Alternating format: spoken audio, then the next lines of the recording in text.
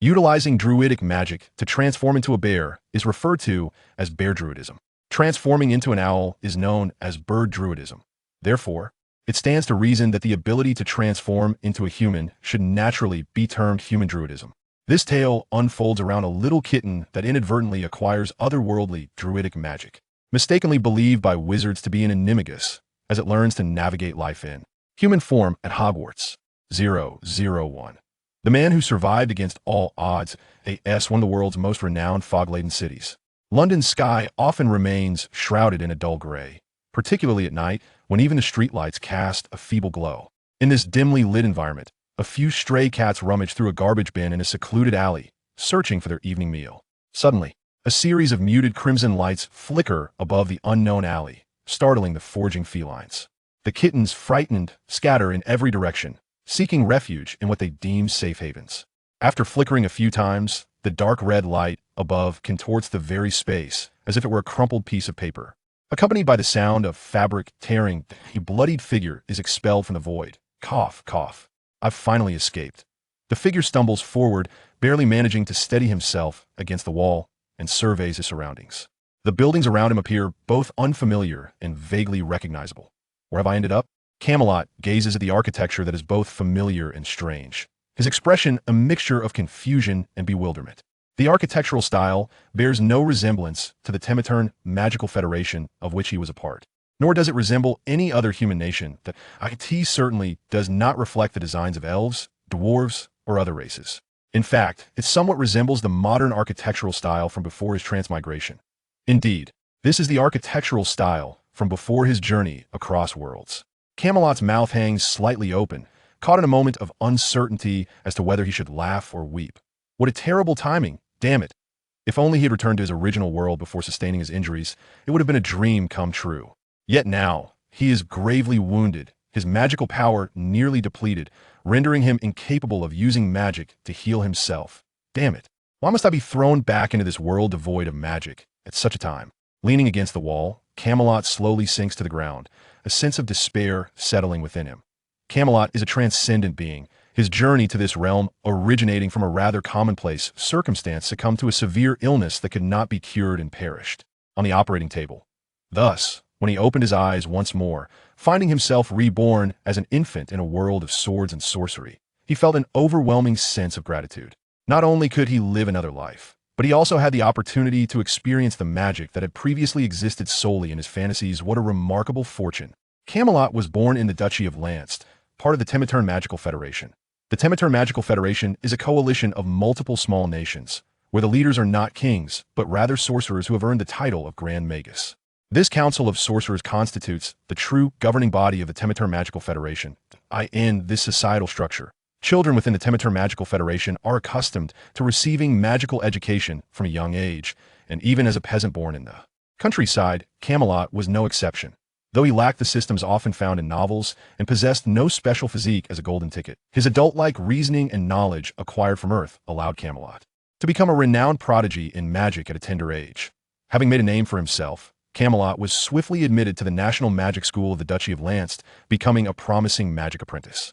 Seizing the opportunity, Camillot fervently absorbed magical knowledge in school and achieved the rank of a 3-pattern magician at a young age. In the Temitern Magical Federation, magicians are classified into 7 ranks. Apart from the initial apprentice stage and the final stage of Grand Magus, the ranks are divided from 1 to 5 patterns. The 3-pattern magician can already attain a significant fief and a noble title within the Temitern Magical Federation. However, upon reaching the rank of 3-pattern magician, Camillot seemed to hit a ceiling, as he lacked a system and was not of noble lineage as a peasant magician. Achieving the rank of 3 patterns was already a remarkable feat. Yet, Camillot was not satisfied, whether driven by the inexplicable pride of being a transmigrant or his obsession with magic. He continued to strive for more even after attaining noble status and a fief.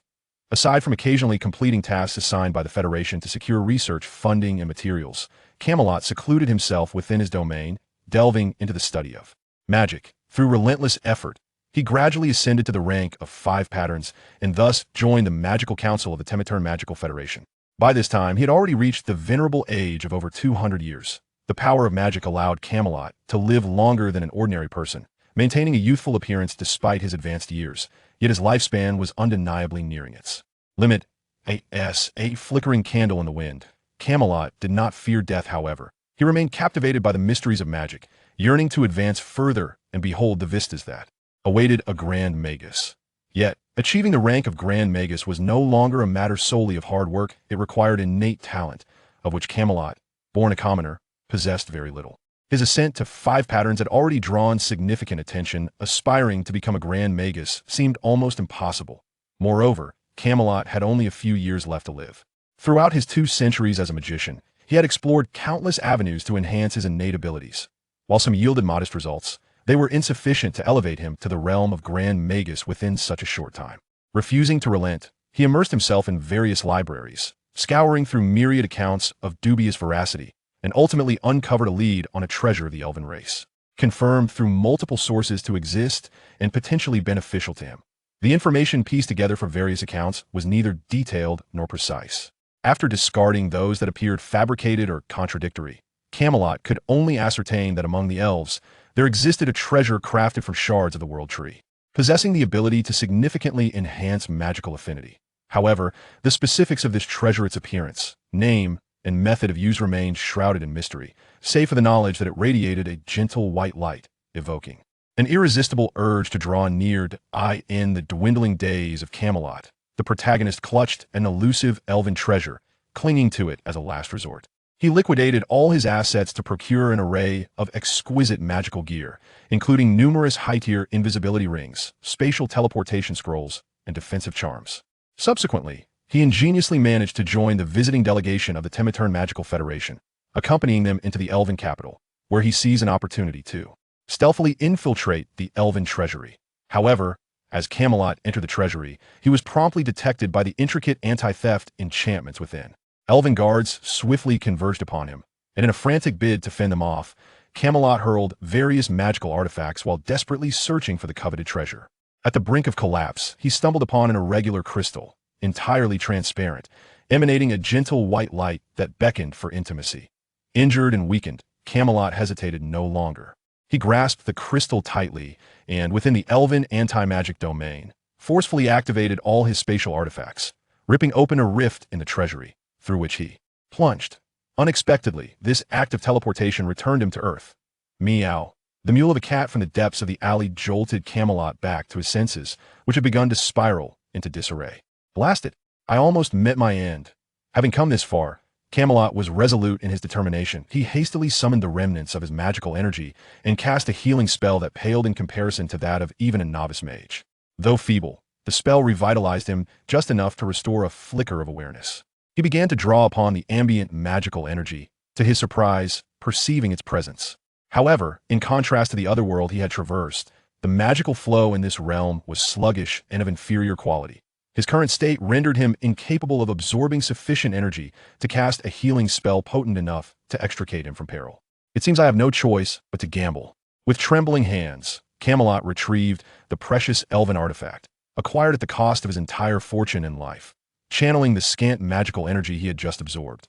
Into the energy infused the crystal. Its previously dim glow flickered back to life, albeit faintly, enveloping Camillot in a warmth reminiscent of a mother's embrace, soothing his body, which had grown cold from blood loss. Desperation drove Camillot to fervently siphon the surrounding magical energy, pouring it all into the crystal. With the gradual infusion of magic, the crystal responded in kind. Contrary to the records, the artifact was indeed crafted from fragments of the world tree, possessing the ability to significantly enhance affinity for magic, and also bestowing a range of benefits, such as extended lifespan, improved physique, and heightened intellect. However, most of these advantages pertained primarily to nature-based magic. While other types saw some enhancement, they were not markedly superior to his previous methods. In other words, even if Camillot successfully merged with this heart of nature, he would not ascend to the rank of a magus, as the pinnacle of nature magic bore its own exclusive title. Archdruid farewell. It's merely a change of specialization. Surviving is already a blessing. Left with no alternatives, Camillot consoled himself, fortunate that the spells of the Druidic class differed from those of conventional mages.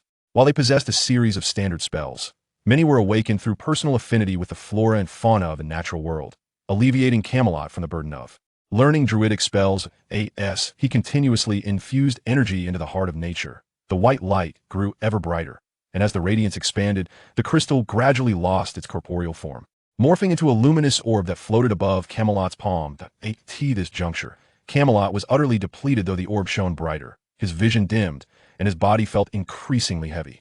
Yet, with everything at stake, he fixed his gaze upon the orb, waiting for it to condense into a smooth, radiant bead before he could consume it. Just as Camillot felt he could barely endure any longer, the orb suddenly swelled and swiftly retracted, forming a rounded bead that radiated a gentle white light. Ha ha ha! Surviving a calamity surely brings fortune. Revived by hope, Camillot summoned his last vestiges of strength to bring the bead to his lips. At that moment, a small gray shadow darted from an unseen corner, swiftly snatching the glowing bead from his hand, leaving him in disbelief. Meow. As Camillot slipped into unconsciousness, the last sound he heard was a soft, childlike mewl. 002. The Disappearing Benito. It was an unremarkable morning, with the London sky shrouded in its customary haze. Mr. Evans, residing on Christchurch Road, dutifully opened his modest establishment at the usual hour of 7. His eatery, a quintessentially English establishment, offered the simple fare of fish and chips. Though not a renowned institution, Mr. Evans' modest shop was somewhat well regarded in the vicinity of Christchurch Road, frequented by busy office workers who sought a quick meal to satisfy their hunger. Unlike the majority of fish and chip shops, Mr. Evans made an unconventional choice by opting for the larger bonito as the primary ingredient for his fried fish. The rationale behind this decision was, of course, the cost-effectiveness of bonito. As for the flavor, the fish he served was both inexpensive and plentiful. Was taste truly of paramount importance? After all, once fried, the distinctions tended to blur. Moreover, Mr. Evans, ever humble, recognized that for the palates of most of his compatriots, differentiating between bonito and cod was no simple feat upon opening the shop. Mr. Evans hummed a melody whose origin was indiscernible, and made his way to the kitchen to commence the preparation of the ingredients. Despite his choice of the more economical bonito, Mr. Evans adhered to a personal principle. All fish utilized were fresh and lively. The bonito in his kitchen had just been procured from Old Light and were still wriggling energetically. With deft hands, Mr. Evans seized the bonito and flung it onto the cutting board. The fish, previously thrashing about, succumbed to a swift stupor, allowing him to expertly fillet it with a chef's knife, arranging the pieces neatly on a plate. After processing a dozen or so fish, Mr. Evans paused, lifting the plate laden with fish fillets, ready to coat them in flour and breadcrumbs before submerging them in the fryer. However, as he raised the plate, he immediately sensed something amiss. The weight was lighter than expected. Having been in this trade for over a decade, Mr. Evans possessed a clear understanding of the quantity of fish he had prepared. The weight in his hands was evidently inconsistent with the number he had cut. Curiously, he scanned his surroundings, noting that no fish scraps littered the floor. Could it be that, in the haste of filleting, he had inadvertently discarded the flesh along with the entrails and bones into the trash? Scratching his increasingly sparse hair in confusion, Mr. Evans chose not to dwell on it. After all, it seemed he was merely short by 2 or 3 pieces of fish, a negligible loss not worth the time to investigate, especially with the first wave of customers soon to arrive. Setting aside the matter at hand, Mr. Evans continued, as always, with his routine of frying fish and chips. Even after the guests arrived, he casually brought it up as a topic of conversation with his regular patrons. Little did Mr. Evans anticipate that this day was merely the beginning. As the days unfolded, the frequency of his lost fish increased, along with the quantity that disappeared. He even rummaged through the trash bin, convinced that he had inadvertently discarded the fish along with the refuse. Yet, despite his utmost care in safeguarding the meticulously cut fish, its vanishing continued unabated. He even placed the dish containing the fish right under his nose, but it seemed as if the fish sprouted legs, disappearing in the blink of an eye. After yet another mysterious incident of fish vanishing, Mr. Evans could no longer endure the situation. He spent a considerable sum of 15 pence to enlist the help of 7-year-old John from the neighboring house, hoping to uncover the mystery behind the disappearance of his fish.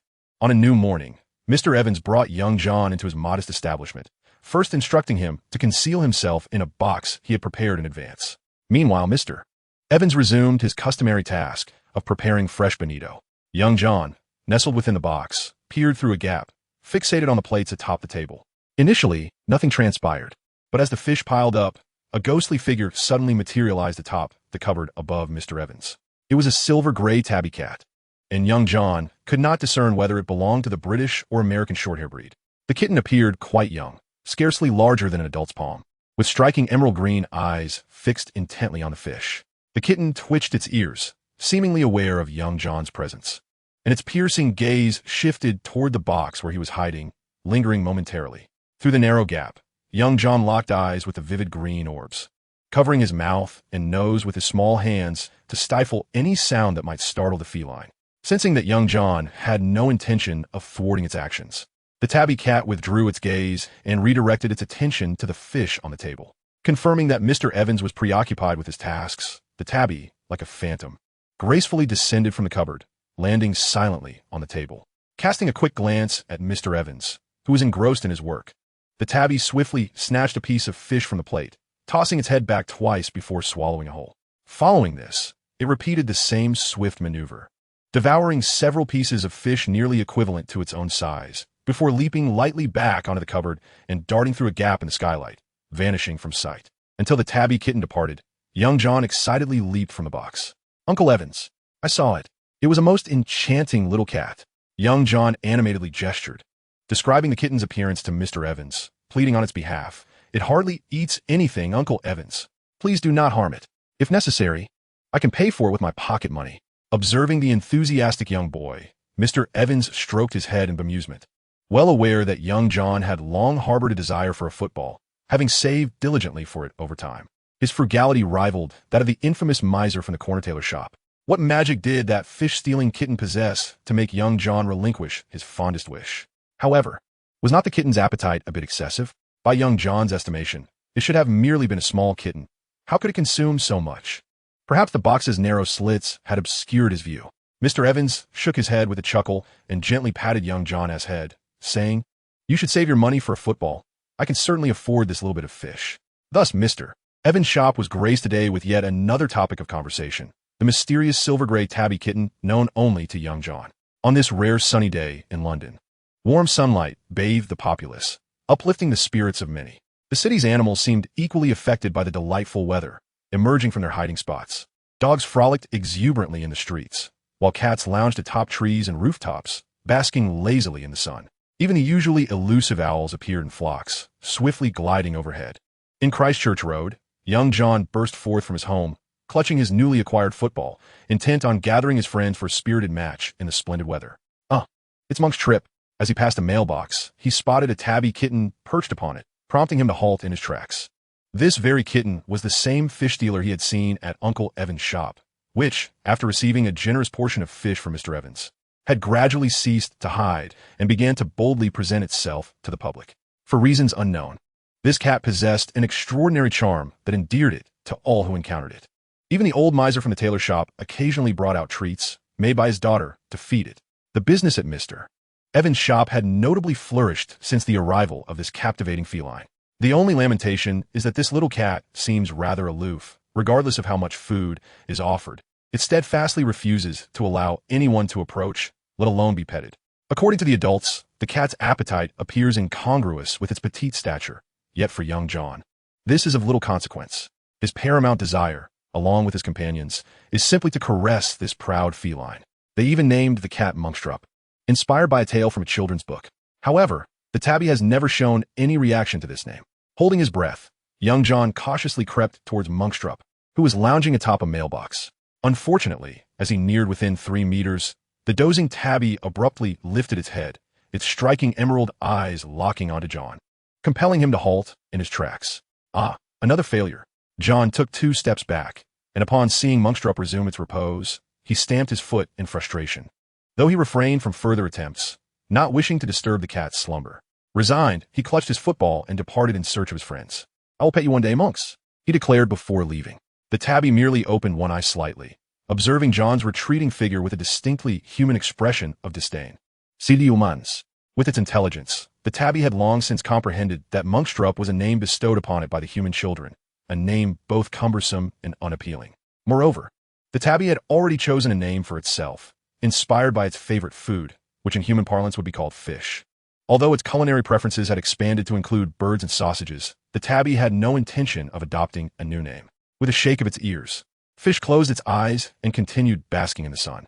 Such delightful weather was rare and should not be squandered, until the sun was once again obscured by clouds. Fish leisurely rose from the mailbox, stretching its back high and yawning, then licking its paws to cleanse its face. With that, Fish leapt down from the mailbox, shook its fur, raised its tail high, and trotted down the street with a sprightly gait. Meow! As Fish passed by, the cats that had been playfully tussling and grooming one another all gathered around, while the exuberant dogs barked joyously, wagging their tails vigorously.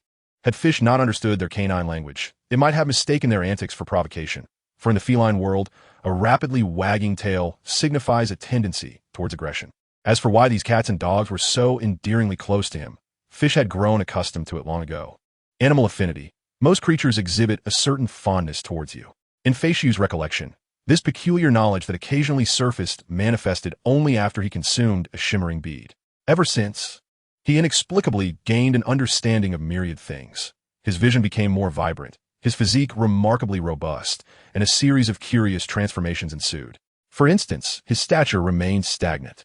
However, Feishu paid little heed to such matters. After all, he had ample food and rest, and the majority of animals posed no threat to him. Even the few ill-tempered ones could not best him. So, what was there to worry about? After frolicking with his numerous peers for a while, they dispersed. Although the influence of animal affinity fostered a friendly atmosphere towards Feishu, felines are inherently self-absorbed. A mere greeting and a few licks of their fur sufficed, as they had their own pursuits to attend to, such as napping, chasing butterflies, or engaging in playful skirmishes with their hind legs. After ambling through the nearby neighborhood and sufficiently stretching his limbs, Feishu felt a twinge of hunger. He crouched atop a rooftop, unconsciously swaying his tail while contemplating where to seek sustenance. Having dined on fish earlier that morning, the local rodents had dwindled under the predation of himself and his kind. The scraps from the seamstress's wrinkled human were a tempting option, yet he dreaded the thought of being captured while indulging in a meal. It was simply too exhausting. A brownish-gray figure darted past him, prompting an instinctive lick of his teeth. The taste of creatures capable of flight was invariably delightful, though they proved elusive to capture. Moreover, hunting pigeons in the square often attracted human intervention, which would scatter his intended prey, a vexing predicament.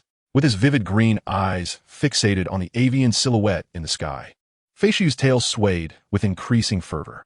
This brownish-gray figure was not a common pigeon or robin, but rather a larger, plump, peculiar bird. His desire to hunt intensified. How could he feast upon these rotund birds soaring above? Gazing intently at the plump creature drifting further away, Feishu fell deep into contemplation. Gradually, an extraordinary sensation welled up within him, accompanied by a surge of knowledge that seemed to materialize from nowhere. Animal tracking grants the ability to sense the location of all animals within a certain range. Wild marking allows one to leave a mark on an animal, significantly enhancing the perception range towards it. Feishu squinted his eyes. It appeared that his meal was within reach. 004, transform. Grant me the power to change. Chasing after the plump bird, I found myself in an unfamiliar neighborhood, thanks to the enchantment that fostered a bond with animals.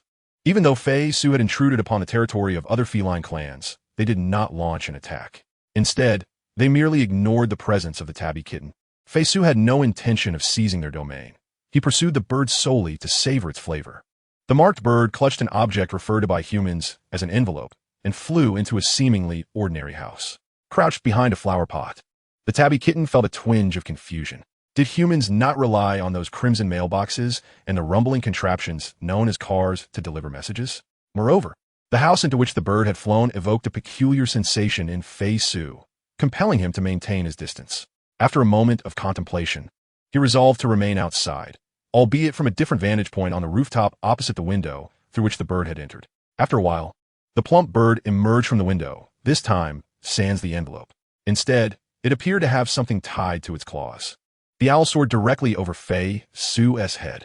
With a spring-loaded readiness, Feishu leaped, delivering a powerful swipe to the bird's wing while simultaneously seizing one of its feet with his jaws, yanking the owl down from the sky. To his astonishment, the owl merely stumbled momentarily in the air, flapping its wings to regain altitude. Feishu's weight was inconsequential to a creature accustomed to transporting goods for wizards. Nevertheless, the owl was determined to shake off the unexpected assailant.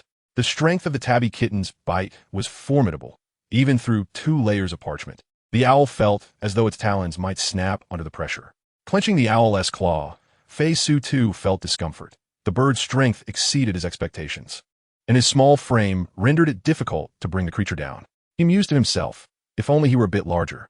As he struggled with the owl's talon, A familiar sensation surged within him. Morphological transformation, an ability to alter one's form to a certain extent. The moment the enchantment awakened, Fei Su comprehended its purpose. Meow. Fitch let out an excited low growl, his claws digging into the plump bird's thigh as he forcefully pulled, using the momentum to propel his body upward. The owl, feeling the tug, began to descend once more, while the tabby kitten found himself positioned above the owl. In an astonishing transformation, Fitch's physique began to swell as if inflated like a balloon. His short, tiger-striped fur morphed into a magnificent coat of long black and white stripes. And even his visage took on a regal bearing. Before him stood the largest feline he had ever encountered. A Maine Coon that had relocated to Christchurch Road with its owner from North America, now resembling a Maine Coon. Fitch's body had grown to nearly half a meter in length, surpassing the owl in size. With immense gravitational potential, Fitch landed forcefully upon the owl's back, opening his mouth wide to bite down on the plump bird's neck. A piercing screech escaped the owl as it was suddenly thrust downward by the now massive cat. Tumbling from the sky and crashing heavily to the ground, its bones shattered. Within moments, it breathed its last. Fitch, having also fallen from a height, rolled twice upon landing, shaking his head completely unscathed. Thanks to the transformation brought about by the bead, his body had become remarkably resilient, and as a cat, he was naturally adept at surviving falls.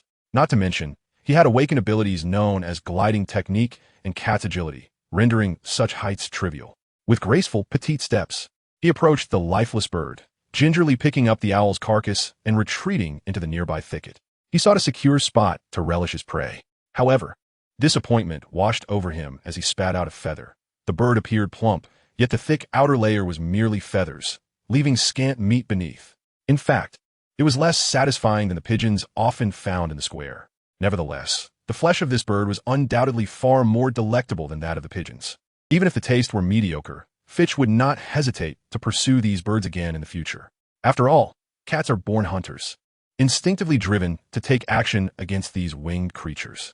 Extending his tongue to groom his fur, Fitch nimbly leapt onto a nearby wall, following the sounds of commotion. Where am I? Perched atop the wall, he squatted, his little head swiveling as he surveyed his surroundings. His triangular ears stood erect, occasionally twitching. It appeared that the plump bird had led him to an unfamiliar locale, with the nearby buildings towering higher than those he was accustomed to. And the rumbling, four-wheeled monstrosities had increased in number, gazing at the ceaseless flow of vehicles and the hurried pedestrians below for a while. Fei Shu soon reconciled himself to the reality of beginning a new life in an unfamiliar place. Concerning matters of survival, he was not particularly apprehensive. After all, wherever humans resided, food would never pose a problem. Moreover, his fellow creatures could hardly threaten him, rendering any location equally viable for habitation. Though he felt a tinge of regret for the territory he had previously claimed as his own. With a leap from the wall, Fei Shu commenced his exploration of his future domain. Thanks to the presence of a spell that fostered a bond with animals, the humans surrounding him, upon encountering Fei Shu, behaved no differently than the previous crowd, always striving to draw near him. However, as was customary, Fei Shu remained indifferent to their advances, content to accept the food offered by them while dismissing any thoughts of being petted. After surveying the vicinity, Fei Shu gained a general understanding of the area and was about to return to the tree he had previously admired for a brief rest, when something in a nearby shop caught his attention. It was a square wooden box, the front of which was adorned with a slightly curved glass. This was a television. At that moment, a documentary on animal ecology was being aired, focusing on the majestic tiger. 005, an owl. The significant crisis of owls. Special correspondent Rita Skit reports, recently, there have been frequent cases of owls going missing in the London area, resulting in numerous wizards failing to receive their correspondence. Many of the owls responsible for delivering newspapers have also vanished without a trace, leading to incalculable losses. Yet, the inept Ministry of Magic has failed to uncover any leads. It is well known that during the dark times before the mysterious figure's defeat, he and his Death Eaters frequently committed acts of intercepting owls. Does this imply that the Dark Lord's influence is resurfacing? In fact, soon after the mysterious figure's downfall, there were reports of missing owls. An anonymous member of the Ministry of Magic mentioned that someone had alerted the higher-ups. Yet Minister Millicent and most of the senior officials were too enraptured by their victory to take it seriously. Owls are our companions, our friends. However, the high-ranking officials of the ministry seem to regard this with disdain. As the situation escalates, when a reporter inquired whether the truth could be uncovered in a timely manner, a ministry official brusquely ended the interview with a no comment. In the Daily Prophet, a news article regarding owls stirred quite a commotion within the wizarding community, particularly in London. Yet, our instigator was just awakening from a hawthorn tree. Awakening from slumber, Fei Su yawned widely, perched on a branch as he began to groom his front paws, rubbing them over his face with meticulous care. After diligently washing his visage, he shook his fur, raised his rear, and stretched luxuriously before leaping down from the hawthorn tree. Although he had adapted his feeding schedule to align with human routines long ago, his primary hours of activity remained in the evening. With a light-footed gait, he approached a nearby tree, standing upright to rest his front paws against the trunk, sharpening his claws. In truth, with the magical ability to alter his form, the act of claw sharpening had become unnecessary. He merely engaged in it out of habit, following the customary clawing, which marred the poor tree with countless new scars. Fei Su lifted his tail high and commenced his daily patrol of the territory, hoping to encounter a few humans in search of a morsel to procure. It had been quite some time since he had chased that plump creature known as the owl away from his birthplace, and during this interval, he had changed territories several times for various reasons, whether similar or distinct. For him, danger was virtually non-existent regardless of location, and exploring different territories allowed for the discovery of new and intriguing experiences. Thus he had grown accustomed to this lifestyle. As Fei Su ventured forth, his body gradually expanded, his form and fur color transforming. In simple terms, he morphed into a feline of about half a meter in length, adorned with the spotted coat resembling that of a cheetah. Initially, he had witnessed larger kin in a peculiar box called a television, yet despite his efforts, he could only achieve a size of approximately half a meter, with features distinctly different from true tigers or lions. However, this mattered little to Fei Su, for he regarded this transformation as a playful game, and a half-meter stature was ample for his needs. After wandering nearby, a tinge of boredom began to creep in. With the recent drop in temperature, his kind had gradually diminished in their outdoor activities. From past experience, he anticipated that soon white, icy flakes would descend from the sky, a phenomenon humans referred to as snow, which they seemed to cherish. Yet Fei Su and his kin were less fond of such weather, as it often led to the unfortunate fate of some falling into a deep slumber from which they could not awaken. Though his situation was unique and free from such concerns, Fei Su still found little joy in these conditions. His heart yearned for days basked in warm sunlight, though such weather was regrettably scarce. Just as he began to idly chase his tail, a sudden cooing sound echoed from the heavens above. It is the call of an owl. Although the hoots of owls vary greatly, their distinctive cooing remains remarkably recognizable. Fai raised his head and indeed spotted a familiar, plump silhouette gliding through the sky. Instinctively licking his lips, he realized it had been a while since he had savored the taste of an owl. Perhaps due to his excessive hunting, the frequency of owl sightings had significantly diminished of late. Without hesitation, he cast a wild mark towards the owl, regaining his original appearance, albeit still retaining a half-meter-long form, and commenced his pursuit of the marked owl, racing into the distance. Based on Fai's past experiences in hunting owls, these creatures were typically nurtured by a group of peculiar rogue humans who employed them for delivering messages and goods. Generally, they would fly to a designated location before retracing their path. This was precisely why his efficiency in hunting owls had greatly improved over the years. He merely needed to find a suitable spot along the owl's return route to lie in wait. Moreover, encountering those oddly rogue humans and lurking nearby their residences would also facilitate the capture of these owls. However, the owl he had marked exhibited some unusual behavior. It did not appear to be delivering a message, but instead circled restlessly above the nearby neighborhood, intermittently emitting its cooing calls. Just as Fai pondered this peculiarity, the owl seemed to grow weary, landing on the balcony of a house, folding its wings, and settling down to rest. Seizing the opportunity, Fai retracted his claws, his forepads silently and swiftly treading the ground, gliding like a phantom to the corner of the wall, then continuing his stealthy ascent along the wall. Spider walk. He acquired the ability to traverse walls and ceilings. Silently, he approached the owl from behind, lowering his body and inching closer. At the same time, a pair of triangular ears perked up, and his eyes fixed intently on the owl, with pupils dilating dramatically, nearly engulfing the vibrant green hue within them.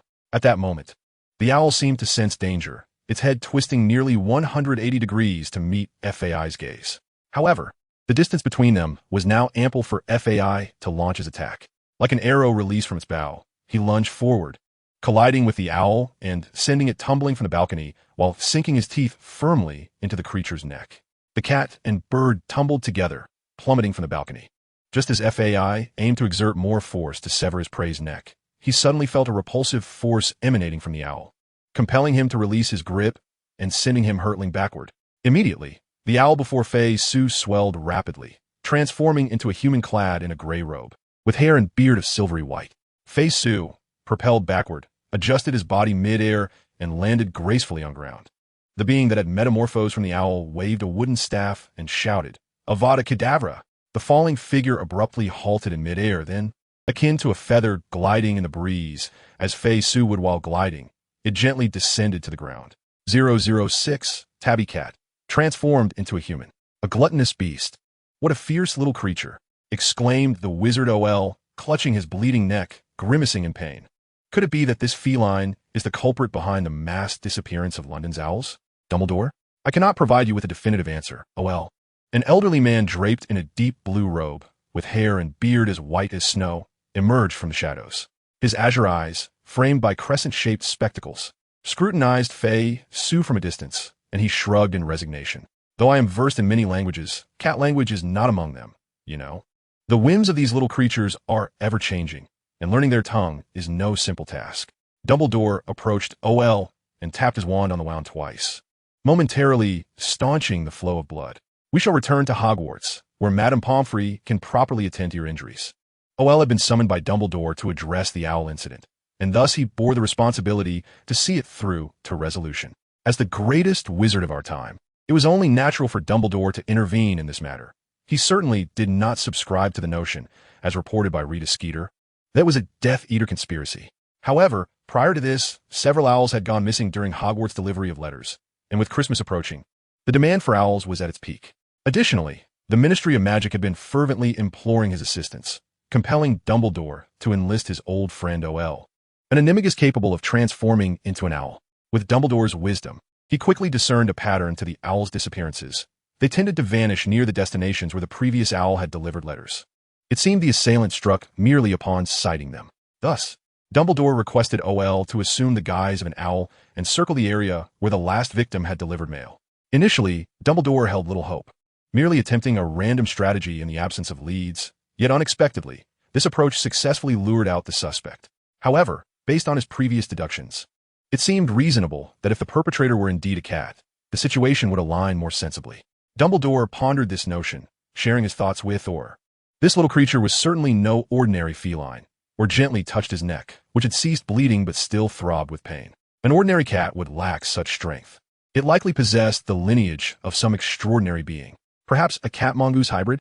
I recall encountering such a reference in Scamander's writings. Dumbledore casually remarked, "We should take him back and have Minerva verify."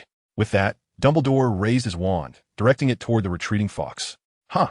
Upon hearing that a human intended to capture him, Fox arched his back, his fur bristling as he emitted a menacing sound. However, the two wizards did not take his intimidation to heart. "Fear not, little one.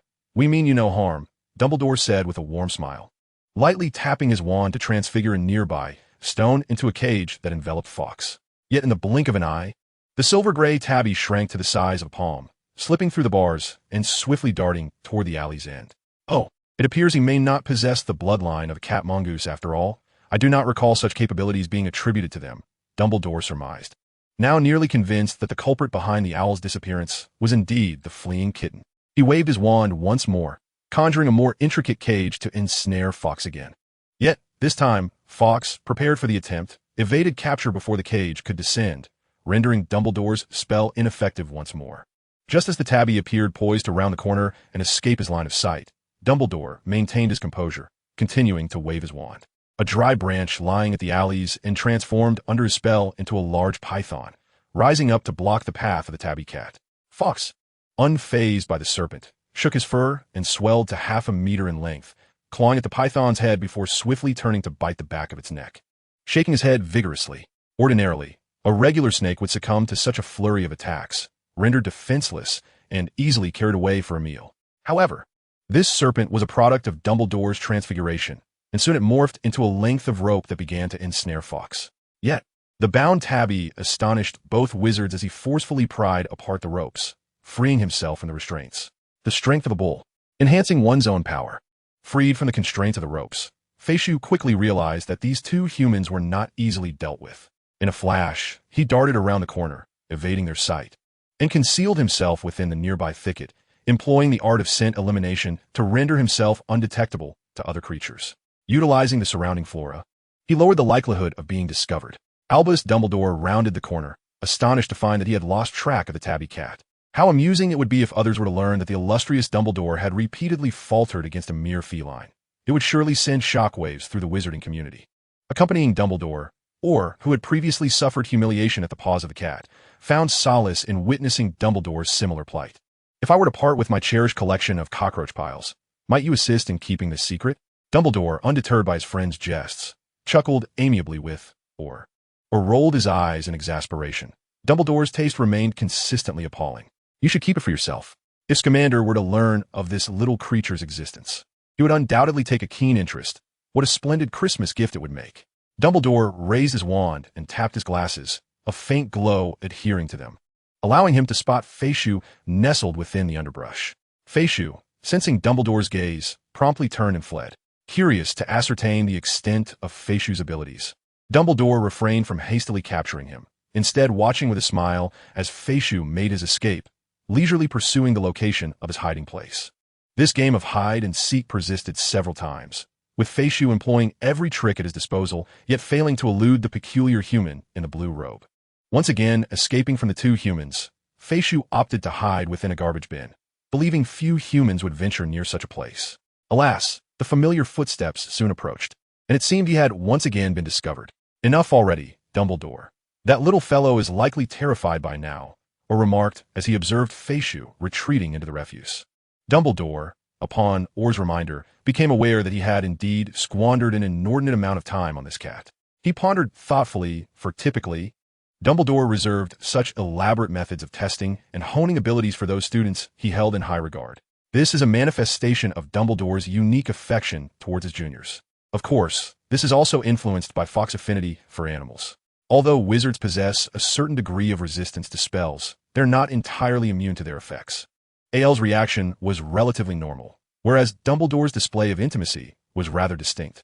Choosing not to further torment Fawkes, Dumbledore waved his wand, causing the trash can where Fawkes had concealed himself to slowly rise from the ground. At approximately 1 meter above the ground, the trash can flipped 180 degrees, emptying its contents onto the floor. Thud! The first items to land were several tightly sealed black garbage bags and some small litter that spilled from the ruptured bags. Following this, a boy of about 7 or 8 years old tumbled out from the trash can. This young boy had a mane of fluffy silver-gray hair and strikingly distinctive emerald-green eyes. His pupils, resembling those of a cat, transformed from needle-like slits to round shapes that nearly filled his irises upon spotting Dumbledore and Owl. Most notably, he was completely unclothed.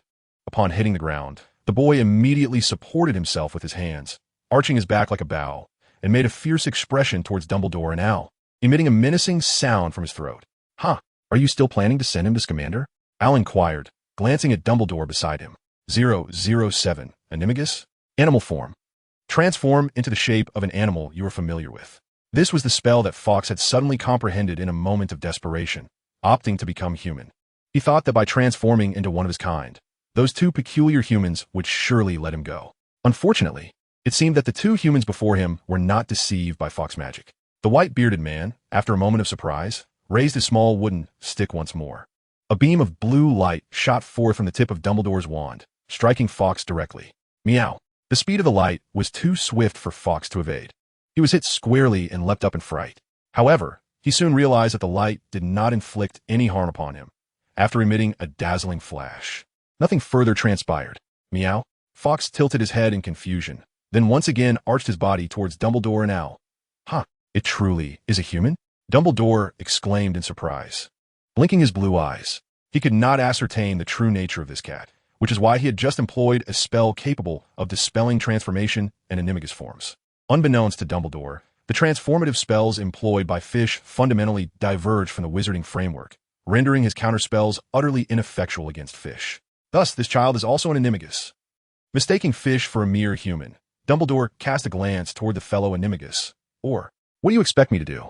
Although I too am an animagus, there exists no instinctive connection among animagi to discern one another. Or waved his hands, revealing that apart from being an animagus, he was an exceedingly ordinary wizard. incapable of offering any assistance. If you are uncertain, I am even less informed. Noticing that the two human figures seemed to disregard him, Fish seized the opportunity to turn and flee. Running on all fours in human form proved to be quite awkward. After a couple of strides, he opted to rise upright, mimicking the gait of a bipedal creature. However, due to his unfamiliarity with such movement, he stumbled initially, but soon adapted to this mode of locomotion, his short legs propelling him swiftly. Yet, before Fish could cover much distance, he felt the ground beneath him vanish, and he ascended like a balloon. Meow, meow, meow. Fish flailed his limbs in a frantic manner, his body oscillating between feline and bipedal forms. Indeed, it would be prudent to return him to Minerva for inquiries. The tip of Dumbledore's wand emitted a red beam, which struck the flailing fish mid-air. Instantly, a wave of drowsiness enveloped Fish, before he could even muster a yawn. His eyelids felt as though they were glued shut, firmly sealed together. Support my shoulder. With a flick of his wand, Dumbledore levitated the already slumbering Fish into his arms and activated the disapparition spell, transporting himself and Orr, accompanied by a series of sharp, crackling sounds. The trio materialized at the entrance of the Hogwarts infirmary.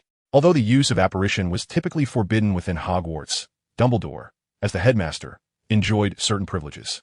Comey. Dumbledore summoned a house elf. Please fetch Professor McGonagall to this location. At your service, esteemed headmaster, the house elf exclaimed, its voice piercingly excited as it bowed deeply, nearly touching the ground with its head before vanishing with a pop. All right, Orr, please have Madame Pomfrey tend to your neck, and when Minerva arrives, we shall inquire about the circumstances of this child. Dumbledore, cradling Fish, pushed open the door to the infirmary. Ollivander's injuries were not grave. Having received some prior treatment from Dumbledore, Madame Pomfrey merely provided him with a peculiar-smelling potion, which he gulped down while pinching his nose. Who is this child? After observing Ollivander take the potion, Madame Pomfrey turned her gaze to the small boy resting on the hospital bed, placed there by Dumbledore. If all goes as expected, he is destined to be a student at our school in the future. Minerva, you have arrived, Dumbledore remarked. What has transpired? Professor McGonagall hurriedly entered the infirmary, inquiring. I need you to help me confirm this child's identity. Dumbledore indicated towards the slumbering Fawkes, briefly explaining his origins. I suspect this child might be a natural Animagus, and his parents likely deceased, which is why he has been living among wildcats. There was, however, another theory that Dumbledore did not voice, that this boy's parents might have been muggles who abandoned him as a monster upon discovering their child's transformation into a cat. Dumbledore had witnessed similar occurrences before, the most notorious being Tom Riddle, a natural Animagus? But aren't Animagi typically those who can transform at will? Professor McGonagall exclaimed, astonished as she gazed at Fawkes, curled up and blissfully asleep on the bed. Who can truly claim to comprehend all the mysteries of magic? Even I have encountered many phenomena beyond my experience, Minerva. Moreover, our primary concern now is to assist this child in reclaiming a normal human life. You are indeed correct. McGonagall nodded. Regardless of whether the boy was an Animagus or transformed due to other circumstances, they needed to guide him back to a conventional existence. With that thought, McGonagall exhaled in relief, thankful that Dumbledore had discovered him first. Had the Dark Wizards found this poor child, he would have been in grave peril. To prevent Fawkes from overreacting, Dumbledore and the others vacated the medical room, leaving only Professor McGonagall. She waved her wand, casting a waking charm on Fawkes, and then transformed into a silver tabby cat strikingly similar to him, save for the patterns around her eyes resembling the shape of her square spectacles. Awakening from slumber, Fawkes stretched languidly with his eyes still closed before suddenly leaping from the bed. He swiftly darted into the darkest corner beneath the bed, his large, emerald green eyes cautiously scanning the surroundings, confirming the absence of the two troublesome humans. Instead, he noticed a silver tabby cat, resembling him closely, perched on a nearby chair. Meow, were you also captured by humans? The creature, known as Fei Su, emerged from beneath the bed and inquired of the tabby cat perched on the chair. Upon finishing the question, Fei Su realized that the height of his gaze was somewhat amiss. He had inadvertently retained his human form. Hastily, he dispelled the enchantment and reverted to his true self. Mew, mew, mew. No, like you, I am an Animagus, Professor McGonagall replied in the language of cats.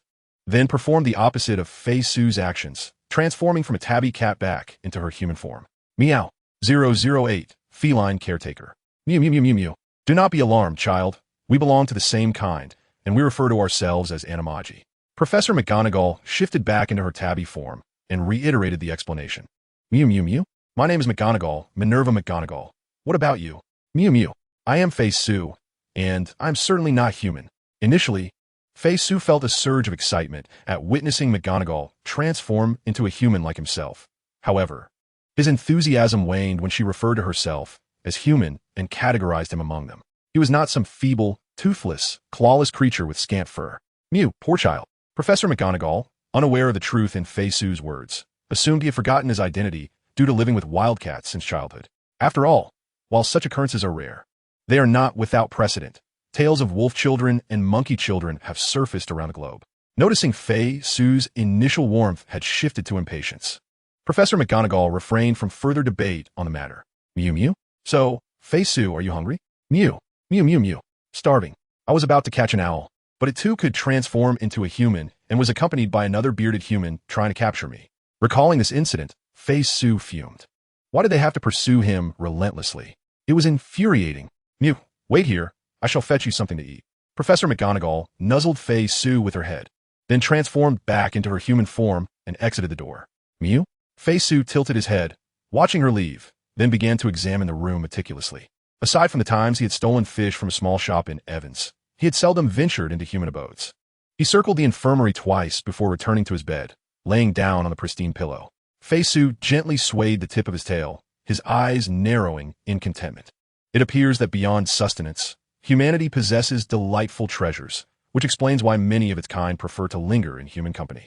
As Fei Su reveled in the softness of the pillow, Professor McGonagall entered bearing a silver platter adorned with roasted chicken, fried fish, and a bowl of pumpkin soup. Meow.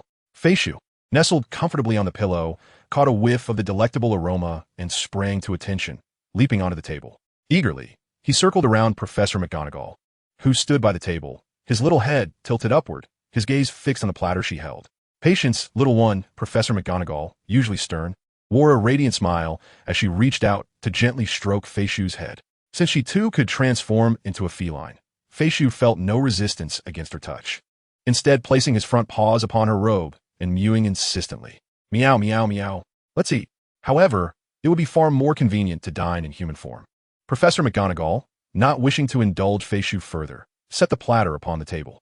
In truth, Fei Su comprehended her words. Even ordinary cats grasp a portion of human language, let alone Fei Su, a cat druid enhanced by the heart of nature. Yet, despite his understanding, Fei Su feigned ignorance, favoring his furry form as he pounced upon the roasted chicken with fervor. With determination, he bit into the chicken, struggling slightly to tear off a piece. He then gently shook his little head, using momentum and his tongue to maneuver the meat to his molars, chewing several times before swallowing. Meow! With the chicken now in his belly, Fei Su squinted in bliss, purring contentedly. Compared to raw meat, these culinary delights were far more scrumptious. However, it was lamentable that most humans opted for raw or bland fare when feeding themselves. Reflecting on this, Fei Su mused that perhaps being mistaken for a human, or even being an animagus, was not such a bad fate after all. He shook his ears, this thought briefly surfacing in his mind, but soon redirected his focus back to the food before him. Why ponder so much? First, he must satiate his hunger. He extended his tongue to clean up the morsels that had fallen onto the table before resuming his feast on the roasted chicken. Observing Fei Su adhere to his feline habits while eating, Professor McGonagall remained patient, waiting until he had consumed a considerable portion of the chicken. Only then did she break off a small piece for herself, leisurely placing it in her mouth before lifting the pumpkin soup to take a sip. After completing the demonstrations, Professor McGonagall smiled and repeated in cat language what she had just said to Fox. Fox, tilting his little head, gazed at Professor McGonagall for a moment before resuming the task of grooming himself. You spoke splendidly, but I shall not heed your words. Such was the capricious nature of the little kitten. Professor McGonagall understood that this matter could not be rushed. She gently stroked Fox back, watching with a smile as he busied himself with his tiny paws on his face. However, when Fox lowered his head to attend to a rather peculiar area, Professor McGonagall interposed her palm to block him. Meow. Fox looked up at her with a puzzled expression, prompting her to twitch her lips. Indeed, it was imperative to assist this child in reverting to normal human habits as swiftly as possible. Are you certain you wish to adopt this child, Minerva? Dumbledore inquired earnestly, adjusting his crescent-shaped glasses back on his nose. I can reach out to other wizarding families. They would surely be eager to adopt Fox. Yet, they cannot communicate with him as I can they? Furthermore, Albus, Do you not sense the bond between this child and me? Professor McGonagall referred to Foxcat form, resembling her own silver tabby coat. Since you are resolute, I have no grounds to impede your decision. Dumbledore sighed, not out of concern that Professor McGonagall would neglect her duties at Hogwarts due to Fawkes, but rather he suggested, shall I seek another residence for you in Hogsmeade? In truth, Professor McGonagall owned a quaint villa in Hogsmeade, a gift from her husband to facilitate her work at Hogwarts. Regrettably, shortly after their marriage, her husband, Elphinstone Upward, tragically passed away due to a venomous tentacle bite. Unable to endure solitude in their villa, she returned to Hogwarts after Elphinstone's funeral, leaving the villa untouched since. Dumbledore, aware of Professor McGonagall's past, understood the depths of her anguish, which is why he had not previously considered entrusting Fawkes to her care. You are aware, Albus, that I possess property in Hogsmeade, Professor McGonagall replied with a smile, graciously declining Dumbledore's offer. Very well, Minerva. With another sigh, Dumbledore refrained from further persuasion and summoned the house elf who had been present earlier. Perhaps you might require a house elf to look after Fawkes while you are away. This time, Professor McGonagall did not refuse Dumbledore's kindness. As the deputy headmistress of Hogwarts and the head of Gryffindor House, her responsibilities at the school were indeed quite demanding, and she certainly required someone to keep an eye on Fawkes. Being a cat Animagus and having had a close affinity with felines since childhood, Minerva McGonagall was acutely aware of the mischief that these furry little creatures were capable of. At 5 in the morning, while the dawn was still shrouded in twilight, Professor McGonagall awoke as per her customary routine. She turned over in bed, sat up, and with a gentle wave of her wand, summoned her emerald green robes and black pointed hat from the coat rack, which automatically adorned her figure. After stowing her wand and donning her square spectacles, she tidied herself in the washroom before unlocking her door. This was an unavoidable necessity, until Fawkes' schedule was properly adjusted. The little creature tended to be quite the nocturnal troublemaker, and Professor McGonagall needed to ensure she had sufficient rest to tackle her daytime duties. As she descended the wooden staircase to the first floor, the aged steps creaked underfoot, echoing the passage of time. At that moment, the house elves of Hogwarts had prepared a sumptuous breakfast and arranged it neatly on the dining table in the ground floor dining room. Good morning, Professor McGonagall greeted Comey, the house elf, in a sharp voice as he organized the scattered items back to their rightful places. Good morning, Comey, Professor McGonagall replied with a nod, glancing at the disheveled furniture around her and letting out a resigned sigh. As anticipated, Fawkes had been quite the rascal the previous evening. Although she and Fawkes had moved into her old house some time ago, there had been little progress in educating him. The little one still preferred to scamper about in his cat form, maintaining a nocturnal lifestyle. Of course, this was partly due to Professor McGonagall's busy schedule, which left her little time for proper instruction. Perhaps she would be able to devote more attention to him during the holidays. With another sigh of resignation, she contemplated her circumstances. There was still more than half a year left in the term, while the Christmas and Easter breaks loomed ahead. As the head of Gryffindor, Professor McGonagall was required to remain at the school to oversee those students who chose to stay, and even her occasional visits to Hogsmeade would be brief. I must head to school now. Do remember to keep Fawkes from running amok, Professor McGonagall instructed Comey after wiping her mouth with a napkin post-breakfast. Although confining Fayu within the confines of the house may seem somewhat unjust, given his current demeanor, Professor McGonagall dares not release him, as it would surely result in calamity. Moreover, considering that Hogsmeade boasts a post office housing over 200 owls, one cannot disregard the possibility that Fayu, despite having developed a penchant for cooked food, might whimsically decide to hunt owls. Rest assured, Professor McGonagall, Master Fayu, is generally quite well behaved. The house elf Comey interjected on Fayu's behalf, and while influenced by his affinity for animals, his words were not entirely devoid of truth.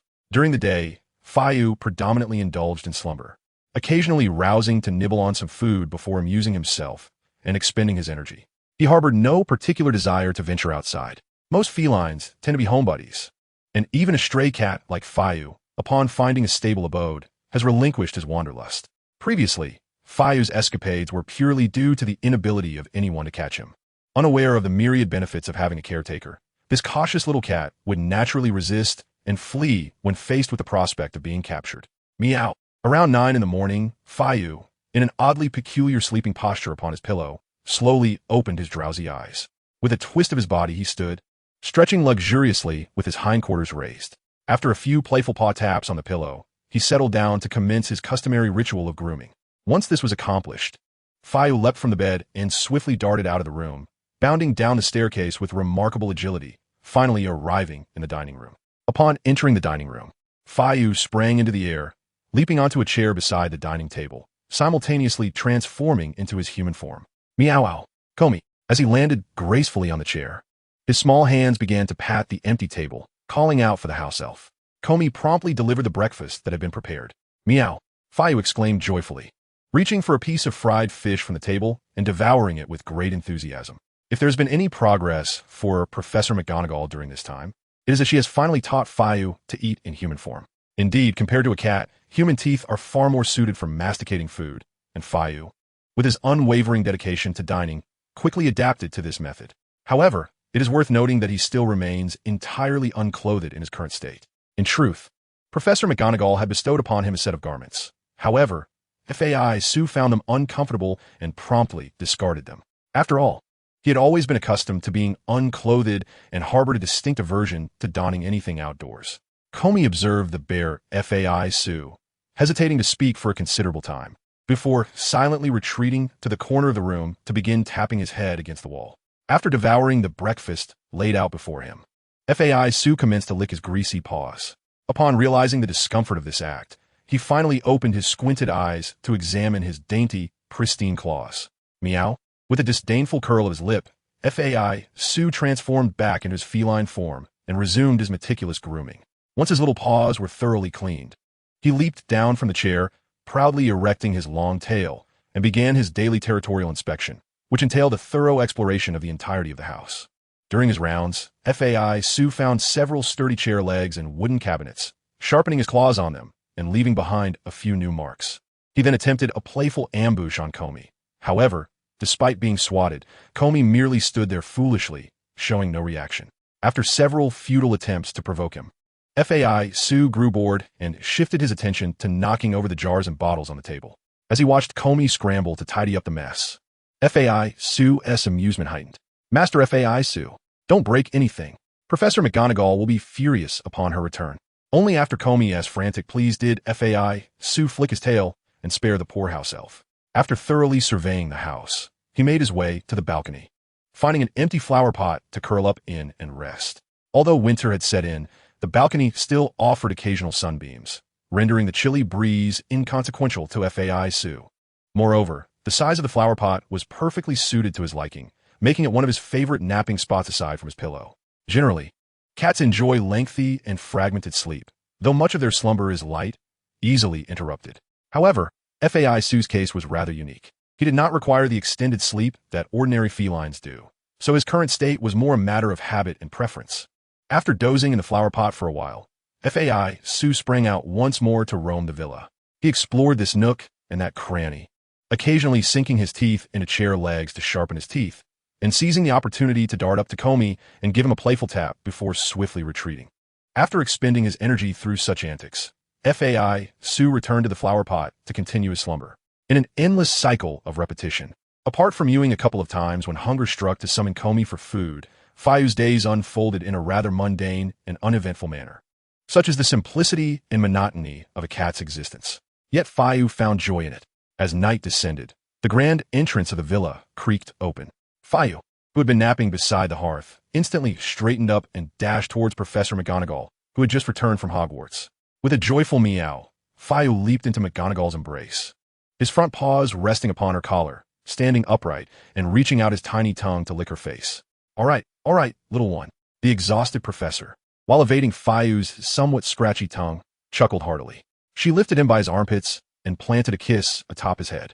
Come, let us dine. Feeling rejuvenated, McGonagall smiled as she carried Fayu towards the dining room, where Komi had timely arranged the evening's meal. In the next moment, however, McGonagall's good mood evaporated. Fayu, why have you removed your clothes again? Quickly put them back on. Meow. Do not pretend you do not understand me. Meow. No clothes, no dinner. Meow. Come back here. Where do you think you're running off with that food? Soon, the villa was alive with the sounds of a playful chase, the cacophony of meows, McGonagall's stern shouts, and the faint thuds of the house elf bumping its head against the wall. The McGonagall residence was, as ever, a hubbub of lively chaos. As time flew by, like a fleeting shadow, Fayu leisurely spent the cold winter in the cozy villa in Hogsmeade. With the weather gradually warming, his spirits soared, and his life became ever more languid. Little did Fayu know, however, that such leisurely days were soon to come to an end. The summer break from Hogwarts was approaching. granting Professor McGonagall ample opportunity to rectify Fayu's rather troublesome habits.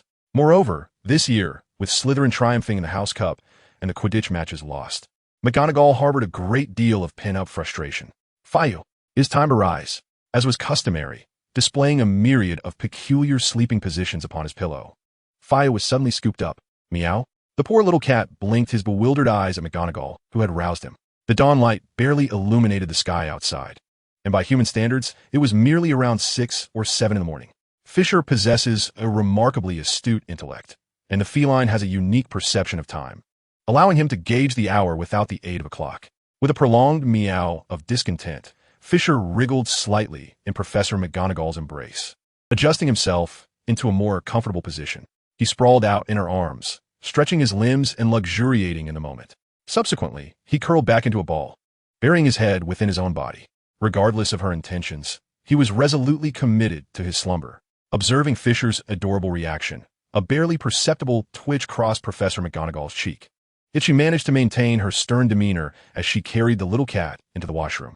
Today, I shall instruct you on the human method of washing your face and brushing your teeth, she stated earnestly, holding Fisher before her. Yawning widely, Fisher turned his head and licked the back of her hand, his round eyes wide open.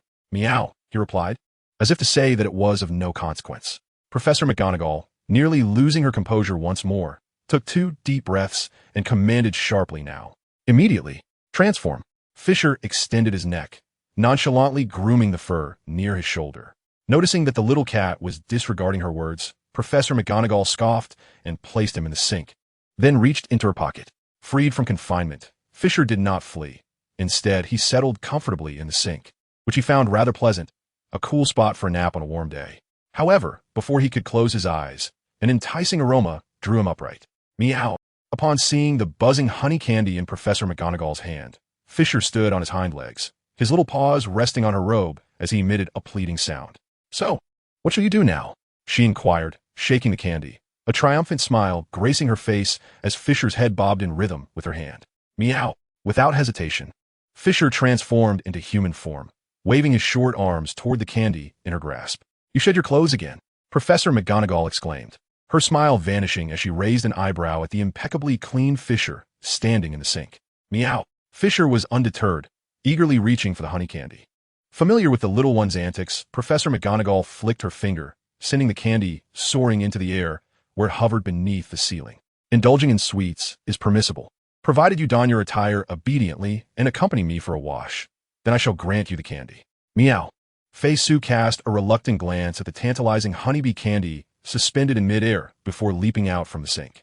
Despite his capabilities, seizing that candy was no daunting task. However, Minerva would not idly permit him to snatch it.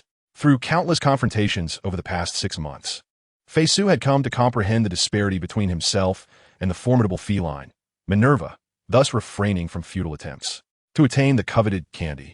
He had no choice but to comply. Put on your clothes. Professor McGonagall summoned a small wizarding robe with a summoning charm, tossing it to Fei Su, whose gaze remained fixated on the confection. Meow.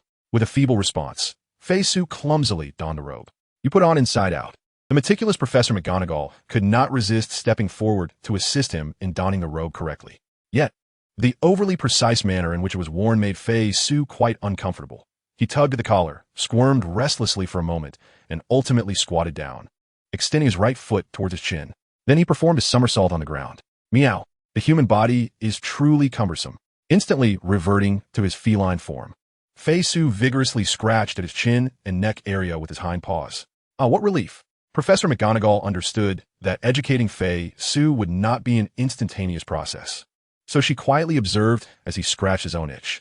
As Fei Su continued to scratch, he raised his hind leg and leaned his head toward his lower body. Fei Su! Professor McGonagall had to intervene at this point. Meow.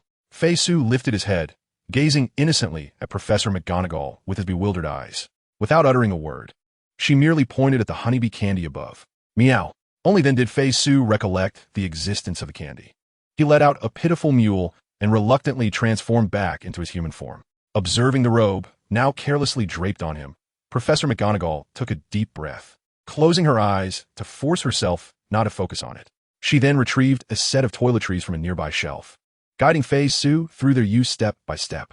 First, they began with toothbrushing. Professor McGonagall handed him a toothbrush smeared with toothpaste, wielding her own as she demonstrated the process by placing it in her mouth. Meow.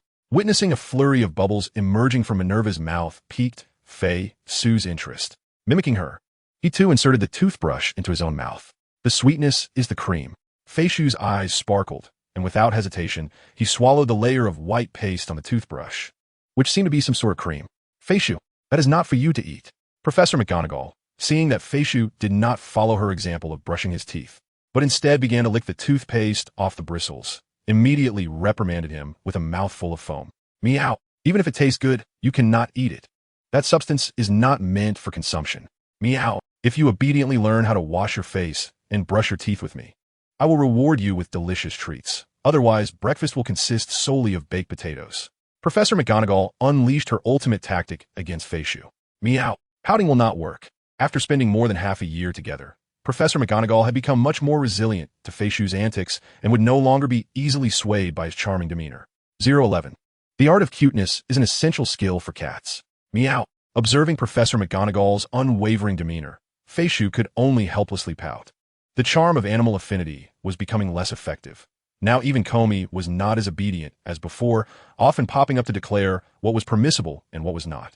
However, Sue had never paid attention to that timid house elf who dared not lay a hand on him and only knew how to bang its head against the wall. But Professor McGonagall was different. He could not overpower her, and now even his once infallible charm had lost its effectiveness. If Sue desired sweets, he had no choice but to comply. Irritably shoving the freshly coated toothbrush back into his mouth, Sue imitated Professor McGonagall by whimsically maneuvering it within his mouth. Yet, as the bubbles began to accumulate, he suddenly found this game rather amusing. Watching Sue enthusiastically expel a stream of bubbles from his mouth, Professor McGonagall pondered for a moment, but ultimately refrained from intervening. It was quite a feat for this little fellow to brush his teeth obediently. Such minor issues could be addressed gradually in the future. Once Sue had exhausted his playtime, Professor McGonagall began instructing him on how to rinse. Splash, splash, gulp. After rinsing, Sue decisively swallowed the fragrant, sweet toothpaste water. Did I not instruct you to spit it out? Professor McGonagall immediately scolded him sternly. Meow. I told you. Pouting is ineffective. Thus, Sue picked up the cup from the wash basin, took a sip of water, and quickly spat it out. He then lifted his pair of bright green eyes, gazing at Professor McGonagall with an expression of innocence. Meow. Seeing this little creature adopt yet another pitiful demeanor, Professor McGonagall felt both exasperated and amused. Nonetheless, she maintained a stern expression, fixing her gaze on Sue's eyes. Under the formidable gaze of Minerva, Sue, who was already feigning helplessness, quickly succumbed. He turned his head aside, avoiding Professor McGonagall's stare, his large, whimsical eyes darting about, occasionally stealing glances at Minerva. Gradually, his gaze returned to the buzzing honeycomb on the ceiling. Next came the washing of his face. Professor McGonagall picked up a towel that had been drying on the rack, obstructing Sue's view. Meow. Taking the towel from Minerva's hands, Sue tilted his head, puzzled by the black and white striped cloth. He certainly understood the meaning of washing one's face, an activity he performed daily. However, he wondered why such a peculiar fabric was necessary for the task. Blinking, Sue suddenly realized, upon seeing his own hairless hands, that human paws lacked fur, necessitating the use of this fluffy cloth as a substitute. Feeling triumphant in his discovery, Sue promptly wrapped the towel around his left hand and extended his tongue to lick it. No, that's not how you use the towel. Professor McGonagall firmly pressed down on Sue's head, halting his subsequent actions. Watch closely, removing her glasses from her nose. She took another towel and demonstrated the steps for washing a face. Sue was quite eager to engage in this activity, especially since he was awaiting a treat. So he diligently followed Professor McGonagall's example without causing any further mischief. Well done. Professor McGonagall nodded in satisfaction, finally allowing the buzzing honeycomb above to descend into Sue's hands. Meow. Sue squinted his eyes in delight, immediately popping the candy into his mouth. Now, let us proceed to breakfast. Professor McGonagall took Sue's hand, guiding him towards the dining hall. In matters of dining, Sue was always enthusiastic, and having just tasted sweetness, he obediently followed Minerva to the table.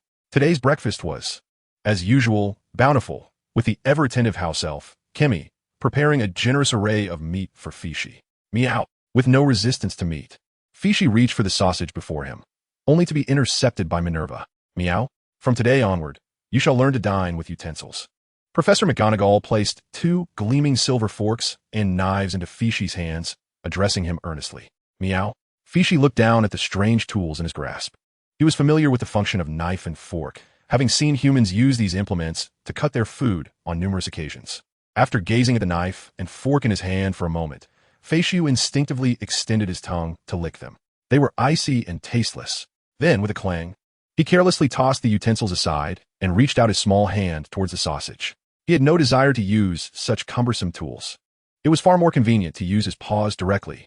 Professor McGonagall, who had anticipated Fishy's reaction, sighed softly and waved her wand. Just as Fishy was about to grasp the sausage, it slipped through his fingertips and floated into the air, just like the sizzling honeybee candy had done before. Not only the sausage, but all the food began to levitate above the dining table, visible yet unattainable. With a plaintive meow, Fishy's bright green eyes darted to Professor McGonagall, who remained silent, merely pointing at the knife and fork he had discarded. Fishy lowered his head slightly, pouting, and looked up at Professor McGonagall with an expression of sorrowful appeal. His pupils had dilated to their maximum, almost completely filling his irises with green, leaving only a thin ring of green around the edges. If he were in cat form, his ears would droop down. Enlarging his pupils and drooping his ears were the most effective strategies Fishy had devised through countless attempts to appear pitiful, enhanced by the natural affinity animals evoke in humans. However, as previously mentioned, after more than 6 months of acquaintance, Professor McGonagall had developed a strong resistance to Fishy's adorable antics. Thus, despite her heart wavering considerably, she maintained a serious expression, her finger resolutely pointed at the utensils on the table. Seeing that his attempts at looking forlorn had failed, Fishy reluctantly pouted and retrieved the knife and fork he had discarded earlier. Professor McGonagall smiled and reached out to ruffle his little head, but he angrily shook his head away. With an indignant meow, Fishy glared at Professor McGonagall and waved the knife and fork in his hands, gesturing towards the food still floating in the air. He had retrieved the utensils, so why was the food still not lowered? However, his adorable demeanor prompted Professor McGonagall to reach out once more and pinch his small cheek. With a disgruntled meow, Fishy unceremoniously turned and bit toward her hand, though he was careful not to exert any real force. Despite his irritation, he had no intention of harming the only human he currently acknowledged, Minerva McGonagall. Fishy, let go. In terms of reflexes and speed, Professor McGonagall was undoubtedly no match for Fawkes. As expected, she was caught off guard and bit, though Fawkes only nibbled lightly before releasing his grip as she cried out, "From now on, do not bite indiscriminately, understood?" With a hint of irritation, she lightly tapped Fawkes on the head and allowed the food to return to the table. Engrossed in his meal, Fawkes paid no heed to McGonagall's admonition, eagerly thrusting his fork towards the sausage that had just reappeared before him. Having never used a fork before, Fawkes attempted to tackle the slippery sausage, which, unsurprisingly, slipped away from his grasp. Meow. In a reflexive move to grab the sausage with his hands, he was quickly met with a warning cough from McGonagall. Meow, unhappy. Fawkes first expressed his discontent to McGonagall, then tossed aside the knife in his right hand, gripping the fork with both hands and thrusting it fiercely towards the sausage. Snap! This time, he successfully speared the sausage, though he inadvertently split the plate in half. Delighted, Fawkes began to gnaw on the sausage speared on his fork, utterly unconcerned about the damaged plate, as he was no stranger to breaking such things. With a flick of her wand, McGonagall mended the cracked plate instantly. Fawkes merely glanced at it before diving back into his food. Initially surprised by the spectacle, he soon grew accustomed to it, prioritizing his hunger above all. After finishing the sausage with clumsy motions, Fawkes once again employed his destructive technique to spear a piece of steak. McGonagall refrained from correcting his actions further. The fact that Fawkes was willing to use utensils was already a significant improvement. She planned to gradually impart essential life skills to him, as there was plenty of time during the summer. After puncturing the plate 5 times and clearing the table of all meat, Fawkes licked his fork clean until not a trace of grease remained before tossing it aside. He then leaned to one side, tumbling off his chair. By the time he hit the ground, he had transformed back into his feline form. Yawning widely, Fawkes gently swayed his tail and sought a comfortable spot to rest. However, just as he turned around, McGonagall grasped the scruff of his neck and lifted him up. Meow? Fawkes twisted his head, looking quizzically at Minerva. Returning him to the now empty table, McGonagall announced, "Next, we shall learn some vocabulary." Meow Fitch, unperturbed, lay sideways on the table, resting his head upon his forepaws as he began to doze off. "You pursue your studies, and I shall indulge in my slumber. There is no conflict between us." Thus, Professor McGonagall once again resorted to the art of snacks. Although Fitch had already satiated his hunger, the allure of snacks is irresistible, whether for a feline or a child. This time, Professor McGonagall produced a licorice wand, a staple sold aboard the Hogwarts Express. Meow. In an instant, Fitch, who had just closed his eyes, sprang up, chasing after the licorice wand in Professor McGonagall's hand, bounding around the dining table. With a flourish, Professor McGonagall waved the licorice wand, sending forth a cascade of golden sparkles from its tip, which coalesced into a large letter A before Fitch. Meow. Captivated by the shimmering golden letter, Fitch leapt from the table, lunging towards the A. The golden letter was momentarily disrupted by his playful antics, yet swiftly reformed into its original shape. After several more attempts to pounce, Fitch quickly realized that this dazzling glyph was utterly unattainable, thus losing interest and redirecting his focus back to the enticing licorice wand in Professor McGonagall's grasp. The sweet aroma and the fresh scent of the plant were particularly alluring to Fitch, a druid at heart. Meow. Fitch wiggled his pink nose and reached for Professor McGonagall's hand. She raised the licorice wand high, preventing him from reaching it easily while articulating her request. Would you like to learn some words? Meow. Then transform back into your human form. Reluctantly, Fitch complied, morphing back into the visage of a small boy, sulking as he lay upon the dining table. Come sit over here, Professor McGonagall beckoned, patting the chair beside her. After a moment's hesitation, Fitch slithered from the table to take a seat next to her. Now, let us say out together. Lifting the slumped Fitch upright, Professor McGonagall pointed to the floating golden letter hovering above the table, beginning to instruct him on pronunciation. Meow. This is a. Observe my mouth. Patiently, Professor McGonagall demonstrated, guiding him with her lips. Ah. A. Oh, aim. Yes, you're very close. Once more, correct. Just hold back the final sound, and you shall be perfect. AHM. One last time, do not let the ending sound escape. You can do it, Fitch. A. Splendid. Professor McGonagall enveloped Fiu in an affectionate embrace, planting a gentle kiss upon his diminutive face. She then brought forth the licorice wand that had captured the little one's fascination, presenting it enticingly at his lips. Without a moment's hesitation, Fiu eagerly sank his teeth into it. As he gnawed away at the sweet wand, McGonagall produced another one, playfully waving it before him. Next came the second letter, B, which transformed into the golden shape of its counterpart. With a wealth of experience in the realm of education, Professor McGonagall had demonstrated her innate ability to command cats from a tender age. Together with the incentive of treats, even the most unique of kittens like Fiu managed to cooperate and complete the learning of 10 letters. It was not that McGonagall wished to cease her teaching. Rather, Fiu had indulged sufficiently in his treats and was temporarily beyond temptation. All right, off you go to play, she said, patting Fiu's little head. Instantly, the impatient Fiu sprang to life, performing a backflip over the back of the chair and landing on the ground, having transformed back into his tabby cat form. He then scampered away, swiftly escaping from McGonagall's vicinity. Fiu exhibited little interest in the pursuit of knowledge, had it not been for the dangling treats. He would have fled long ago. Alas, today marked merely the beginning of Fiu's educational journey. McGonagall had devised a comprehensive educational plan for him long before the holiday commenced. Fiu, today we shall learn new words. Meow. I have the latest candies from Duke Honey. Meow. After several days of training, Fiu had become less susceptible to the allure of food. Here, another fluff ball for you. McGonagall produced a creamy yellow pom-pom and tossed it towards Fiu.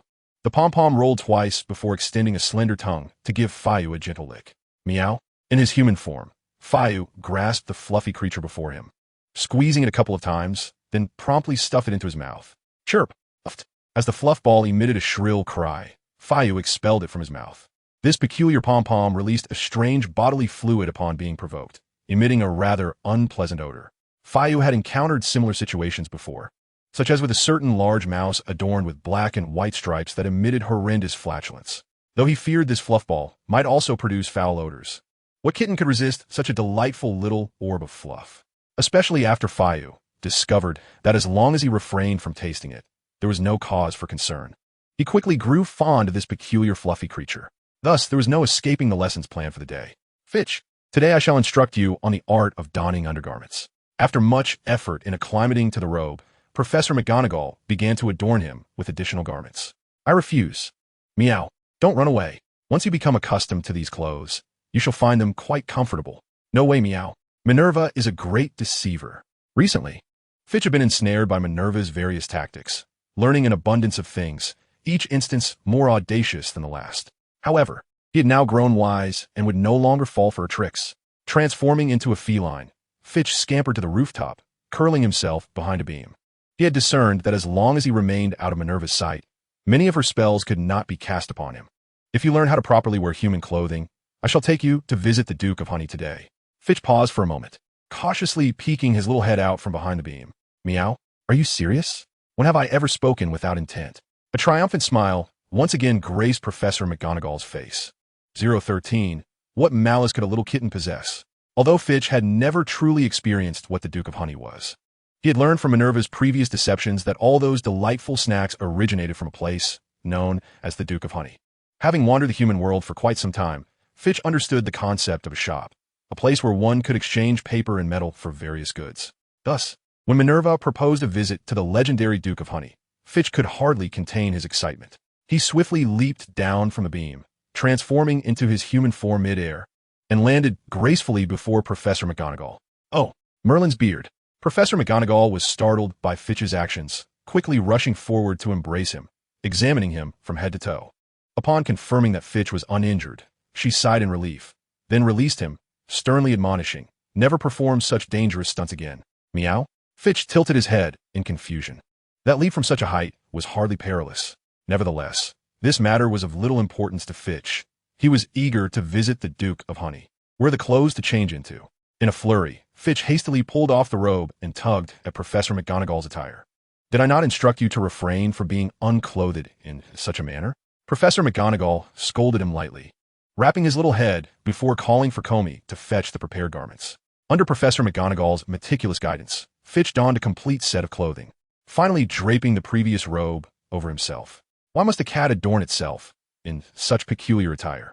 Fully dressed, Fitch twisted his body, incessantly grumbling about his discomfort.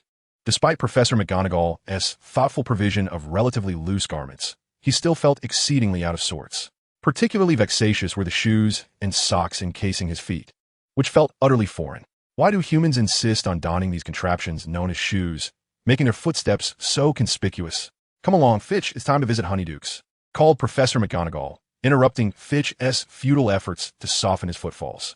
He promptly dismissed his concerns and darted to her side, gazing up at her with eager anticipation. With a gentle pat on his head, Professor McGonagall took his hand and led him outside. This was Fitch's inaugural stroll through Hogsmeade, and from the moment he stepped out of the door, he tirelessly swiveled his little head in wonder at the sights surrounding him. It was also his first experience of human society in human form, a sensation starkly different from his usual feline perspective. Although the wizarding world before him diverged from his previous notions of human society, to a cat, the differences were negligible. Everything felt refreshingly novel to Fitch. At this moment, it was the summer break at Hogwarts, and Hogsmeade was devoid of students. However, the village still bustled with its residents and a multitude of wizards seeking leisure, including several professors from Hogwarts enjoying a respite. While the fact that Professor McGonagall had taken in a natural animagus had not been widely publicized, most professors and villagers had caught wind of it to some degree. Thus, when they spotted Professor McGonagall parading through the streets with a boy they had never seen before, they greeted Fitch with friendly smiles. "Good morning, Minerva. Is this the child? What a delightful little fellow. Is he truly the natural animagus?" Laughter accompanied their remarks. "No wonder, Minerva, that you chose to adopt him. He is as adorable as a kitten." Various similar sentiments echoed from the wizards, while Professor McGonagall responded courteously to each one. Fitch, however, remained unperturbed, finding their friendly chatter merely a cacophony. Professor McGonagall had no intention of imparting lessons in politeness just yet. As she greeted familiar faces, she led Fitch to the entrance of Honeydukes. Yet, at that moment, Fitch's attention was not on the confectionery he longed for. His brilliant green eyes were almost entirely consumed by the dark pupils, fixated unwaveringly on a building across the street. That was the post office of Hogsmeade, home to at least 200 owls, ranging from majestic great gray owls to diminutive songbirds. The owls perched upon the color-coded shelves, available for selection by the wizards of Hogsmeade, were a sight to behold. Through the post office window, Fish could clearly see the myriad of owls, both big and small. Suddenly, the elongated call of Professor McGonagall reached his ears, prompting him to reluctantly withdraw his gaze, still instinctively licking his lips. "Do you recall what I previously mentioned? Owls are friends, not food," he replied with a sulky pout. Professor McGonagall, undeterred by Fish's reluctance, was resolute in her conviction that, were it not for her watchful eye, The owls in the post office would surely fall victim to this little rascal's mischief. To prevent him from fixating on the owls any longer, she firmly grasped Fiash's arm and ushered him into Honeydukes. "Welcome, Minerva," greeted Madame Prusse, the proprietress of Honeydukes, who appeared to be of similar age to Professor McGonagall. Recently, McGonagall had become a frequent visitor, and to her surprise, she found herself engaging in delightful conversation with the reputedly stern professor. "This young gentleman must be Fiash. Am I right? It's a pleasure to meet you. Here, as a small gift," Madame Prusse said, handing him a bag of pear drops she retrieved from a nearby shelf. Fiash, already entranced by the dazzling array of confections, was momentarily jolted back to reality when a bag of sweets landed in his hands. "Meow. Minerva, are these for me?" he exclaimed, disbelief evident in his voice. "Not at all." Professor McGonagall chuckled. "You may choose 3 types of treats to take home today. If you behave well in the future, I shall bring you back for more. The pear drops do not count towards your selection." Gazing at the solitary bag of pear drops in his hands, he glanced around at the kaleidoscope of candies surrounding him. With a sudden burst of determination, he wriggled free from Professor McGonagall's grasp, arms outstretched to seize a generous handful of sweets, and dashed towards the door. 014. Wait until you grow up. However, Fiash's audacious plan to abscond with the candy was thwarted as Professor McGonagall swiftly apprehended him, dragging him to a corner where she began to admonish him sternly. In the face of her relentless lecture, Fiash clutched the hem of his robe, head bowed low, occasionally lifting his emerald green eyes to sneak a glance at her, before quickly averting his gaze once more. He appeared quite pitiful. Fiash estimated that if he maintained this demeanor, Professor McGonagall would likely relent after another 3 or 4 minutes of lecturing. All right. Minerva, Fitch is simply a little misguided. The poor creature has already realized his misstep. However, prior to this, Mrs. Frum had been utterly enchanted by Fitch's theatrics, and she took it upon herself to advocate for him, imploring Professor McGonagall to grant him clemency. Well acquainted with Fitch's character, Professor McGonagall hesitated, contemplating her response before ultimately deciding against further explanation. Nonetheless, despite her decision to forego a lecture in deference to Mrs. Frum, the deserved consequences would not be diminished. "Due to your mischievous antics, you are left with but 2 choices of treats," Professor McGonagall stated with a stern countenance. "Meow." Fitch was instantly indignant. "Minerva, you great deceiver. You promised I could choose 3. Your attempt to pilfer sweets here warranted this punishment." Professor McGonagall maintained her ground resolutely on this principle. "But you never explicitly forbade me from seizing the candies." "Minerva, you great deceiver. A great deceiver." Nonetheless, Fitch felt justified in his reasoning. As long as no prior instructions had been given, he believed his actions were beyond reproach. Regrettably, his logic failed to persuade Professor McGonagall, who remained steadfast despite his arguments. Ultimately, Fitch was left with only the pear-flavored hard candy gifted by Mrs. Frum, alongside his chosen Ice Mouse and Bertie Bott's every flavor beans. As Professor McGonagall led him away from the Honeydukes. "Meow, great deceiver, great deceiver. Minerva is a great deceiver," Fitch muttered under his breath, hastily tearing open the wrapping of the pear candy and burying his face into the open bag, extending his tongue to roll a piece into his mouth. As the candy tumbled about his mouth, clashing against his teeth and producing a delightful clicking sound, Fitch continued to murmur in a muffled tone, "Deceiver, deceiver, deceiver." Professor McGonagall, well aware that the more she engaged with him, the more energized he became, chose to ignore his protests and guided Fitch along the main road of Hogsmeade. "Where are we going, Meow?" Indeed, upon realizing that Minerva was not inclined to indulge him, Fitch ceased his lamentations and turned to inquire. "To the 3 Broomsticks. I have an appointment there." "What is a bar?" "It is a place that sells beverages. Many witches and wizards enjoy having a drink at the 3 Broomsticks while engaging in conversation." "What are beverages?" "They are the general term for drinks, such as pumpkin juice and various fruit juices you typically consume. As for alcohol, that is not suitable for you at this age." Initially, Fish harbored a profound aversion to learning the language of humans. However, once he acquired the fundamental abilities for communication, his curiosity eclipsed his disdain for learning, manifesting in an abundance of questions. Professor McGonagall, ever patient with Fish's inquiries, consistently answered him without hesitation. "Why can't cats drink?" he pondered. "Because you are still young." "But I want to drink," he protested. "Even if you desire it, that's not permissible. Do not entertain thoughts of secretly asking Comey to prepare it for you. I have already instructed him otherwise. And do not even consider sneaking a drink at the 3 Broomsticks. Rosmerta will not serve you, and you have no money." Even in silence, Professor McGonagall could discern his intentions. "Minerva, you have a wicked mind," Fish huffed, stuffing another piece of candy into his mouth. Upon arriving at the entrance of the Three Broomsticks, Professor McGonagall pushed open the tavern's grand door. Despite Hogwarts being on holiday, the establishment was still bustling with patrons. After scanning the room, she finally spotted an empty table. As they settled down, the charming proprietress, Madame Rosmerta, approached with impeccable timing. "Hello, Professor McGonagall. Welcome." After greeting her, Rosmerta's gaze shifted to Fish. "This child is the Animagus you adopted? ISNT? Quite adorable." She leaned down to stroke Fish's head. In a rather foul mood, Fish turned his head away, avoiding her hand and baring his teeth at her. Yet, regardless of whether he was in human form or feline guise, Fish's expression when hissing was comically fierce, failing to intimidate anyone, instead eliciting laughter from the surrounding witches and wizards. "I apologize, this child is rather shy," Professor McGonagall said with a gentle chuckle, patting Fish's head. Madame Rosmerta, undeterred by such trivialities, waved her hand dismissively and inquired, "Butterbeer or mead?" "I'll have a butterbeer, please." After a moment's contemplation, Professor McGonagall deemed it safer to order the nearly alcohol-free butterbeer to avoid any mischief from the playful Fish. "And a cherry juice for Fish." "Very well, please hold on." Madame Rosmerta nodded at Professor McGonagall, winked at the inquisitive Fish, and then turned to head towards the bar. Just as she pivoted, Fish's youthful voice, still tinged with innocence, rang out behind her. "Minerva, this person is rather strange." He gestured in confusion near his chest. "Why does she have a bottom here?" The once boisterous tavern fell into an abrupt silence, only to erupt into raucous laughter a mere 10 seconds later, as the wizards within could no longer contain their mirth. Many of them laughed uncontrollably, pounding their fists on the tables before them, while some even toppled from their chairs, choosing to lie on the floor in fits of laughter, clutching their bellies. Fayu, utterly perplexed, gazed around at the mirthful humans, unable to comprehend what was amiss with his inquiry. He had encountered similar beings before, yet at that time, he had not transformed into a human himself, and thus had paid little attention.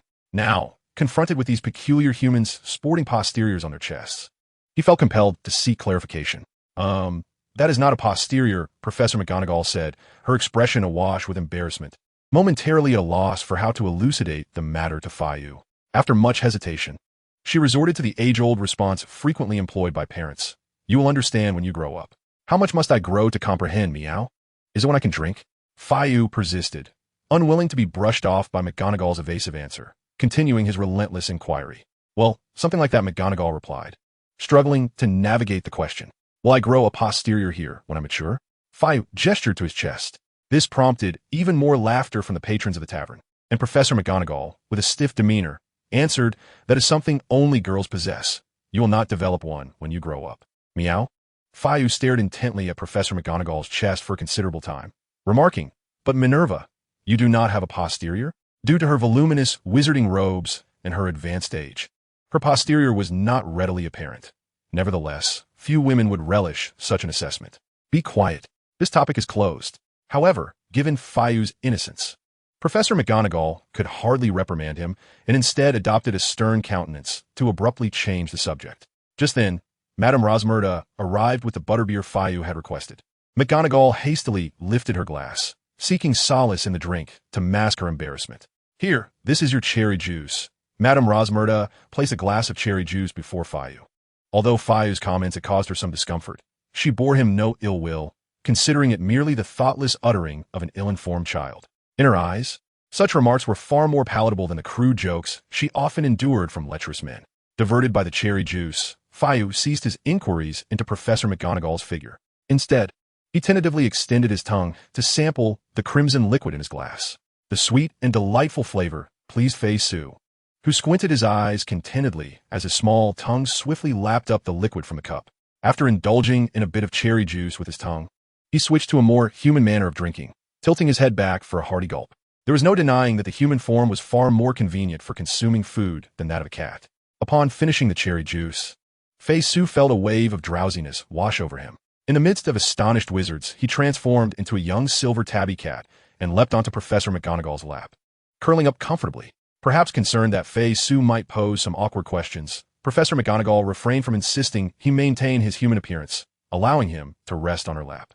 "Sorry to keep you waiting, Minerva." Suddenly, Fei Su was jolted awake by a voice he found quite unpleasant, prompting him to spring up from McGonagall's lap. With a leap onto the table, he faced the white-bearded old man known as Dumbledore, adopting an intimidating stance, arching his back and puffing up his fur. Oh. So Fei Su is here as well. Dumbledore, undeterred by Fei Su's hostility, chuckled as he leaned down to greet him. Meow. Startled by Dumbledore's increasingly close visage, Fei Su instinctively leapt up and swiped at his slightly crooked nose. Ouch! Dumbledore had intended to let Fei Su vent his frustrations before gradually approaching him. Thus, he did not evade the cat's swipe, knowing well that Fei Su's strength exceeded that of an ordinary cat and that he had cast a protective charm on himself. Dumbledore believed the charm would suffice, underestimating the little cat's strength. However, Dumbledore miscalculated. Fei Su, holding a grudge, had empowered himself with several layers of buffs, resulting in a force far beyond Dumbledore's expectations, sending the esteemed headmaster tumbling and causing a trickle of blood from his nose. Merlin's trousers. What have you done, Fei Su? The rapid turn of events left Professor McGonagall momentarily stunned before she sprang to her feet, clutching her head in shock. Meow. Realizing he had likely caused a commotion, Fei Su let out a cry in defense and swiftly darted towards the window. At that moment, Professor McGonagall was busy helping the fallen Dumbledore, while the other wizards were left astonished by the recent occurrence, failing to react quickly enough to intercept the fleeing Fei Su. Thus, Fishy successfully broke through the window of the three broomsticks and dashed out of the pub. A cat-patterned shirt flew towards him. Unfortunately, the moment he burst forth from the bar marked the limit of his escape. Professor McGonagall had anticipated such an occurrence and had prepared a shirt adorned with a feline design for Fishy to wear. Given that Fishy had yet to master counter curses or defensive spells, Professor McGonagall was able to effortlessly retrieve the fleeing Fishy with the levitation charm. Her willingness to take him out was indicative of her thorough preparations. Meow. After barely making it a few steps, Fishy felt his body lighten, and in an instant, he was lifted off the ground, uncontrollably soaring back toward the three broomsticks. Professor McGonagall extended her hand, firmly grasping the scruff of Fishy's neck and bringing him before her.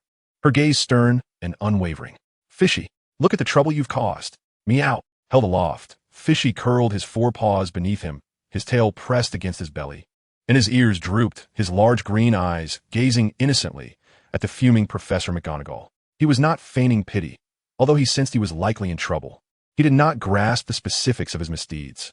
To Fishy, the old man with the white beard was an adversary, and striking him was, in his mind, entirely justified. Do not be angry, Minerva. In this little one's eyes, I must seem like his foe. After staunching the blood from his nose, Dumbledore approached once more, albeit with a greater caution, maintaining a respectful distance from Fishy.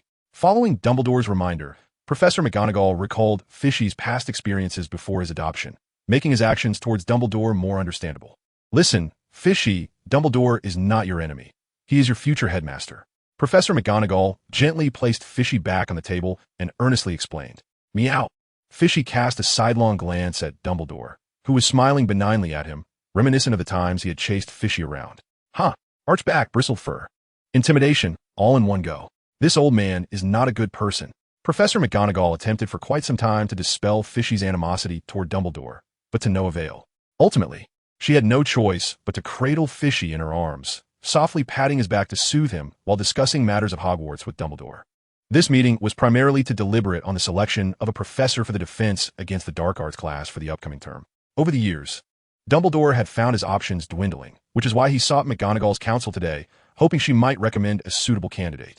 Cradled in Professor McGonagall's embrace, Fiash found himself unable to comprehend the conversation unfolding between her and the elderly gentleman. Yet gradually, he discerned that Minerva seemed to share camaraderie with this seemingly mischievous old man. It was no wonder she had been so irate moments ago. Henceforth, he resolved to conceal any mischief involving the old man from Minerva's observant eyes. With this logic firmly established, Fiash averted his gaze from Dumbledore and, nestled within Professor McGonagall's warmth, succumbed to slumber once more. Since their initial excursion beyond the castle walls, Professor McGonagall had continued to guide him through the charming village of Hogsmeade. The wizards of Hogsmeade had come to recognize Fiash, the prodigious Animagus, and even the Daily Prophet had dedicated a small section to herald the existence of this extraordinary little wizard to the entirety of the British magical community. As time passed, under McGonagall's tutelage, Fiash had come to communicate with others in a more conventional manner. However, he remained largely disinterested in transforming into a human or engaging in conversations with other humans. Most of his days were spent at home, nestled in a cozy nook, drifting into deep slumber. Regrettably, Minerva had been rather idle of late, often remaining at home to engross herself in various trivial pursuits, forbidding him from reverting to his feline form to groom himself. This was quite bothersome. Fortunately, the start of the Hogwarts term had arrived. Freedom was once again his. Upon discovering Minerva's absence one morning, an exhilarated Faish wasted no time shedding his garments and transformed into a cat, scampering about the house. Poor creature, the house elf, could only follow in pursuit, tidying up the various jars and bottles that Faish had deliberately toppled. After wreaking havoc throughout the household, Faish burrowed into his wardrobe, shredding the garments Minerva had prepared for him into tatters. At last, he was liberated from those cumbersome articles. Once he had thoroughly demolished his clothing, he nestled atop the remnants, dozing off in his closet. As evening descended, Professor McGonagall returned home, weary from the Hogwarts opening ceremony. With a beaming smile, she pushed open the door, only to be met with the chaotic aftermath of a tempest, alongside a house elf rendered utterly exhausted from the day's tumult. The instigator of this mischief, Faish, had already sought refuge in a concealed spot, sensing McGonagall's imminent arrival. The smile on her face froze in place as she inhaled deeply. Faish McGonagall. And thus, another academic year commenced. In a month's time, the new term of Hogwarts would begin anew. Professor McGonagall has experienced countless new semesters, yet this year is particularly special, even for her, a seasoned instructor at Hogwarts. This year, not only is Harry Potter, the vanquisher of Voldemort, set to commence his studies at Hogwarts, but her adopted child, Faish McGonagall, has also received his acceptance letter from the esteemed institution just yesterday. Faish, we must depart, she called. At her summons, a silver tabby kitten, approximately 13 inches in size, leaped from the second floor, performing 2 somersaults in midair before transforming into a 10-year-old boy with silvery hair and azure eyes, landing gracefully on the ground. Nearly 3 years have elapsed since Professor McGonagall took Faish under her wing, during which time he has largely mastered the language of human society and acquired a measure of common knowledge.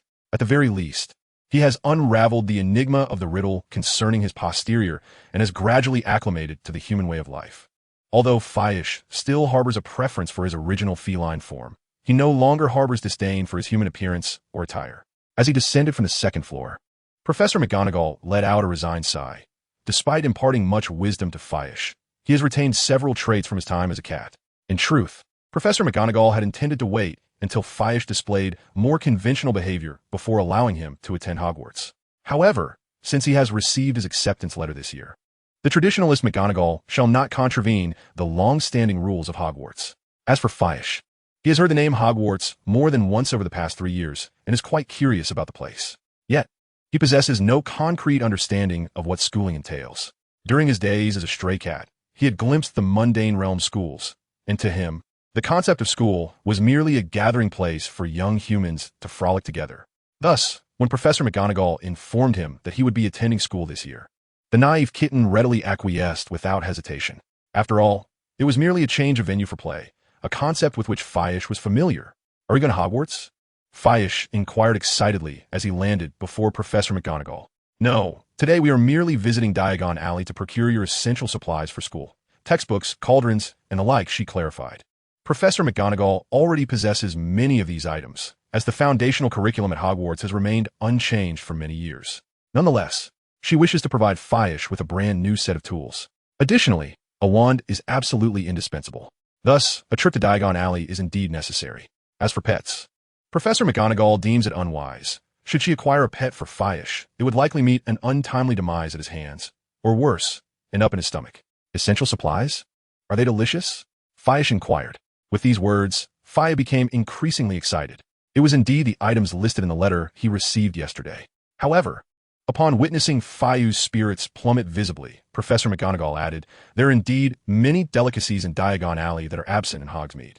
So what are we waiting for? Fayu immediately regained his enthusiasm, tugging at Professor McGonagall's sleeve and rushing towards the door. Professor McGonagall stumbled a few steps before steadying herself and playfully rapped Fayu on the head. We shall use flue powder directly. There is no need to exit through the main door. Flue powder? Is that the shimmering dust you have spilled several times before? Meow. Fayu instantly grasped the nature of flue powder.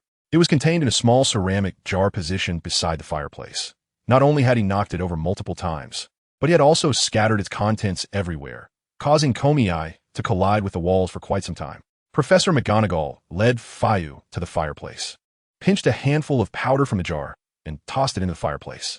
As the flue powder was introduced, the previously dark fireplace erupted into vibrant green flames, startling the inquisitive Fayu, who had leaned in closer. "Do not worry. The magical flames of flue powder cannot harm you." Professor McGonagall reached into the fireplace, stirring the flames with a few motions, and then withdrew her unharmed arm to show Fayu. "All you need to do is shout the name of the leaky cauldron as you step in. Then close your eyes and wait for the magical flames to transport you to your destination." She explained the usage of flue powder, selecting the leaky cauldron as their destination due to the multiple exits in Diagon Alley. She was concerned that Fayu might mistakenly choose the wrong exit.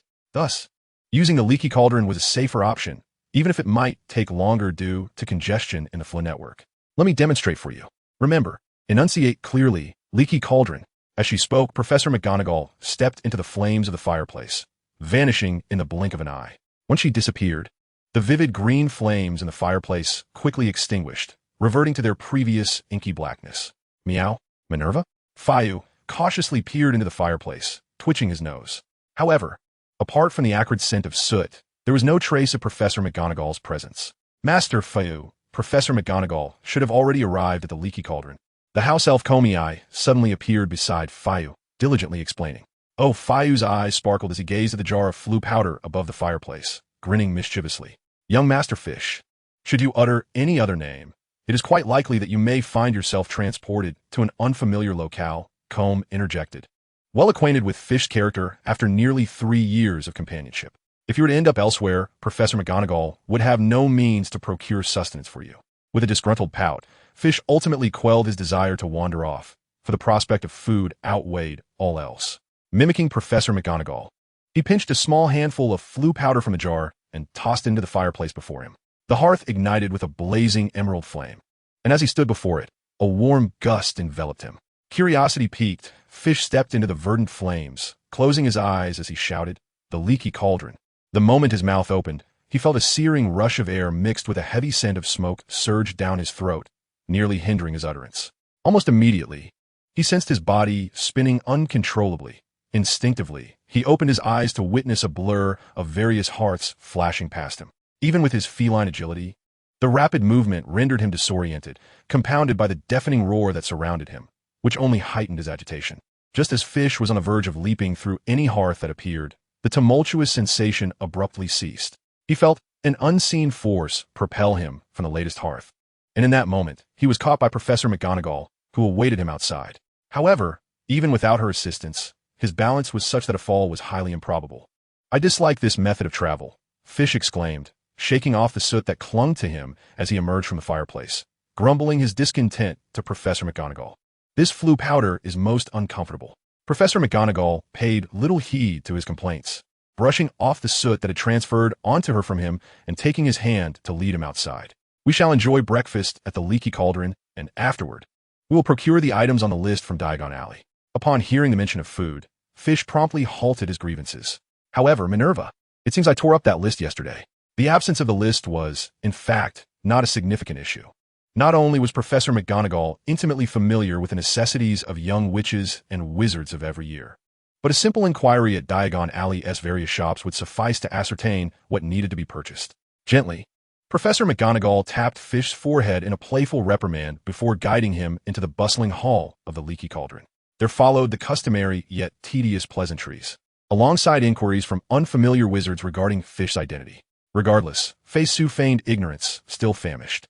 "Tom, can we have a breakfast for me and Fei Su?" After greeting acquaintances in the lobby, Professor McGonagall waved to Tom at the bar. Tom acknowledged her with a nod and retreated to the kitchen, soon returning with 2 plates, which he placed before Professor McGonagall and Fei Su. Gazing at the plates filled with pancakes and raw liver, Fei Su shot an incredulous look at Professor McGonagall. "Is this what you call delicious? Minerva, you truly are a deceiver." Feeling slightly embarrassed under Fei Su's scrutiny, Professor McGonagall cleared her throat and gently reassured him. "Just eat something to quell your hunger for now. I shall treat you to something more appetizing once we arrive at Diagon Alley."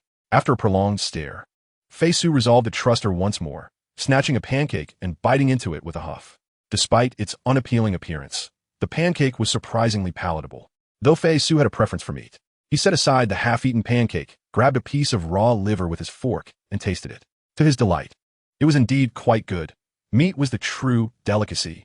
Feeling considerably more cheerful, Fei-Su squinted his eyes, swiftly devouring the raw liver, then picked up the remaining half of the pancake, savoring it with the liver's juices until nothing remained.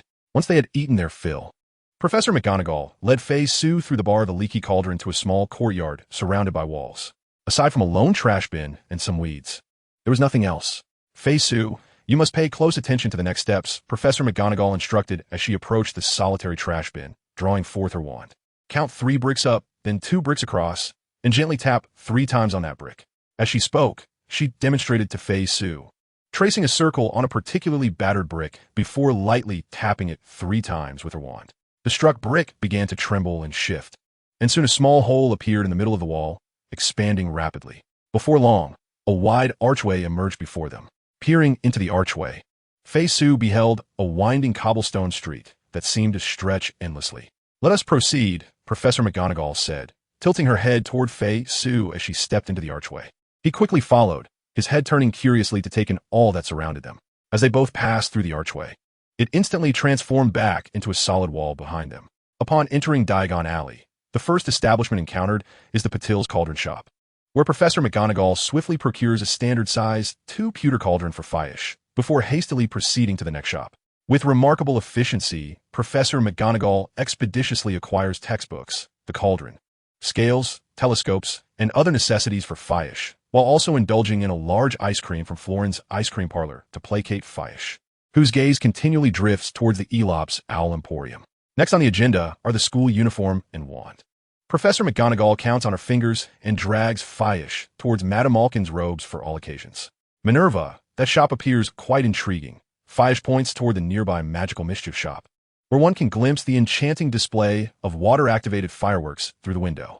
Professor McGonagall pretends not to hear, fully aware that Faish, being the handful he is, should not be exposed to the products of the joke shop. She had even deliberately avoided bringing him to Zonko's joke shop in Hogsmeade. Compared to Faish, the Weasley twins hardly register as concern. The thought of Faish potentially befriending George and Fred upon entering school suddenly makes Professor McGonagall reluctant for him to be sorted into Gryffindor. The acquisition of a uniform proceeds seamlessly, as Faish is long since acclimatized to wearing human clothing. Even though the process of Madame Malkin measuring him with a tape and draping robes over him is rather tedious, Faish endures, knowing that Minerva has promised him a large ice cream as a reward afterward. After completing the purchase of the necessary school uniform at Madame Malkin's, true to her word, Professor McGonagall leads Faish back to Florin's ice cream parlor for a large ice cream before embarking on the final destination of their Diagon Alley excursion, Ollivander's Wand Shop. Ollivander's Wand Shop, located at the very end of Diagon Alley, appears small and dilapidated, with the gilded sign above the door peeling, proclaiming, "Ollivander, since 382 BC. Expert wand maker." In the dust-covered window, a solitary wand rests upon a faded purple cushion. Following Professor McGonagall into the shop, Faish observes that aside from a long bench, the space is filled with countless narrow boxes stacked to the ceiling. As he surveys the surroundings, Faish suddenly turns his head to the right, drawn by the sound of a tinkling bell emanating from the back of the shop, concealed by numerous boxes. "Good morning," an elderly gentleman with white hair, eyebrows, and even silvery eyes emerges from the back, approaching Faish and Professor McGonagall. "Hello, Mr. Ollivander." Professor McGonagall, with a smile adorning her face, nodded in acknowledgement to Garrick Ollivander. "Ah, it is you, Madame McGonagall. What a delightful reunion," he said, a firwood wand, 9.5 inches sturdy and exceptionally suited for transfiguration. "Mr." Ollivander's voice was soft as he winked at Professor McGonagall. "I trust you are quite pleased with it?" "Indeed, I cannot be more satisfied." "Splendid, splendid," Mr. Ollivander replied, his head nodding in joy, before turning his gaze to the side at Fish. "So, is this the child you have adopted?"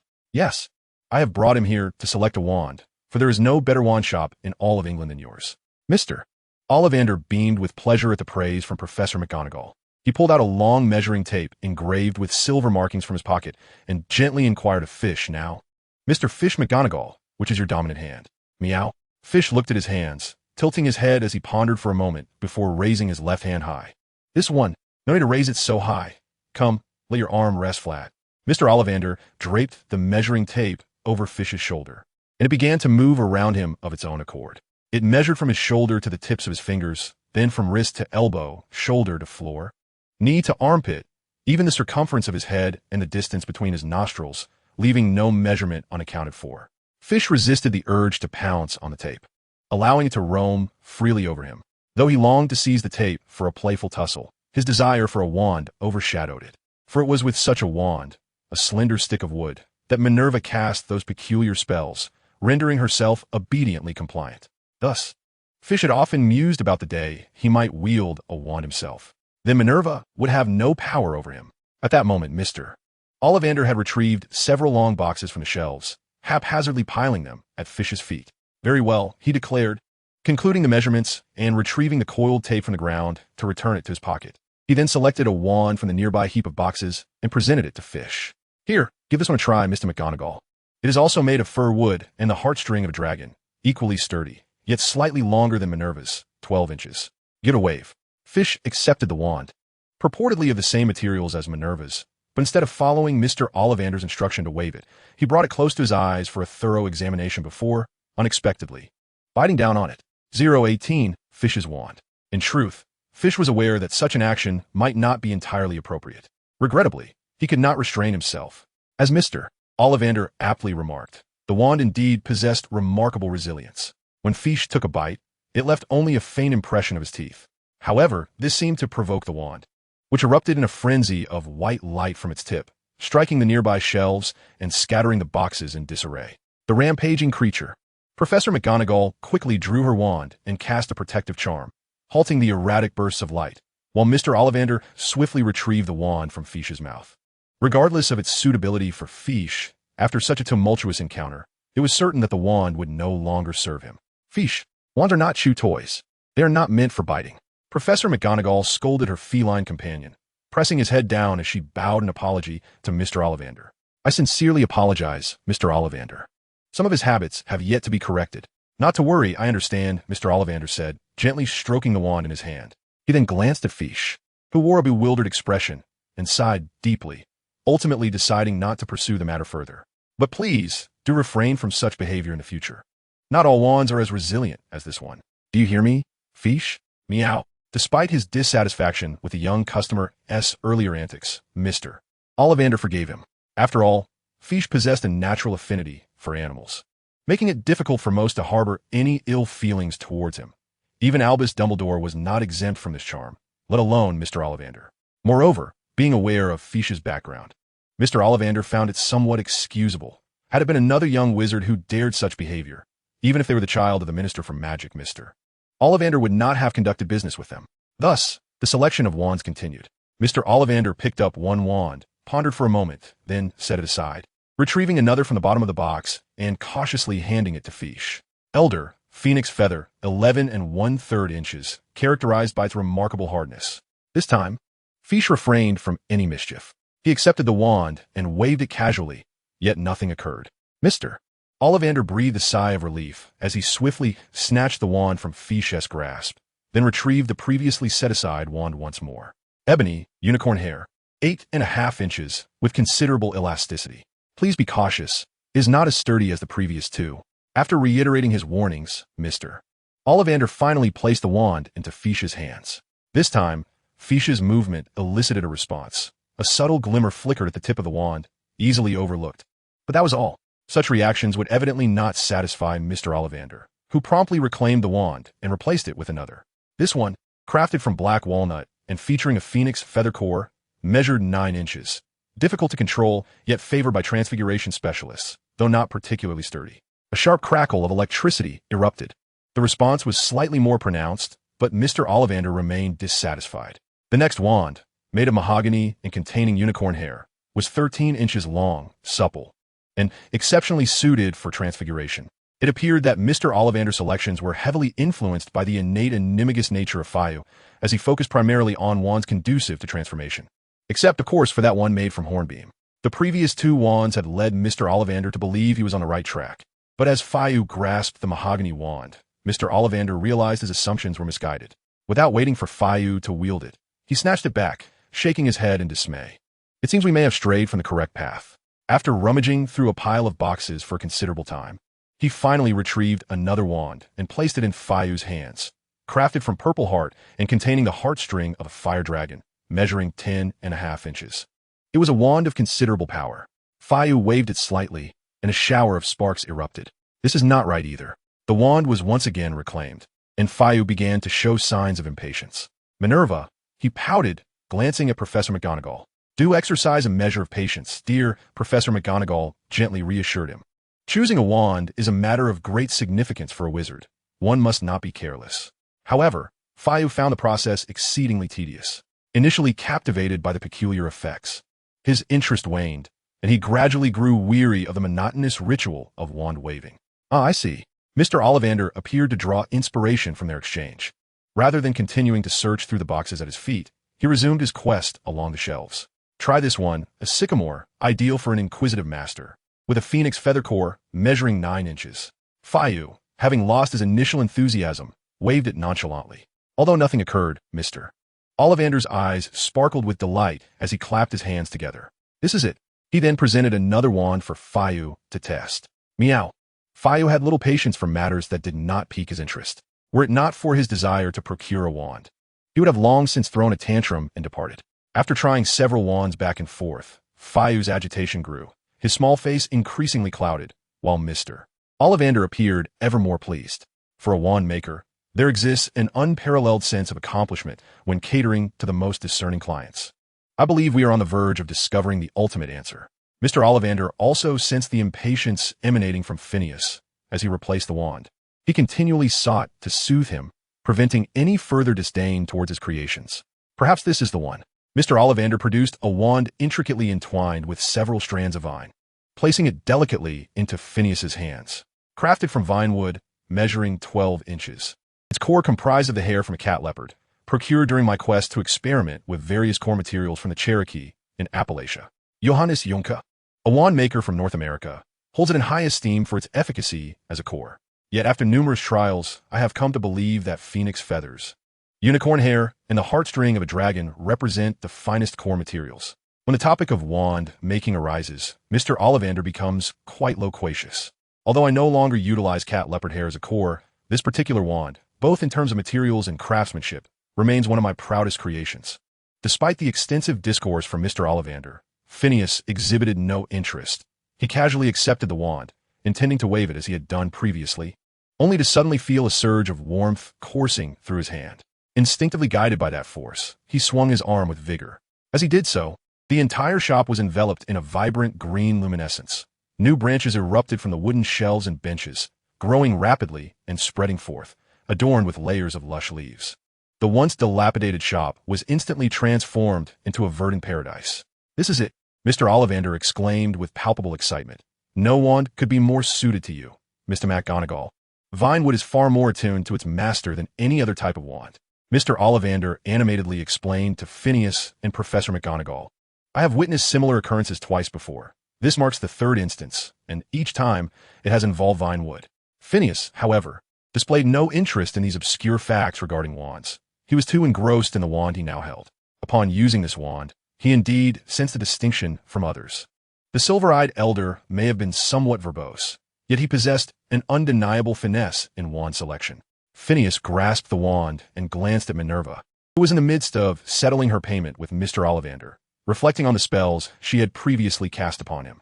Wingardium Leviosa. Professor McGonagall turned to see Phineas. Wand pointed at her, wearing a bewildered expression. The pronunciation is remarkably accurate, dear Fitch, yet incantations cannot merely be summoned through vocalization alone. However, fret not. There remains a month until the commencement of the academic year. During this interval, I shall diligently impart to you the knowledge pertaining to spells. Professor McGonagall crouched before Fitch, her countenance adorned with a gentle smile as she tenderly stroked his head, speaking in a soft tone. Yet at that moment, Fitch felt a shiver run down his spine. Had he been in the form of a feline, his fur would have certainly stood on end. Fitch blinked twice, swiftly retracting his wand, and, in a playful manner, reclined on the ground, lifting his attire to reveal his little belly, a charming smile gracing his face. Meow. The journey commenced at the Hogsmeade platform. Recently turned 11, Harry Potter had just celebrated a birthday that was both unforgettable and dreamlike.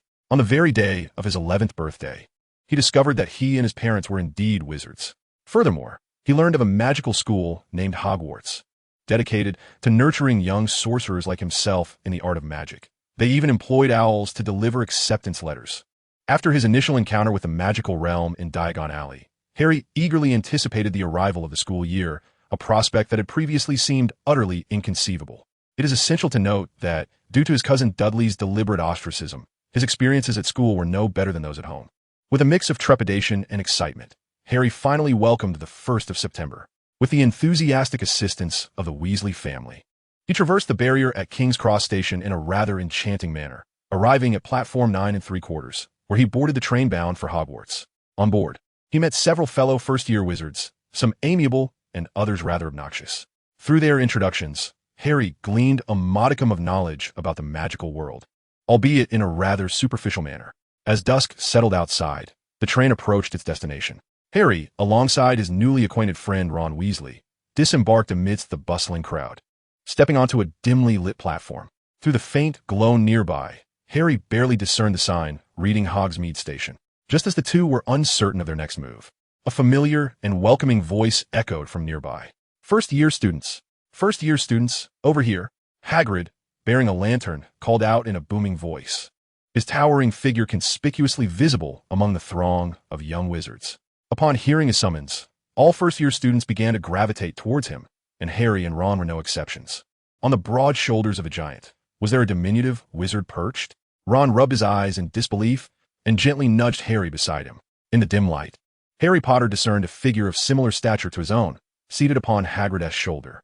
This figure seemed to sense Harry's gaze and abruptly turned to meet the eyes of both him and Ron. They were startled, for the creature's eyes glimmered like those of a feline, reflecting an eerie green luminescence in the shadows. The small wizard upon Hagrid's shoulder was none other than Fawkes. Due to Fawkes' earlier behavior in Diagon Alley, Professor McGonagall was hesitant to allow him to experience the Hogwarts Express in its entirety. Thus, she decided against letting him partake in the complete enrollment process at Hogwarts. However, the journey into Hogwarts Castle, established by the four founders during its inception, remained a tradition. After careful consideration, Professor McGonagall entrusted Fawkes to Hagrid, permitting him to join the other first years from the end of the line. In the years that Fawkes spent under Professor McGonagall's care, there were occasional visits from wizards, including the towering Rubius Hagrid. Due to Hagrid's abundant hair, Fawkes always held a favorable impression of him. Similarly, the bushy-haired old wizard, Dumbledore, after intentionally provoking Fawkes a few times, managed to coexist peacefully with him. "Harry, come over here, how are you?" Hagrid, following Fawkes' gaze, spotted Harry not far away and smiled, waving at him. Harry raised his hand in greeting and, along with Ron, approached Hagrid. As they drew closer, they could finally see the small wizard's features clearly. He had fluffy, silver-gray hair, emerald-green eyes akin to Harry's, and a round, cherubic face that instantly evoked a sense of affection. This little wizard was struggling with what appeared to be an exceptionally hard biscuit, his adorable antics prompting whispers among the nearby young witches, and even the boys couldn't help but steal glances. "Come on, follow me. Are there any first years? Watch your step." "All right, first years, follow me." Hagrid scanned the surroundings, noting that apart from him, there were no other young wizards on the platform, before raising his lantern and proceeding down a steep, narrow path. This path was not only steep, but also quite slippery, and with Hagrid's lantern providing limited illumination, they stumbled their way down, hardly finding an opportunity to converse. Aside from Neville, who occasionally sniffled after losing his toad, the only sounds were the crunching noises made by Fawkes as he gnawed on the rock-hard biscuit. "Just around this bend, you will soon catch your first glimpse of Hogwarts," Hagrid called back after they had descended the path for some time. All the young wizards simultaneously exhaled in relief, erupting into a resounding cheer. At the end of the winding path, a dark lake unfolded before them, with a majestic castle towering on the hillside across the water. "Each boat can accommodate no more than 4 individuals," Hagrid announced loudly, gesturing towards a line of small boats moored at the shore. Upon hearing this, the young wizards eagerly chose to board the same vessel as their familiar companions. "Is everyone on board?" Hagrid inquired as he confirmed their readiness, leading Fish onto the foremost boat. "Then let us set sail." Most of the young wizards were captivated by the breathtaking scenery, gazing silently at the towering castle in the distance. Only Fish, fully sprawled across the boat, rested his chin on the edge and stared intently at the dark surface of the lake without blinking. "Hey, big guy, how many fish are in this lake? What do they taste like?" After observing the black lake for a while, Fish turned to Hagrid with curiosity, having caught a whiff of potential prey. Although he had grown accustomed to cooked food, his hunting instincts remained sharp, stirred by the small creatures swimming beneath the tranquil surface of the lake. Unlike ordinary cats, Fish was not afraid of water. In fact, he rather enjoyed swimming. Don't do anything foolish. Hagrid quickly restrained Fish, fully aware of the little one's impulsive nature. If not for Hagrid's intervention, Fish would indeed have jumped into the lake to catch fish. Hagrid had promised Professor McGonagall to keep a close eye on Fish. Wait until the opening ceremony concludes. Hogwarts will provide you with dinner. There will be plenty of delicious food prepared by the house elves, so you needn't catch fish for yourself, he reassured, knowing how to placate the spirited creature. All right then. Fish reluctantly glanced at the swimming fish beneath the surface, licked his lips, and after recalling Comey's culinary skills, ultimately abandoned the idea of diving into fish. The fleet of boats glided across the glassy lake, carrying the young wizards through an ivy-draped curtain that covered the cliff face, traversing a pitch-black tunnel that led them downward until they arrived at what resembled an underground dock. Everyone disembarked, and Neville even managed to find his lost toad. Hagrid, lantern in hand, continued to lead the way, this time ascending instead of descending. Fish, uninterested in expending energy, climbed back onto Hagrid's shoulder, contentedly swinging his little legs. Why does he get a ride on that oaf's shoulders while I have to walk?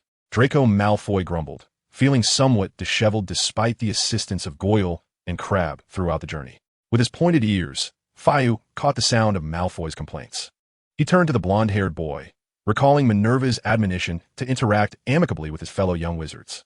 Thus, Fiu shifted his position and turned his body around. Perched upon Hagrid's shoulder, he waved his arms towards Malfoy, exclaiming, "Hey, would you like to join me up here?" Malfoy, suddenly called out by Fiu, was momentarily taken aback. Feeling the peculiar gazes directed at him, his pale cheeks flushed with embarrassment. "No, thank you," he hastily replied, shaking his head and lowering it. "Are you all right, Malfoy?" Crabbe inquired with genuine concern, as it was the first time he had witnessed his companion being so amiable, while Crabbe himself harbored an inexplicable fondness for the young boy. His limited intellect left him unable to decipher the nature of this connection. "What could possibly be wrong with me?" Malfoy retorted, instantly reverting to his usual demeanor, proudly raising his head and directing a disdainful nostril at Crabbe. In truth, Malfoy was somewhat perplexed. He had intended to mock the young wizard, yet for reasons unknown, the words failed to escape his lips, leaving him baffled and disoriented.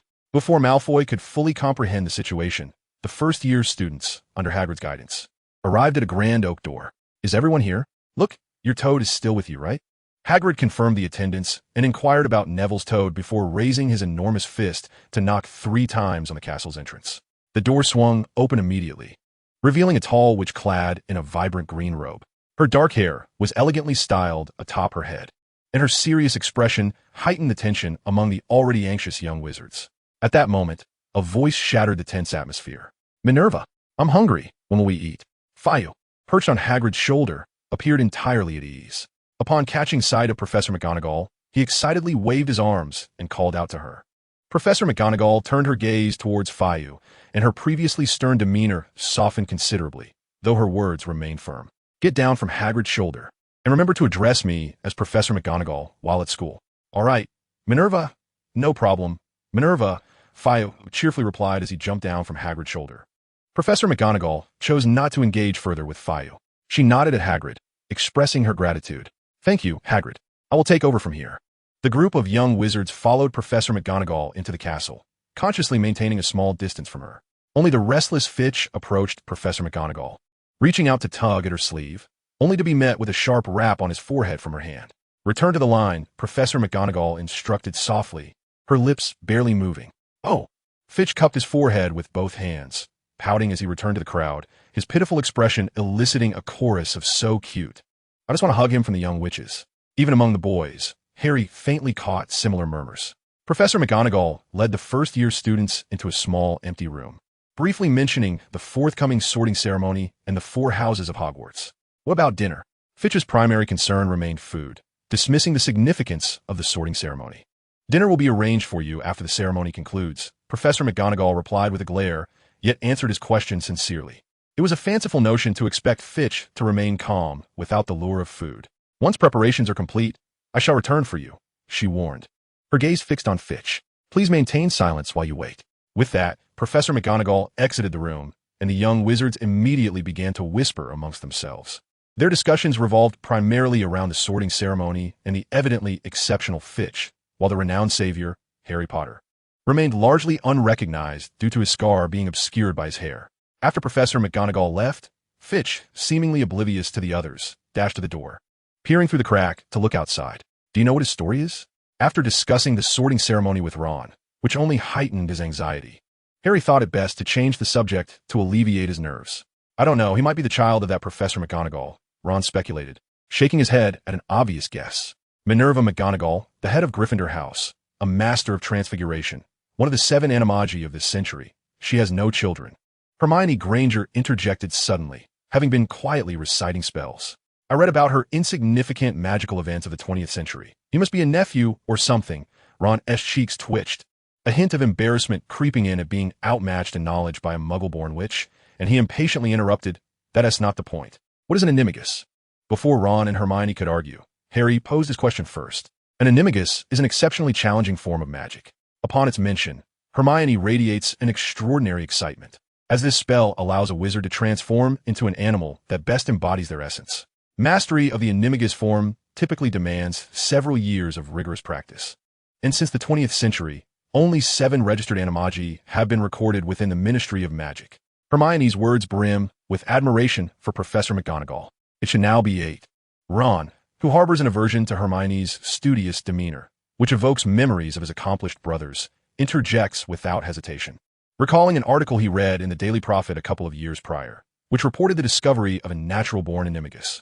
Coincidentally, Draco Malfoy, not far away, also broached the subject.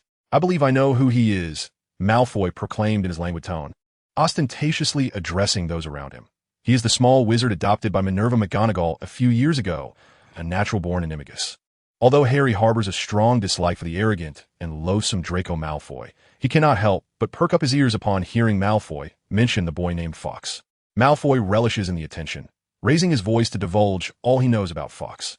My father once mentioned to me that Professor McGonagall adopted a child a few years back, who had been living as a stray cat in the Muggle world. Then, for reasons unknown, Headmaster Dumbledore discovered his existence and brought him back, owing to the fact that Professor McGonagall's Animagus form is also a cat, which is why she took him in.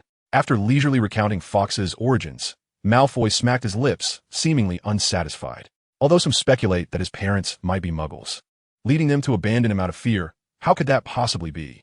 Malfoy scoffed disdainfully. How could a Muggle family produce such a natural-born Animagus? At the very least, he must be of mixed blood, though the likelihood of him being pure blood is even greater. With this assertion, Malfoy proudly lifted his chin, as if convinced that Fawkes is indeed a pure-blood wizard, casting a condescending glance over the half-blood young wizards nearby, his sense of superiority blatantly apparent. The other pure-blood young wizards standing beside Malfoy mirrored his expression. However, the majority of young witches and wizards were far less concerned about Fawkes' blood status, and were more intrigued by his past experiences. Merlin sucks. How utterly unfortunate he is. I wish I could give him a hug. Astraikat. It's simply unimaginable. Thank goodness the headmaster found him. A few emotional young witches even shed tears at the thought, wiping their eyes with their sleeves, their gazes toward Fawkes growing ever more tender.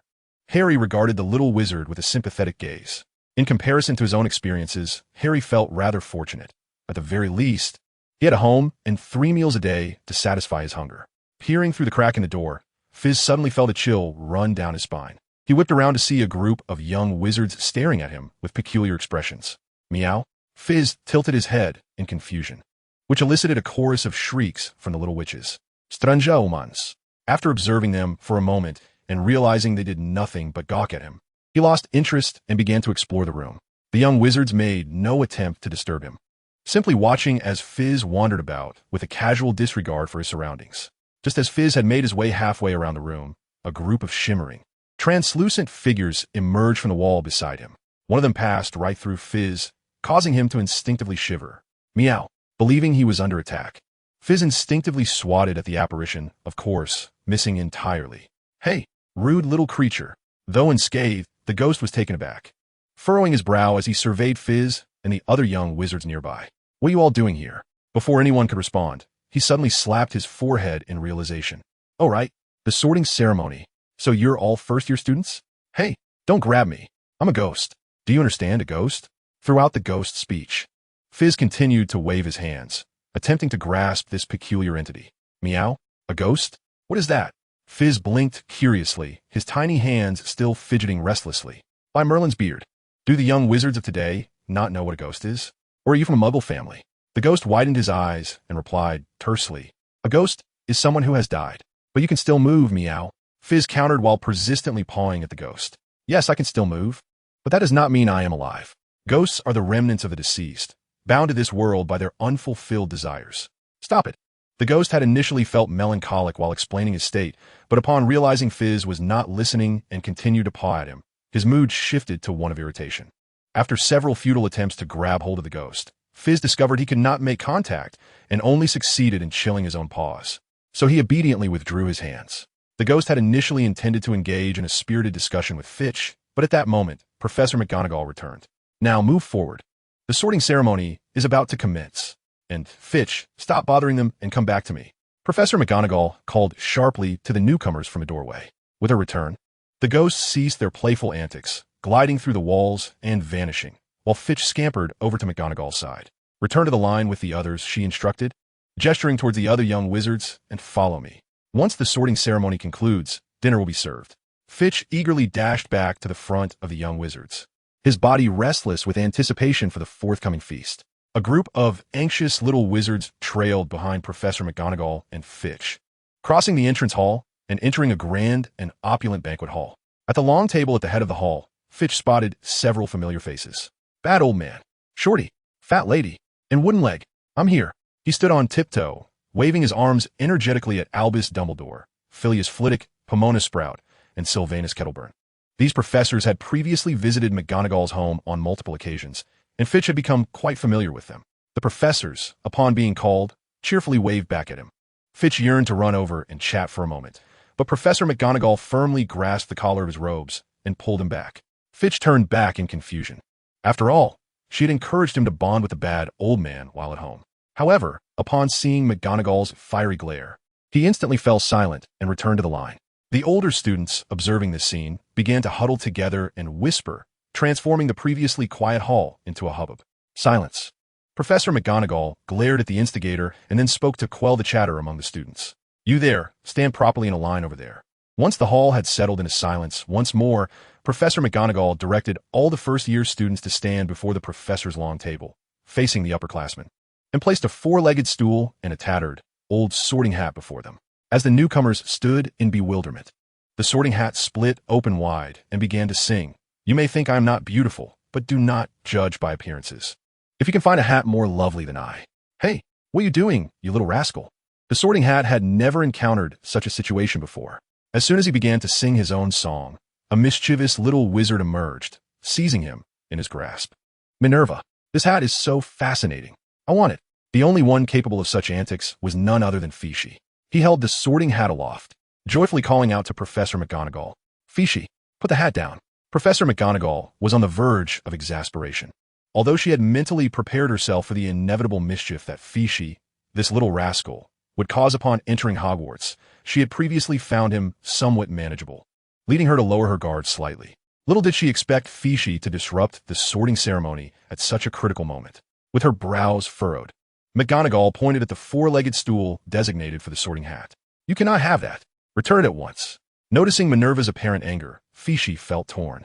He was intrigued by the talking hat, but also apprehensive about incurring Minerva's wrath. Just as Fishi hesitated, the sorting hat spoke up. Little one, I must commend your keen eye. However, regrettably, I cannot accompany you.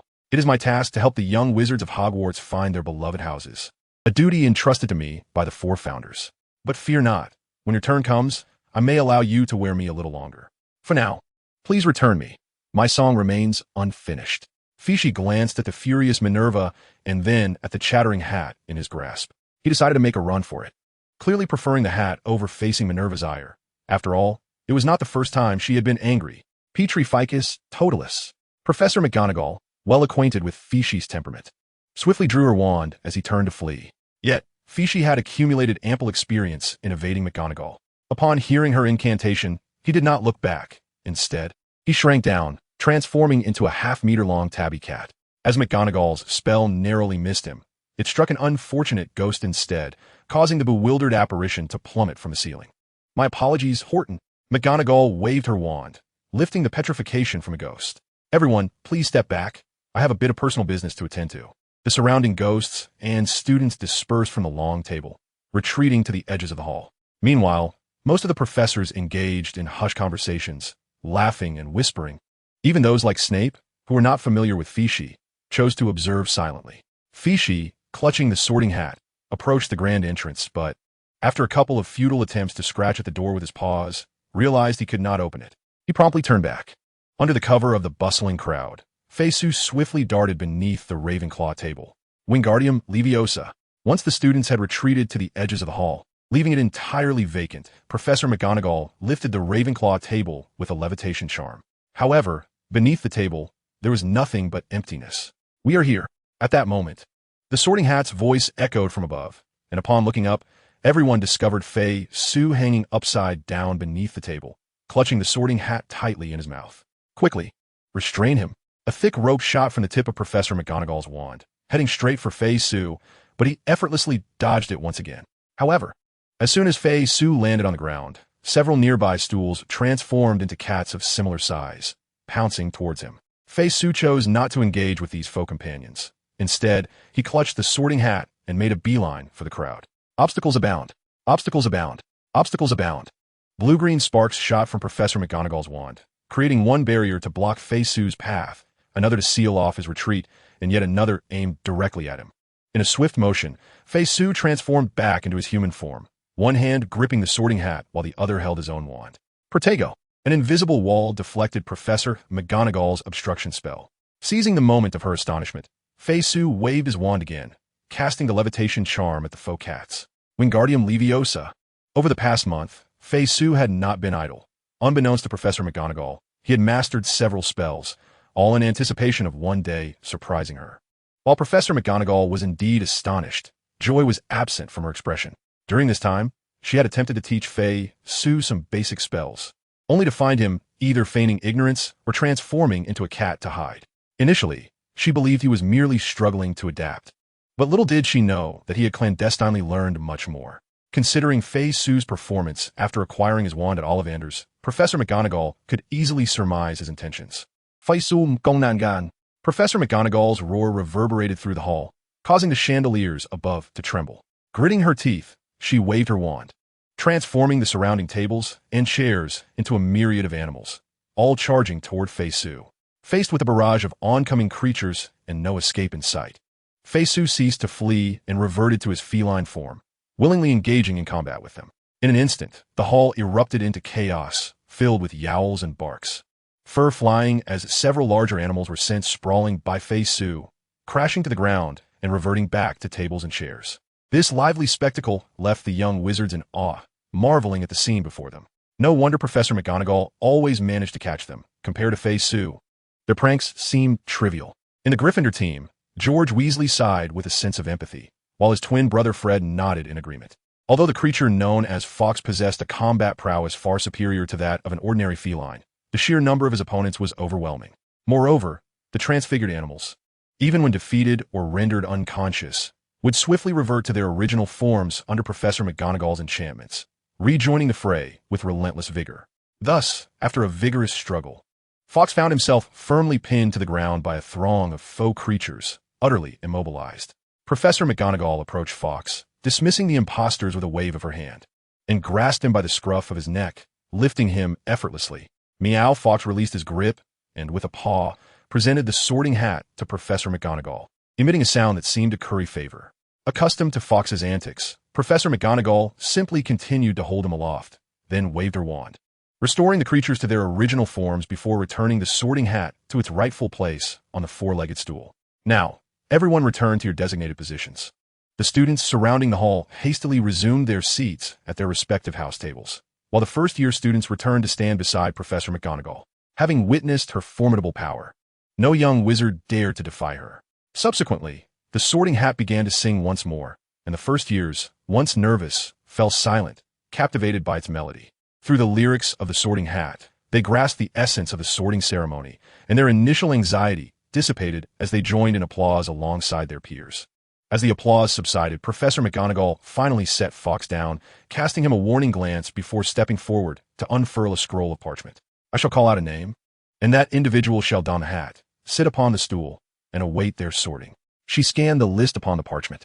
Hannah Abbott, one by one, the first years approached to wear the sorting hat, being allocated to their respective houses. However, Fawkes remained unconcerned, contentedly lounging at Professor McGonagall's feet in his feline form, squinting with pleasure, occasionally twitching an ear or flicking his tail, appearing utterly at ease. As for the tattered sorting hat, Fawkes had not given up on it. Yet, after his recent attempts, it was clear he lacked the capability to snatch it away under Minerva's watchful eye. Thus, he resolved to devise another plan for now. Obedience was his only recourse. Cats, after all, possess great patience when it comes to hunting. Raising his eyes, he glanced at the sorting hat bestowing houses upon the other young wizards, while Fawkes quietly remained by Professor McGonagall's feet, his tail restlessly swishing behind him. Professor McGonagall's gaze lingered momentarily on Fawkes' tail, aware that the little creature had not yet relinquished hope. However, this was not the appropriate moment for instruction. She diverted her attention and continued calling names from the parchment. Harry Potter watched Fawkes with a tinge of envy, as the little creature appeared unfazed. As time passed, a flurry of unwarranted anxieties bubbled within him. What if they made a mistake? Perhaps he was not a wizard at all, or his magical aptitude was woefully inadequate, leading all 4 houses to reject him and ultimately returning him to whence he came. Such chaotic thoughts churned in Harry's mind, leaving him feeling nauseous. Yet, Harry entirely overlooked the peculiar reactions of other wizards when they encountered him and the magical effects that manifested when he grasped his own wand. Draco Malfoy. Amidst Harry's tension and Fawkes' nonchalance, the moment arrived for names beginning with M. Malfoy strode confidently to the stool, seized the sorting hat, and scarcely had it touched his head when it cried out Slytherin. Malfoy, with a look of satisfaction, set the hat aside and made his way to the Slytherin table. Soon after, Professor McGonagall crouched down and gently tapped the still slumbering Fawkes. Fawkes McGonagall, meow. Fawkes lifted his head, looking at Professor McGonagall with a dazed expression, having hardly paid attention to the sorting hat's song. It's your turn, put on the sorting hat. Professor McGonagall gestured to the hat atop the stool. Meow. Fawkes immediately sprang from the floor, transforming into his human form, excitement illuminating his face as he asked, Are you giving me that hat? Not at all. You simply need to wear it. Stop causing a ruckus. Ugh, how boring, Fawkes pouted, approaching the sorting hat. However, instead of hastily placing it upon his head, he pried open the hat's mouth-like slit and peered inside, exclaiming, You have no teeth. How do you eat? I am merely a hat. I do not require sustenance. Despite having its mouth pried open, the sorting hat continued to speak. Really? That sounds quite unfortunate. Fawkes shook his head, finding the notion of not eating exceedingly pitiable. Put the hat on, please. Professor McGonagall urged loudly, concerned that Fawkes might cause further mischief. Yet, Fawkes did not comply. He placed the sorting hat back onto the stool, mouth facing upward, and then leaped into the hat, transforming into a small kitten that burrowed inside. Purr! Fitch adjusted his body within the sorting hat, emitting a satisfied purr, and now he was even more determined to possess this hat. Hey, little fellow, I am not a cat bed, grumbled the sorting hat with a deep voice, yet Fitch paid it no mind. Meow. Just as Fitch was comfortably nestled, he felt a tightening at the nape of his neck, and before he knew it, he was hoisted up, only to find himself face-to-face with Professor McGonagall's stern visage. Meow. Fitch dared not provoke Professor McGonagall's ire further. He squirmed and transformed into his human form, landing on the ground. Without needing any prompting from Professor McGonagall, he seized the nearby sorting hat and placed it atop his head, promptly sitting down on a 4-legged stool. The enormous hat covered half of Fitch's head. And then a subtle voice emerged. Let me see. Undoubtedly, you possess remarkable courage. Never before has a young wizard dared to attempt to seize me during the sorting ceremony amidst a gathering of professors. You also exhibit caution and an intense curiosity, alongside considerable talent, genuine pride, and a knack for leveraging your strengths, even resorting to unorthodox methods when necessary. Quite intriguing. Where shall I place you? Meow. Isn't it up to me to choose which house I wish to join? Fitch boldly inquired without much contemplation. Indeed, Hogwarts respects the wishes of its students. My words are merely a suggestion. So, do you have a preferred house? The sorting hat continued its subtle conversation in Fitch's ear. I'm quite interested in all houses except for the one with the large furry cat. Fitch replied nonchalantly, oblivious to the disapproving expression on Professor McGonagall's face behind him. Are you certain? The sorting hat, now unreserved, engaged in conversation with Fitch, fully aware that Professor McGonagall was the head of Gryffindor. However, Fitch scrunched his little face, reluctantly stating, That big cat can't even climb a tree properly. It seems rather clumsy. Having seen various types of his kind through the peculiar box dubbed a television, Fitch concluded that lions were the least adept at climbing trees. Thus he held little regard for that large feline. This caused the faces of all Gryffindor students to darken, while the Slytherin students beamed with delight. Fitch continued to assertively point at the Gryffindor banner, stating, "I prefer the spotted big cats. They are far more agile than this large one." The Sorting Hat, perhaps for the first time, was taken aback by such a refreshing rationale. "Very well then. Among the remaining 3 houses, which do you favor?" The large rat was promptly dismissed. After a moment of contemplation, Fishy tilted his head and remarked, "There exists a similar large rat that emits a rather foul odor." Following Gryffindor, Professor Sprout and the students of Hufflepuff also turned pale. However, obscured by the hat, Fishy remained oblivious to their reactions, and even if he had noticed, he would have dismissed them. "Snakes and birds are quite delightful." Fishy licked his lips and declared, "I relish the taste, and hunting them proves to be quite a challenge." This revelation caused even the professors and students from the other 2 houses to lose their composure. "Wait a moment." The Sorting Hat finally grasped the situation. "So your fondness for these 3 houses stems from your desire to consume their representative creatures?" "Indeed," Fishy responded with unwavering confidence. "Don't restaurants display the dishes they serve as signs?" Fishy believed he was making a valid point. Hogwarts is not a restaurant, and the Sorting Hat felt compelled to clarify the gravity of the situation to the young wizard. "These representative creatures are a source of pride for the 4 houses. What honor is there in a clumsy cat that cannot climb trees and 3 types of food?" Fishy muttered loudly enough for all in the Great Hall to hear. "Though you have offended all 4 houses, you must still choose one," the Sorting Hat remarked, fearing that if the conversation continued, no house would be willing to accept the little fellow. "Meow? Then I shall choose the big cat. At least it is not on my menu." After a brief moment of contemplation, Fishy reluctantly stated, "Compared to joining the ranks of food, a lion is at least a kindred spirit, albeit a rather dim-witted one." "Then Gryffindor it is." At the evening feast, Fishy was perhaps the first student in history to receive no immediate applause after being sorted. Fortunately, his situation had already become well known among the students, and coupled with his undeniable affinity for all creatures, the Gryffindor students eventually began to clap, led by a few quick-thinking young witches, welcoming Fishy into their midst. Yet, Fishy remained indifferent to the commotion. He swaggered over to the Gryffindor table and sat down, unconcerned as he began to pound the table with his hands. "Where's dinner? Wasn't it said that food would be served after the sorting ceremony?" "Minerva, you have deceived me." Professor McGonagall chose to ignore him, continuing to call out the names of the students. Meanwhile, the Weasley twins eagerly approached Fishy at the Gryffindor table.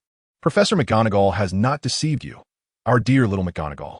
Fred extended his hand, intending to clasp Fish's shoulder, only to have Fish deftly evade him by turning away. Undeterred, he drew closer, grinning as he explained, "The banquet will commence only after the final student has been sorted. If you don't mind, we have a few candies here to satisfy your cravings." At that moment, George produced several sweets from his robe and offered them to Fish. Naturally, Fish would not decline such generosity, reaching out to accept them when a slender hand suddenly swooped in from the side, knocking the candies from George's grasp. "What do you 2 intend to do to Fish?" Elia's Spinnet stood with hands on her hips, glaring at the twins, while her friends Angelina Johnson and Katie Bell shielded Fish behind them. "Listen, Fish at Hogwarts never accept any gift from the Weasley twins," Katie Bell admonished Fish seriously, who remained perplexed by the unfolding drama. "You've wronged us. They're just ordinary candies." The twins protested, insisting that they lacked the audacity to pull pranks during the sorting ceremony. Of course, whether this was a prelude to future mischief remained debatable. Spinnet disregarded their claims, joining the other girls in effectively isolating the twins. "Don't mind them. We have food here." The girls began to produce a variety of snacks from their pockets, stuffing them into Fish's arms, and attempted to take the opportunity to ruffle his hair. However, Fish skillfully evaded their playful advances. As Fish deftly dodged the girls' mischievous hands, he accepted the food they offered. Munching contentedly, his attention, momentarily diverted by eating, ultimately succumbed to the persistent hands of the girls, who managed to brush his hair. Fortunately, they were gentle, withdrawing their hands after a couple of tender strokes. Consequently, Fish, too, grew weary of resisting. "Oh, so adorable, just like a little kitten. If only Fish were a girl. We could cuddle him to sleep tonight." The Gryffindor witches, having petted Fish, were beside themselves with excitement, eliciting envy from the witches of other houses. The Gryffindor boys also felt a pang of jealousy, though their envy was directed at Fish, surrounded by the adoring girls. "George, Do you think it's too late for me to practice the Animagus transformation? Fred mused, watching the girl he fancied gravitate toward fish, his heart souring with jealousy. Though he understood that Angelina was not genuinely enamored with fish, his feelings echoed that of someone who had just tasted a lemon. George, who shared a fondness for Angelina, cast a fleeting glance at his brother, lacking the inclination to respond to such a foolish inquiry. Fortunately, this heart-wrenching scene for the boys did not last long. As Professor McGonagall called out Harry Potter's name, aside from a few young witches from entirely Muggle families gathered around Fawkes, most young wizards temporarily shifted their attention to Harry, who was donning the sorting hat. Under the watchful eyes of the crowd, the sorting hat fell silent for a moment before proclaiming, "Gryffindor." After a brief hush, the great hall erupted in cheers, with the Gryffindor table the most exuberant. The Weasley twins momentarily forgot their bittersweet feelings, exclaiming, "We have Potter! We have Potter!" Percy, the Gryffindor prefect, was particularly animated, leaping to his feet and rushing to Harry, grasping his hands tightly as if they were leaders meeting. The uproar caught the attention of Fawkes, who had been indulging in his meal. He looked up, puzzled by the commotion surrounding Harry, unable to comprehend the excitement of these humans. After a moment of bewilderment, he returned to his meal. Meanwhile, the Gryffindor witches, after their initial excitement, gathered once more around Fawkes. After all, the savior seemed a distant notion, and petting a cat was far more delightful. Following Harry, only 3 more young witches remained, who were quickly sorted into their respective houses. Professor McGonagall rolled up the parchment and returned to her seat at the staff table with the sorting hat. Albus Dumbledore stood up, opening his arms wide, and declared, "Welcome, everyone, to Hogwarts for a new academic year. Before the feast commences, I would like to share a few words. Fool, crybaby, rubbish, twist. Thank you all." After uttering this nonsensical statement, he sat down again, and immediately, an array of food appeared on the tables. Meow. Compared to those snacks, Fawkes indeed preferred meat. He joyfully cheered and seized a roast chicken before him, devouring it with gusto. Halfway through his meal, he remembered he ought to use utensils, cautiously glancing at Professor McGonagall, who was glaring at him with a stern expression, yet made no further move. Could it be that Professor McGonagall was currently unable to reprimand him? Fawkes blinked and flashed a grin at Professor McGonagall, continuing to eat. After finishing, he provocatively began to lick his paws in front of her. However, the human form was ill-suited for such an act. After a couple of attempts, he simply transformed back into his feline shape, comfortably sitting at the long table and starting to groom himself. Naturally, this elicited a chorus of squeals from the young witches. Professor McGonagall abruptly rose to her feet, intent on reprimanding that arrogant little scamp, Peeves. However, she was swiftly halted by Dumbledore. "Let him be for tonight, Minerva," he chuckled, watching as Peeves frolicked around the Gryffindor table, indulging in the offerings of his peers. After all, the banquet should not be overly solemn. With Dumbledore having spoken, Professor McGonagall could only cast a fierce glare at the reveling Peeves before resuming her seat, cutting into her lamb chops with an audible crunch. In truth, Peeves had been closely observing Professor McGonagall's demeanor. Upon witnessing her being restrained by Dumbledore, he became even more exuberant. Meow. Little Peeves leaped from one plate to another, eagerly nibbling at any delectable morsel that caught his fancy before darting off to his next target. The young wizards whose food he pilfered were not angered. Rather, they beamed with pride, exclaiming to their companions, "Peeves likes my food." After scampering back and forth across the Gryffindor table a couple of times, Peeves had filled his belly. He snatched a pointed hat from the head of one young wizard and burrowed inside, drifting off to sleep. As for the speeches and the school song that the mischievous old Dumbledore would deliver after the feast, what concern was that to him, the little feline? It was not until the final notes of the song faded that the slumbering Peeves was roused by a gentle voice nearby. "Peeves, we must return to the dormitory," whispered Alyssa Spinnet, cautious not to startle him. "Have you ever seen such a gentle Alyssa?" Oliver would nudge Lee Jordan with his elbow from a distance. "Never," Lee replied emphatically, followed by a chorus of sighs from the boys. Meow. Peeves lifted his head, puzzled, as he regarded the girl before him. "If you wish to sleep, you should return to the dormitory. It's chilly here," Spinnet continued softly. "Is it over? Can we go home, Meow?" Peeves, completely oblivious to the significance of a dormitory, leaped from the table, transforming into his human form, ready to dash towards the little room he had been waiting for. However, he was halted by an exasperated Percy. "Hogwarts is a boarding school. We should return to the dormitory to rest now." "Meow? What does boarding school mean? And what is a dormitory, Meow?" Peeves blinked in confusion. After a flurry of explanations from Percy and the surrounding witches, Peeves finally grasped the situation. "So we're supposed to live here while studying, Meow? Why'd I never heard of this? Minerva, you deceived me once again." Fishy cast an aggrieved glance at the long table where the professor had been seated, only to discover that Professor McGonagall had vanished. Meow. That deceitful Minerva. For Fishy, changing sleeping spots was of little consequence, unlike ordinary cats. He did not overly cling to his territory nor feel anxious in unfamiliar locales. His irritation stemmed solely from McGonagall's latest trickery. Renowned for her authority within Gryffindor and throughout Hogwarts, especially after showcasing her dazzling transfiguration skills, the Gryffindor students exchanged knowing glances, silently agreeing to disregard Fishy's grievances. The Gryffindor dormitory was quite splendid, and Fishy would surely come to appreciate it. Moreover, he would have companions to share the space with, making it far livelier than solitude. As the prefect, Percy felt it necessary to uphold the dignity of their head of house, soothing Fishy with a kind demeanor. Are we to engage in a duel to determine territory, meow? Fishy perked up, his paws playfully swiping at the air, seemingly intrigued by the notion. No, no, no. Percy hastily waved his hands. The school has already assigned you beds. There is no need for a contest, and if you are dissatisfied with your arrangement, I am certain your roommates would gladly swap with you. Having witnessed the previous exchanges between McGonagall and Fishy, Percy was uncertain of his own ability to best this spirited little creature, let alone the other first years. Wiping the perspiration from his brow, Percy chose not to prolong the discussion. In any case, you will see for yourselves if you follow me. The first years gathered around Fishy and Harry, trailing behind Percy as they meandered through the castle of Hogwarts, passing through several concealed doors and ascending numerous shifting staircases. Fortunately, a group of young witches engaged Fishy in light conversation along the way, and the abundance of novel sights kept him entertained. After Percy shooed away Peeves, the group finally arrived at the entrance to the Gryffindor dormitory. It was a corridor devoid of doors, with a portrait of the fat lady hanging at its end. Password? The fat lady inquired. Dragon dung. Percy replied, prompting the portrait to swing aside, revealing a circular opening behind it. Under Percy's guidance, the first years crawled through the wall cavity, arriving at the Gryffindor common room. The entrance to the girls' dormitory is over there. Percy indicated a door nearby. After exchanging goodnights with Fishy, the young witches reluctantly departed, while Fishy and the others followed Percy through another door, climbing a winding staircase until they reached their respective beds. At this moment, Harry and his companions finally found the opportunity to converse with Fawkes. However, despite their intentions, their interaction was limited to a brief greeting and introduction, after which they began to change into their nightwear in preparation for slumber, for the day had proven to be exceedingly exhausting. In stark contrast, Fawkes, a creature of the night, was at the peak of his vitality during this hour.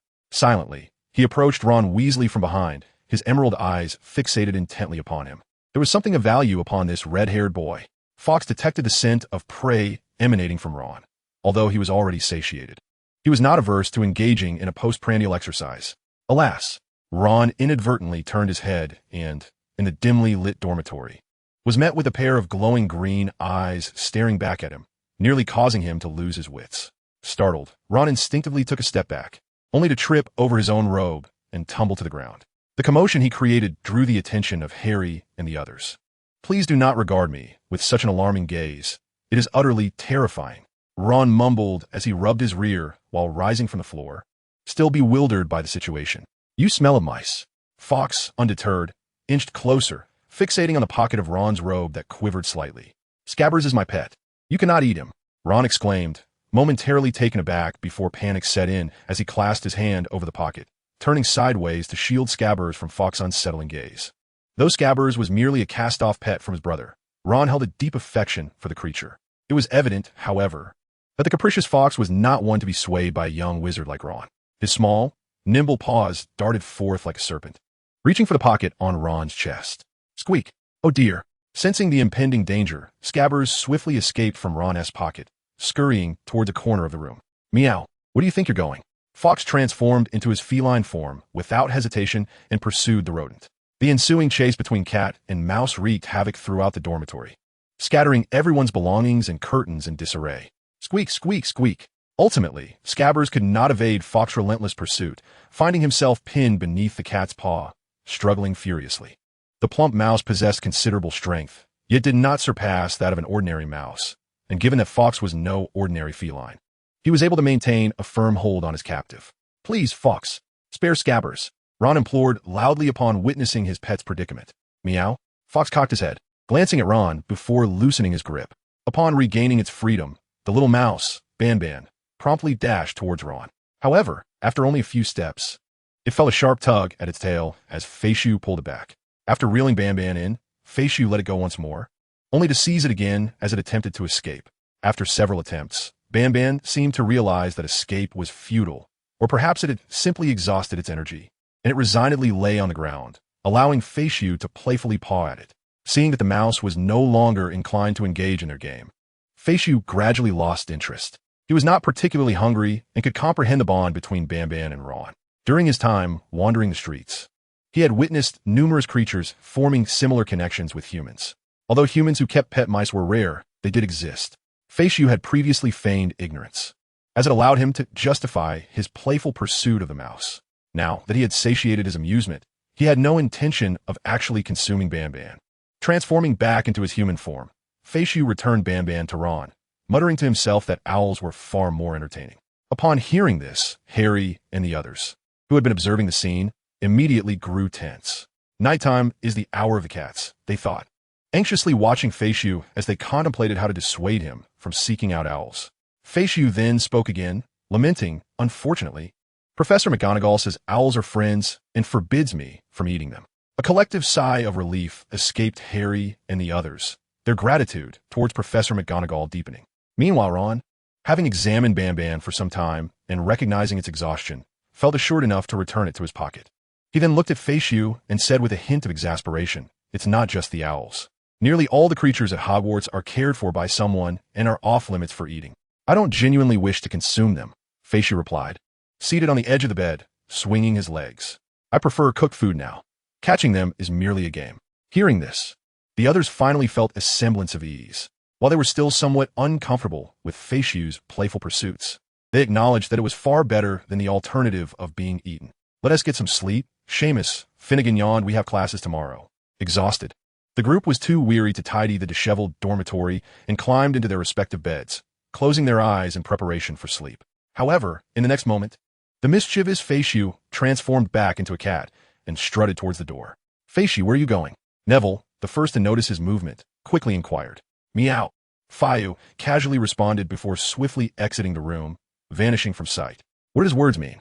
The few individuals in the dormitory exchanged bewildered glances. They were not Professor McGonagall, capable of conversing with Feishu in feline dialect. Dean Thomas hesitated before speaking.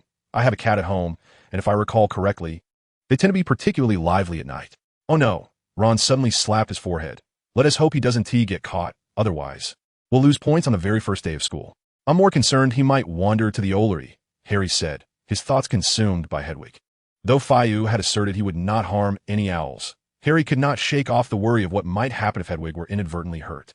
However, he lacked Feishu's audacity to break school rules and venture out at night on the first day. The young wizards lay in their respective beds, filled with anxiety, but ultimately succumbed to exhaustion, drifting off to sleep. Meanwhile, after leaving the room, Feishu paused midway down the spiral staircase, his triangular ears twitching momentarily before he lifted his pink nose to sniff the air. It was the voice and scent of Minerva. Immediately, Feishu crouched low, stealthily approaching the door to the boys' dormitory. Peering through the crack, he spotted Professor McGonagall seated in an armchair of the common room, her stern face directed towards the entrance of the boys' dorm. Clearly, she had anticipated Feishu's nocturnal restlessness and had taken up her vigil early. Feishu felt a tinge of frustration. Was his plan to explore new territory thwarted before it even began? Yet, despite the setback, Feishu refused to concede, for he understood that Minerva could not remain there indefinitely. Her routine had been assimilated to that of humans. Realizing this, Feishu took his time, opting to groom himself quietly behind the door. Indeed, after a brief period, Professor McGonagall stood and departed the common room, yet Feishu remained unhurried in his exit. He had just marked Minerva with a wild signal. Her apparent departure was merely a ruse, employing the disillusionment charm to hide nearby, waiting for Feishu to walk in her trap.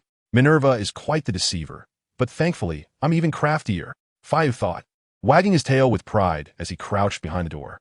After waiting a considerable time, Feishu sensed that Professor McGonagall had genuinely left and then sprang up to open the boys' dormitory door, striding out with confidence. He first sharpened his claws on the soft armchairs in the common room, scattering the cotton stuffing everywhere. Clutching a tuft of cotton in his mouth, he wandered around the common room until his gaze was captured by the fireplace. Without hesitation, he released the cotton and dashed to the side of the hearth. After circling around the fireplace, even delving into it entirely, the cat scattered ash everywhere, and Fish found no trace of the elusive flying powder, instead becoming covered in soot. Emerging from the fireplace, Fish quickly shook off the ash from his fur, leaving a trail of charming black paw prints in the public lounge. Upon inadvertently glancing back at the 2 rows of footprints behind him, Fish suddenly became intrigued. Although, by nature, felines tend to conceal their tracks, Fish was no ordinary cat. He not only refrained from hiding his paw prints, but also dashed back into the fireplace to coat all 4 paws in ash, subsequently creating a multitude of paw prints throughout the public lounge. He even employed his spider-walking technique, leaving no surface, walls, or ceiling unscathed. After wreaking delightful havoc with his paw prints in the lounge, Fish, gradually losing interest, sauntered to the entrance of the girls' dormitory. The girls' dormitory at Hogwarts was enchanted, rendering it inaccessible to boys under normal circumstances, as any forced entry would trigger an alarm. However, the rare and exceptional Animagus transformation was an exception, a spell that even seasoned aurors might struggle to master, rarely assessed during exams, and thus seldom learned by students.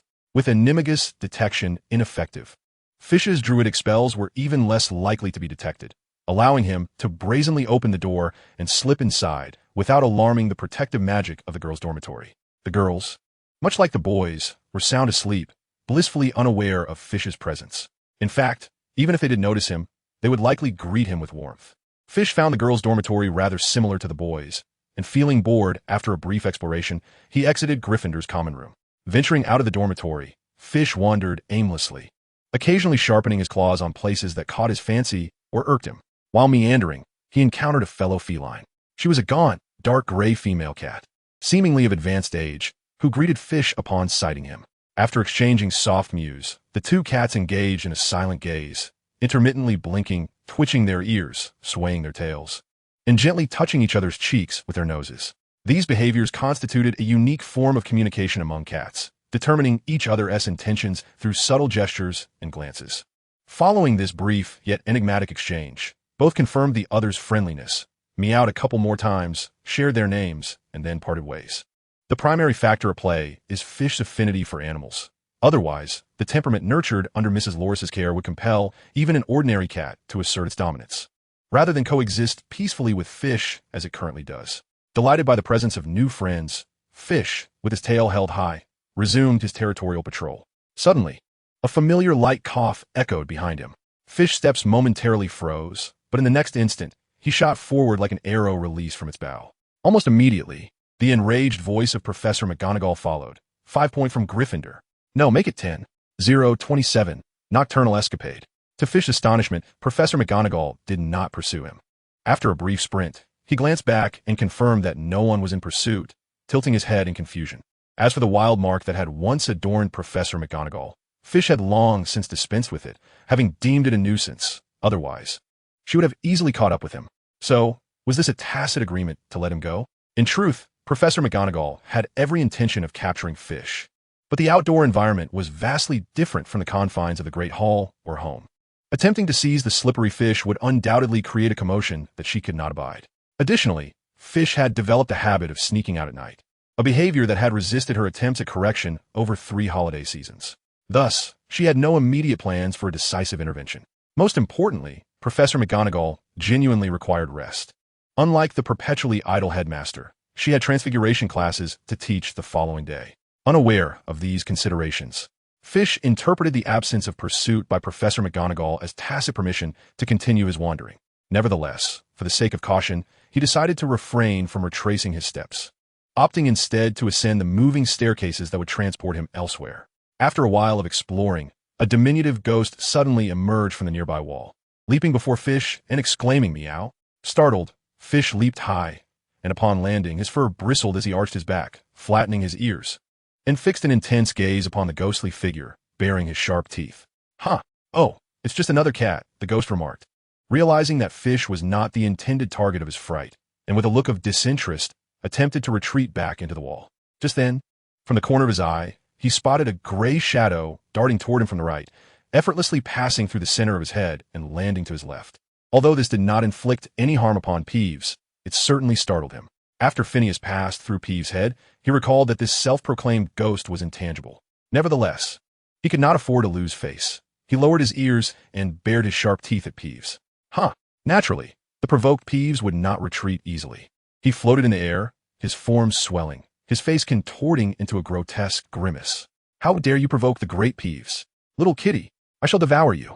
Any ordinary cat would have tucked its tail and fled in terror at the sight of Peeves, but Phineas was different. Refusing to be intimidated, he let out a defiant growl, his small body rapidly inflating to its maximum size, nearly half a meter long. Peeves blinked in surprise and then pointed at Phineas, exclaiming, I know you. You are not a meerkat. You are this year's first-year student. Though he had not attended the Hogwarts welcome feast, Peeves had heard about the events that transpired. Meow. Who says I'm not a cat? Enraged, Phineas did not hesitate to leap and swat at Peeves, but predictably, he struck nothing. Ha! You're finished. Peeves chose not to engage further with Phineas, instead soaring upward while bellowing. Students should not be awake. At the entrance of the library. At this moment, Phineas, instead of maintaining his stance, settled down on the ground, his round, green eyes fixated on the raucous Peeves, puzzled by his antics. After a few shouts, Peeves realized that the first-year student was not fleeing in panic as he had anticipated. Rather, he appeared to be watching the spectacle with curiosity. Why aren't you running away? Peeves demanded furiously. Phineas did not comprehend Peeves' intentions. Although he failed to strike Peeves, he had not lost. So why should he flee? Peeves, unable to decipher cat language, observed Phineas's calm demeanor and grew increasingly agitated. Tugging at his own hair, he exaggeratedly shrieked, Aren't you afraid I'll summon Filch and deduct points from your house? Phineas calmly scratched his chin with his hind paw, completely ignoring Peeves' outburst. Who is Filch? Deduct points? What concern is that to this little kitty? Peeves, irate, flitted about in the air, convinced that he could intimidate Phineas. After a moment of sulking, Peeves resumed his shouting. Students should not be awake. Students should not be awake. At the entrance of the library. Eventually, Phineas grew bored watching Peeves' antics, stood up, and turned to leave. As Papigi believed that Faciu had finally succumbed to fear, he shouted even more energetically from above him. Faciu, irritated by the commotion, quickened his pace, which only deepened Papigi's misunderstanding. Not only did he continue to shout, but he also began to topple the nearby armors, seeking to create an even greater ruckus.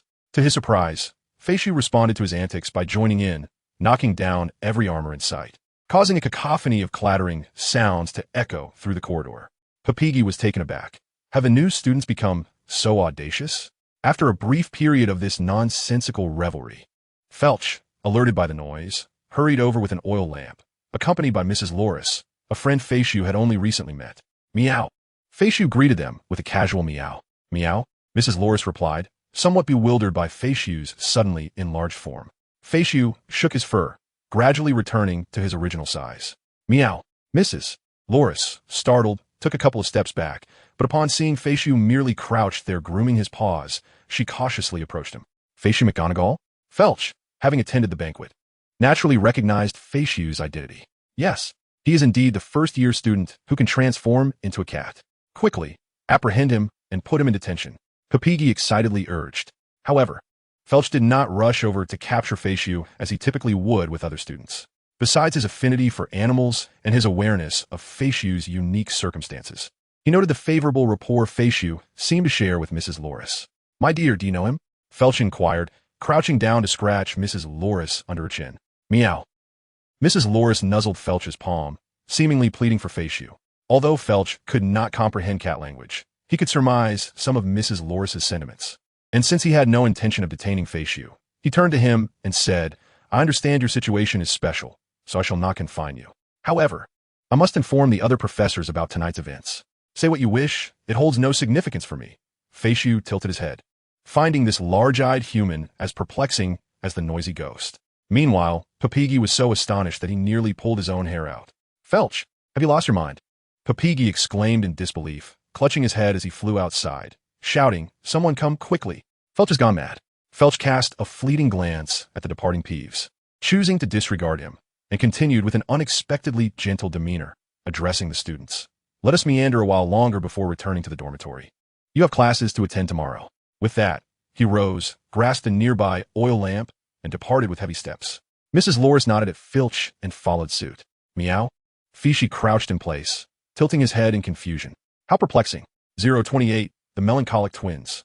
Naturally, Fishy paid no heed to Filch's admonition, continuing to wander aimlessly through the corridors of Hogwarts. The moving portraits and the myriad secret passages fascinated him immensely. Occasionally, he would leap up to swat at the figures within the portraits, only to dash away swiftly amidst their indignant shouts. When boredom struck, he would find a corner to lounge in, resting for a spell before resuming his explorations. Thus, unrestrained and carefree, Fishy ambled his way to the Great Hall on the first floor. After a thorough search around the hall, without encountering the talking Sorting Hat, he felt it was time to return. Although he yearned to mark his territory throughout the castle with his scent, the sheer expanse of this new domain was daunting. Traversing the entire castle in one night was an unrealistic endeavor. The intricate pathways of Hogwarts posed no challenge for a cat, especially since Fishy had already left his scent and claw marks during his leisurely wandering. Retracing his steps was quite simple, even without those markings. In truth, he remembered every path he had taken. Just as he was about to turn back, a voice called out to him. Master Fishy? The familiar, high-pitched voice belonged to the house elf, Comey, who had cared for Fishy for over 2 years. After Fishy's acceptance to Hogwarts, Professor McGonagall no longer returned to her previous residence, and Comey naturally followed her back to the castle. Meow? Spotting a familiar face brought joy to Fishy, who trotted over to Comey, gently nudging his arm with his nose. Master Fishy, being out so late could result in points being deducted by the professors. Comey exclaimed, widening his eyes and lowering his voice in a bid to caution Fishy. Meow. Fishy was indifferent to the prospect of point deductions. Instead, he pawed at the tattered bag slung over Comey's shoulder, demanding food as he typically did. Having encountered Comey, Fishy had no intention of letting him leave without offering something to eat. Comey, well aware of Fishy's disposition, glanced around cautiously and whispered, Master Fishy, please follow me. Having spoken, he led Fei Su to the entrance hall, descending the staircase on either side towards the basement. Meow. Fei Su had previously meandered through the basement and found nothing particularly special. However, trusting in Comey, he followed him down. Upon reaching the bottom of the stairs, Comey proceeded along the corridor until they arrived before a grand oil painting depicting a fruit bowl. He reached out to scratch the pear in the painting, which quivered slightly, transforming into a green handle. Comey pulled the handle, causing the painting to swing open like a door. As the kitchen door creaked ajar, an amalgamation of delightful aromas wafted forth. Meow. Without waiting for Comey's introduction, Fei Su dashed in, transformed into a gray shadow, lured by the enticing scent. After indulging in a sumptuous midnight feast within the kitchen, Fei Su bid farewell to the enthusiastic house elves and strolled back to the end of the 8th floor corridor with a light and joyful gait. Meow. Fei Su tilted his head and called out to the portrait of the fat lady. However, his soft mew failed to awaken her from her slumber. Meow. Increasing his volume, he stood on his hind legs and pawed at the frame of the portrait. Who is it? The fat lady finally stirred from her dreams, glancing around but finding no one in sight. Meow. It was not until Fei Su called out a third time that she noticed the small tabby cat beneath her. You are the child adopted by Professor McGonagall. If I recall correctly, you are named Fei Su. Am I right? The portraits often engaged in idle chatter, so the fat lady was well aware of this special student. Meow. Out for a nocturnal adventure right at the start of the term? No wonder you were sorted into Gryffindor, she teased with a smile, aware that since the founding of Hogwarts, Gryffindor had consistently been renowned for its students' nighttime escapades. However, your meowing won't suffice. You must tell me the password to gain entry. Meow. Fei Su lowered his head, attempting to recall what the tall, red-haired individual had said to the portrait when they arrived. Unfortunately, he had paid little attention at the time. Unable to remember the password, Fei Su transformed back into his human form, took a deep breath, and prepared to call for assistance from within. The password is Dragon Dung. Make sure to remember it next time. Dumbledore finally appeared, having followed Fei Su throughout the evening, primarily to prevent him from sneaking into the Ollery and disturbing Hogwarts messengers, given its proximity to the Gryffindor Tower. However, due to Fish's apprehension regarding Professor McGonagall's potential retaliation, he did not linger on the 8th floor for long. Meanwhile, Dumbledore, with nothing to occupy his time, decided to follow closely behind, maintaining his disillusionment charm. The old rascal. The moniker did not seem to vex Dumbledore. On the contrary, he appeared to relish it. He winked at Fish, suggesting he should return to slumber, assuring him that there would be no loss of points. However, Dumbledore's attempt at amiability was akin to flirting with a blind person, as Fish held no regard for house points and lacked a clear understanding of their significance. With a bemused glance at Dumbledore, Fish slipped into the already open wall hole. Upon returning to the boys' dormitory, he found his companions deep in slumber. Transforming back into a cat, Fish leapt onto Neville's bed, closest to the door, and pranced about on the sleeping Neville, leaving a series of small paw prints resembling plum blossoms on his covers, sheets, and face. Oblivious to the disturbance, the heavy sleeping Neville merely furrowed his brow and mumbled incoherently, remaining undisturbed by Fish's antics. After wiping his paws on Neville's bedding, Fish meticulously groomed himself for a moment before returning to his own bed, where he nestled into the soft pillow and drifted into dreams. The following morning, the upperclassmen, well acquainted with the routine, arrived early at the Great Hall to partake in breakfast. However, the Gryffindor students found themselves not at their long table, but rather gathered in bewilderment before the funnel displaying house points. What on earth is happening? Why has Gryffindor lost a full 20 points right at the start of the term? The group instinctively turned their gaze towards the mischievous twins, George and Fred. Faced with a horde of accusatory peers, the twins promptly denied any wrongdoing. This has nothing to do with us. We fell asleep as soon as we returned to the dormitory. We didn't even wash up or change into pajamas. Jordan and the others can vouch for us. After receiving confirmation from their fellow housemates, the group reluctantly released the twins from suspicion. Then, they recalled the audacious first year who dared to seize the sorting hat during the ceremony. Cats are nocturnal creatures, after all. With the conclusion that Fish was likely responsible for the loss of points, the group's attitude underwent a complete transformation. If it was Fish, then there was little to be done. With Professor Snape around, our hopes of winning the House Cup are already dashed. The point totals matter not. We can simply perform better in the future to regain the points deducted by Fish. It would suffice if George and Fred could stir up less trouble. Indeed, they echoed. Did you two hear that? After much discussion, the group shifted their focus back onto George and Fred once more. Twins. 029. The bustling breakfast.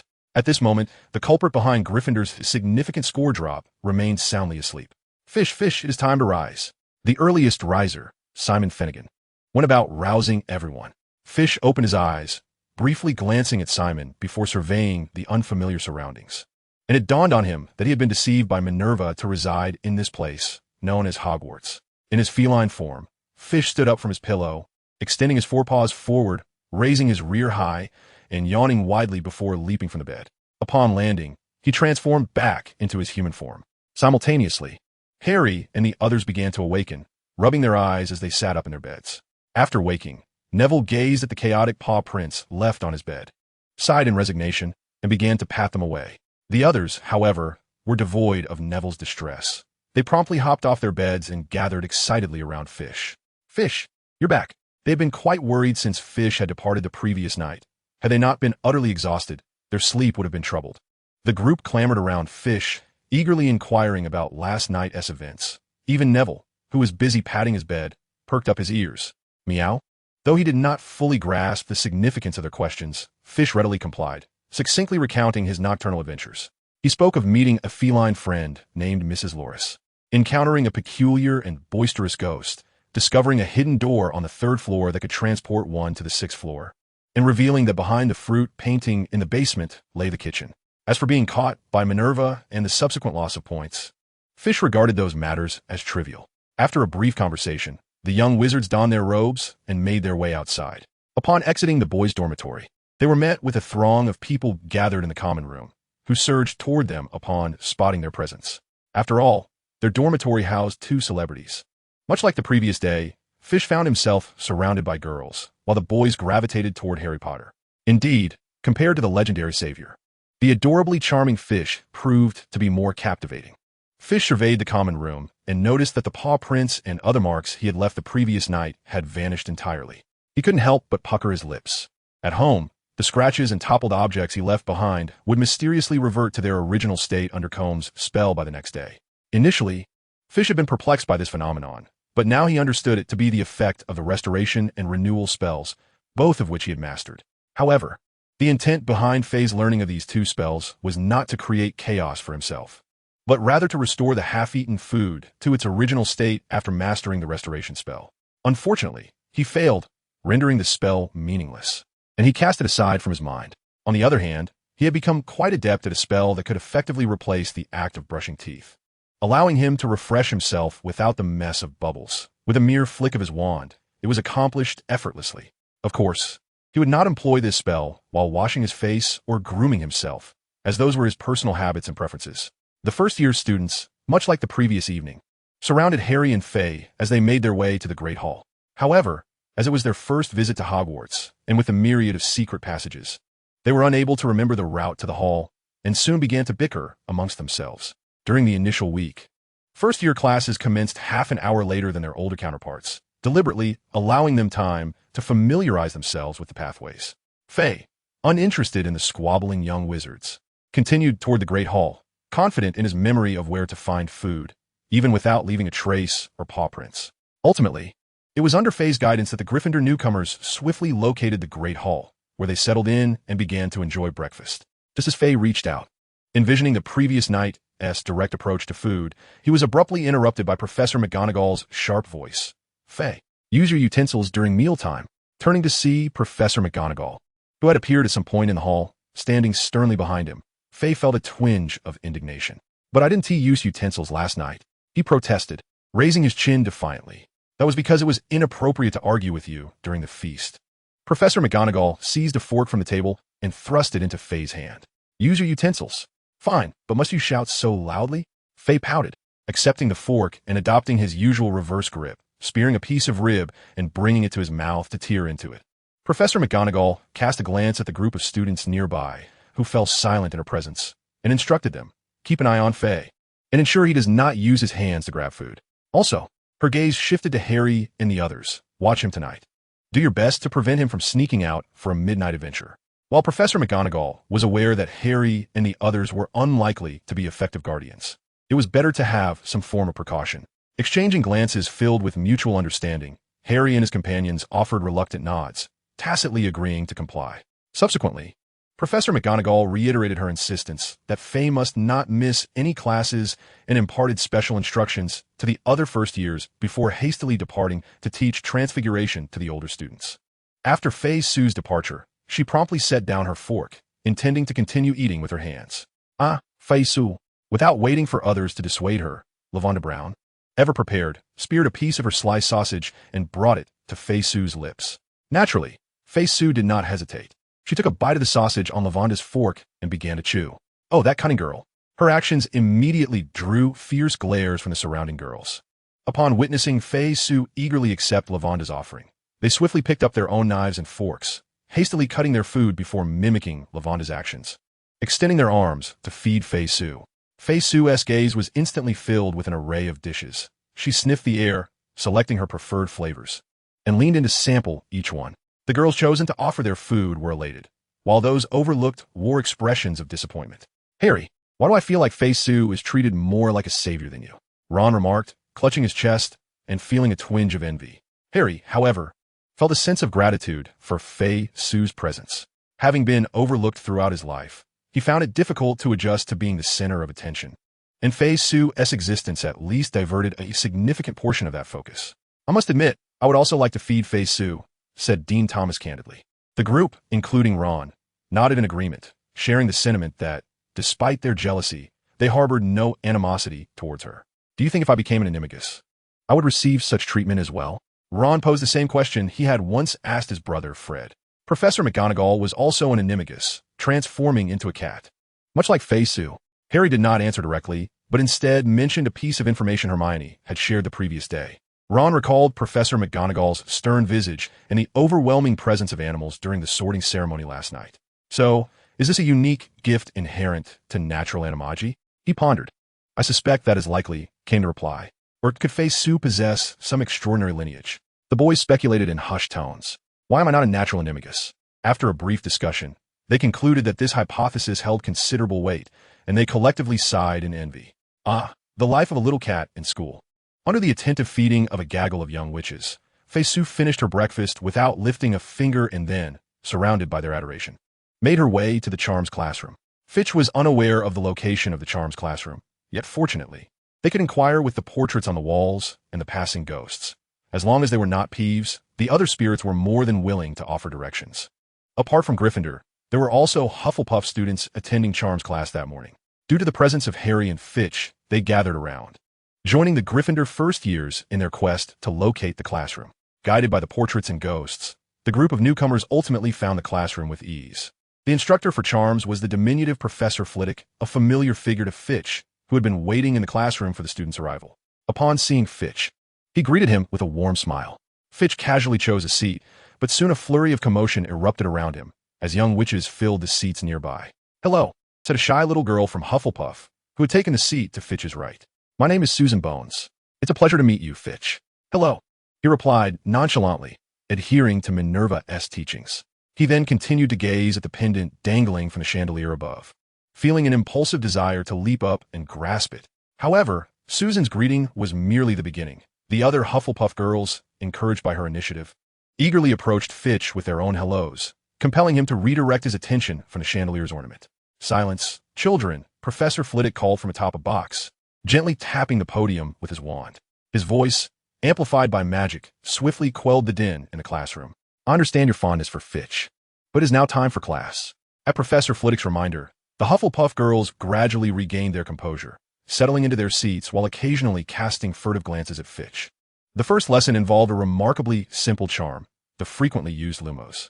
Not only Fitch, but even some first years from wizarding families were able to produce it, albeit perhaps with less brilliance. Additionally, Hermione Granger, the academic prodigy, managed to emit a faint glow through her self-study. Of course, this held no relevance for Fitch. Upon hearing the lesson was about Lumos, he simply laid his head down on the desk and began to doze off. After a while, finding it uncomfortable, he transformed himself into a cat and nestled into the drawer of the desk. This behavior did not escape Professor Flitwick's notice, yet he refrained from commenting, continuing to methodically explain the precautions for casting spells. It was only after he had finished his explanations that he waved his wand and proclaimed, "Lumos."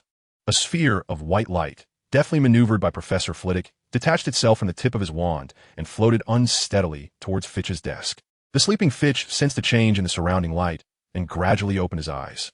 Before him, a white orb danced playfully in the air. Fitch's pupils dilated instantly as he adjusted his posture, pressing his body against the ground while his hind legs rhythmically tapped, his small rear swaying in excitement. After a brief moment of aim, Fitch sprang from the desk, lunging towards the radiant orb. With a flick of his wand, Professor Flitwick deftly maneuvered the light away from Fitch's grasp, sending it soaring above the space between the podium and the desk. Without a second thought, Fitch pursued the light, engaging in a lively chase before a gathering of young wizards. It was then that Professor Flitwick spoke.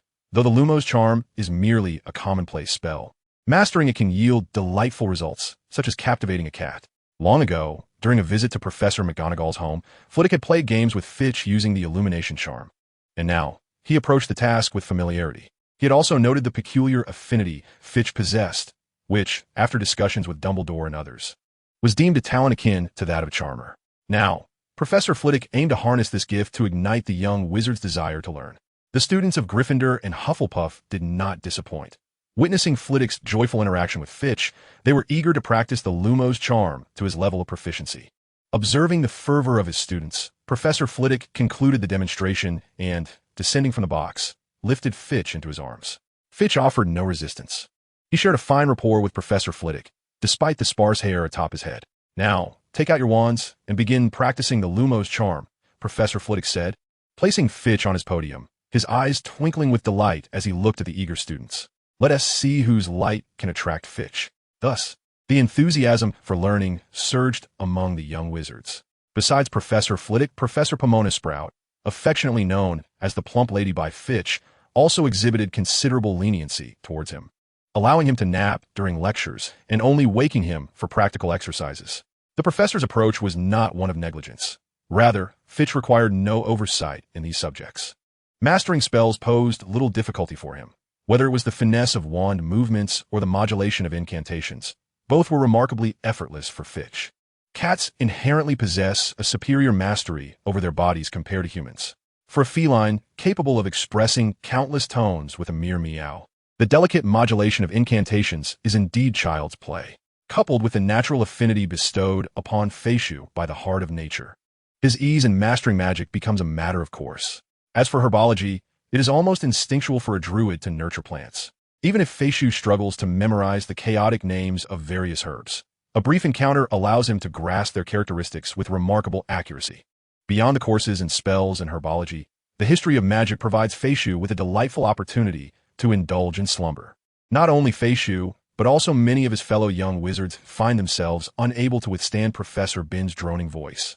often resting their heads against their textbooks and drooling in deep sleep. Astronomy classes held on Wednesday evenings invigorate Feishu, who finds stargazing quite fascinating. Although Professor Aurora Sinistra has never visited Professor McGonagall's home, she is not immune to Feishu's affinity for animals. After all, who could resist a charming cat?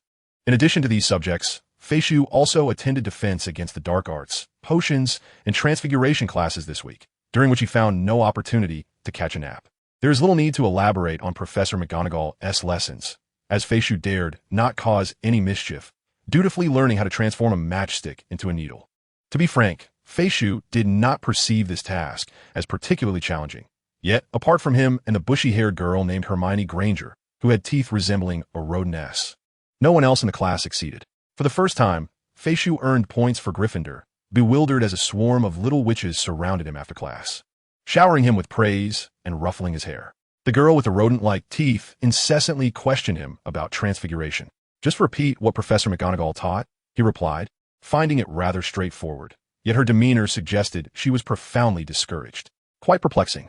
Despite being intermittently educated by McGonagall for over 2 years, there remains much within the realm of humanity that Feishu struggles to comprehend. His alertness in potions class stemmed from the repeated admonitions of his peers. Out of gratitude for their usual kindness towards him, he obliged. Soon enough, Feishu understood the reason behind their insistence. The greasy-haired professor directed a barrage of snide remarks at the Gryffindor students, particularly fixating on a young wizard with green eyes and a distinctive scar, who bore a striking resemblance to Feishu. If memory serves, the boy he referred to as Scarhead, whose actual name is Harry Potter, is quite a renowned figure, often surrounded by admirers just like himself. Initially, Fidge presumed he would be singled out by the greasy-haired professor, much like the infamous Scarhead. To his astonishment, however, Professor Snape appeared to deliberately overlook him, uttering not a single harsh word in his direction. This unexpected leniency left Fidge bewildered, and the onlookers from Gryffindor and Slytherin were equally astonished. Following their surprise, they gained a deeper appreciation for Fidge's inexplicable charm. In truth, Snape himself was somewhat perplexed. While Fidge made no glaring mistakes during potion-making, his innate feline instincts rendered it impossible for him to sit still and attentively during class. He frequently glanced around and fiddled with trinkets on the desk, much to Snape's frustration. Several times, the professor contemplated reprimanding him, yet the words remained unspoken, ultimately attributing his leniency to Fidge's possession of Lily's striking green eyes, devoid of the loathsome Potter lineage. It seemed that in private, Snape refrained from engaging with Professor McGonagall and others, as Professors Flitwick and Sprout had long since recognized Fidge's uniqueness and reached their own conclusions about him. The reason Fidge could not catch a wink during defense against the dark arts was quite simple. Professor Quirrell's overpowering scent was simply too much to bear. While his human form could somewhat disregard the odor, the position of resting on the desk made slumber elusive, and his acute feline sense of smell rendered any effort to block it futile. With a sense of resignation, Fidge could only watch with boredom as the detestable professor stammered on about topics that failed to pique his interest. Beyond his classes, Fidge diligently maintained his nightly territory patrols, despite Scarhead and the chubby one attempting to dissuade him. Their movements were so sluggish that Fidge easily evaded them, slipping out of the dormitory. In fact, Fidge spent merely 3 nights exploring the entirety of Hogwarts Castle, leaving his scent and claw marks as territorial markers. Save for a few exceptionally concealed passages he either could not locate or unlock in certain locked areas. However, whenever he sought to enter the Ollery in the Western Tower, the old rascal Dumbledore would invariably appear to thwart his endeavors. He had successfully resisted the temptation to consume the old rat belonging to Redhead number 4. How could he possibly harm the owls residing in the tower? "Fidge, look, starting this week, we have flying lessons." The new week commenced, and Ron Weasley, the Redhead excitedly pointed to a notice posted in the common room. He soon displayed a look of disdain upon realizing that the flying lessons were to be shared with Slytherin, a stroke of bad luck indeed. Yet Fidge could not empathize. He was oblivious to the nature of flying lessons, and held no animosity towards the Slytherin students. Amidst the cacophony of voices surrounding him, Feishu gradually discerned the essence of the flying lesson. It was, in fact, a course dedicated to teaching individuals how to soar through the skies upon broomsticks. Now I see, Feishu thought with a sudden realization. It seems that Professor McGonagall rather enjoys this. He recalled having once torn apart a book depicting a human riding a broomstick, which had sent McGonagall into a fit of fury upon her return, not only berating him, but also imposing a punishment of solitary reflection. Yet in the end, He had managed to charm his way out of it. You must be referring to Quidditch, Ron exclaimed, his enthusiasm unabated as he extolled it as the most splendid sport in the world, one that no wizard could possibly resist. Other students hailing from wizarding families eagerly joined the conversation, regaling tales of their past flying experiences, leaving those like Harry, who had grown up in the Muggle world, utterly bewildered. However, Fishy remained disinterested in Quidditch and flying broomsticks. He was far too eager to partake in breakfast within the Great Hall. Upon arriving, Fishy quickly noted that the atmosphere was markedly more boisterous than usual. Students from the other 3 houses were also buzzing with excitement over the flying lesson, with first-year newcomers animatedly discussing the topic, while older students chimed in briefly before hastily departing for their classes. As soon as Fishy took his seat at the long table, Hermione presented him with a meticulously cut portion of lamb chops, thrusting a fork into his hand. Following the initial fervor, the young witch's enthusiastic feeding of Fishy gradually normalized, shifting towards contemplating how to assist him in acclimating to a more typical existence. After private discussion, they began to take turns preparing food for Fishy, allowing him to serve himself. Fishy, do you feel confident about the flying lesson? Hermione inquired, her nerves palpable since she had never encountered a broomstick before. She had been anxiously seeking conversation with fellow Muggle-born witches to find some semblance of equilibrium. Upon seeing Fishy, she instinctively posed her question. I don't know. I've never flown. Fishy mumbled through a mouthful of beef, his words somewhat muffled. After a week of campus life, he had become increasingly accustomed to conversing with the other young wizards. Anyway, I'm not afraid of falling. Even if I do happen to tumble down, I won't be injured. Being an Animagus would be splendid. Hermione furrowed her brow in contemplation, pondering whether it might be prudent for her to learn to become an Animagus as well. Amidst this whirl of thoughts and discussions, Thursday arrived in the blink of an eye, and today's breakfast consisted of delicately sliced lamb chops, prepared by the dark-skinned Parvati Patil, who adorned her forehead with a decorative accessory. Fitch was thoroughly enjoying his lamb chop when he was suddenly interrupted by a series of faint murmurs. It was Miss Hermione Granger, quietly reciting passages from the wonderful Quidditch Ball, the very book that Fitch had once torn to shreds. Merely reciting will not teach you the proper way to fly. Miss Granger, came a mocking voice from Draco Malfoy, who approached with a large bag of sweets in hand. After catching wind of Hermione's mumbling, he could not resist extending his tone in derision. Before Hermione could retort, Malfoy placed the bag of candies before Fitch. My mother sent over some more sweets, and I brought some for you to try, he said leisurely. Students from other houses, apart from the Gryffindor Lions, occasionally came over to offer Fitch some treats, and after a few days of restraint, Malfoy had joined in, having received an ample supply of snacks from home. Oh, thank you, big forehead, exclaimed Fitch, his eyes sparkling as he eagerly tore open the bag and stuffed a handful of candies into his mouth. Malfoy's haughty demeanor faltered instantly. If possible, I would prefer you to call me Draco. All right, big forehead, no problem, big forehead, Fitch replied. In truth, he found it quite easy to remember their names if he wished, but he preferred to address them in his own unique manner.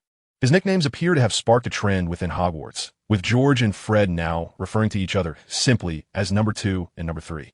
Even some professors at Hogwarts occasionally indulged in this playful banter, most notably the mischievous old man, Dumbledore.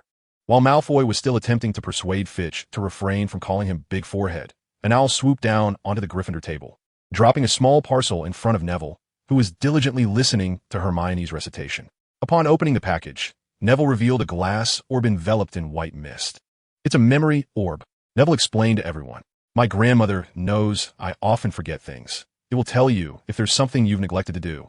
Look, you hold it tightly like this, and if it turns red. As Neville demonstrated, a furry paw suddenly swatted from the side, knocking the memory orb from his grasp. Oh, my memory orb, Fitch exclaimed. As a purebred kitten, he simply could not resist a shiny glass orb. Thus, upon seeing Neville open the bag, Fitch's gaze remained fixed on the memory orb, and after observing for a while, he seized the opportunity to transform into his feline form and pounced on it. After knocking the memory orb to the ground, Fitch batted it back and forth with his paws, scampering across the Gryffindor table. Upon realizing it was Fawkes, the victim Neville immediately ceased his objections, allowing Fawkes to frolic with the memory ball. The others looked on indulgently as the little feline played upon the dining table, even moving their plates aside to afford Fawkes greater enjoyment. If you fancy playing with a ball, I could ask my father to procure a superior one for you. Malfoy, feeling rather neglected, was distinctly displeased. He raised his voice in an attempt to capture Fawkes' attention, but alas, Fawkes was too engrossed in his play to hear. You needn't bother your father. Your rather round forehead seems quite suitable as a substitute for a ball. Ron seized the opportunity to taunt Malfoy, witnessing his discomfort without hesitation. Using your head in place of a ball must surely be a tradition in the Weasley household, considering your family's circumstances make it quite difficult to afford one. In comparison to Malfoy, Ron's wit was lacking. He was quickly silenced by Malfoy's sharp retort. Just as Ron, incensed and humiliated, rose to confront Malfoy, Professor McGonagall noticed the commotion and approached. What's going on here? Her gaze fell upon the chaos instigated by Fawkes at the Gryffindor table. Fawkes, you shall not neglect your meal. 5 points from Gryffindor. However, the professor's habitual methods of deducting points had little effect on Fawkes, and even the other Gryffindor students displayed a resigned demeanor. Only Hermione silently resolved to make amends for the points Fawkes had lost elsewhere. Taking advantage of Professor McGonagall's reprimand, Malfoy and his 2 cohorts had already made a discreet exit. Meow. Fawkes let out a soft cry as McGonagall grasped him by the scruff of his neck. The nearby young witches felt their hearts flutter. Unmoved by Fawkes' charm, the seasoned Professor McGonagall surveyed the surrounding students with a stern gaze, pointing at the glass ball that had been batted about by Fawkes. Whose is this? It's mine. Neville timidly raised his hand, explaining in a whisper. It's a memory ball my grandmother prepared for me, as I tend to be rather forgetful. Professor McGonagall was well acquainted with Neville and his rather touching memory issues. If it belongs to you, take care of it, she admonished, frowning, before setting Fawkes down on a chair. Now transform back and eat properly. I want a ball too. Fawkes exclaimed, now human, standing on the chair and tugging at Professor McGonagall's arm in a playful manner. Isn't there already a collection of balls at home? You play with them a few times and leave them to gather dust in the corner. And that poor, plush creature, after less than 3 days of your antics. It was utterly exhausted. Professor McGonagall withdrew her arm and ruffled Fawkes' tousled silver hair, leaving it in delightful disarray. Oh! Many young witches watched this scene with their handkerchiefs clutched tightly, filled with envy, although Fiore occasionally allowed them to pet his head. It was not as carefree as Professor McGonagall's unabashed RUA of the cat. Under Fiore influence, an increasing number of little wizards aspired to become animagi, transforming into cats to draw closer to him. Unbeknownst to Fiore, he had ignited the enthusiasm of a group of young witches. Prompted by Professor McGonagall, he tilted his head, beginning to reminisce. Was there something? It seemed there was indeed an event in his memory, but after he had batted the balls around for a while, he had carelessly tossed them aside, and now he had no idea where they had gone. As for that fluffy creature, this sausage tastes delightful. Fiore blinked and, as if nothing had transpired, sat back down in his chair, biting into a piece of sausage, mumbling indistinctly. At 3:30 p.m., during a whirlwind of excitement and anxiety among the young wizards, Fiore, accompanied by other Gryffindor students, exited the castle and arrived at the meadow between Hogwarts Castle and the Forbidden Forest. The Slytherin students had already been waiting there. 21 flying broomsticks lined up neatly on the ground beside them. Gryffindor and Slytherin students had always held a mutual disdain for one another, yet Fiore was an exception. The new Slytherins greeted him with smiles, only to then elongate their faces and cast cold, disdainful glances at the other Gryffindors. In the past, the young lions would have felt compelled to assert themselves in retaliation. However, with the presence of 2 remarkable figures, Harry and Fiore, the new Gryffindors chose to disregard the envious Slytherins, proudly holding their heads high as they gathered around the two and took their places at the opposite end of the brooms. Soon, the flying instructor, Madame Hooch, arrived. She first surveyed the new students from both houses with her hawk-like yellow eyes, but upon seeing Fiore, her expression noticeably softened. Just as expected, Ron muttered quietly, envious of Fiore's remarkable ability to endear himself to everyone, especially as the least noticed member of a large family. Well, what are you all waiting for? Madame Hooch's voice rang out loudly, as if amplified by a spell. Everyone, stand by broomstick. Hurry, hurry, make haste. Fiore, somewhat bewildered, mimicked the others, positioning himself beside a broomstick. Without waiting for Madame Hooch's command, he bent down and picked it up. Weighing the broom in his hands and feeling its solidness in his palms, Fiore instinctively licked his lips. The tip of his tongue brushed between his teeth as Fee, hesitating for a moment, ultimately restrained the impulse to bite down on the broom. Recalling the cover of the book by Millie that he had torn, he positioned the broom between his legs, attempting to replicate the image from his memory. Why isn't he flying? Fee tilted his head in confusion, furrowing his brow. Before Mrs. Hawk could voice her correction regarding Fee's actions, he had already slapped the wooden handle of the broom with his palm. Quick, take to the skies. Upon being struck, the enchanted broom was instantly provoked, soaring skyward like a rocket, carrying Fee to an altitude of 100 feet. "Stop, Mrs." Hawk's face paled as she shouted from below. However, the broom, undeterred by her pleas, continued to ascend until it reached approximately 130 feet, beginning to shake violently as if attempting to dislodge the audacious student daring to ride it. Nevertheless, such turbulence was of little concern to Fee. He reveled in the experience, raising his fists in triumph and laughing joyously. After a while, feeling that this thrill was insufficient, he pushed against the broom's wooden handle and executed a Thomas spin, lifting his legs high. When his body was fully inverted, he bent down and placed his legs directly atop the broom. This action thoroughly enraged the broom, which began to shake frantically, weaving through the branches of nearby trees, intent on throwing Fee off. No matter how balanced he was, in his human form and wearing shoes, he could hardly withstand the broom's antics, and the branches stung when they struck him. Thus, just as he felt he might fall, he transformed back into his feline form, crouching on the broom's handle. His sharp claws extended from their pads, gripping the wood tightly, and he also cast a spell to enhance his agility. With this, even if the broom turned upside down, it could not dislodge Fee, and with his smaller size, the branches could no longer reach him. For the moment, the broom was at a loss. Once he had stabilized himself on the broom, Fee began to experiment with controlling it. It was not fear that motivated him. Rather, the uncontrolled flight had become somewhat tedious after a while. The broom seemed to relent, as upon realizing it could do nothing about Fee, it obediently adjusted its direction when he merely shifted his weight. Meow. Fitch, filled with excitement, threw back his head and let out a joyful yowl, then maneuvered his broomstick to dart through the sky in a wild frenzy. "Fitch, do not be afraid. Look for an opportunity to leap over." Ms. Horky, unaware that Fitch had already tamed the broom beneath him, quickly mounted another broomstick and pursued after issuing instructions for others to remain still. Upon hearing Ms. Horky's call, Fitch turned his head to see her riding closely on another broomstick, right behind him. "Meow." Fitch called out to Ms. Horky, then returned his gaze ahead, pressing down on the broomstick and executing a rapid dive, swiftly creating a significant distance between them once more. Although Fitch had comprehended Ms. Horky's earlier exhortations, it was entirely reasonable that, being merely a little kitten, he could not grasp the intricacies of human language. Observing the short-haired teacher's demeanor, it seemed she, like the petite professor, intended to join him in playful antics. Indeed, that must be the case. Fitch navigated the broomstick through the towers of Hogwarts Castle, while behind him, Ms. Horky was growing increasingly anxious, perspiration beading on her forehead. Whether due to an animal's instinct or her responsibilities as a teacher, Ms.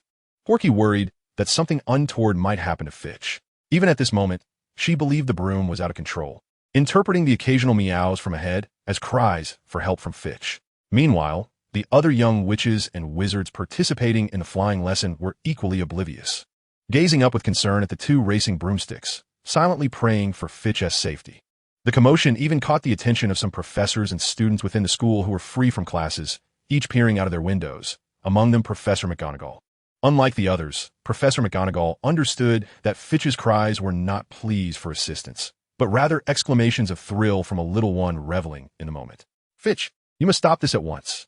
Although she was unaware of the full circumstances, Professor McGonagall could surmise that Fitch was up to his usual mischief. Leaning far out of the window, she shouted at him as he continued to dart around with Ms. Horky. Meow. Upon hearing Professor McGonagall's voice, Fitch realized the gravity of the situation. However, instead of complying, he directed his broomstick towards the Ollery. Until now, he had been too engrossed in his joy to consider it, but after Professor McGonagall's admonition snapped him back to reality, he immediately thought of the tower that the grumpy old man had always barred him from entering. He didn't genuinely wish to capture an owl for a taste. He simply sought to defy the old man. Oh dear. Seeing the direction in which Fitch was heading, Professor McGonagall's heart sank. Initially, standing by the principal's office window, Dumbledore's countenance changed dramatically. He promptly activated his disapparation, arriving at the Ollery. However, upon his arrival, he discovered the scene within was far from what he had envisioned. The enchanted broomstick hovered gracefully at the center of the shed, with the feline form of Fawkes perched atop it, surrounded by several owls. The owls flanking Fawkes were diligently preening his fur with their hooked beaks, to which Fawkes occasionally responded by licking their feathers in a show of camaraderie. Such a scenario, of course, stemmed from the effects of animal affinity.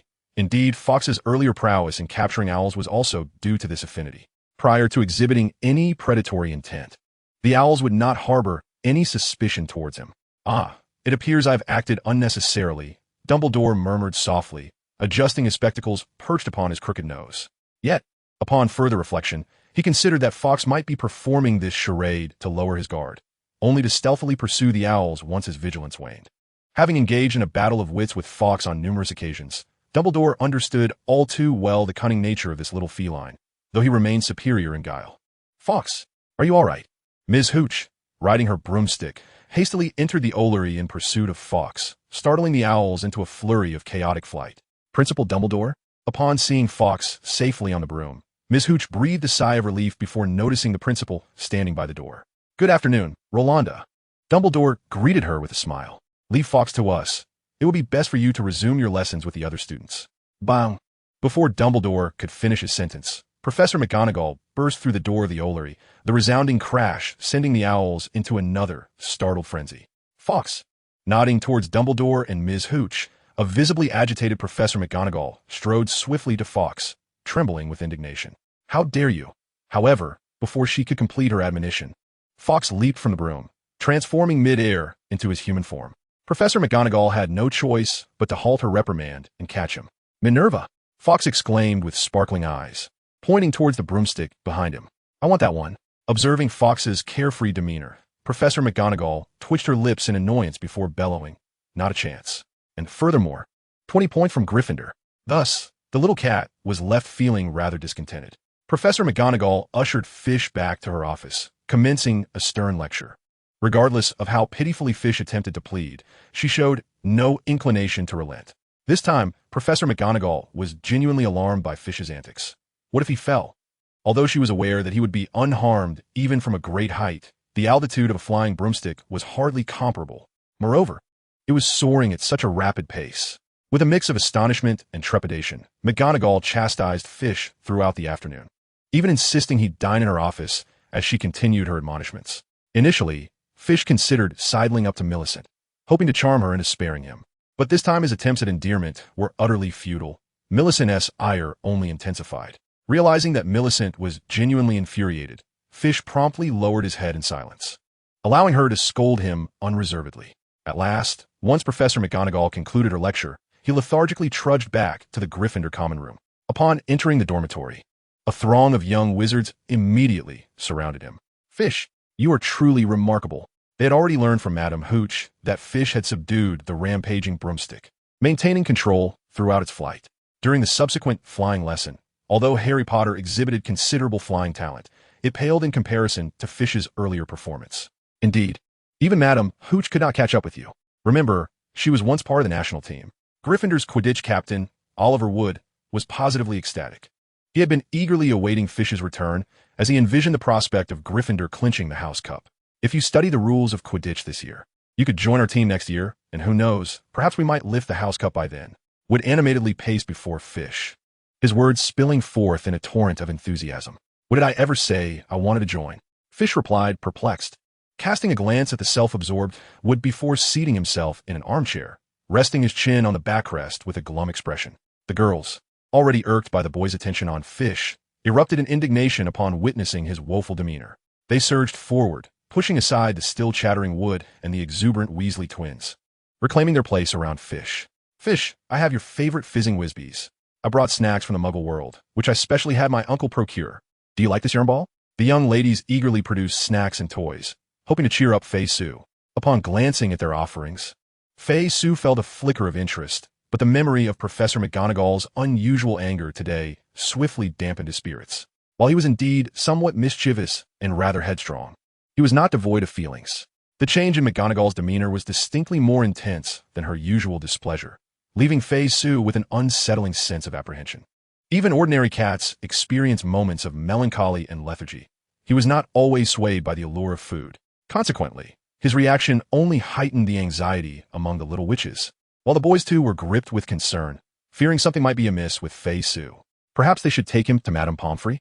It was possible he had sustained an injury during his earlier flight. "Little Fei Sue, do you feel unwell?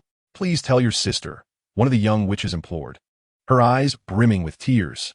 Professor McGonagall is very upset, indeed. With his head resting on the back of a chair, Fei Sue pouted, expressing his worries. Upon learning that this was the source of his distress, The young witches finally exhaled in relief and resumed their efforts to comfort him with treats and toys. Professor McGonagall is only worried that you might be hurt, which is why she is so upset. Yes. When I did something dangerous as a child, my mother would also be very angry. Once Professor McGonagall calms down, everything will be fine. With the reassurances from the little witches, Fei Sue's spirits began to lift slightly. So, once Professor McGonagall cools down, will she let me play with the broom again? After regaining some composure, Fei Sue recalled that McGonagall had mentioned he was not allowed to touch flying brooms without her permission. This provoked Oliver Wood, who was determined to nurture the budding Quidditch talent he had discovered. How could Professor McGonagall stifle their progress? Was she no longer the head of Gryffindor? I will go speak with Professor McGonagall, Wood declared, slamming the table before striding out of the dormitory. Fred and George, ever eager for mischief, quickly fell in step behind him. Angelina, Spinnet, and Katie exchanged glances at the boys' retreating figures and at Fei Sue, who was surrounded by a group of girls, hesitating before deciding to join Wood's quest. Thus, the entire Gryffindor Quidditch team was mobilized, except for the Seeker, as Charlie Weasley had just graduated last year, and they had yet to find a replacement. When Wood and his teammates finally located Professor McGonagall and articulated their concerns, she could not help but let out a sigh. As a fervent aficionado of Quidditch, Professor McGonagall could hardly overlook the prodigious talent that Fish exhibited in flight. She was quite certain that, in addition to his flying prowess, Fish's aptitude for seeking and striking the quaffle would be equally commendable, given that one of his greatest passions was playing with the ball. However, this was contingent upon his willingness to adhere to the rules of Quidditch. With Fish's current disregard for school regulations, could one genuinely expect him to comply with the rules of the game? It was likely that he would either soar away from the match on his broomstick or incur numerous penalties for Gryffindor, making any hopes of victory reliant on him utterly implausible. Thus, until Fish could be properly guided, Professor McGonagall resolved to prevent him from touching a broomstick, even taking the time to confer with Madame Hooch regarding the matter. After articulating her concerns to Wood and the others, even Wood, despite his reluctance, could not press the issue further, as McGonagall's arguments were sound and logical. Persisting would only lead to unreasonable complaints. Observing Wood's dejected demeanor, McGonagall added, moreover, it is likely that Fish has little interest in joining the Quidditch team. Prioritizing the selection of a new seeker for the team is the matter at hand. How could that be possible? Wood exclaimed, his mind brimming with thoughts of Quidditch. How could anyone resist the allure of the game? Yet, Professor McGonagall merely gazed at him with exasperation. George, standing behind Wood, tugged at his robe and remarked, there are indeed many students from Muggle backgrounds who find little interest in Quidditch. Moreover, let us not forget that Fish currently identifies as a cat. It is entirely natural for him to be indifferent toward the sport. George's reminder prompted Wood to recall Fish's unique circumstances, leading him to exhale a deep sigh, extinguishing the last flicker of hope within him. Meanwhile, in Gryffindor's common room, Fish, under the gentle consolation of a group of young witches, gradually emerged from his despondency. Cats are inherently creatures of hedonism. Such minor discontent would not significantly trouble Fish, as he would naturally rebound after a brief period of melancholy. Once Fish regained his cheerful demeanor, the young lions offered him some snacks and then dispersed, for they too had heavy assignments to tackle. After more than a week of camaraderie, their initial fervor had somewhat waned. Hermione, the diligent scholar, had long since completed her assignments. However, she resolutely interrupted her indulgent moments with Fish and, as was her custom, ventured to the library to enrich her knowledge. Alongside her, several other academically gifted Gryffindors also made their way to the library. Hermione, how many points did you all earn today? Several upperclassmen from Gryffindor strolled alongside Hermione, whispering to her in hushed tones. I observed as Hermione retrieved a small notebook from her bulging satchel filled with books. Today has been quite fruitful. I've earned 12 points. What about you? 0 points, a disgruntled fourth-year overachiever scoffed, pouting. We have potions this afternoon, and all the points we earned this morning were deducted by that old bat Snape. The other academic highflyers chimed in, revealing their scores for the day. Hermione calculated the total and, with her quill, noted in her book, in that case, Professor McGonagall must have deducted 20 points from Peeves. All things considered, we still have a surplus of points today, provided Peeves doesn't get caught by Professors McGonagall and Snape during his nocturnal escapades. It seems he has managed to avoid being penalized lately. Perhaps he has discovered a way to elude the professors. Given that Peeves never completes his assignments and frequently flouts school rules, Hermione and her friends formed a study group to ensure they could accumulate enough house points to offset the deductions attributed to Peeves. Although their recent concerns appeared somewhat unwarranted, They opted to maintain the study group to prevent Gryffindor from finishing in last place. Moreover, they had indeed gained considerable knowledge from their collective efforts. Why can't Professor McGonagall be a bit partial like that old bat Snape? The Gryffindor scholars sighed in unison, while they admired their headmaster's integrity. They couldn't help but feel a tinge of envy towards the Slytherin lot. The group of overachievers entered the library, instinctively lowering their voices as they gathered to commence their study session for the day. In stark contrast, the majority of Gryffindor students indulged in a more leisurely atmosphere in the common room, chatting amiably while referencing each other's assignments. They utilized the largest font permissible by the professors, striving to stretch their work to meet the required length. Of course, the most carefree of all was Peeves, who not only abstained from assignments but also delighted in causing mischief. The disturbed students found it impossible to be angry with him. Those with stronger resolve would retreat to their dormitories with their work, while others, lacking such willpower, would simply abandon their tasks to join Peeves in his antics. However, after some time of revelry, the pressure of impending assignments compelled them to return to their dormitories. After all, unlike Peeves, they would not receive any leniency for neglecting their work. In the end, only Harry, Ron, and a few other unfortunate souls sharing a dormitory with Peeves remained in the common room. Peeves, can we play once we finish our assignments? Harry gazed at the lengthy, slanted essay on the history of magic that had suddenly appeared before him, and helplessly addressed Fei Su, who had just dashed over to paw at his quill. I can assist you in tearing your assignment to shreds. Thus, you would have an excuse to forego submission. Fei Su, brimming with mischief, pressed his left hand upon Harry's history assignment, his claws gradually sharpening. Please don't, Harry exclaimed, seizing Fei Su's hand in alarm, his complexion paling. This excuse had already been employed by Ron the previous week regarding his herbology assignment. Ron had thought that tossing a pot at Fei Su's head would elicit leniency from the professor, only to find himself facing Professor Sprout's wrath, resulting in a doubled assignment as a lesson learned. The only consolation was that Professor Sprout's amiable nature spared Gryffindor from losing any house points. Honestly, Scarhead, you're such a bore. Fei Su retracted his claws and scampered off to tease Neville. Hey, chubby boy, let me play with your glass orb. All right. Naturally, Neville was unwilling to refuse such a request, reaching into his pocket. Oh no, I've misplaced the memory orb again, Neville lamented, his face forlorn. Harry and the others had long since grown accustomed to such occurrences. I often misplace things. It's no big deal. Only Fei Su, boldly patting his shoulder, offered consolation. Having failed to procure the glass orb from Neville, Fei Su swiftly shifted targets, squatting down opposite Ron at the other end of the table. Resting his head upon the surface while his hands draped over the edge, his gaze fixed intently on Ron, who was feigning diligence in his writing. Initially, Ron managed to maintain an air of indifference, but under Fei Su's unwavering stare, he soon found himself at a loss for words. No, Ron set down his quill, instinctively covering his pocket, where his pet Scabbers was trembling in fear. I told you, Scabbers can't withstand your antics. I'm not going to eat him. Just let him out to play with me, Fei Su urged, having been left unsatisfied with Scabbers' previous swift capitulation. He gestured with his left hand, mimicking a gentle grasp beside his head. I promise to be careful. I won't harm him. Scabbers quaked even more fiercely within Ron's pocket. No. After a moment's consideration, Ron firmly declined Fei Su's request. Scabbers is quite old. He can't endure too much vigorous activity. Meow. Fei Su blinked in confusion. But he seems quite lively to me. When Fei Su had previously caught Scabbers, the rodent had scurried away with surprising speed and strength, decidedly not resembling a feeble old creature on the verge of demise. Moreover, as a druid, Fayu possesses an innate ability to perceive the fundamental states of most creatures. Within his awareness, the mouse named Banban does not appear as feeble as it typically presents itself. Rather, it exudes a vibrant essence of life. However, Fayu's vague articulation eludes Ron's comprehension. He vehemently shakes his head, exclaiming, Banban merely eats and sleeps. Where's the vitality in that? Fayu, just let it be. Number 2 and number 3 are right. You truly are a simpleton. Once again dismissed, Fayu puffed out his cheeks in indignation, asserting that the mouse's life force felt even stronger than that of the red-haired number 4. How can they say such things about me?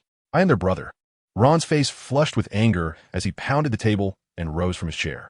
It was impossible for him to direct his ire at Fayu, so he redirected it towards his unscrupulous brothers. I shall write to Mother and inform her of the good deeds George and Fred are committing at school. As the twins returned from Professor McGonagall's office, they were greeted by the furious outburst of their beloved brother. George and Fred exchanged bewildered glances. 035, Homeward Bound. Dear Ronnie, It has been quite some time since we last engaged in a proper conversation as brothers. Indeed. Let us seek a secluded spot to strengthen our brotherly bond." With feigned smiles, George and Fred ensnared Ron in a tight embrace, dragging him aside for a heart-to-heart, while the instigator, Fi, dusted himself off and nonchalantly approached others as if nothing had transpired.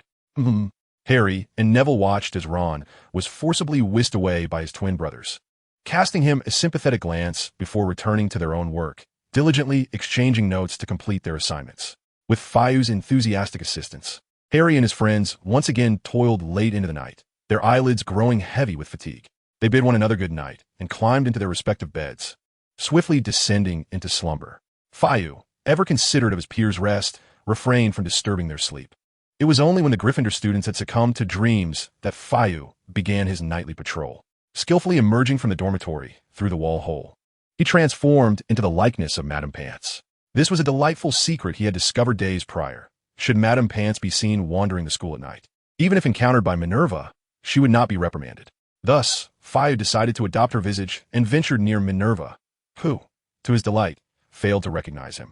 Due to his affinity with animals, Professor McGonagall sensed something amiss, albeit slightly, at that time. However, Fawkes merely flitted before her and then dashed away, causing McGonagall to dismiss her concerns, and thus, Fawkes's little ruse remained unexposed for the moment. The only individuals who truly discerned Fawkes's true identity were the ever-invisible Albus Dumbledore, who trailed behind, and Mrs. Loris's attentive caretaker. Yet, Fawkes chose not to reveal Fawkes, even going so far as to offer him some fish treats. Mrs. Loris, upon witnessing Fawkes's transformation, was taken aback, circling around him, sniffing and licking for a considerable while before she acclimatized.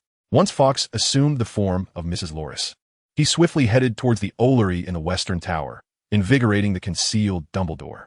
"Well done, my boy. Had I not been astute enough, you might have tricked me." With a smile and a hand stroking his beard, Dumbledore closely followed Fawkes, intending to spring forth at the opportune moment to startle the young one during his assault on the owls. As a headmaster with a rather unconventional thought process, Dumbledore was not one to adhere strictly to rules, especially after having been outsmarted by Fawkes on 2 occasions. He was eager to reclaim his dignity. However, upon trailing Fawkes to the Ollery, Dumbledore discovered that events unfolded quite differently than he had anticipated. Fawkes exhibited no intention of attacking the owls. Instead, he reverted to his tabby cat form and began to converse with the owls, meowing in a manner that suggested genuine dialogue. The Ollery resonated with a chorus of meows and hoots, as if they were indeed engaged in conversation. Dumbledore, astonished, observed Fawkes and the owls exchanging dialogue, suddenly feeling a twinge of uncertainty regarding his earlier assumptions about the innate Animagus. While the ability to alter fur color, size, and even breed could be somewhat paralleled by the Polyjuice potion, this peculiar affinity bore resemblance to the likes of Avila. Yet, Dumbledore had never heard of an Animagus being able to communicate with different species of animals.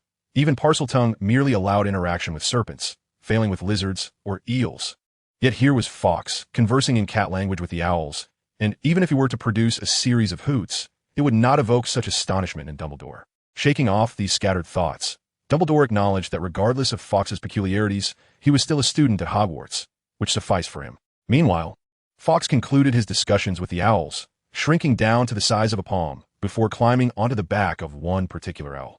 This owl, a beautifully modeled brown and black bubo, possessed large, amber eyes and prominently tufted ear feathers, making it one of the larger owls among its kind. "Meow! Onward!" With a surge of excitement, Fishy commanded, and the owl beneath him unfurled its wings, leaping from the perch and gliding silently out of the window. "Oh dear, this could be troublesome." Observing from the side, Dumbledore touched his crooked nose and realized that the situation was far worse than Fishy's initial antics with the owl. He had inadvertently allowed the owl to carry Fishy away, and now locating him would prove challenging. Given Dumbledore's nature, he seldom intervened in the minor rebellions of Hogwarts students. However, he knew that explaining the situation to Minerva would not be easy. Rubbing his temples, Dumbledore contemplated whether to promptly inform Professor McGonagall or to wait and see if Fishy would return with the owl before dawn. He was not particularly concerned about Fishy getting lost. Rather, he feared that Fishy might become so engrossed in play outside that he would forget to return to school on time, which would surely drive Minerva into a frenzy. What was I about to say?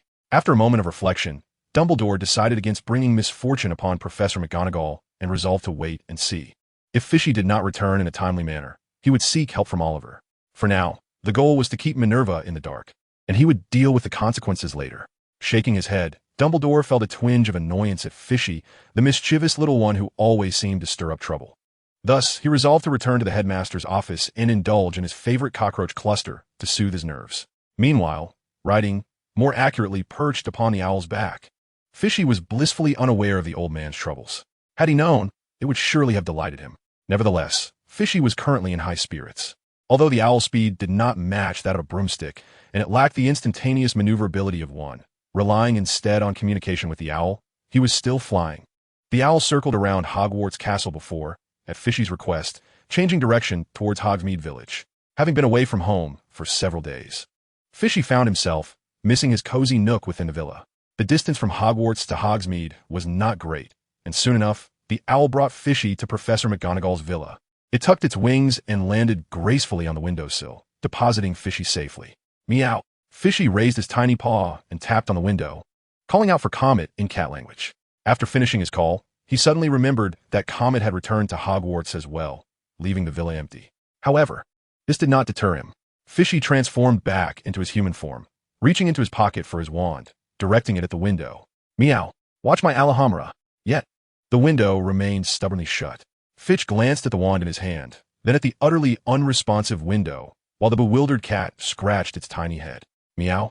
In the 17th century, the dark wizard Eldin Estricle fled from Africa to England with a young venomous leopard cub, accompanied by ancient spells taught to him by an aged African sorcerer, one of which was the little-known charm, Alhambra, the thief's friend. As a natural thief, Estricle embarked on his career as a king of thieves in London using the unlocking charm. Both muggles and wizards fell victim to his escapades, and whenever he was occasionally apprehended, he would use the unlocking charm as a bargaining chip for his freedom, resulting in a surge of notorious thieves plaguing London. Eventually, a wizard named Blagden Bly, having endured 19 thefts in a fortnight, could no longer tolerate the situation and invented the countercharm to Alhambra, leading to the gradual cessation of the chaos. From that point forward, nearly every wizarding household employed this countercharm to secure their doors, rendering the use of Alhambra to breach a wizard's home nearly impossible unless one's magical prowess significantly surpassed that of the caster. Otherwise, one would be compelled to resort to more violent methods, such as the shattering charm. This piece of knowledge had been mentioned in Professor Flitwick's class, although Fitch had been dozing off at the time. The standard spellbook, Beginner's Edition, also contained information regarding the charm's origin and its countercharm. But Fitch had only skimmed the section on how to cast the spell and had little interest in the rest. Thus, he was utterly oblivious to why his charm was failing. The steps and incantation were correct, after all. Fitch raised his wand again and directed the unlocking charm at the window. Alhambra. Meow. Huh. The window remained as immovable as before. Despite being influenced by the heart of nature, Fitch's magical power far exceeded that of most young witches and wizards at Hogwarts, even surpassing some of the less talented adult wizards. However, compared to seasoned wizards like Professor McGonagall, who had been a prodigy since childhood, there remained a considerable gap. Moreover, given Fitch's nature, he had merely cast the spell once and then set it aside without further practice or study, making it impossible for him to overcome the countercharm meticulously laid by Professor McGonagall. Hoot! The nearby owl tilted its head, its large orange-yellow eyes fixed on Fitch, emitting a curious sound. Fitch pursed his lips, stowed away his ineffective wand, and reached out to grasp the window's outer frame. End-strength spell, Bovine Might, Wild Power. Meow. With the enhancement of the 3 druidic spells, Fitch effortlessly tore the entire window down. Indeed, those inexplicably appearing spells in his mind proved far more effective. With a casual flick, Fei Su tossed the window aside, clapping his hands in satisfaction as he nodded, then slipped into his home accompanied by his owl. The thrill of mischief lingered in the air. For as long as he remained undetected, he had not truly caused any trouble. Once home, Fei Su was brimming with excitement. He dashed to his room, abandoning his shoes, and flung himself onto the bed. He embraced the quilt, rolling over to the other side and inadvertently tumbling off, dragging various items from the bed to the floor before re-emerging from beneath the heap. The carved owl, perched at the head of the bed, emitted a call, interrupting Fei Su's frolic. Realizing he had neglected his promise to bring food for his owl companion, Austin, he struggled to free his head from the entangled covers. After wriggling out, he transformed back into his feline form, allowing him to escape the chaotic embrace of the blankets and sheets with ease. He then hurried to the kitchen with Austin in tow. Upon reaching the kitchen, Fei Su leaped in front of a tall wooden cabinet, clawing at one side of the door. With a push from his hind legs, he utilized the force to swing the cabinet door open. Previously, the Mag family had stored their provisions here, but now it stood empty. Undeterred, he jumped inside, circling around, detecting lingering aromas of various foods, yet finding the shelves barren. After emerging from the cabinet, Fei Su remembered to revert to his human form. He flung open every cabinet and drawer in the kitchen, discovering nothing but an assortment of jars filled with oddly scented powders. Disgusted, he selected the jar of cinnamon, taking a lick only to find the taste utterly unpalatable. A thought struck him, and he grabbed a handful of cinnamon powder, tossing it into the stove, recalling his previous escapade with the flu powder. However, the stove remained unchanged. Austin, observing Fei Su's fruitless search for food and the ensuing chaos in the kitchen, expressed his concern, fearing reprimand. "Do not worry. We shall return before dawn. No one will know it was me," Fei Su confidently declared, embodying the logic of a mischievous kitten. If one could stir trouble without being caught, the blame could never fall upon them. Despite the kitchen yielding no results, Fei Su refused to concede defeat. After all, there were still the treats Millie had purchased for him, which certainly would not be kept in the kitchen. As for why he hadn't sought out the snacks earlier, it was simply because he was somewhat reluctant to part with them. However, at present, there is no alternative. I must reluctantly part with a portion of my snacks for Austin. Fitch hurriedly dashed to the door of Professor McGonagall's chamber, dismissing any notion of using unlocking charms. With a firm grip on the doorknob, he yanked the door down, much like he had with the window earlier.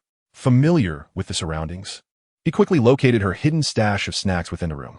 Upon opening the cupboard, he discovered a collection of treats that Millie had previously used to entice him.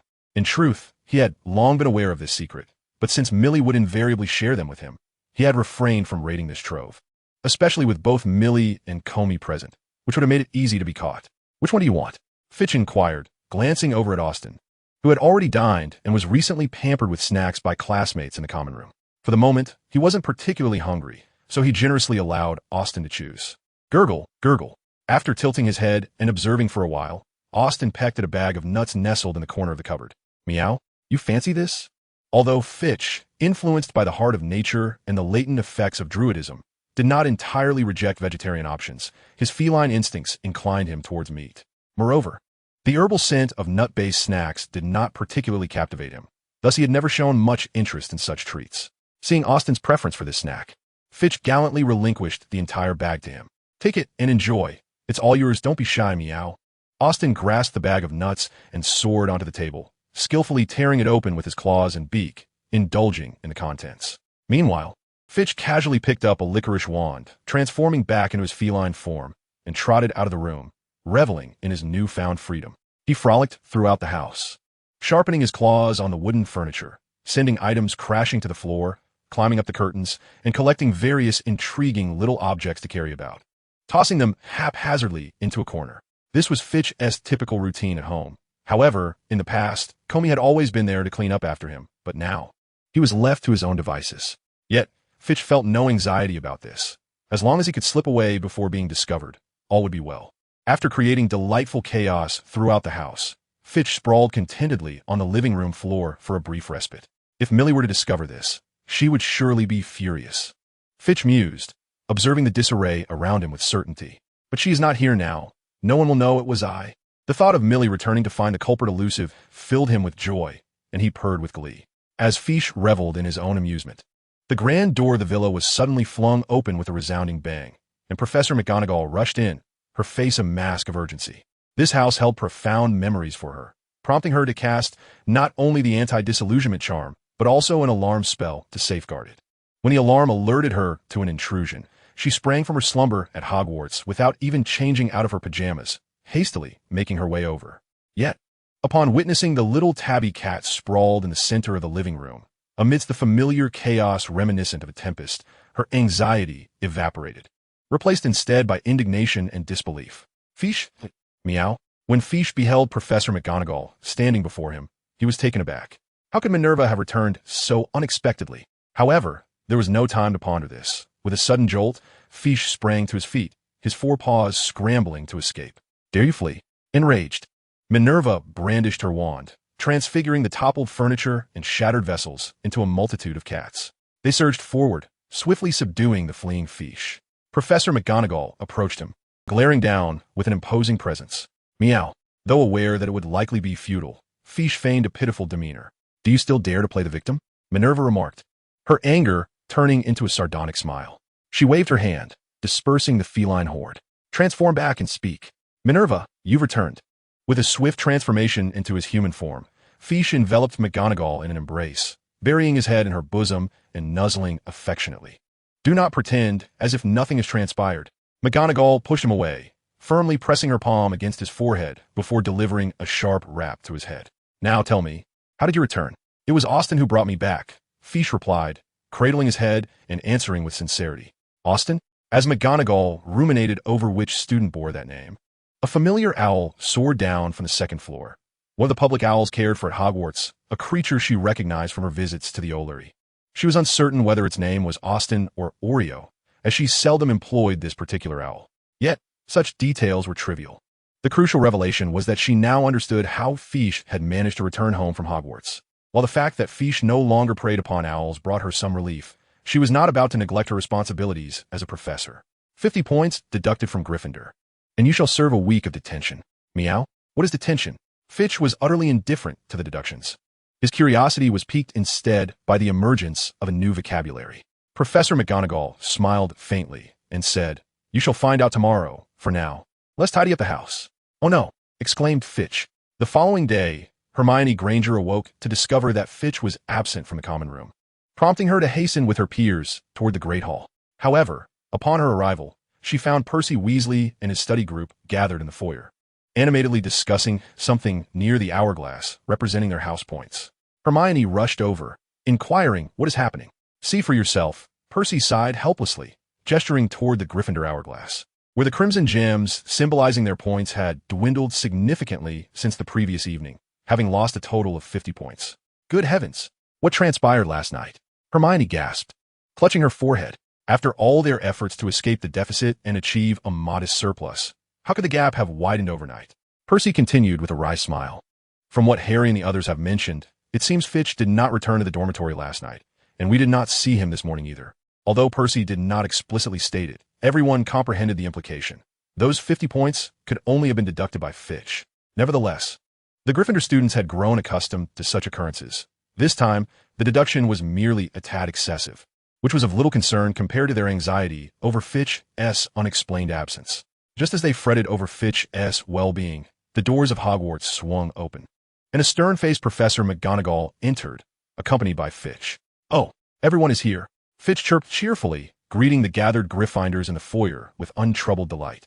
McGonagall shot an admonishing glare at the impudent boy before addressing Hermione and the others sharply. What are you all doing congregated here? Do you not have classes this morning?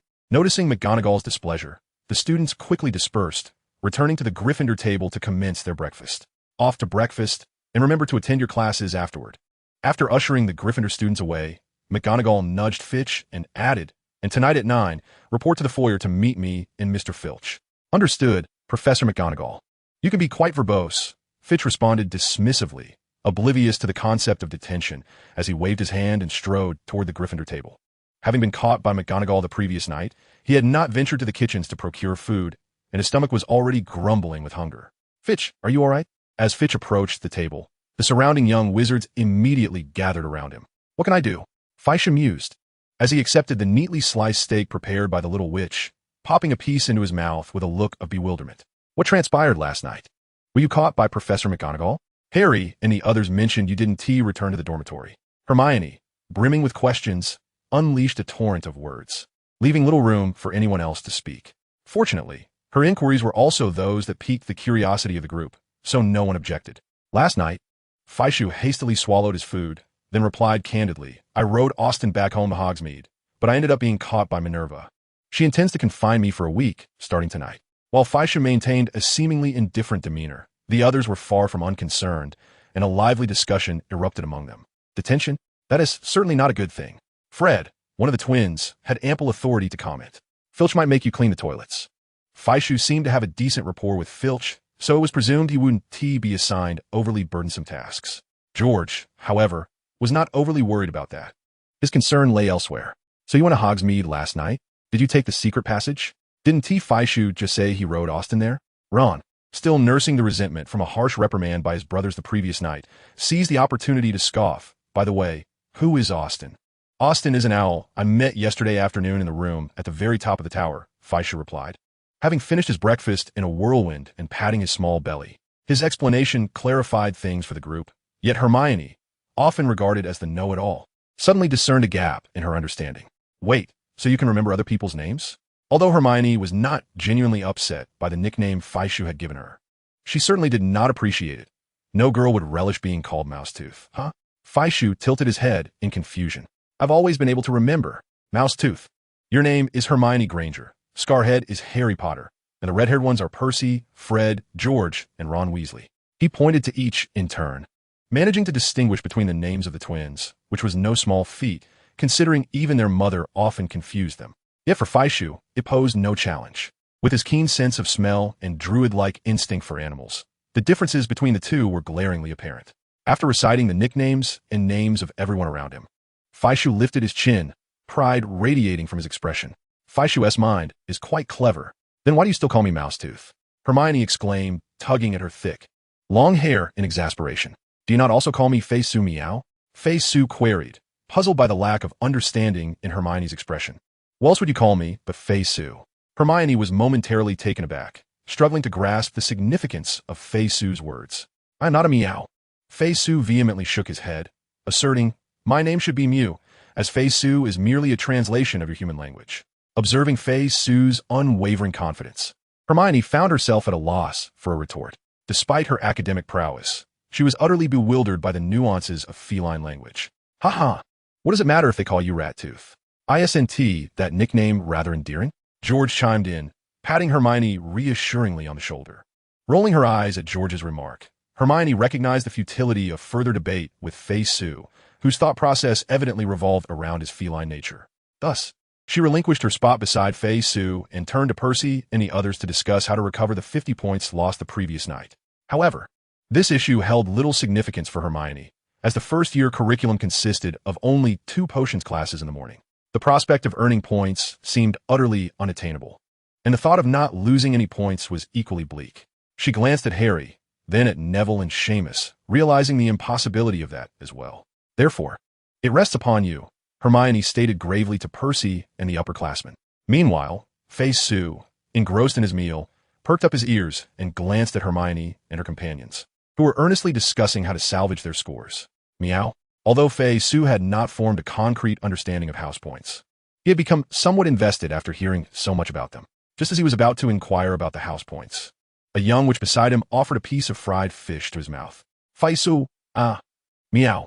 Faced with such delectable fare, Fei-Su promptly disregarded the matter of house points and devoured the fried fish. Katie, you sly one. The other young witches protested, joining in to feed Fei-Su with their offerings. Sigh, how enviable. The boys, having witnessed such scenes multiple times, sighed in unison. After a raucous breakfast, the Gryffindor first years reluctantly made their way to their least favored potions classroom, with Fei-Su being the sole exception. Greetings, Meow. The first to enter the potions classroom, Fei-Su greeted Snape and the Slytherin students with exuberance. Snape, however, dismissed Fei-Su without a glance, while the Slytherin students responded with reserved smiles. As Fei-ish took his seat, the Gryffindor students gradually entered the classroom. Professor Snape, standing at the lectern, cast an incisive glare the moment Harry set foot inside. While he would not direct his ire at Fei-ish, he showed no leniency towards the other Gryffindor students, particularly Harry Potter, the embodiment of his conflicting emotions. Thus, with a malicious intent to deduct points from Gryffindor, Snape relentlessly targeted the other students, especially Harry, the son of his adversary and beloved. Harry, nearly provoked to confrontation, was restrained just in time by Ron. However, both he and Ron found themselves penalized with a deduction of 5 points each. Following 2 arduous potions classes, Gryffindor's already meager point tally was further diminished. After class, the Gryffindor students fled the classroom in disarray, only venturing to voice their grievances once they were out of Snape's line of sight, making their way towards the Great Hall amidst a chorus of complaints. Fei-ish, unable to fully empathize with the Gryffindor students' frustrations, began to grasp the situation during lunch as the disgruntled murmurs of first-year students spread across the entire Gryffindor table. He recalled the question he intended to ask earlier. Was the point system truly significant? Turning to Parvati beside him, He inquired if he was correct in assuming that he had incurred quite a few deductions from Professor McGonagall regarding these so-called house points. After more than a week of interaction, having been pampered by his peers and gradually understanding human customs, Faish was not entirely ignorant of the situation, allowing a faint expression of regret to cross his face. Naturally, any notion of changing his ways was out of the question, at most. He resolved to evade capture more swiftly in future misadventures. Yet, it was hardly of paramount importance. It was not Parvati who responded, but rather senior students seated beside her. Although some, like Percy Weasley, placed great importance on house points, the majority of Gryffindors were not particularly concerned. The senior, named Patricia Stinson, shook her head, her ponytail swaying gently, inciting an impulse within Faish to reach out and tug at it. Among the 4 houses, Gryffindors were the most frequent rule breakers. Even in the absence of Snape, the House Cup would likely remain out of their grasp. Unaware of Faish's fleeting thoughts, Patricia shrugged and explained, primarily because Slytherin has won 6 consecutive times, while the other 3 houses share a common animosity. Noticing Faish's earnest attention, Patricia grew slightly animated, enhancing her gestures as she spoke, causing her ponytail to sway once more. After taking a sip of pumpkin juice to soothe her throat, Patricia continued, I have indeed analyzed the situation, or rather, I have listened to the analysis provided by a friend from Ravenclaw. Even in the absence of Snape, Slytherin's chances of winning the House Cup remain the highest. After a brief moment of hesitation, Patricia decided against stealing someone else's insights and recounted the analysis she had heard. The students of Gryffindor tend to be overly exuberant. They accumulate points rapidly, yet lose them just as quickly. Although Hufflepuff boasts a large number of members, their average abilities are rather modest, resulting in a lack of scoring prowess. Most Ravenclaw students are indifferent to competition and do not place much importance on the House Cup, preferring to dedicate their time to pursuits that genuinely interest them. Only Slytherin values honor and prioritizes victory above all else. Their fervent pursuit of the House Cup is further bolstered by a protective head of house, making their potential for a 6th consecutive championship quite understandable. The ponytailed girl rambled on, but Fayu understood little, primarily distracted by the swaying of her little braid, which captivated him like a cat. Nevertheless, he grasped the essence of the discussion, that losing points was not a significant concern. As for the biased head of Slytherin favoring his students, Fayu found that entirely reasonable. After all, he himself was often favored by the majority, so he saw no issue with such matters. However, one aspect puzzled him. Since their intent was simply to prevent the large-headed house from winning, Fayu, pulling his gaze from the ponytail, innocently inquired, why not deduct points from them together? As long as the greasy-haired headmaster doesn't see, couldn't we all lose points together? The clever little cat instantly recognized the crux of the matter. After posing his question, Fayu continued to fixate on the ponytail, while deftly spearing the food that Parvati had cut for him and shoving it into his mouth. Due to Fayu's lack of discretion, many overheard his remark, including the troublemaking duo, Fred and George. Why didn't we think of such a brilliant idea? Redhead number 2, exclaimed Fred. It's never too late to discover it. Redhead number 3, George replied, and the twins exchanged mischievous glances before erupting into laughter. Their like-minded companions, including Lee Jordan, quickly gathered to discuss how to turn Fayu's proposal into actionable plans. Little did Fayu know that his offhand comment would incite a considerable uproar among the Gryffindor pride. Even if he were aware, he would likely remain unfazed. After swiftly satiating his hunger, Fayu stood up and made his way outside the castle. On a Friday afternoon, Gryffindor had no classes, and during this time, Fayu relished the opportunity to bask in the sunlight on the castle lawn, indulging in a delightful nap. With the weekend approaching, everyone was free from the burden of assignments, allowing ample time to play with Fayu. After enjoying such a leisurely afternoon, Fayu returned to the Great Hall in preparation for dinner, only to find the atmosphere rather chaotic. George and Fred were confronting a group of Slytherin students. Their increasingly agitated expressions and the progressively vulgar insults spilling from their lips suggesting that a physical altercation was imminent. Fayu was well acquainted with this kind of situation. It resembled the confrontations he had witnessed among stray cats and dogs during his days of wandering. Hence, he pulled over a stool, eagerly preparing to watch the unfolding drama. The standoff did not keep Fayu waiting for long. Soon, a spell erupted from the Slytherin ranks, striking Lee Jordan, who was hurling insults with great fervor, effectively silencing him with a pair of oversized front teeth that blocked his profane tirade. Gryffindor, not to be outdone, had been well prepared. As soon as the Slytherin spell flew, 5 or 6 wands were raised, unleashing a barrage of minor curses towards the Slytherin side. Fred and his companions had hesitated, concerned that a full-on assault might leave the Slytherins too battered to deduct points from them. However, the Slytherins were not idle. After a brief moment of shock, they launched a counterattack, and soon the Great Hall was filled with shouts, vibrant spells soaring through the air, creating a lively spectacle. Fayu's gaze followed the colorful trails of light darting across the sky, his little head bobbing from side to side. Watching the skirmish was immensely entertaining, though he found the participants rather foolish for their inability to dodge the spells. The commotion in the Great Hall was certainly not lost on the professors, especially as they too were on their way to dinner, a fact that influenced Fred and his friend's decision to commence their battle in this very location, particularly since Snape tended to arrive later for meals. Just as Fayu became engrossed in the chaotic exchanges, a blinding flash of golden light erupted above the Great Hall, accompanied by a thunderous noise that brought the battling wizards to a halt. What had transpired? The first to arrive was Professor McGonagall, the diligent deputy headmistress, who hurried over upon learning of the disturbance. After surveying the scene and noticing that Fayu was merely an observer, she breathed a sigh of relief, having feared that Fayu had caused yet another incident. However, her relief was short-lived as her expression transformed into one of anger. It was unprecedented for students to engage in such a brawl within the Great Hall. Both Slytherin and Gryffindor would lose 20 points each. Who can tell me what this is all about? I know. Minerva. I know. Fitch excitedly ran over and recounted the conversation that had transpired at the Gryffindor table during lunch to Professor McGonagall. With wide eyes, he reached out eagerly, asking, "Minerva, did I help you? What is my reward?" Back home, even the smallest assistance from Fitch would earn him a treat or a toy from Professor McGonagall, regardless of his intentions. Professor McGonagall took several deep breaths, struggling to contain her frustration. She shouted at the already despairing twins, "Gryffindor loses another 20 points. George, Fred, you two will serve detention with Fitch tonight." It was a tea that Professor McGonagall was reluctant to deduct points. Gryffindor was in dire need of them. "Minerva, what about my reward?" Fitch, oblivious to the situation, continued to raise his hands, eagerly seeking his prize. At 8:50 p.m., Fred and George trudged out of the Gryffindor dormitory, sighing heavily as they made their way to the entrance hall, accompanied by an exuberant Fitch. "Minerva, actually let me come out at night," he exclaimed. "Once detention is over, we can raid the kitchen for snacks." Fitch instinctively licked his lips, filled with joy as he devised his plans in his mind. Fred and George exchanged glances at the blissfully unaware Fitch and sighed again in unison. They held no ill will towards him. After all, little Fitch was still innocent, and any unexpected behavior could be forgiven, especially given his charm. Of course, if it had been their younger brother Ron or their older brother Percy, they would have certainly sought revenge in double measure.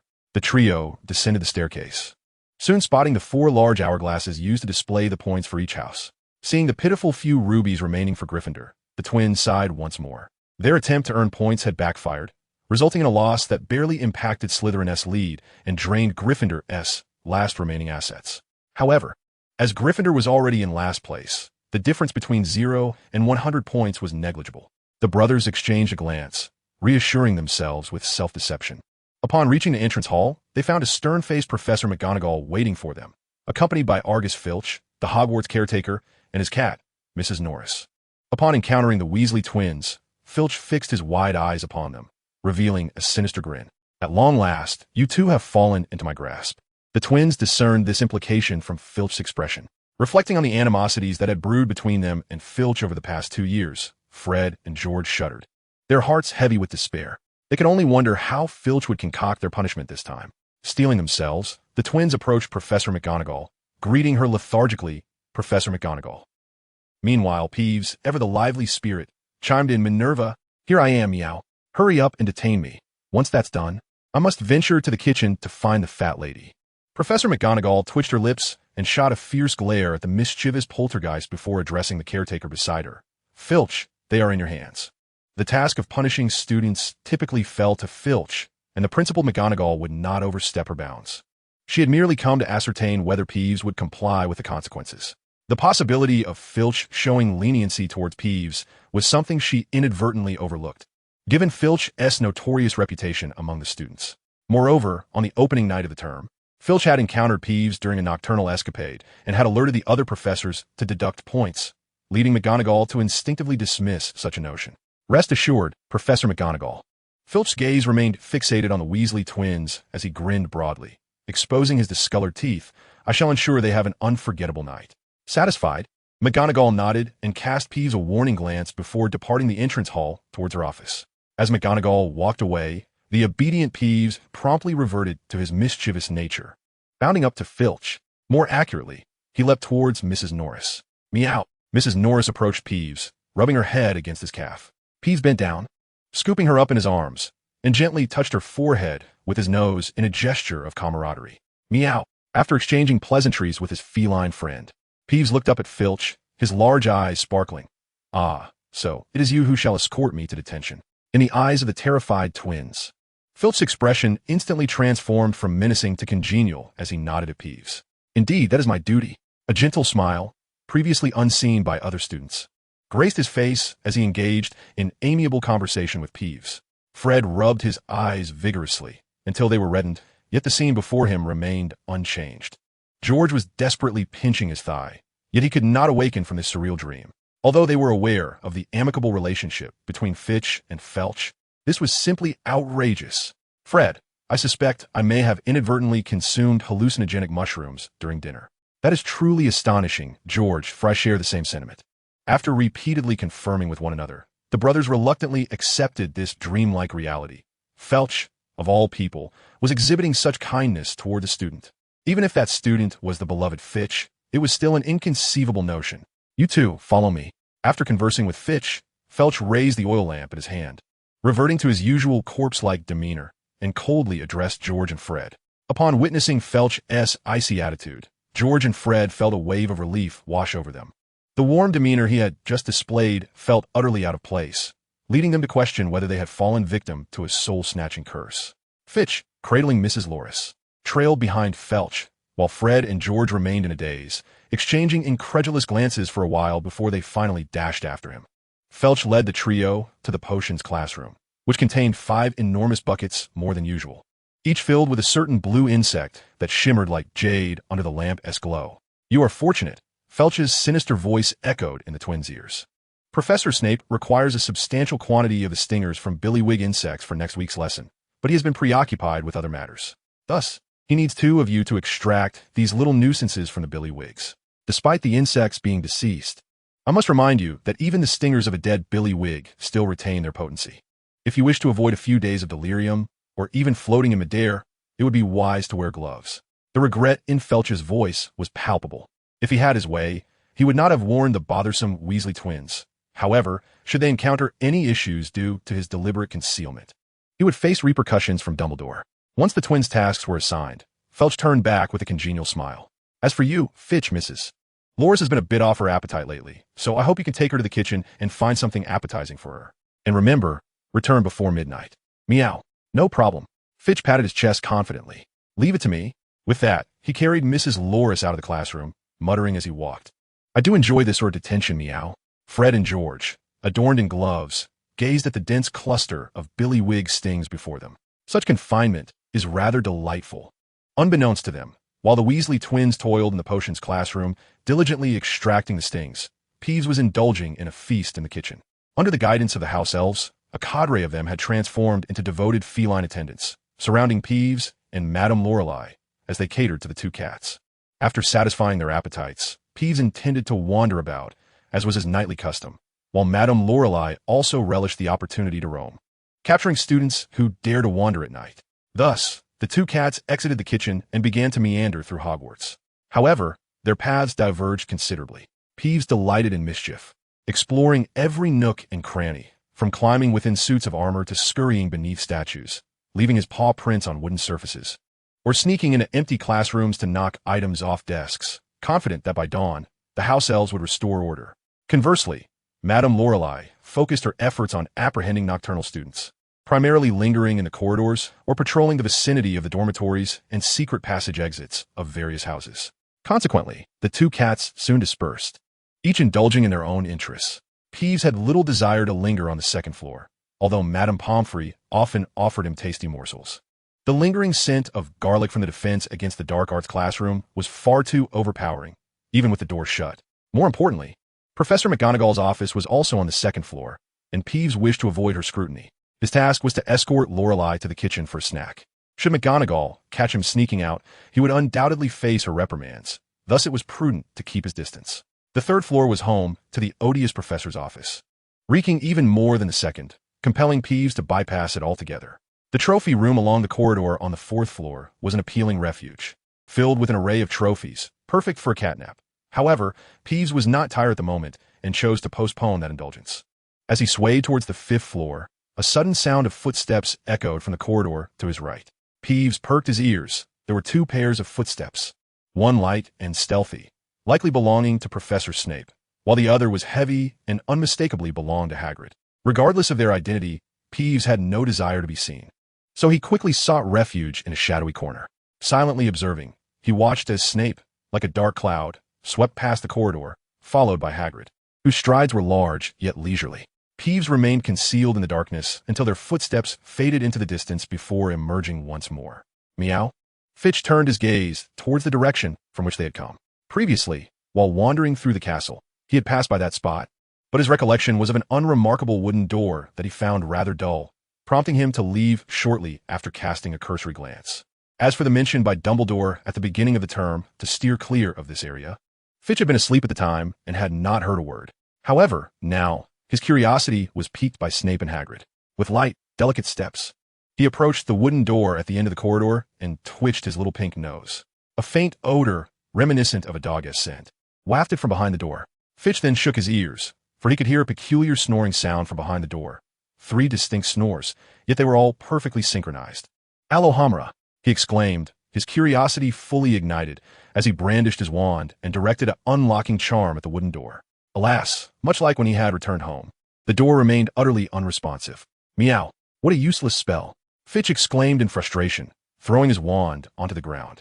After glaring at the wand for a moment, he decided to pick it up, for despite its ineffectiveness, he still held a fondness for it.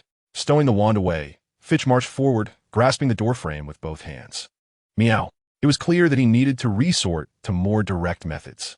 He cast the wooden door aside and, feeling quite satisfied, clapped his hands together before peering inside.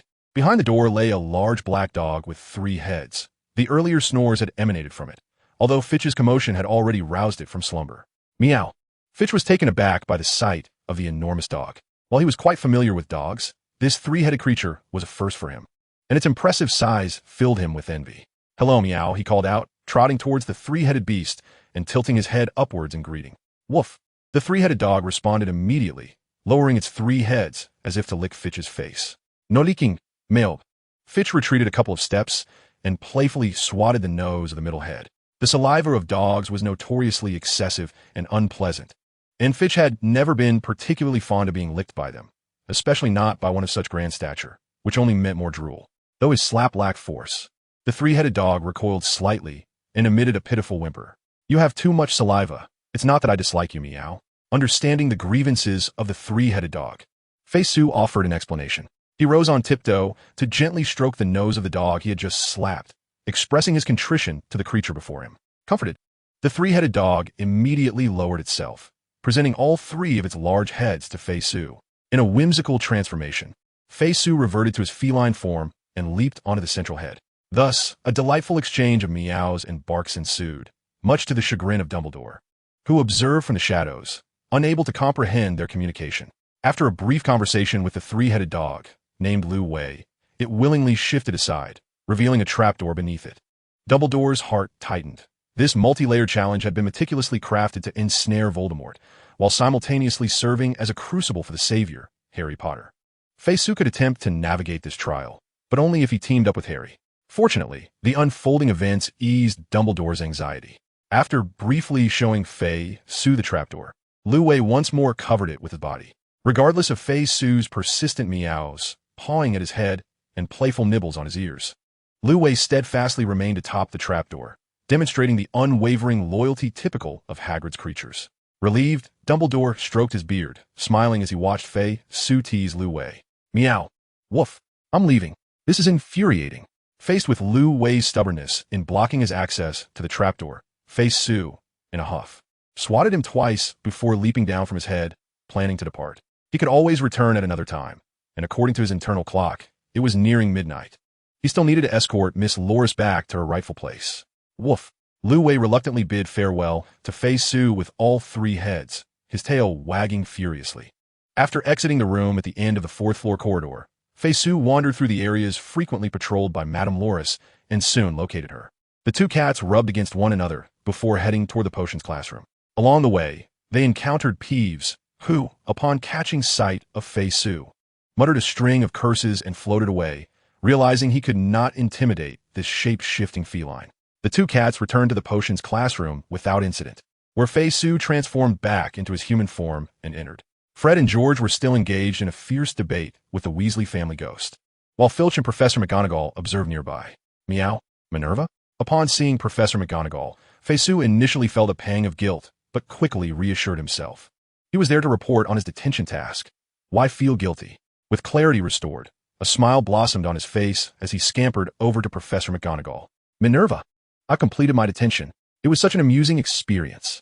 Fletcher wrapped his arms around Professor McGonagall, nuzzling his little head against her. Professor McGonagall twitched her lips at the sight, reflecting on her initial apprehension that prompted her to check in. Otherwise, she would have remained oblivious to the fact that the typically stern and imposing Filch was granting Fletcher special treatment. With a disapproving glare directed at Filch, who turned away in guilt, avoiding her gaze, she chose not to pursue the matter further. After all, procedurally speaking, Filch had the right to assign tasks as he deemed fit. Even if he had a sudden change of heart to spare a particular student, that was within his prerogative. However, Professor McGonagall had hoped to seize this opportunity to properly educate Fletcher. Yet she was utterly taken aback to witness even the notoriously strict Filch transforming into a congenial figure toward him. After all, how wicked could someone truly be if they had an affinity for cats? She observed Filch affectionately scratching Mrs. Norris's chin and arrived at this rather subjective conclusion. Consequently, she decided that henceforth, Fletcher's detention would no longer be under Filch's purview. Casting a mild glance at Fletcher, she remarked, "Since today's detention is complete, shouldn't you be heading back to bed?" After dismissing him, she turned to Filch and instructed, "From tomorrow onward, I will oversee Fletcher's detention arrangements. You may focus solely on the Weasley twins." Of course, Filch replied, nodding eagerly, relieved that she had chosen not to press the issue. As for Fletcher's future, Filch could only express his helplessness with a hint of regret. Meow? Fletcher looked bewildered at the exchange, utterly perplexed by their conversation. 041. Ron is missing. Harry, wake up. We still need to attend the Quidditch team tryouts. Early on Saturday morning, Ron arrived at Harry's bedside, vigorously shaking him awake. Oh. Harry Potter hastily donned his glasses and sat up in bed. What tryouts? Neville, who had been nearby, inquired curiously. His performance in flying class had been rather lackluster, so he had never entertained thoughts of joining the Quidditch team. Nevertheless, being from a wizarding family, he couldn't help but take an interest upon hearing the mention of Quidditch. The Gryffindor Quidditch team was in search of a seeker, and due to Fletcher's previous performance, Oliver would intended to scout among the first years for suitable candidates, while also recruiting some substitutes and reserves for the team. Responding to Neville was Seamus Finnegan, who was busy slipping on a shoe, clearly intending to join in the excitement. Dean, are you going too? Neville inquired, glancing at Dean Thomas, who was already up and changing his clothes on the other side. If memory served him right, Dean had recently engaged in a heated debate with Ron over whether Muggle football or Quidditch was more entertaining. I'm just accompanying Seamus and the others. Merely to observe the festivities, Dean replied with a shrug, beckoning to Neville.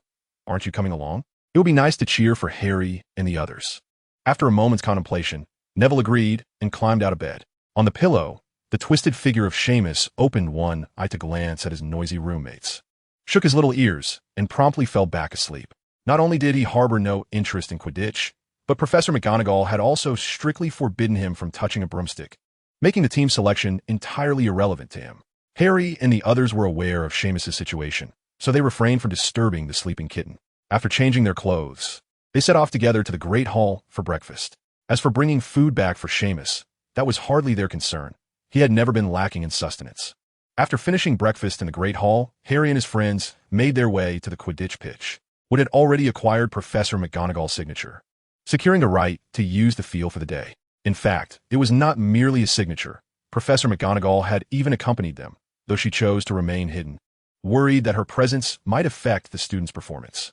In addition to the first years participating in the selection, many other Gryffindor students from various years had come to the pitch, much like Dean, to observe the newcomer selection.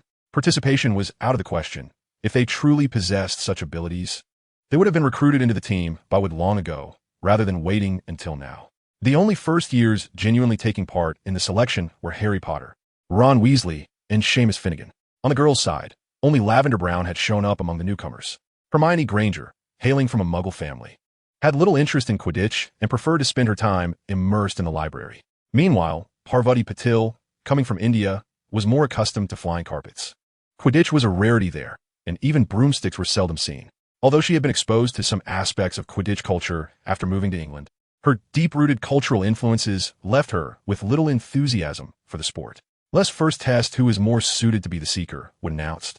Distributing broomsticks to Harry and his two companions, along with several of the team's starting players. He then produced a golden snitch from his pocket. At present, what the Gryffindor team lacked most was a Seeker, and it would be ideal to find a suitable candidate among the first years. If not, they would have to select someone from George and the others, allowing the newcomers to fill the void. Indeed, in the exhilarating realm of Quidditch, the role of the Seeker is paramount, not only for securing the maximum points, but also for determining the conclusion of the match, thus establishing its utmost priority. Now, mount your brooms. At Wood's command, Harry and his companions eagerly mounted their enchanted brooms, ascending gracefully into the sky. Wood released the golden snitch, and in a flash of radiant light, it vanished from sight. The selection process commenced. The players in air immediately scattered, scanning the surroundings for the elusive golden snitch. Meanwhile, as Harry and the others darted about in the sky, the feline fox, reclined upon a pillow, stretched his limbs and arched his back in a delightful yawn. Gradually awakening from his slumber, sitting up, he leisurely groomed his paws and rubbed his face for a considerable time before shaking his charming little whiskers and leaping from his bed. With an unconscious flick of his tail, he pondered where to frolic today. As for food, there was no urgency. He knew that once he ventured outside, anyone he encountered would readily offer him sustenance. At Hogwarts, and indeed anywhere inhabited by humans, Fox had no cause for concern regarding his meals. Suddenly, one of Fox's ears perked up towards Ron's bed, followed by a swift turn of his head, his pink nose twitching inquisitively. The scent of a mouse wafted through the air. Remarkably, Ron had not taken his pet away. This was indeed a rare occurrence, for Ron typically guarded his pet, Scabbers, with utmost vigilance, fearing that one unfortunate day, his beloved companion might meet an untimely demise at Fox's paws. Ron truly underestimates me. Clearly, I am quite the sensible cat. Reflecting on Ron's wary attitude towards the issue of Scabbers, Fox flicked his tail in annoyance. Without a second thought, he leapt onto Ron's bed, pinning the plump rodent beneath him. Scabbers, groggy from sleep, felt an imposing weight upon him, rendering him immobile. As he opened his small, beady eyes, a familiar and enormous feline visage loomed above him. It was Fox, Ron's classmate, and an Animagus like himself, now firmly holding him down in cat form. Those vibrant green eyes gazing down at him with widening pupils. Squeak! Scabbers struggled fiercely, realizing that his only ally was conspicuously absent from the dormitory. Meow! Run, or you'll be devoured. Fox released his grip, and Scabbers darted away like an arrow released from a bow. Even if Fayu remained silent, he dared not lounge about as he had during their initial encounter. In the absence of Ron, who could predict whether this little wizard, having lived as a stray cat for so long, might truly consider devouring himself? Meow! Run faster! Meow-wow! Run even faster! Meow! Ha-ha! The frantic escape of the spotted one was met with incessant feline cries from behind, igniting a deep-seated resentment within him. Had he not feared being discovered by Dumbledore, he would have reverted to his human form and unleashed the unforgivable curse upon that wretched cat. Yet such thoughts could only linger in his mind. As long as Fayu did not genuinely wish to consume him, he would remain concealed. Thus, he had no choice but to continue his flight. Transforming into an animal as an Animagus did not bestow any special powers akin to a druid's metamorphosis. At present, aside from his intellect, he was merely a robust, ordinary mouse, slightly stronger than the average. Consequently, after a spirited chase, he was inevitably captured by Fayu. After playfully pawing at him a few times, Fayu released him, only to startle him into another frantic dash. Fayu, invigorated by the chase, was eager for the thrill he had been denied previously by the interference of red-haired number 4. No more fleeing. If that little wizard truly intended to devour him, he would risk discovery by Dumbledore and transform back into human form to unleash a deadly Avada Kedavra upon him. Exhausted, the spotted one lay in a corner of the first-year dormitory, his chest heaving violently. Fayu approached with graceful strides, pawing at him twice as usual. Noticing that he merely twitched his limbs instinctively without attempting to flee, Fayu understood that the mouse was utterly fatigued. Meow! I had great fun today. I I shall come to play again next time. Under the anxious gaze of the spotted one, Fayu lowered his head to groom the disheveled fur of his companion. Then, satisfied, let out a contented meow before releasing the mouse, who was on the verge of transforming back. Fayu surveyed the dormitory, which had suffered from their playful antics. The room was in disarray, with pillows and blankets strewn across the floor, torn open in places, and items from the desk scattered everywhere. Dean's soccer poster affixed to the headboard and Harry's cage for Hedwig, along with Neville's forgotten memory ball, had all suffered varying degrees of damage at the hands of Fayu and his companion. Meow. Trouble has arisen. I must flee. As for transforming back and using magic to restore the room to its former state, apologies, but that was never on the list of contingency plans following the incident with Fifi. Fifi leaped into action, using his forepaws to grasp the doorknob, twisting it open. With the momentum of his leap, the dormitory door creaked ajar, and as he landed, he swiftly slipped through the gap. Deftly kicking the door, closed with his hind leg in one fluid motion. He cautiously skulked along the walls until he reached the common room, which, contrary to its usual bustling atmosphere, was eerily empty. Most of the Gryffindor students had flocked to observe the Quidditch team selection trials, leaving the few who remained in the common room feeling rather bored before they dispersed to pursue their own activities.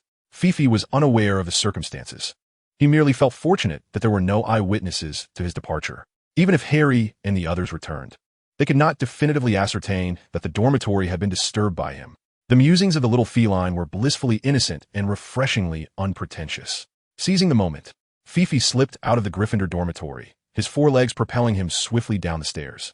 His intent was not only to vacate the scene of his misdeeds, but primarily because he was hungry and wished to seek out food from Hermione. As Fifi descended the staircase, he was suddenly called out to by someone.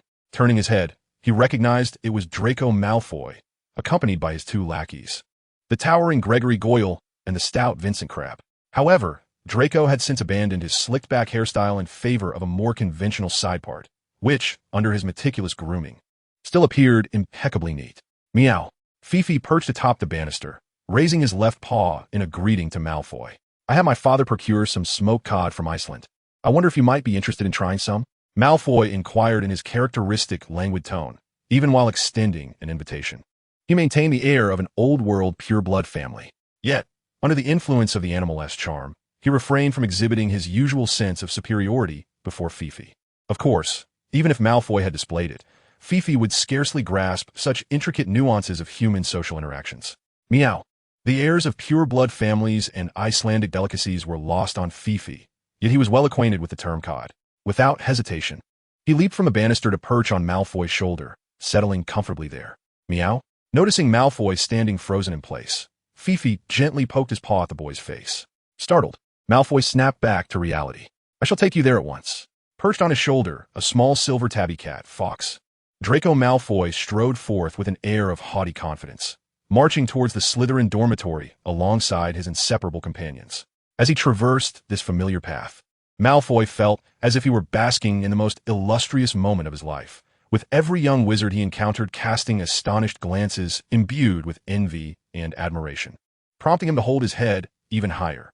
Alas, in his elevated pride, he failed to notice the uneven cobblestones beneath him and stumbled forward, nearly losing his balance. Fox nimbly leapt from his shoulder and landed upon the broad shoulder of his companion, Goyle. After a few unsteady steps, Malfoy regained his composure and instinctively glanced at his shoulder, only to find Fox absent. He quickly turned his head and soon spotted his feline friend, now perched on Goyle. Approaching Goyle, Malfoy hesitated, yearning for Fox to return to his shoulder, yet recognizing Fox's previous temperament, he deemed such a desire futile. In that moment of internal conflict, the slow-witted Goyle, at last, perceived Malfoy's unspoken wish, instinctively taking a half-step back and turning his body slightly, concealing the shoulder where Fox rested behind his head. Realizing his actions, Goyle resumed his normal stance, a sheepish yet endearing grin spreading across his face. Malfoy shot Goyle a sharp glare, but chose not to pursue the matter further, abandoning his hope of retrieving Fox and continuing on his way to the Slytherin dormitory. Why are you just standing there? Hurry up, he called out, his mood soured. Goyle, displaying an unusual spark of cleverness, hastened to catch up, while Crabbe cast an envious glance at the feline on Goyle's shoulder, muttering a few words under his breath before quickening his pace to follow. As Malfoy deliberately quickened his stride, the trio and the cat soon arrived at the damp, empty stone wall of Hogwarts' basement. Ambition, he uttered, and a stone door materialized before him, slowly creaking open. Malfoy stepped inside, with Goyle and Crabbe trailing closely behind. Upon entering the Slytherin common room, a group of young wizards eagerly gathered around, their excitement palpable as they deftly produced an array of snacks from their pockets, offering them to Fawkes. The cat leapt from Goyle's shoulder, transforming into human form, cheerfully accepting the treats while greeting the crowd with a playful, "Hello, everyone. You sit here for a moment. I'll go fetch the cod." Malfoy furrowed his brow, gave a brief instruction to Fish, and hurriedly made his way to his dormitory. Fish nonchalantly nodded, tore open a bag of snacks, and began to munch while curiously surveying the Slytherin common room. It was a narrow, low-ceilinged underground space adorned with spherical green chandeliers. The tables and chairs were intricately carved, exuding an air of opulence, and even the mantelpiece bore exquisite sculptures. The floor was covered with a richly patterned woolen rug, presenting a stark contrast to the decor of the Gryffindor common room. However, in contrast to these lavish furnishings, the walls and ceiling were constructed from rough stone, which, under the green glow, appeared harmonious. What intrigued Fish the most were the occasional flashes of fish swimming by outside and the enormous octopus lurking in the black lake. He dashed to the window, grasped the edge, and attempted to open it. "Wait, Fish! You can't open that window." The Slytherins in the common room rushed forward, preventing Fish, who was on the verge of smashing the glass, from proceeding. Meow? 043, the beloved one. It's been said that there will be double updates over the weekend. At least glance at the last messages. Though most are trivial, there might occasionally be some serious announcements. "What are you doing, Meow?" Fish, clearly displeased at being stopped, exclaimed, "I just wanted to see if I could catch some fish outside." "Why are you stopping me? Water will come pouring in." A freckled Slytherin boy replied with a wry smile. "The Slytherin dormitory is beneath the Black Lake. If you open the window, the entire dormitory will be flooded." Meow? Fish tilted his head, then clapped his hands excitedly. "So it would be just like a bathtub? Wouldn't that be even better?" With that, he made another move to pry open the window. This terrified the Slytherin students, who rushed in to wrap their arms around him in a desperate attempt to restrain him. "No, absolutely not." A young witch, hugging Fish's arm, pleaded with a mix of amusement and exasperation. "This is nothing like filling a bathtub. We would all drown." Simultaneously, she silently rejoiced that Fish had not been sorted into Slytherin. Although it was a pity, at least there was no danger to his life. Though Fish could be somewhat reckless, he had improved significantly since being taken in by Professor McGonagall. Seeing that it truly was impossible to open the window, he relinquished the idea. "But I want to eat fish, Meow," he sighed, reluctantly gazing at the shoals of fish swimming outside. Upon witnessing the pitiable visage of Fish, the Slytherins present were nearly swayed to acquiesce to his request to smash the window. Fortunately, their rationality prevailed, preventing them from being enchanted by the adorable fish. "What are you all gathering around for?" inquired Malfoy, returning with a bag of smoked cod, his brow furrowed in confusion at the clustering crowd. "Fish! The fish is here!" exclaimed a fellow Slytherin of pure-blood lineage, darting to Malfoy's side. In a moment of bewilderment, he snatched the cod bag from Malfoy's grasp and scampered back to Fish. "Thank you, Meow." Fish gratefully accepted the offered smoked cod and began to nibble joyfully. "Hey, Ondra, that bag of cod was sent by my father." Realizing his loss, Malfoy protested loudly to the Slytherin who had seized his bag. Yes, we all know it was sent by your father, Draco," replied Andre, a member of a similarly esteemed pure-blood family and a cousin of Draco, thus unperturbed by Malfoy's indignation. However, to avoid further conflict, Andre approached him and offered a gentle explanation. After hearing Andre's reasoned account, Malfoy begrudgingly conceded and joined Andre in squeezing into the throng. "Meow, big forehead, you've come. Where's the promised smoked cod?" Fish, munching on a smoked cod, waved his hand in front of Malfoy. "That's what I brought," Malfoy exclaimed, exasperated, pointing at the cod in Fish's hand. "Meow." Fish looked down at the remaining half of the smoked codtail, still instinctively chewing. He thought he had indeed heard Big Forehead shouting something moments ago. Nonetheless, it mattered not, for he had tasted the fish. Shoving the last morsel of the fishtail into his mouth, Fish beamed at Malfoy. "Thank you for the cod, Meow. It's quite delicious." With that, he resumed, licking his fingers. "Why do you still call me Big Forehead?" Malfoy, having made a special effort with his hairstyle, asked in frustration. "Meow." Fish licked his fingers, looking at Malfoy in confusion. Yet before Malfoy could further delve into the topic, Daphne Greengrass jostled her way through, shoving him aside. "Clear out after delivering the food, you Big Forehead." Malfoy, now pushed aside, glared at Daphne, his mouth twitching in silent protest as he sulkily retreated with his two companions. Compared to Andre, Daphne's family shares a closer bond with the Malfoys. Draco and Daphne have known each other since childhood, and there's always been a connection between their families. The elder Malfoy, often on Draco's lips, holds no sway over Daphne. Rather, if Draco were to complain to his father, it would be he who faced the consequences. Similar to the situation in Gryffindor. The young witches of Slytherin quickly ushered the boys aside, gathering around Filch. However, Slytherin's social hierarchy is quite distinct, granting only a select few, such as Daphne, the privilege to speak, rendering the environment comparatively quieter than the lively Gryffindor. Even if they could not converse with Filch, the young witches were content merely to be near him, stealing touches when he was distracted. Yet, Filch was not particularly pleased. After finishing his snacks, he found himself surrounded by a gaggle of young human females chattering incessantly and occasionally poking him, which became rather bothersome. Although the noise was less than in Gryffindor, it remained irksome. Dodging the restless claws of several young witches, Filch slammed his paw on the table and stood up, declaring his intent to leave. Wait! Pansy Parkinson, who had quietly departed earlier, approached with a sleek, shiny black Persian cat in her arms. Filch, would you like to make a friend with my Tina? Pansy placed the cat on the table before Filch, who observed the little creature as it tilted its head up, then ambled closer, rubbing its head against Filch's right paw resting on the table. Meow! Unlike Lady Dolores's cat, Pansy's Tina had a much gentler temperament and was far more affectionate, immediately exhibiting a friendly demeanor. Meow? Hello, are you Tina? Seeing a fellow feline, Filch settled back down, resting his head on the table and engaging in conversation with the black Persian in cat language. Meow. Filch's sudden switch to feline speech startled Tina, causing her to leap back in surprise, casting wary glances at him before cautiously drawing near again. Meow, you can speak cat language. Meow, because I'm a cat. After all, with that, Filch transformed back into a tabby cat, landing gracefully on the table and waving his paw at Tina. Meow. Tina jumped again, but being a cat accustomed to the magical world, and with the calming presence of Filch, she quickly accepted this new reality. The two little cats began to converse in their own language, occasionally playfully swatting at each other with their paws. As two cats frolicked and engaged in playful banter, the surrounding Slytherins did not intrude, but instead observed them with fondness. Well done, Pansy, Daphne remarked, giving Pansy a gentle pat on the shoulder. Like Malfoy, Pansy was a distant relative and childhood friend of Daphne, and their shared femininity forged an even closer bond between them. Pansy proudly lifted her chin, asserting, "You should follow my lead and choose a cat as your pet." They had ventured to Diagon Alley together to procure their school supplies, and when it came time to select pets, Pansy brought along her cherished feline companion, while Daphne opted for a more practical owl. Daphne pursed her lips, pondering the unexpected presence of such a unique individual like Fiero among the first years. Hogwarts did not permit students to bring multiple pets, and Daphne had no intention of parting with her owl. Upon returning home for the holidays, she resolved to persuade Astoria to choose a cat as a pet, specifically a silver tabby. Observing her friend forging a connection with Fiero through her pet cat, the astute Daphne's thoughts swiftly turned to her sister. After a brief interlude with new friends, Fiero felt the urge to depart, as feline interactions were typically quite casual, rarely lasting for extended periods.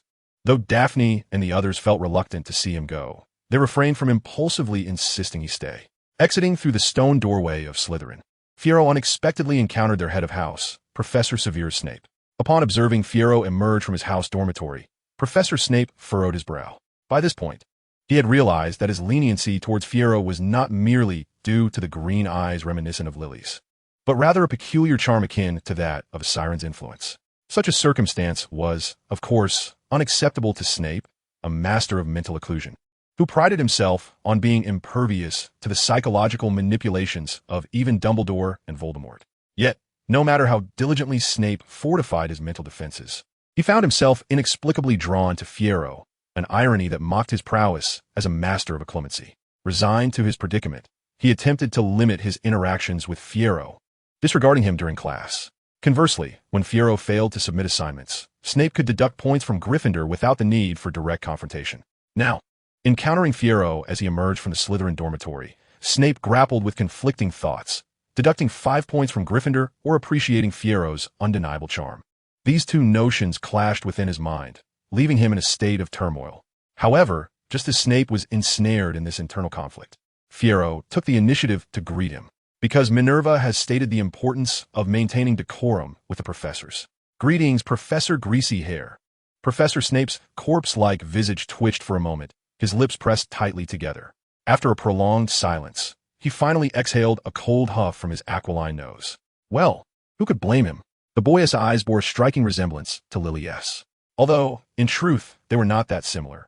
For Lily S. eyes could not morph into pinpricks or fill the entirety of her irises like a cat's. Let be a courtesy to Professor McGonagall. After a fierce internal struggle, Snape resolved not to engage with Fay further, yet he felt it necessary to uphold a certain demeanor. You ought to exhibit a modicum of respect towards the professors, Fay McGonagall. Meow. Fay tilted her head. I am quite polite, having greeted you, meow. Snape closed his eyes and exhaled a long, heavy sigh, realizing that continuing the conversation with Fay would only exacerbate his headache. He nodded dismissively, flicked his robe, and turned towards his office. Goodbye, Professor Greasy Hair, meow. Thus, Snape quickened his pace. How impolite, meow. Fay wrinkled her nose in response to his lack of acknowledgement and instinctively headed towards the kitchen. Fay, are you planning to raid the kitchen for snacks again? Justin Finch-Fletchley, a first year from Hufflepuff, happened to spot Fay and called out to her. Given that the dormitory was adjacent to the Hogwarts kitchen, the students Fay frequently encountered there were predominantly from Hufflepuff, making them her most familiar peers aside from Gryffindor. It's curly, Fay exclaimed upon seeing Justin's curly locks, greeting him warmly before adding, not at all, meow. I just had my fill in Slytherin. You actually ventured into the Slytherin dormitory? The location of the Slytherin common room had always been steeped in mystery. Students from the other three houses generally knew it resided in the dungeons of Hogwarts, but only Slytherin students were privy to its precise entrance. It was said that the Slytherin common room had not permitted outsiders for 7 centuries, let alone that Fay was a Gryffindor. Justin speculated that Fay might be the first Gryffindor ever invited into the Slytherin dormitory since the school's inception. In truth, according to the Hufflepuff upperclassmen, the Badger House had not been seen by outsiders for over a millennium. While Gryffindor's dormitory was similarly concealed, the boisterous nature of the Gryffindors meant they were less concerned about secrecy, resulting in many from other houses being aware of its location and even receiving invitations from the young lions to visit. Only the proud Ravenclaw does not conceal its common room, yet apart from Ravenclaw, scarcely anyone can answer the riddles posed by the eagle-shaped bronze knocker. Indeed, it was the brainy knocker that invited me in and even treated me to delectable cod, meow. Fay-Sue licked his lips and responded joyfully. Well, Justin paused momentarily, pondering deeply, only to conclude that if it were Fay-Sue, such a notion did not seem particularly difficult to accept. Then, whether spurred by a spirit of rivalry or some other impulse, Justin inexplicably extended an invitation to Fay-Sue. So, would you like to visit our Hufflepuff common room? Meow? That sounds delightful. Fay-Sue's eyes sparkled. The unique scenery of the Slytherin common room had already intrigued him, and Justin's suggestion ignited his curiosity about both Hufflepuff and Ravenclaw's quarters. Then, follow me. Elated by his successful invitation, Justin waved to Fay-Sue and led him down the corridor to the right of the kitchen.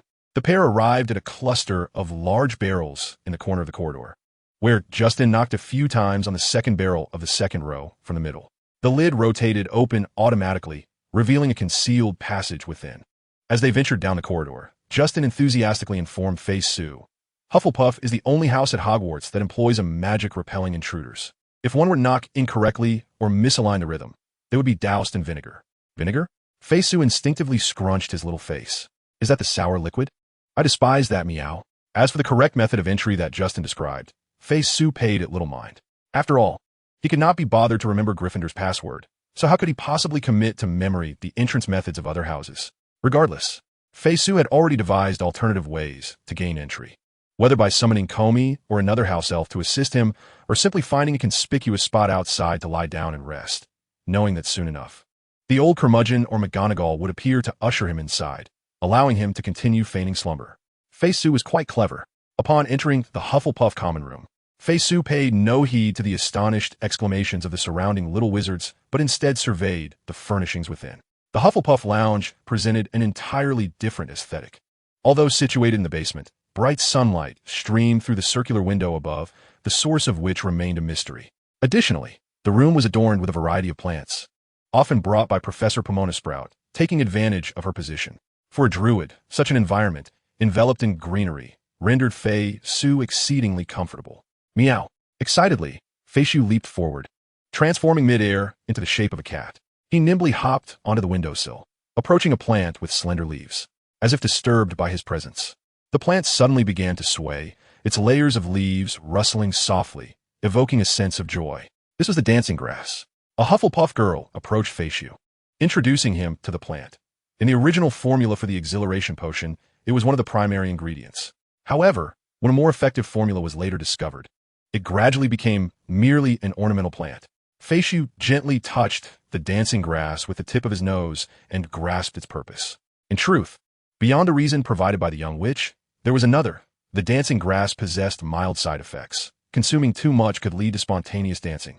Regardless of time or place, Feishu extended his little tongue to taste the swaying leaves of the dancing grass, showing no intention of consuming it. Unlike ordinary cats, which occasionally nibble on wild grasses and leaves to clear hairballs from their stomachs, Feishu had no such need. After ingesting the small orbs of light, he no longer experienced shedding, and thus had no requirement for plant fibers to cleanse his system. He approached the dancing grass not only because his druid instinct suggested it would be beneficial, but also because the abundant sunlight on the windowsill promised a delightful nap. Finding a comfortable spot, he curled up, gradually drifting into slumber beneath the soothing sounds of the rustling leaves and the warm sunlight. Keep it up, Tianzuan. 045, flowers blooming. The warm sunlight cascaded over Feishu's petite form, transforming his silvery fur into a golden hue, making him resemble a slumbering little tiger from afar. The dancing grass beside him continued to sway energetically, producing a gentle rustling that was not at all disruptive. The common room, which had become somewhat lively due to Feishu's arrival, gradually quieted down. The surrounding Hufflepuffs quietly found their seats, pulling out books or assignments, each immersed in their tasks while savoring the tranquil and healing atmosphere. However, the students in the lounge remained oblivious to the fact that, in addition to the dancing grass beside Feishu, the other plants in the common room were also gently swaying in harmony with his breath, their leaves shimmering with an imperceptible green glow. Enveloped in this ethereal light, the plants within the Hufflepuff lounge appeared more vibrant than ever before. Although the young wizards present remained oblivious to the transformation occurring among the plants, the subtle yet vibrant essence of life permeated the air, resulting in an unintentional clarity of mind for all the Hufflepuffs lounging in the common room. Their efficiency in reading and completing assignments experienced a slight enhancement, albeit one that was rather imperceptible and gradually diminished with the passage of time. After approximately 10 minutes, the resonance between the plants and the heart of nature within Feishu began to wane, leading the dancing grass beside him to fold its leaves, as if exhausted from its frolic, settling quietly in its pot. More than half an hour later, Feishu awoke from his slumber, surprised to find himself resting soundly in an unfamiliar setting. Despite the alluring atmosphere, he found the situation rather peculiar. He recalled that even in forests rich with botanical fragrances, he had always maintained a natural vigilance while sleeping. However, after pondering for a moment without reaching any conclusions, he dismissed the thought. After all, he was merely a small kitten, lacking the inclination to delve into such curious matters. Rising from the windowsill, he stretched his front paws, pressing his upper body against the ground while raising his rear end high, indulging in a delightful yawn before settling back down to meticulously groom his fur. Once this routine was completed, he leaped from the windowsill and began to meander about the common room, leaving paw prints and scent markers in his favorite spots. The Hufflepuff wizards watched him with amused smiles, not hindering his playful scratching of the wooden furnishings. After marking his territory, Feishu pranced towards the exit. "Are you leaving, Feishu?" Cedric Diggory inquired softly as he stood up. "Meow," Feishu replied, nodding his head in acknowledgement. Though he relished the botanical essence of the Hufflepuff common room, his curiosity beckoned him to explore the Ravenclaw common room, a destination he was determined to experience. Despite the reluctance of the Badgers to see him go, they offered no pleas for him to stay, instead bidding him farewell. "Come back and play again. When you visit next time, you must try the Muggle snacks my mother sent.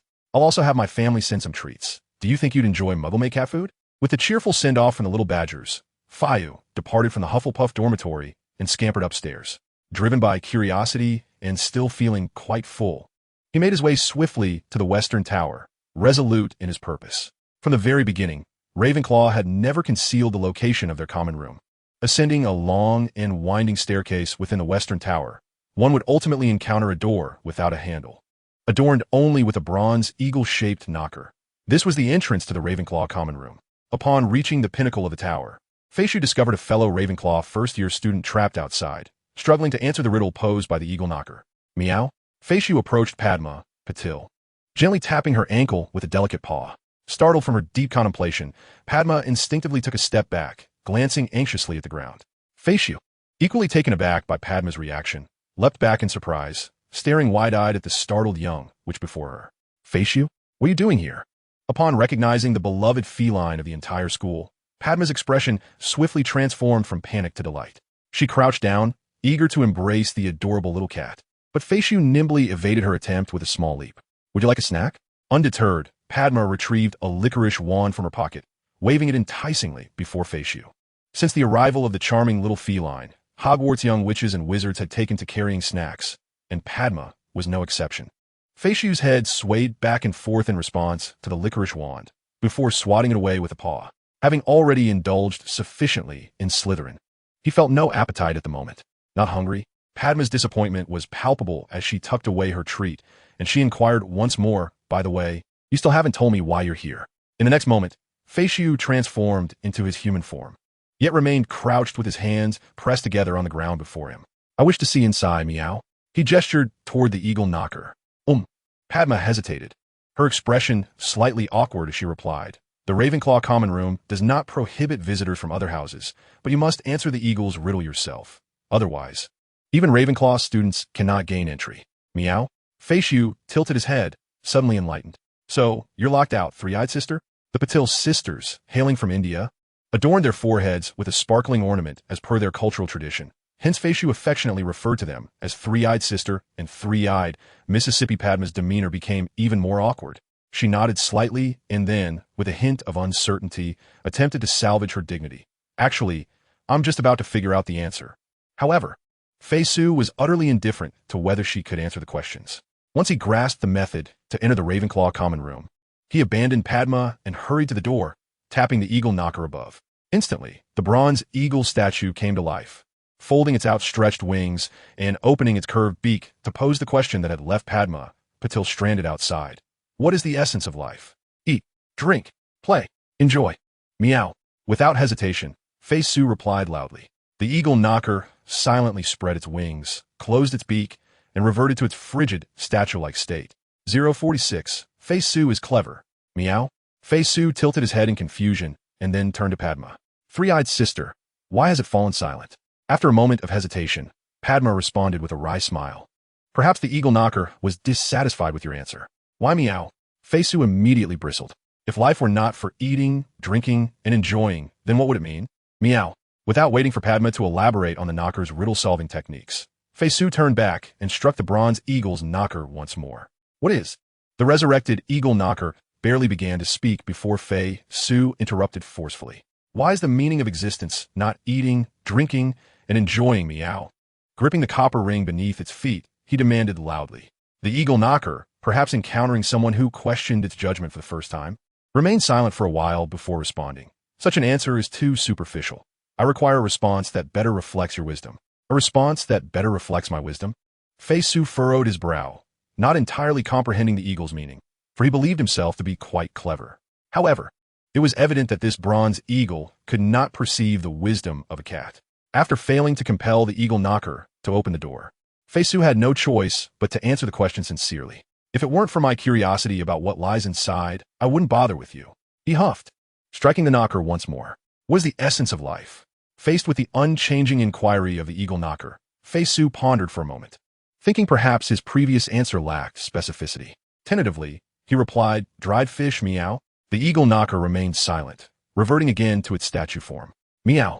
Still wrong. The little cat, undeterred by failure, resumed tapping the knocker before the eagle had even completed its wing-spreading motion. What is? This time, the eagle knocker didn't even finish its question before the impatient Faciu eagerly provided his latest answer. Buzzing honey candy, ice mouse, chocolate frog, Fayish, with unwavering determination, persistently awakened the eagle ring, responding as if it were the headmaster's command. That Fayish? Padma, unable to bear it any longer, called out to the incessantly pestering Fayish. Meow. This approach is futile. You're misguided in your answers. Padma internally organized her thoughts, pondering how to elucidate the concept of the eagle ring's riddle to Fayish. Misguided meow?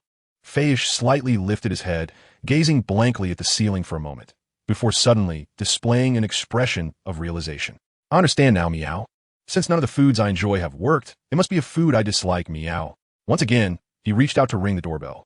And before the eagle could speak, the three-eyed girl interjected. With unwavering confidence, Fayish proclaimed his answer.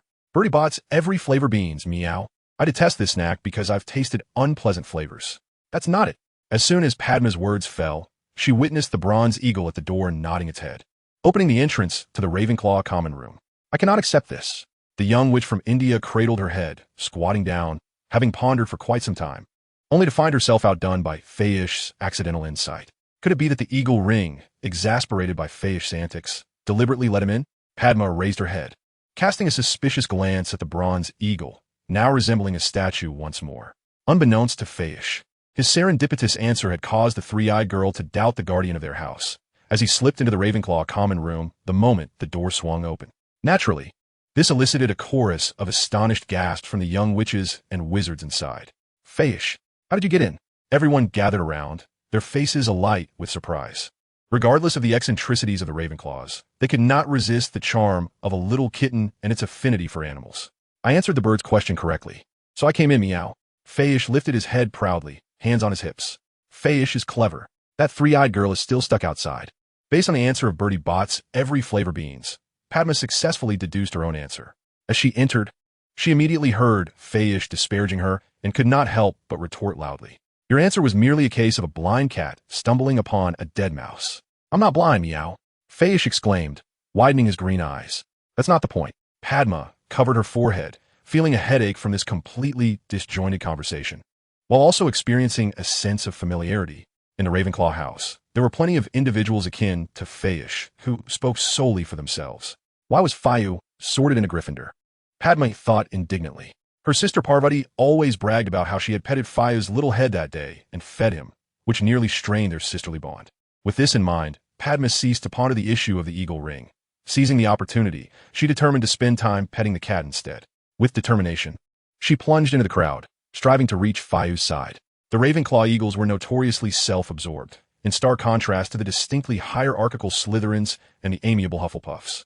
They conversed amongst themselves about topics that piqued their individual interests. Amidst the cacophony of chatter among the young wizards, the Ravenclaw common room became quite boisterous. This lively environment irked Fayu, and the restless little hands around him added to his discomfort. Moreover, the Ravenclaw common room, akin to Gryffindor's, was situated in a high tower with windows that offered picturesque views. Although the scenery outside Ravenclaw's windows was somewhat more captivating, it failed to intrigue Fayu, who found the ancient bronze eagle at the entrance far more interesting. After aimlessly wandering through the common room, Fayu seized the moment to make his escape. The previously raucous Ravenclaws fell silent in an instant, and moments later, they began to blame one another. It's your fault. You scared Fayu away. The boys accused the little witches eager to touch him. You were the ones discussing topics that Fayu found utterly uninteresting. The girls retorted defiantly. Unbeknownst to Fayu, the Ravenclaw wizards had descended into chaos over his departure. Upon exiting the Ravenclaw common room, he initially intended to return to the dormitory. However, halfway there, he suddenly recalled that he had fled due to a mishap. Returning now might lead to an encounter with a red-haired group. Realizing this in time, Fayu promptly halted his steps, transformed back into his feline form, and nestled himself within a suit of armor near the Gryffindor dormitory. He intended to remain there temporarily and perhaps take a brief nap before his roommates returned. 047, united we stand. Over there, over there. What a beautiful turn. We're going to crash. How did they manage to evade that? A throng of Gryffindor students was animatedly cheering from the Quidditch practice field. After 2 preliminary rounds of testing, it had become clear that the position of seeker for the Gryffindor team would likely be contested between Harry Potter and Elias Pinnett. Though Captain Wood and Professor McGonagall were still undecided on whom to entrust the role. In the realm of flight, the disparity between Harry Potter and Alicia Spinnet was not yet conspicuous. Nonetheless, it served to attest to Harry's innate talent for flying, considering he had merely attended a single flying lesson. Alicia, on the other hand, possessed a wealth of experience in both flying and competition, while Harry remained largely oblivious to the specific rules of Quidditch, compounded by the fact that he was merely a first-year student. This left Oliver Wood in a state of hesitation. Why not engage in a practice match? Suggested George and Fred, who, uninterested in seeking the seeker position, readily perceived Wood's uncertainty. Perhaps they could perform better in a competitive setting. Simply pursuing and chasing the golden snitch yielded limited insights, prompting Wood to swiftly embrace the twins' proposal. He divided Harry and Alicia into two teams, introducing two bludgers, with George and Fred leading Ron and Seamus as beaters for both sides.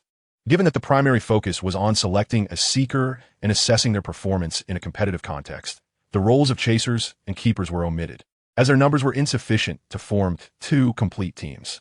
Thus, a simplified version of a mock match commenced. With the introduction of competition, the differences between Harry and Alicia rapidly came to light. To the astonishment of all, the inexperienced novice Harry Potter exhibited remarkable adaptability and flying prowess while evading the bludgers, showcasing skills that had previously remained hidden. He executed a series of breathtaking aerial maneuvers, effortlessly eluding the relentless assaults of the bludgers. In contrast, Alicia appeared somewhat ordinary, despite her extensive competitive experience allowing her to evade several bludger attacks. She clearly lacked the on-the-spot adaptability that Harry demonstrated, rendering her more reliant on her beaters for assistance. While Alicia focused intently on dodging the bludgers, Harry had already spotted the elusive golden snitch. He deftly lured one of the bludgers towards Alicia and then executed a swift ascent at nearly a 90-degree angle, breaking free from the pursuit of the two bludgers. Without hesitation, he steered his broomstick towards the golden snitch. It's Potter. Harry Potter has caught the golden snitch. Moments later, Harry triumphantly raised the snitch, eliciting a jubilant cheer from the Gryffindors below. After calming his exhilaration, Harry gradually descended from the sky atop his broomstick. "Harry, you were magnificent," Ron exclaimed, leaping off his broom to embrace Harry, his excitement palpable as he shouted, "You are destined to be Gryffindor's seeker." Except for Ron, the other members of the Gryffindor team gathered around, chattering incessantly to Harry. Even the previously defeated Elias Pinner wore a delighted expression. As players, they could keenly sense Harry's innate talent for seeking. "Professor McGonagall, I have a bold idea." The team captain, Wood, did not rush to Harry's side with his teammates, but instead turned his sparkling gaze towards Professor McGonagall.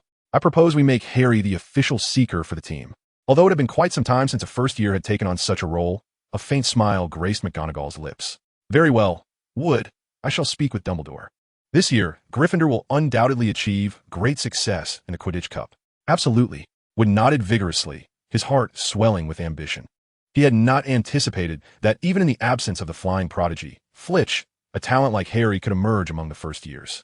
Wood was immensely grateful that he had organized this selection tournament because of Flitch. Furthermore, aside from Harry Potter, Ron Weasley, his twin brother, also exhibited some talent in flying and could initially join the training as a substitute.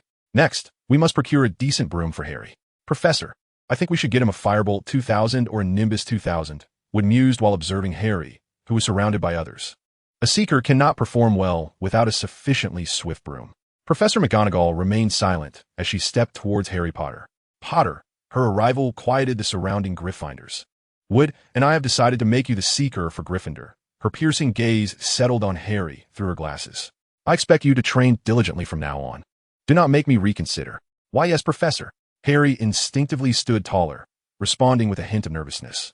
McGonagall maintained a serious expression as she scrutinized him for a moment, causing beads of sweat to form on Harry's forehead, before finally revealing a subtle smile. "Your father would be proud of you," she remarked. He was an exceptional Quidditch player in his time. With that, McGonagall left Harry, who was awash in a myriad of emotions, and departed from the Quidditch pitch. "Oh my God, Harry, did you hear that? You are the seeker, not a substitute, an official seeker," Ron exclaimed, leaping onto his back and shouting with excitement. "You must be the youngest team player in many years. To be precise, in a century." With a beaming smile, Wood approached, patting Harry on the shoulder before turning to the ecstatically surprised Ron. "Additionally, I believe you could join the house team. However, the roster is currently full, so you'll have to start as a substitute." "Of course. I mean, that is perfectly fine." Ron was struck by this immense surprise, feeling somewhat lightheaded. He had thought that his performance in the recent trials was only marginally better than Seamus's, assuming he would merely be a participant in the mix, not realizing he could actually be included in the house team. As Ron reveled in his joy, two familiar arms draped over his shoulders, one on each side. "Oh, my dear red hair number 4. Our coordination as brothers will surely be as seamless as it was with Charlie," George said with a mischievous grin. "But first, we must endure rigorous training," Fred chimed in, emphasizing the word rigorous with a knowing smirk. "Of course, you needn't worry. As your older brothers, we will take good care of you," George added, stressing the word care. Under the banter of his two older brothers, Ron's exuberance visibly waned. The thought of training for Quidditch alongside these twin brothers made Ron Weasley suddenly feel that being part of the house team might not be such a joyous affair after all. When Harry and his companions concluded the selection trials, chatting and laughing, they returned to their dormitory only to be taken aback. The room was in utter disarray. Their belongings scattered haphazardly across the floor, the bed curtains and wall posters torn, and the once pristine sheets marked with countless paw prints resembling clovers. Upon closer inspection, one could even discern small, leaf-like footprints. During non-holiday periods, unless specifically requested, Hogwarts house elves would only tidy up the common rooms and refrain from entering the dormitories. After all, cleaning spells are not particularly difficult to master. Even first-year students from Muggle families could learn to use magic to organize their rooms after spending some time at Hogwarts. Oh, goodness, it's Scabbers. Ron, the owner, was the first to notice the smaller footprints and immediately realized what had transpired. He hurried over to his bed, lifting the askew curtain to peer at the area near his pillow. A somewhat plump rat lay sprawled beside his pillow, appearing as though it were lifeless. Merlin S. Beard. Scabbers, are you still alive? Ron seized the little creature, examining it closely beneath his nose.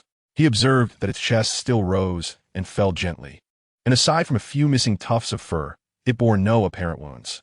With a sigh of relief, he concluded that Fayu had shown mercy. Indeed, while Fayu was often quite lively, he was generally well-behaved. Upon realizing that the creature was in no immediate danger, Ron swiftly changed his stance. Nevertheless, he felt a pang of concern for his pet. I'm sorry. I should have left you alone in the dormitory, Ron murmured, cradling the creature in his hands. The creature, having already been roused, turned its tiny green eyes toward Ron and let out a soft whimper in response, sinking back into his grasp, unwilling to move. Although it had been thoroughly exhausted earlier in the day, the creature had since rested long enough to regain its strength. Now it lay motionless, feigning vulnerability in front of Ron to ensure he wouldn't abandon it again. If given the chance, the creature, known as Peter Pettigrew, would have relished the opportunity to escape. After all, in its animal form, it was considerably weak, and the thought of being devoured by Fayu before it could transform back was utterly terrifying. However, relinquishing its identity as the creature after so long felt like a grievous loss, especially since Ron was Harry's roommate. Departing would make it exceedingly difficult to find another means of approaching Harry Potter so effortlessly. Most importantly, after 2 encounters with Fayu, Peter had come to trust that he posed no real threat to him. Otherwise, given his nature, he would have fled regardless of the potential loss. Yet, Peter silently vowed that if he ever regained his original form, he would ensure that this little fellow named Fayu would experience his fair share of hardships. Compared to the inexplicable sense of familiarity, the deep-seated hatred born from fear was far more profound. As Peter seethed over his future plans for revenge, Fayu, having frolicked outside for quite some time, bounced back into the dormitory. He had sensed the return of Harry and his companions the moment they arrived, and waited until they all slipped through the portrait of the fat lady before emerging from the suit of armor. With the newly acquired password, he passed through the portrait smoothly, arriving in the dormitory just a step behind Harry and the others. Meow, how could you make such a mess of the room? Fayu exclaimed upon entering, immediately taking on the role of the disgruntled cat. The others turned to face him, their expressions a mix of mild reproach, exasperation, and overwhelming affection. Fayu, your little paw prints are still here. Simo pointed at the evident paw prints on the bedspread. We do not possess claws as sharp as that. Dean peeled away the football poster he had affixed to the headboard, revealing claw marks on the wall behind. Most crucially, apart from you, no one would dare to pursue the poor spot. Ron lifted the still, motionless spot in his hands, seizing the opportunity to advocate for his pet. Meow. Fayu, feeling guilty, averted his gaze and feigned ignorance, claiming the English spoken was too complex for him to comprehend. Who are you trying to fool? Simo Finnegan firmly pressed down on Fayu's head, vigorously tousling his hair. Meow, meow, meow, meow. Aware of his own culpability, Fayu offered no resistance, allowing Simo to ruffle him with abandon. Harry and the others immediately grew envious. This was the first time, aside from Professor McGonagall, that Fayu had so willingly allowed someone else to ruffle him. To be honest, even Simo himself had not anticipated such ease. Initially, he merely intended to pat Fayu's head as swiftly as possible, seizing any chance he could, just as Simo gazed in astonishment at his own hand ruffling the cat. Harry and the others silently edged closer to Fayu, their hands slightly bent, eager to reach out to his head. Meow. In an instant, the astute Fayu sensed the ill intentions of his roommates. He leaped back, maintaining his human form but assuming a menacing stance on all fours, back-arched. Huh. Upon witnessing Fayu's clear display of resistance, the group sheepishly halted. Ahem. Perhaps we should first tidy up the dormitory, make it spick and span. Simo, who had successfully ruffled Fayu, was the first to break the stalemate, drawing his wand and waving it at his disheveled bed. The others, reluctantly abandoning their plans to pet the cat, began tidying up the mess Fayu had created in the dormitory alongside Simo. Although the spells for tidying up and restoring to original state were simple and commonly used, mastering them to the point of effortless execution required some effort. These first-year wizards typically used tidying spells for personal hygiene, while the more challenging restoration spell was still unfamiliar to most newcomers. Thus, Simo and his friends needed to exert considerable effort to organize the dilapidated dormitory, particularly for Harry Potter and Dean Thomas, who had never encountered the wizarding world before. They were rather unskilled with the tidying spell, observing his roommates floundering to restore the dormitory to its former state. Fayu hesitated for a moment but ultimately decided to lend them a hand. After all, he was a cat who stood by his actions, provided, of course, that he was not caught. However, Faishu did not draw his wand to join in. Instead, he took a deep breath. "Come here," Faishu shouted at the top of his lungs. Ron and the others were startled by the shout, halting their actions to look at Faishu. Before his voice had fully faded, they heard a sharp crackling sound beside him, and then a diminutive figure, wrapped in an old curtain and appearing quite wrinkled, materialized in the dormitory. "What is your command, Master Faishu?" it asked. 049, "It seems you could be confined again." Under the adept magic of the house elf, the dormitory swiftly returned to its original state. Ron and the others exchanged glances, shrugging at one another before putting away their wands, which had proven of little use. They recognized the house elf, Komi, who often returned the wayward Faishu home in the dead of night, the jarring sounds of apparition having awakened Harry and the others more than once. "If you need anything, just call my name. I will hear you." After tidying up the room, Komi bowed deeply to Harry Potter and the others, exclaiming in his high-pitched voice, before vanishing with a pop. "How wonderful! I've always wanted a house elf," Ron exclaimed, waving his arms in excitement. As one of the two pure bloods in the dormitory, he and Neville possessed a deeper understanding of house elves. Unlike the Longbottom family, the Weasley household lacked even a single house elf. Initially, Ron found this puzzling. Despite their modest means, they could afford to keep a house elf, given the minimal resources these little creatures required. However, whenever he inquired about this, his parents would deftly steer the conversation elsewhere. Eventually, he learned from his brothers the reason behind it. Although house elves did not require wages and had low demands for food and shelter, their actual numbers were quite limited, predominantly controlled by ancient pureblood families. Hogwarts possessed so many house elves mainly due to the legacies left by the four founders, past headmasters and professors, with a few others being homeless for various reasons and taken in by Hogwarts. Though Arthur and Molly hailed from ancient pureblood families, they had eloped and did not inherit any house elves from their families. Now, while Komi did not truly belong to him, the mere ability to occasionally command a house elf at school was a source of immense joy for Ron. If Mum knew, she would be so envious. Ron's grin was nearly ear to ear. She had always wished for a house elf to help with ironing their clothes. However, Ron's joy did not resonate with others. The esteemed Lombard family, also one of the 28 pureblood families, naturally had their own house elf.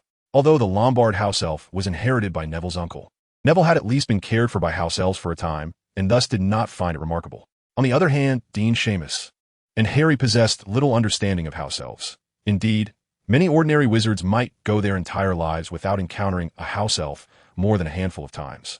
Their knowledge gleaned primarily from tomes like the History of Magic. Did it matter to Fidge whether he had a house elf?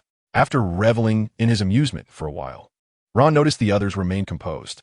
He quickly pretended to cough to mask his embarrassment and hastily changed the subject. "Fidge, did you know? Harry and I have joined Gryffindors."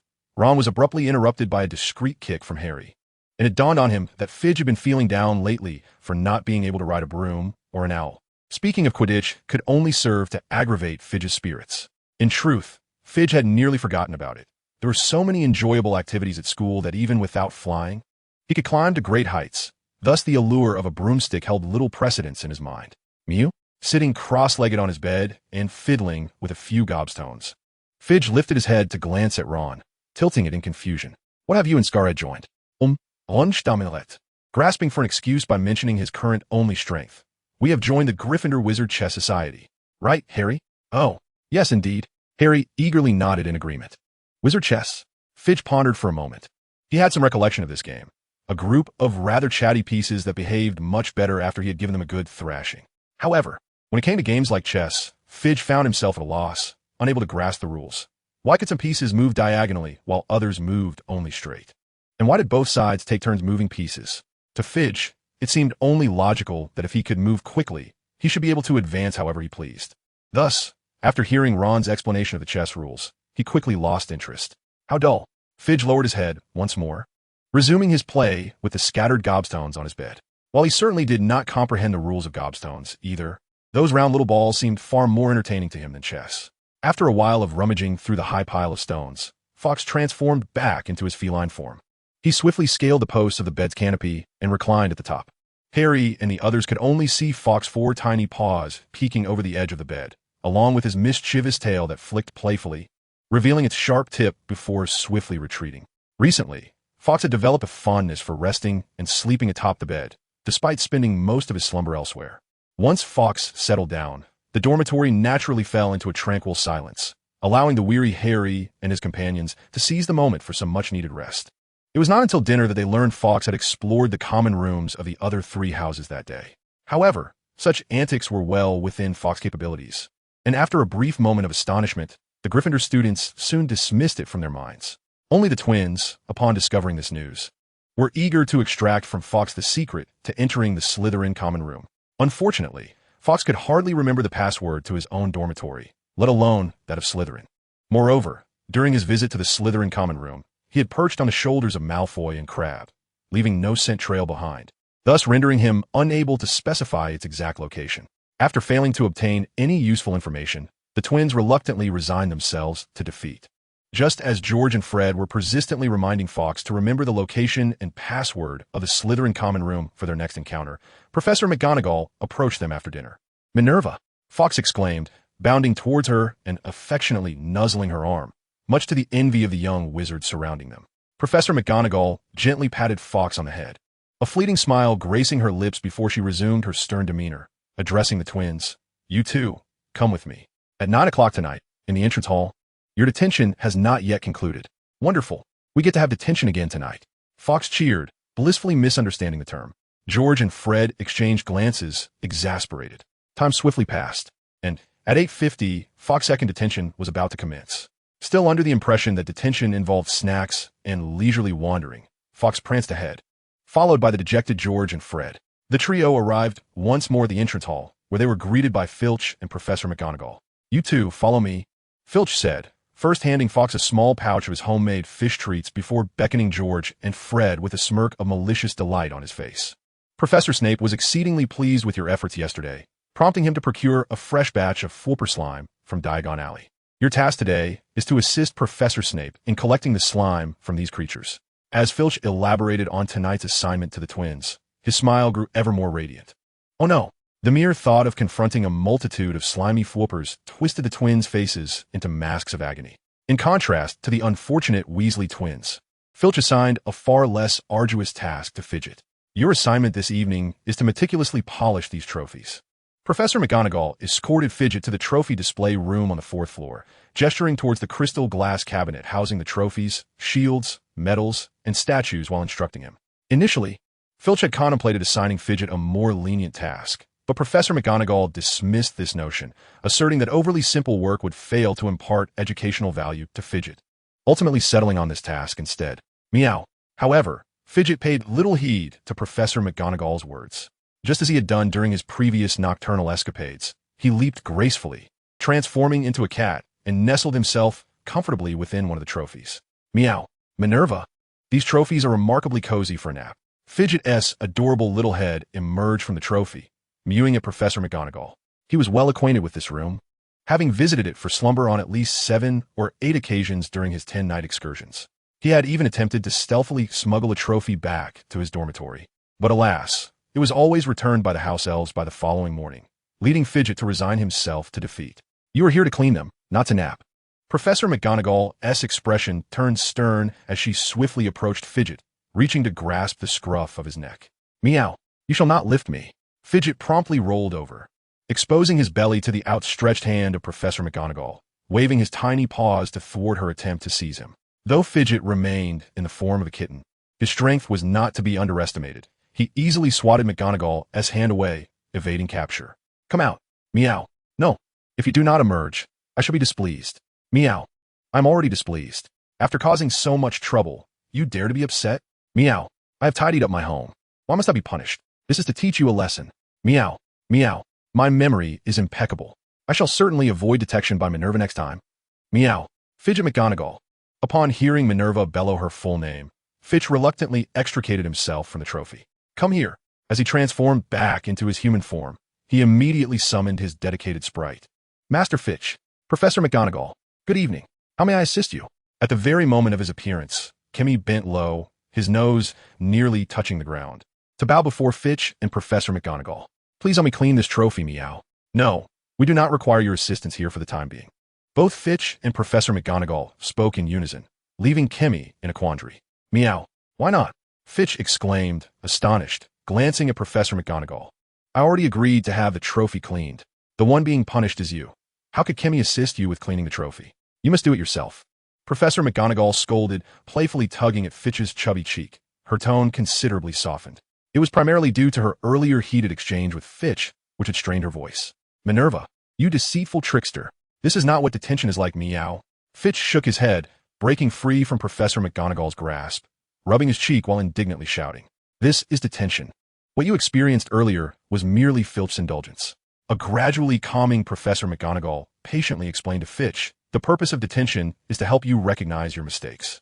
Much like when I made you stand in the corner home. Meow. With the example of standing in the corner, Fitch finally grasped the concept of detention. Well, I do not like detention. I want to return to the dormitory, Meow. Having declared this, Fitch attempted to make a run for it, only to be caught by the collar by the ever-familiar Professor McGonagall. Meow. Let me go. I don't want attention anymore, Meow. Fitch struggled with all his might, his strength surpassing that of an average child, causing Professor McGonagall to stumble. Concerned for his safety, Fitch immediately ceased his movements, turning away and adopting a pitiable expression. Is this something you can simply discard at will? Once steady again, Professor McGonagall gently tapped Fitch's head. Although she was aware that his expression was feigned, the little one's earlier thoughtful gesture warmed her heart. She affectionately ruffled his hair and softly said, Be a good boy and clean these trophies. Afterward, we shall go to the kitchen for a snack. All right. Fitch pouted in a resigned manner, then retrieved his wand from his robe. No use of the wand.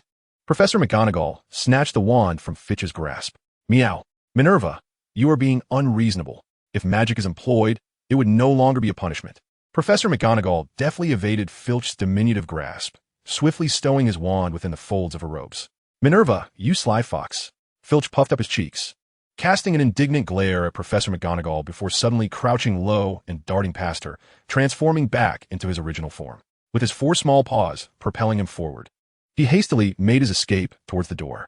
He would never acquiesce to such unreasonable demands without the aid of magic. Alas, as anticipated, Professor McGonagall raised her wand and cast a transfiguration spell on the doors and windows of the trophy room. Thick chains unfurled from the nearby walls, accompanied by a cacophony of clanging metal, sealing every exit in the room with impenetrable finality. You shall not leave until these trophies are polished, she declared. Meow. I refuse to work.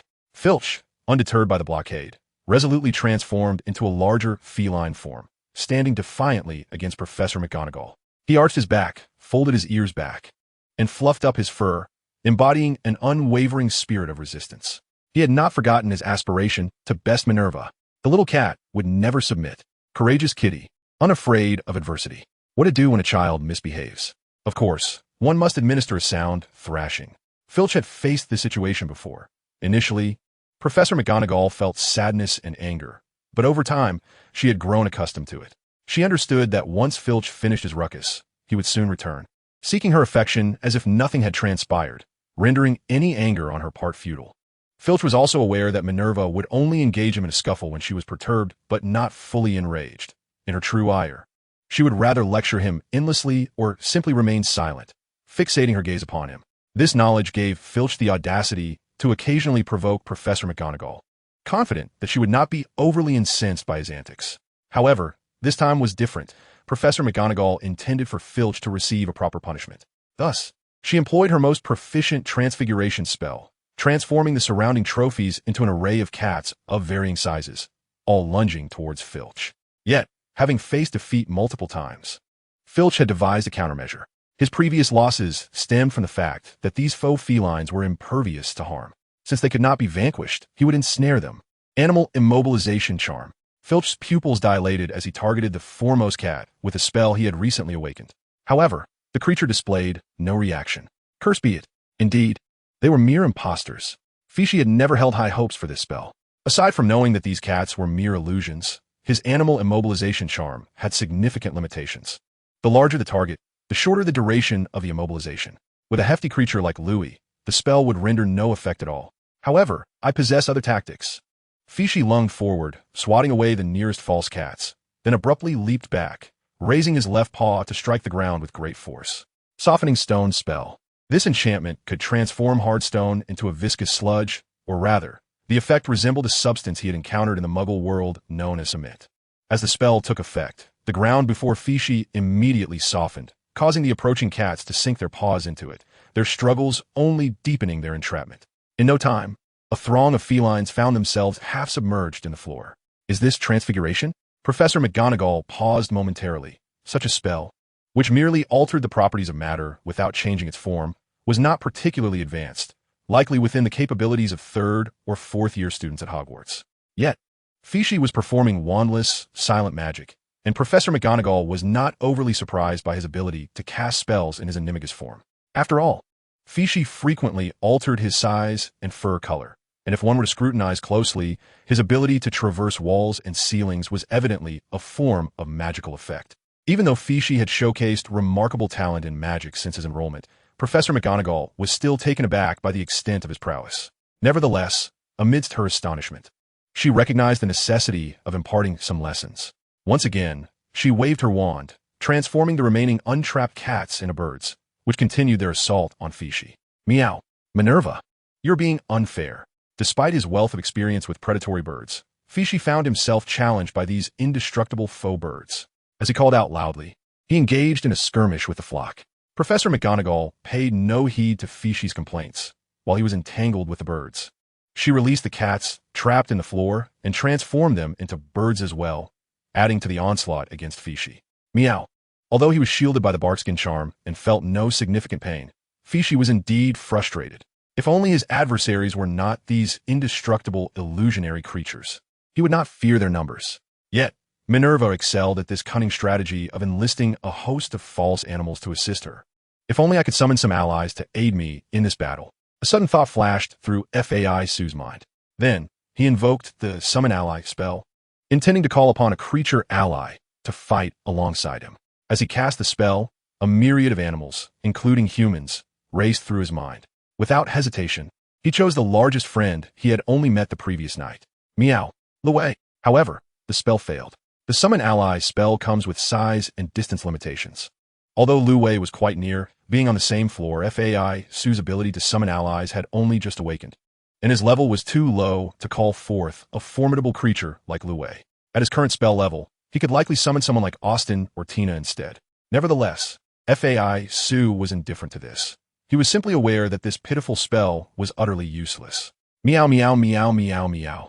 He cursed vehemently while swatting away the bothersome birds that plagued him. Continuing in this manner was unwise. If he persisted, he would once again fall into the clutches of Minerva. As these thoughts swirled in his mind, his gaze drifted towards the doors and windows, and he began to contemplate retreat. Although cats never become slaves, there are moments when prudence is warranted. He resolved to devise a strategy against those pesky creatures before confronting Minerva again. Just as Fai Sue prepared to use a fog spell to obscure Minerva's vision and seek an opportunity to escape, the sound of chains rattling suddenly echoed from the entrance. The chains conjured by Professor McGonagall retracted into the wall, revealing Dumbledore standing outside. Good evening, Minerva, Dumbledore cheerfully greeted, disregarding the chaotic scene within the trophy room. It certainly is lively here. Professor McGonagall responded with an awkward nod. I will restore this place shortly. No need for that, Dumbledore said. Drawing his wand, and with a few flicks, the trophy room returned to its former glory in the blink of an eye, including the flock of birds surrounding Fai Sue, which transformed back into trophies and returned to the crystal cabinet. Comey, the rest is up to you, Dumbledore addressed the house elf, who had been repeatedly bumping its head against the wall. Leave it to me, Mr. Dumbledore, Comey exclaimed, wiping the blood from its forehead and eagerly accepting the task that originally belonged to Fai Sue. However, Professor McGonagall frowned, her discontent evident regarding Dumbledore's decision.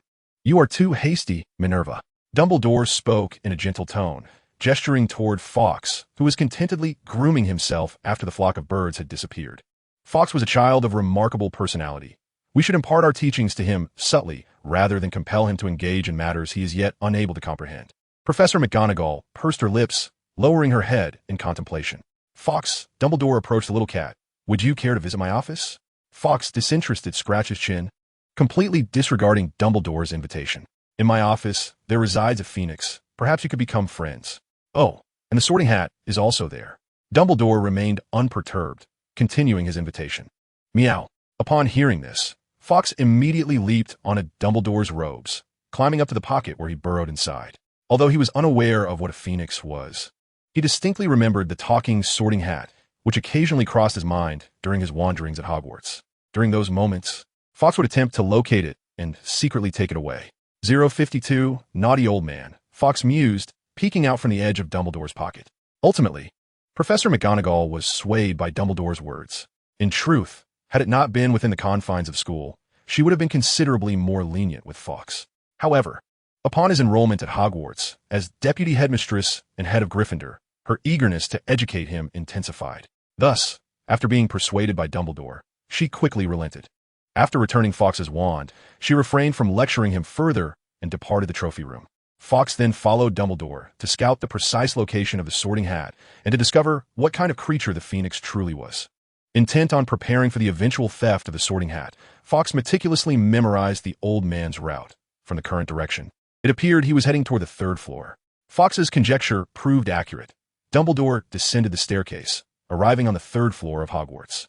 As they passed the Office of the Defense Against the Dark Arts professor, Fawkes could not help but cover his nose with his tiny paw. Even through the closed door, he could detect the unpleasant odor emanating from within, one that cats found utterly repugnant. Quirinius Dumbledore noticed Fawkes's reaction and paused, gazing at the tightly shut door of Professor Quirrell's office. He sighed softly. I should never have approved his practical application. I hope I am mistaken. Meow? Oh, my apologies. That was merely the ramblings of an old man out of boredom. Do not pay it any mind. Dumbledore smiled gently and resumed his forward stride, extending his hand into his pocket to caress the small head of Fawkes. Unlike his patience with Minerva, Fawkes was less forgiving towards the old man, promptly opening his beak and biting down on Dumbledore's finger. Oh, you mischievous little creature. Dumbledore retracted his hand, glancing at the teeth marks before praising. Yet, compared to our first meeting, you have shown remarkable maturity. At least my finger remains unbloodied.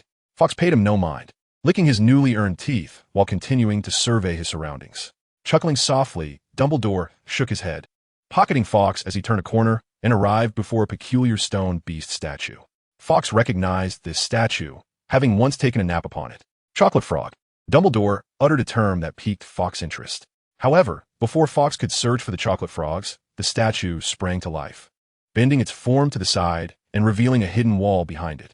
Simultaneously, the wall cracked open, unveiling a spiral staircase that began to ascend slowly. Meow. Fawkes immediately leaped from Dumbledore's pocket and bounded onto the spiral staircase, hopping down one step at a time in sync with the staircase's rotation, appearing as though he were merely treading in place. Dumbledore chose not to interrupt Fawkes, watching with a warm smile as he frolicked. Yet, Fawkes soon grew weary of this game, lying down on the steps with his head facing outward, allowing the staircase to carry him upwards. The experience of being lifted in such a manner was quite novel, and Fawkes eagerly watched the wall moving continuously to his right and downward. Quite an intriguing staircase, is it not? Dumbledore approached the staircase, stopping a few steps below Fawkes before sitting down on a step that aligned perfectly with Fawkes' position. Meow. Fawkes responded, casually swishing his tail before returning his gaze to the ever-shifting wall. I cannot comprehend your words. The language of cats is exceedingly difficult to master. Fawkes flicked his ears, ignoring Dumbledore's remarks. Meanwhile, Dumbledore seemed oblivious to Fawkes' indifference, shifting slightly to bring his head closer to Fawkes, adjusting his crescent-shaped glasses as he followed Fawkes' line of sight to the wall. Is there something on the wall that captivates you so? Fayou cast a sidelong glance at Dumbledore, remaining silent, for he had no desire to engage with such a tedious inquiry. Dumbledore blinked his cerulean eyes and spoke once more, this time uttering an array of peculiar, nonsensical sounds. Meow. This strange cacophony finally piqued Fayou's interest. He tilted his head toward Dumbledore, his emerald eyes unwavering behind the crescent-shaped lenses, locking onto Dumbledore's azure gaze. With a subtle smile gracing his lips, Dumbledore continued to produce a series of whimsical fairy-like utterances. Upon observing Feyu's lack of reaction, he switched to a sharp and jarring mermaid tongue. This time, Feyu responded. Meow. He swatted his tiny paw against Dumbledore's face. Unlike the incident at the Three Broomsticks, Feyu refrained from employing any forceful spells, allowing Dumbledore to remain unaffected as he continued his discordant shrieks. Consequently, Feyu straightened his upper body, unleashing a flurry of feline punches upon the old man's head, knocking his crescent-shaped spectacles askew, finally compelling Dumbledore to cease his incessant chatter. In truth, Dumbledore had been testing whether Feyu could comprehend his mermaid and fairy languages, or if he could decipher Feyu's meows. However, it was evident that his experiment had met with failure. Dumbledore had considered directly inquiring of Feyu, but given the latter's current, bewildered demeanor, he surmised that such a question would be futile. He resolved to observe whether Feyu might communicate seamlessly with Fawkes. Dumbledore adjusted his dislodged spectacles, inwardly deliberating. His invitation for Feyu to visit his office had not been made lightly. After a period of observation, he began to harbor doubts about his initial assumption of Feyu as a natural animagus. Driven by personal curiosity and the responsibilities of his position as headmaster, Dumbledore felt an irresistible urge to uncover the truth about Feyu's circumstances. Unbeknownst to Feyu, the old man beside him harbored ulterior motives. After tiring of scrutinizing the walls, he began to tug at Dumbledore's long white beard. Please refrain from tormenting my poor beard, Dumbledore exclaimed, quickly shielding his chin, and producing a piece of candy from his pocket. He offered it to Feyu. A sweet treat for you. Feyu glanced skeptically at the somewhat meager confection in the old man's hand, suddenly recalling a pouch of fish snacks gifted to him by Big Eyes. Thus, he transformed back into his human form, mimicking the old man's posture as he sat on the steps and retrieved a small bag from his pocket. I have my own snacks, meow. Fitch, brimming with pride, presented the small fish treats from his bag to Dumbledore, exclaiming, These are a gift from Big Eyes. Dumbledore nodded. Acknowledging. Argus. He does often prepare fish for Madame Loris. With a playful grin, he leaned closer to Fitch and inquired, Might you share a taste? Meow. The cat expressed disdain, a mere JPEG of disapproval. Good boy, Fitch conceded, succumbing to the old man's persistence, ultimately parting with half of his fish treats in exchange for a promise of more snacks in the office. The duo, one young and one old, settled on the spiral staircase, savoring the fish delicacies crafted by Felch himself. As they finished the treats, they reached the top of the staircase. At the end of the spiral, a resplendent oak door awaited, adorned with a brass knocker shaped like a griffin. It bore resemblance to the entrance of Ravenclaw's dormitory. Excitedly, Fitch sprang to his feet and eagerly pounded on knocker. The sound echoed, yet the griffin remained still. Meow. Fitch glanced back at Dumbledore, declaring, It's broken. Not quite, Fitch, Dumbledore replied, ruffling Fitch's little head, only to have him nimbly evade his touch. This door differs from Ravenclaw's. It does not speak. As he spoke, Dumbledore approached and gently rapped twice on the door. It swung open, yet Fitch was aggrieved. Why won't he open for me? Meow. Fitch glared at the brass knocker. Eyes narrowed. Aren't you searching for the Sorting Hat? Just as Fitch was about to pry the knocker off, Dumbledore's light-hearted comment shifted his focus. Here it comes, meow. Fitch abandoned the seemingly contemptuous knocker and darted into the headmaster's office. Upon entering the spacious, circular room, he immediately spotted the Sorting Hat, prominently displayed on a massive table. Meow. Fitch leapt onto the table, transforming into a gray blur as he pounced atop the Sorting Hat. Oh dear, you again, the hat protested in a twisted voice. Don't squash me. I can hardly open my mouth. Fitch shifted his weight, using his tiny paws to adjust the hat, restoring it to a more upright position. However, after being pressed down, the already crumpled hat appeared even more deflated. Listen, little one, the Sorting Hat wriggled to regain some composure. While I am pleased that you hold me in such high regard, you must treat me with the respect I deserve. The Sorting Hat performed a gesture akin to puffing out its chest, proudly proclaiming, I am the Sorting Hat of Hogwarts, the most astute magical hat, embodying the thoughts of the four great founders. Meow. Fitch extended his tiny paw into the gaping mouth of the Sorting Hat, curiously prodding it. Listen to me. The hat mumbled, its words muffled by the cat's paw. Fitch withdrew his paw and bit down on the tip of the hat, shaking his little head vigorously. This creature, devoid of any combat prowess yet so loquacious, needed a lesson to understand who was in charge. Dumbledore quickly intervened. The Sorting Hat, with only a mouth to plead with, turned to Dumbledore for assistance. Amused by the spectacle, Dumbledore finally spoke. "Fitch, this is Fox. Come meet him," with a wave of his hand. A magnificent bird of gold and crimson flew in from a high, gilded perch behind the door, landing beside Fitch. "Meow." Fitch released the sorting hat, inspecting the grand bird with curiosity. Its feathers were striking yet lacked luster, and the bird's demeanor appeared somewhat lethargic. Simultaneously, Fitch sensed a faint vitality emanating from it, reminiscent of elderly cats, humans, and other animals he had encountered. Of course, the old man was an exception, brimming with a vitality that belied his age. "Chirp." Fox's voice was weak, and, after greeting Fitch, it lowered its head to nuzzle against Fitch's neck. "Meow." Fitch gently tapped Fox's beak with his nose, responding amicably. Under normal circumstances, had Fitch encountered such an ailing bird, he would have requested it from Dumbledore to sample its flavor. Yet, despite Fox's feeble vitality, there was an aura about him that instilled comfort and familiarity in Fitch, dispelling any thoughts of consuming him. The reason Fitch felt at ease and affectionate was due to the phoenix's rebirth nature. A heart attuned to life would naturally be drawn to such a creature, influencing Fitch positively. After their brief exchange, Fox appeared weary. Fitch pondered for a moment before placing his small paw upon the bird's wing. Calming charm. This spell does not extend the lifespan of a being, but can provide a sense of comfort to those nearing death. A faint green light shimmered from Fitch's paw, and in an instant, the formerly ailing Fox appeared invigorated, his feathers glistening with newfound sheen. "Chirp." Even the cry of Fox had taken on a newfound vigor. A glimmer of insight flashed in Dumbledore's blue eyes behind the crescent-shaped lenses, further affirming that Fox was not merely a natural Animagus. However, at this moment, Dumbledore found no inclination to pursue the matter further. Previously, he had maintained a certain wariness towards Fox, not only due to the enigma surrounding his identity, but also because of the inherent danger that occasionally manifested in Fox. A predator by nature. Yet, just moments ago, the compassion displayed by Fox, coupled with the magic imbued with love, had completely assuaged Dumbledore's concerns.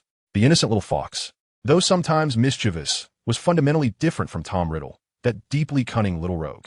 With proper guidance, Fox's innate talent would undoubtedly blossom into that of an extraordinary wizard.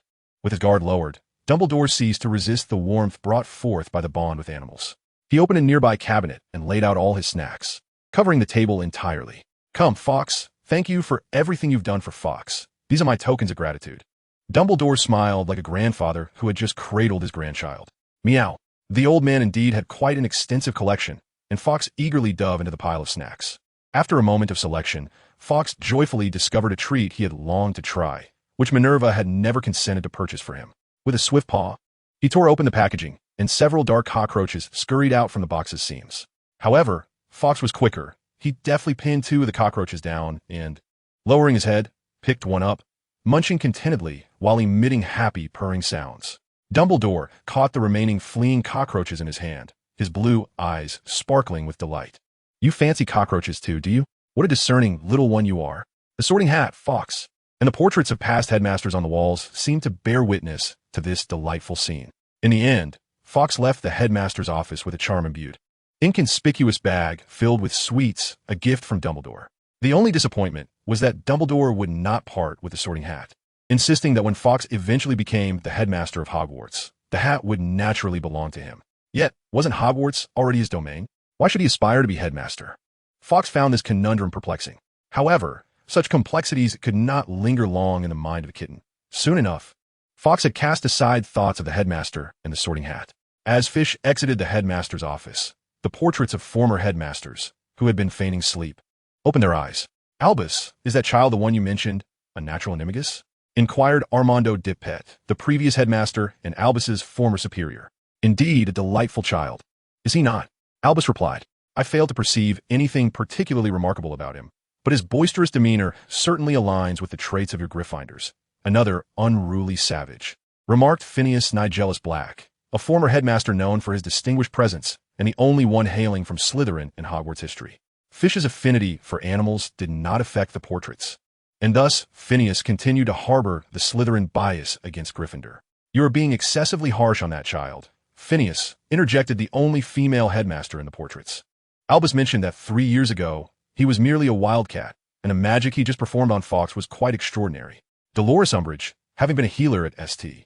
Mungo's before her tenure as headmaster, was particularly intrigued by the spells Fish had demonstrated. "Humph." Phineas scoffed again, fully aware of Fish's exceptional talent, yet begrudgingly noting his Gryffindor lineage. After a casual discussion about Fish, the headmasters gradually closed their eyes and resumed their slumber.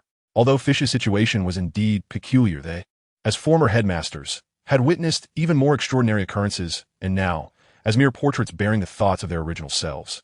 Fish was merely a novel topic of conversation for them. Unless, of course, Fish truly ascended to the position of headmaster at Hogwarts, as Albus had suggested. The following days unfolded with remarkable tranquility. After being persuaded by Albus, Professor McGonagall continued to supervise Fish during his confinement, but ceased to prohibit him from using magic. Once the confinement concluded, Professor McGonagall would escort Fish back to her office, where she would read fairy tales suitable for a young wizard of 4 or 5 years. Eventually, Fish grew so absorbed in the tales that he no longer required her to read to him. He would eagerly peruse the storybooks himself, captivated by the vibrant illustrations rather than the scant text. Around 11:30 in the evening, after spending time in Professor McGonagall's office, they would venture to the kitchen for a midnight snack. Following their meal, Professor McGonagall did not insist that Fish return to the dormitory, merely advising him to return early. As the time approached, Fishy would often accompany Dumbledore to deliver his enchanted pouch filled with delectable morsels for the house elves to the end of the corridor on the 4th floor, where he would treat the ever-hungry Rowena. He also sought opportunities to glimpse what lay beneath the secret trapdoor, but alas, Rowena was indeed adept at her duties, thwarting Fishy's attempts. Additionally, he frequently visited the Ollery to bring nuts and jerky for his owl friends, and occasionally exchanged other foodstuffs with a large-eyed creature for some small fish treats. On occasion, Fishy would pay a visit to the old ghost's office to see the Phoenix, Fox, and a play with the Sorting Hat. This period could be regarded as the most delightful time Fishy spent at school, even though he had enjoyed a carefree life prior to this. On the other hand, it was unclear whether Dumbledore had intervened or if the professors had simply realized that deducting points had no effect on Fishy. Regardless, most professors had become indifferent to his failure to submit assignments, either refraining from deducting points entirely or only symbolically deducting a point or two. The exceptions to this were 3 individuals: Professor Snape, who neither targeted nor favored Fishy, Professor Binns, the ghost, and Professor McGonagall, who remained just and impartial regarding assignments. Nevertheless, this leniency provided great relief to Hermione and her study group, as the hourglass of Gryffindor, which had been nearly empty, gradually began to fill once more. However, such tranquil days were not destined to last. In the second week following Fishy and the twins' detention, a slender package carried by 6 long-eared owls fluttered down onto the Gryffindor table, landing squarely before Harry Potter. "Harry, quickly open it.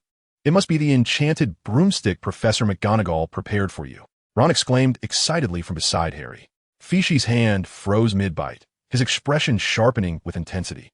Harry yanked Ron back, who only then grasped the situation. By that point, however, it was too late. Fishy was already storming towards the professor's table in a furious huff. "Merlin's beard, this is dreadful," Professor McGonagall exclaimed, smacking her forehead, having overlooked this matter due to Fishy's recent compliance. "Minerva!" Fishy's voice brimmed with indignation. "Why did you buy a broomstick for Scarhead? Had it not been for the ban on Fishy's flying, he might not have been so incensed." Yet, Minerva forbade him from riding a broomstick while simultaneously purchasing a new one for Harry, which felt profoundly unjust to him. "That is because Potter has joined the Gryffindor Quidditch team," Professor McGonagall gently explained to Fishy. "Moreover, the funds for that broomstick were drawn from the team's budget, not from my personal funds." "I don't care. I want a broomstick too," Fishy protested vehemently. Fei Su, unconcerned with the surrounding matters, was acutely aware of Minerva's favoritism. He lamented her reluctance to procure a flying broom for him. Drawing inspiration from a tale he recently perused in a storybook, he threw himself onto the ground, indulging in a fit of rolling and thrashing. Professor McGonagall, fully aware of the source of this behavior, pressed her lips together tightly, her cheeks twitching slightly. Had she known better, she would have refrained from allowing Fei Su to read the adventures of little Hamo. The narrative, as one could surmise from the title, revolves around a mischievous young wizard named Hamo, who, after a quarrel with his family, runs away from home. Following numerous tribulations, he eventually returns home, transformed into a more obedient child. Professor McGonagall had intended to use this story as a means to instill obedience in Fei Su, but to her dismay, he had merely adopted Hamo's bad habits instead of the intended virtues. Suddenly, a thought struck Professor McGonagall beyond the temper tantrums. The story also featured a recurring phrase: "I want to run away from home." Fei Su's attempt to flee was destined to fail, and his intention was never truly to abandon home. The character Hamo had cleverly utilized this pretext to coax his parents into buying him 3 items before genuinely embarking on his adventures. Thus, Fei-Su confidently believed, Minerva will surely buy me a broom.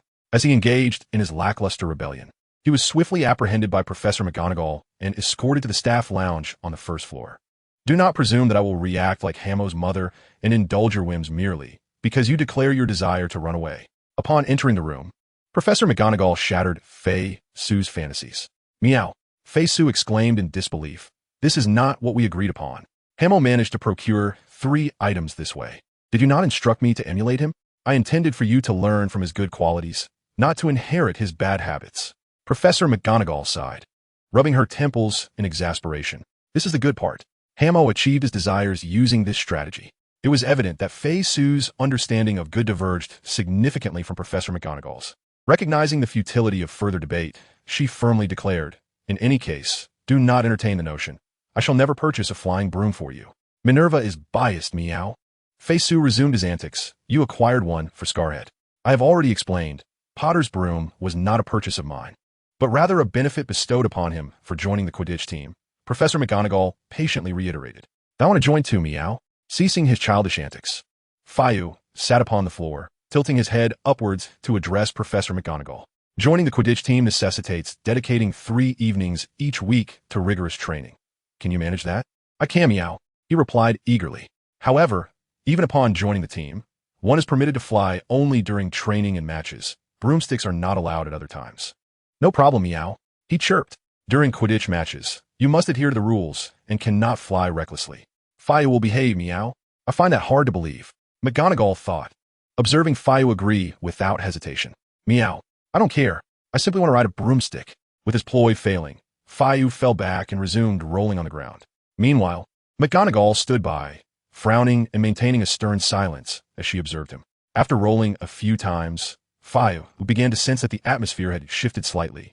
He halted and glanced at McGonagall, whose expression remained stern. Oh no, Professor McGonagall is angry. In Fayu's experience, when she refrained from yelling, it often signified that she was even more displeased.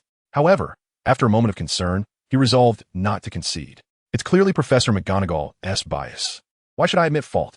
With a surge of stubbornness, Fayu sat on the floor, defiantly lifting his little head to meet McGonagall's gaze. In truth, Professor McGonagall was not angry at all.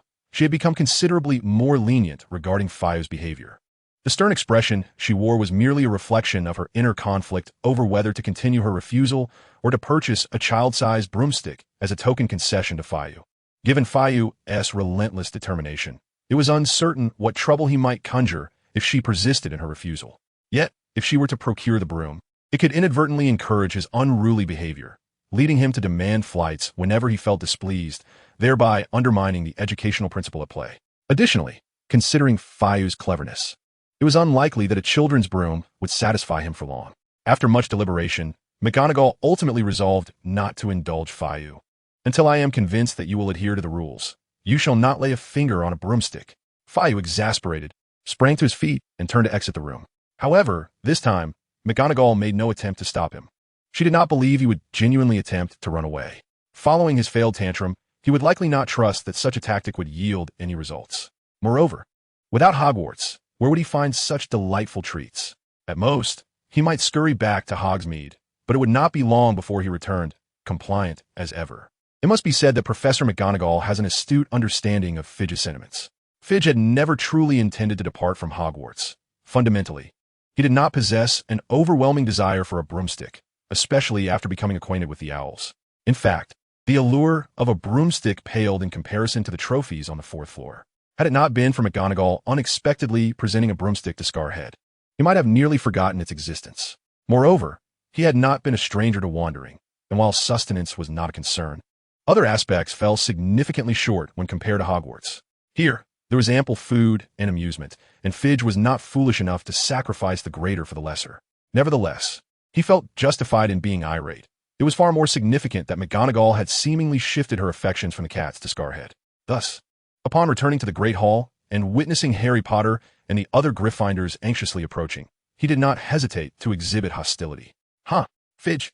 The smile on Harry's face instantly faltered. Don't come near me. I detest you, meow. After casting a fierce glare at the bewildered Scarhead, Fidge briskly maneuvered around him and returned to the long table, sulking as he resumed his previous breakfast. Ron glanced between Fidge and Harry, giving his friend a couple of sympathetic pats on the shoulder, stating, "It seems you've incurred Fidge's wrath." Enduring this unwarranted misfortune, Harry offered a wry smile, scratching his head. He could not blame Professor McGonagall or Fidge for the predicament and resigned himself to his unfortunate fate. Hopefully, Professor McGonagall would swiftly placate Fidge. With a long sigh, Harry followed Ron back to the Gryffindor table. The most delighted among them was Malfoy. After breakfast, he, accompanied by his two lackeys, blocked the path of Harry and Ron as they were heading to Charms class. "It seems your title as the Savior isn't quite as effective as you thought, Scarhead." Every time Harry heard Malfoy's languid tone, it dripped with derision, inciting an urge to deliver a punch to Malfoy's pallid face. "Get out of the way, big forehead." Ron stepped forward, shouting at Malfoy. "Oh, Weasley," Malfoy sneered, casting a dismissive glance at Ron. "What number are you again?" "I can hardly recall, considering that's quite the number that could impoverish a pure-blood family." "Your mother is truly remarkable. Is she really a witch, or just some other fantastical creature?" Malfoy exaggeratedly spread his hands, feigning amazement. Behind him, Crabbe and Goyle erupted into synchronized snickers, causing Ron's face to flush with anger. "You will pay for this, Malfoy." Enraged, Ron lunged at Malfoy without even drawing his wand, fists clenched. As soon as Goyle and Crabbe realized the situation and intended to pull Ron away, Harry, concerned for his friend's well-being, immediately joined the fray. The five young wizards, devoid of wands, engaged in a tumultuous melee, exchanging blows. "You lot, cease this at once."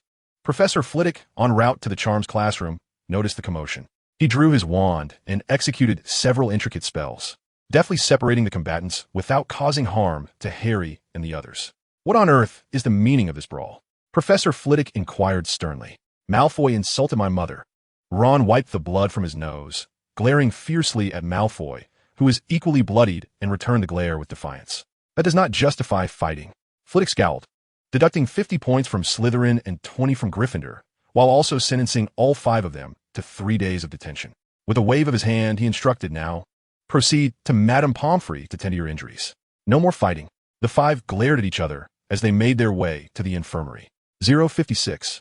Harry is indeed my beloved brother. Neither Harry nor Ron regretted the altercation. They had longed to teach that pretentious Malfoy a lesson. Although they bore the brunt of the injuries due to their size and number, their focus had always been on Malfoy, whose condition was not much better than theirs. Conversely, Goyle and Crabbe emerged relatively unscathed. As long as Malfoy had received his comeuppance, Harry and Ron felt a profound sense of satisfaction. Moreover, with Slytherin losing those 50 points, Gryffindor, which had languished at the bottom since the start of the term, saw a slight improvement in its score. The deduction of 20 points, while not significantly impactful, merely served to enhance the aesthetic of Gryffindor's hourglass. In contrast, Slytherin's loss placed them at risk of being overtaken by Ravenclaw. Whether this was a deliberate act of Professor Flitwick, who not only taught charms but also served as the head of Ravenclaw, remained uncertain. After Madame Pomfrey had attended to their injuries, the 5 emerged from the infirmary, still casting heated glances at one another. Malfoy, having suffered a significant defeat, wore a sullen expression and glared at Ron for an extended period, almost leading Harry to believe he might strike again. As Harry anxiously gripped his wand in his pocket, pondering which spell to cast first, Malfoy finally huffed dismissively and, accompanied by his 2 lackeys, turned to leave. Harry could faintly hear him muttering about his father. It seemed our pretentious young aristocrat intended to return home and summon his parents. Harry feigned nonchalance while teasing Ron, yet a flicker of concern lingered in his gaze. Even though his understanding of the magical realm was not profound, he was well aware of Draco Malfoy's affluent lineage and his family's close ties with the higher echelons of the Ministry of Magic. "Do not fret.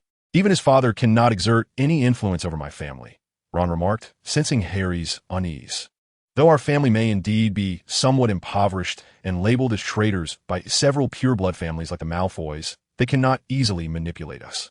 Moreover, Dumbledore will not stand idly by while they bully others." Ron's tone, seemingly lighthearted, bore an authenticity that momentarily eased Harry's worries, prompting him to reminisce about the satisfaction of having just bested Malfoy. "Did you see that wretched expression on his face? To be honest, I've longed to give him a good thrashing." He laughed heartily. "And of course I broke his nose. I suspect he will return to Snape to find himself deducted points, as Snape will hardly recognize him." The 2 shared a hearty laugh, envisioning Malfoy's swollen visage, perhaps so unrecognizable even to his parents. Despite the Malfoy's own shortcomings, it did not deter Harry and Ron from mocking him. As they strolled back to the Charms classroom, Harry and Ron carried themselves like triumphant generals, heads held high, swaggering back to their seats amid the astonished gazes of their classmates. "What happened to you two?" inquired Seamus quietly as they sat down, prompting nearby witches and wizards to strain their ears, while those further away speculated in hushed tones about the source of their injuries. The classroom buzzed with excitement. Hermione, the only one intent on paying attention, furrowed her brow and cast an exasperated glance at Harry and Ron. Even the usually drowsy Filch, hiding in his desk drawer, was roused from his slumber by the commotion, shaking his ears and sniffing the air for the scent of trouble, only to shift positions and close his eyes once more. Wishing to avoid Harry's presence, Professor Flitwick, aware of the situation, cleared his throat a couple of times and elevated his voice. Silence. The tumult in the classroom gradually subsided. As for the material covered earlier, you too can borrow notes from your classmates. Now, let us resume our study of the directional charm. Flitwick scanned the classroom, his gaze settling on Harry and Ron, who instinctively shrank in their seats. He then continued with the lesson. However, while the classroom may have quieted, the thoughts of most students were far from the task at hand. Aside from Hermione and Filch, the rest occasionally cast furtive glances toward Harry and Ron. After all, this was the most significant commotion among the newcomers, aside from Filch. And it was only natural that these young wizards, having recently embarked on their academic journey, could hardly contain their curiosity. If it had been the upperclassmen, particularly those in the same year as the twins, they would have been wholly unfazed. Time flew swiftly as Professor Flitwick recounted his tales, and once the charms class concluded, Harry and Ron found themselves encircled by a throng of eager young wizards, brimming with anticipation. What happened? Did you get into a fight? Was it with Slytherin? How many points were deducted? It was only logical that someone would link their predicament to the plan proposed by Filch, which had transpired not long ago. Although Harry and Ron did not intentionally set out to implicate Slytherin, they inadvertently succeeded in dragging them into the fray. Meow. Even Filch, upon witnessing the plight of the two, was drawn in by curiosity, albeit with a slightly different perspective. Redhead 4, did you give Scabbers a good thrashing on my behalf? Just as Ron was about to boast about the previous speculation, he abruptly halted, turning to see Filch's bright green eyes sparkling with interest. Without giving a second thought, Ron, caught up in the moment, blurted out, "Indeed, it was because Harry angered you that I gave him a good beating." Harry. Meow. Redhead 4, you truly are a good person, Filch exclaimed, giving Ron's shoulder a hearty pat before his gaze shifted to the awkwardly embarrassed Harry. "In truth, I was particularly angry with you, Meow." Observing the bruises adorning Harry's face, Filch scratched his cheek, generously deciding to forgive Scabbers. Initially intending to expose Ron's fabrication, Harry swallowed his words and instead pounded his chest, declaring, "These minor injuries are nothing." As he spoke, he inadvertently tugged at his wound, eliciting a grimace of pain. Once the discomfort subsided somewhat, Harry leaned closer to Filch and whispered, "If given the chance, I'll secretly lend you my broomstick to play with." "Absolutely not, Meow." 3, however, Filch resolutely declined, for he believed the matter transcended merely whether he could play with a broomstick. It was about McGonagall having a different cat now. Even if Filch did not harbor resentment toward Scabbers, it did not imply that he could easily forgive McGonagall. He was presently waiting for her to come and appease him, to admit her mistake. In fact, Professor McGonagall did not keep Filch waiting for long. During that evening's dinner, just as he settled into his seat, she approached him, bending down to greet him with a warm smile. "Filch?" However, Fiu remained oblivious to Professor McGonagall's calls. He wielded a fork, poking aimlessly at the plate before him, creating a chaotic mess of the neatly cut fish. This behavior left Angelina, who was responsible for serving Fiu his meal that evening, quite disheartened. Still upset, Professor McGonagall reached out to touch Fiu, only to have him evade her with a shake of his head. "Humph. Tonight's dinner. Shall we share it together?" She lifted Fiu into her arms and made her way to the staff dining table, leaning in to plant a kiss on his cheek. Although Fiu pushed her head away, rejecting her kiss, he did not decline the invitation to dine with her. After all, he had intended for Minerva to soothe him, so a complete refusal was out of the question. Angelina felt even more dismayed. Not only had Fiu ruined the carefully prepared fish, but he had also been whisked away by Professor McGonagall without having tasted a single bite.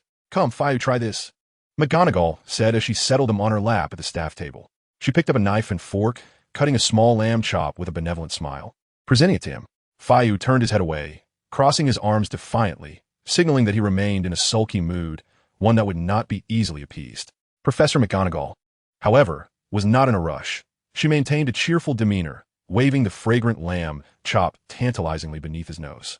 Over the years of raising Fayu, she had encountered her fair share of his temperamental moods. She knew precisely how to coax him effectively. Fayu, being rather thick-skinned, had had an entire day to cool off. He was not as angry as he pretended to be. Now, all it took was to tempt him with food while he was hungry, and this little glutton would soon relent.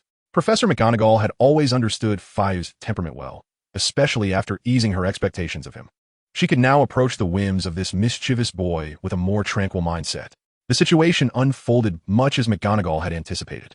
After a brief period of stubbornness, Fayu could no longer resist the enticing aroma wafting tantalizingly near his nose. He cracked open his eyes slightly, casting a furtive glance at the delectable lamb chop. Yet, he quickly averted his gaze once more. He would not concede so easily. However, it did smell delightful. Perhaps just one more glance would be acceptable. And so, he stole another look. After casting several furtive glances at the delectable lamb chop beneath his nose, Fishi, with lightning speed, opened his mouth and snatched the lamb chop from his fork, quickly turning his head away while chewing the savory morsel, all the while feigning indignation, as if to say, "I'm still upset, come console me." He had not truly forgiven Minerva. It was merely that the lamb chop would lose its appeal if it grew cold.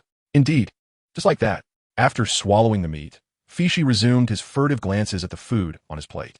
Professor McGonagall, choosing not to expose his ruse, continued to smile and offer him various dishes that he adored, bringing them to his lips. After approximately 6 or 7 servings, the indomitable Fishi had completely forgotten the events of the morning. "Minerva, have some of this." Now no longer angry, Fishi speared a piece of fried fish and raised it to Professor McGonagall's mouth. With a look of satisfaction, she opened her mouth to accept it, then leaned down to plant a grateful kiss on Fishi's little head.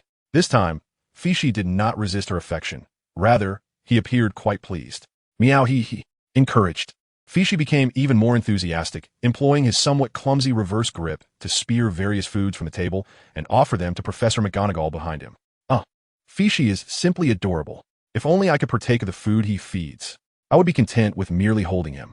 Countless little witches set aside their knives and forks, abandoning their dinners to rest their cheeks in their hands, gazing dreamily at the interaction between Fishi and Professor McGonagall, wishing they could take their place. The boys, though less dramatic than the girls, also stole glances at the head table while eating, with several young wizards inadvertently sending food into their own noses. Observing the harmonious scene between Fishi and Professor McGonagall, Harry Potter let out a sigh of relief. Although previously, due to the betrayal of his dear friend Ron, Fishi had ceased to direct his ire towards him, Harry still worried that if Fishi were to uncover the truth, he might once again harbor resentment. Fortunately, with Fishi and Professor McGonagall reconciled, he no longer had to fret over that concern. At the head table, having satisfied his hunger, Fishi reverted to his feline form, lying on Professor McGonagall's lap and exposing his little belly, emitting a series of comforting purrs under her adept petting. The young wizards below gazed on enviously. "All right, off you go to play." At last, Professor McGonagall seized her delightful display of cat affection, gently patting Fishi's belly as she spoke. "Meow," Fishi replied, jumping down from her lap and darting out of the great hall before anyone could react, disappearing into the unknown. Upon witnessing the departure of Fitch, the young wizards finally focused their attention on the dinner before them, many of them hastening their pace. Strolling during their free time in hopes of encountering someone like Fitch was a great delight for the students of the other 3 houses, apart from Gryffindor. Should fortune favor them with such an encounter, it would provide ample opportunity to boast to their friends throughout the day. In contrast, the Gryffindor students appeared markedly more nonchalant. After all, being from the same house, they had more opportunities to interact with Fitch. Thus, they did not feel the need to chase after chance meetings like their counterparts from the other houses. However, this did not include Harry and Ron.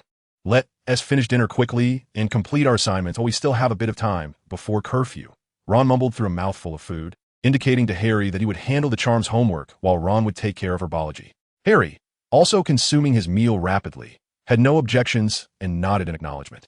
Despite the impending detention, he felt little remorse. After all, they had managed to give the insufferable Malfoy a good thrashing, which felt like a victory. However, such naive notions vanished as soon as Harry encountered Filch. Although Harry possessed a similar popularity to Fitch within Gryffindor, at least among the boys, it proved ineffective in the presence of Filch, who disregarded Harry's status as the savior and assigned them the arduous task of cleaning the cellar. Harry was surprised to discover that directly beneath the Great Hall lay a cellar of comparable size.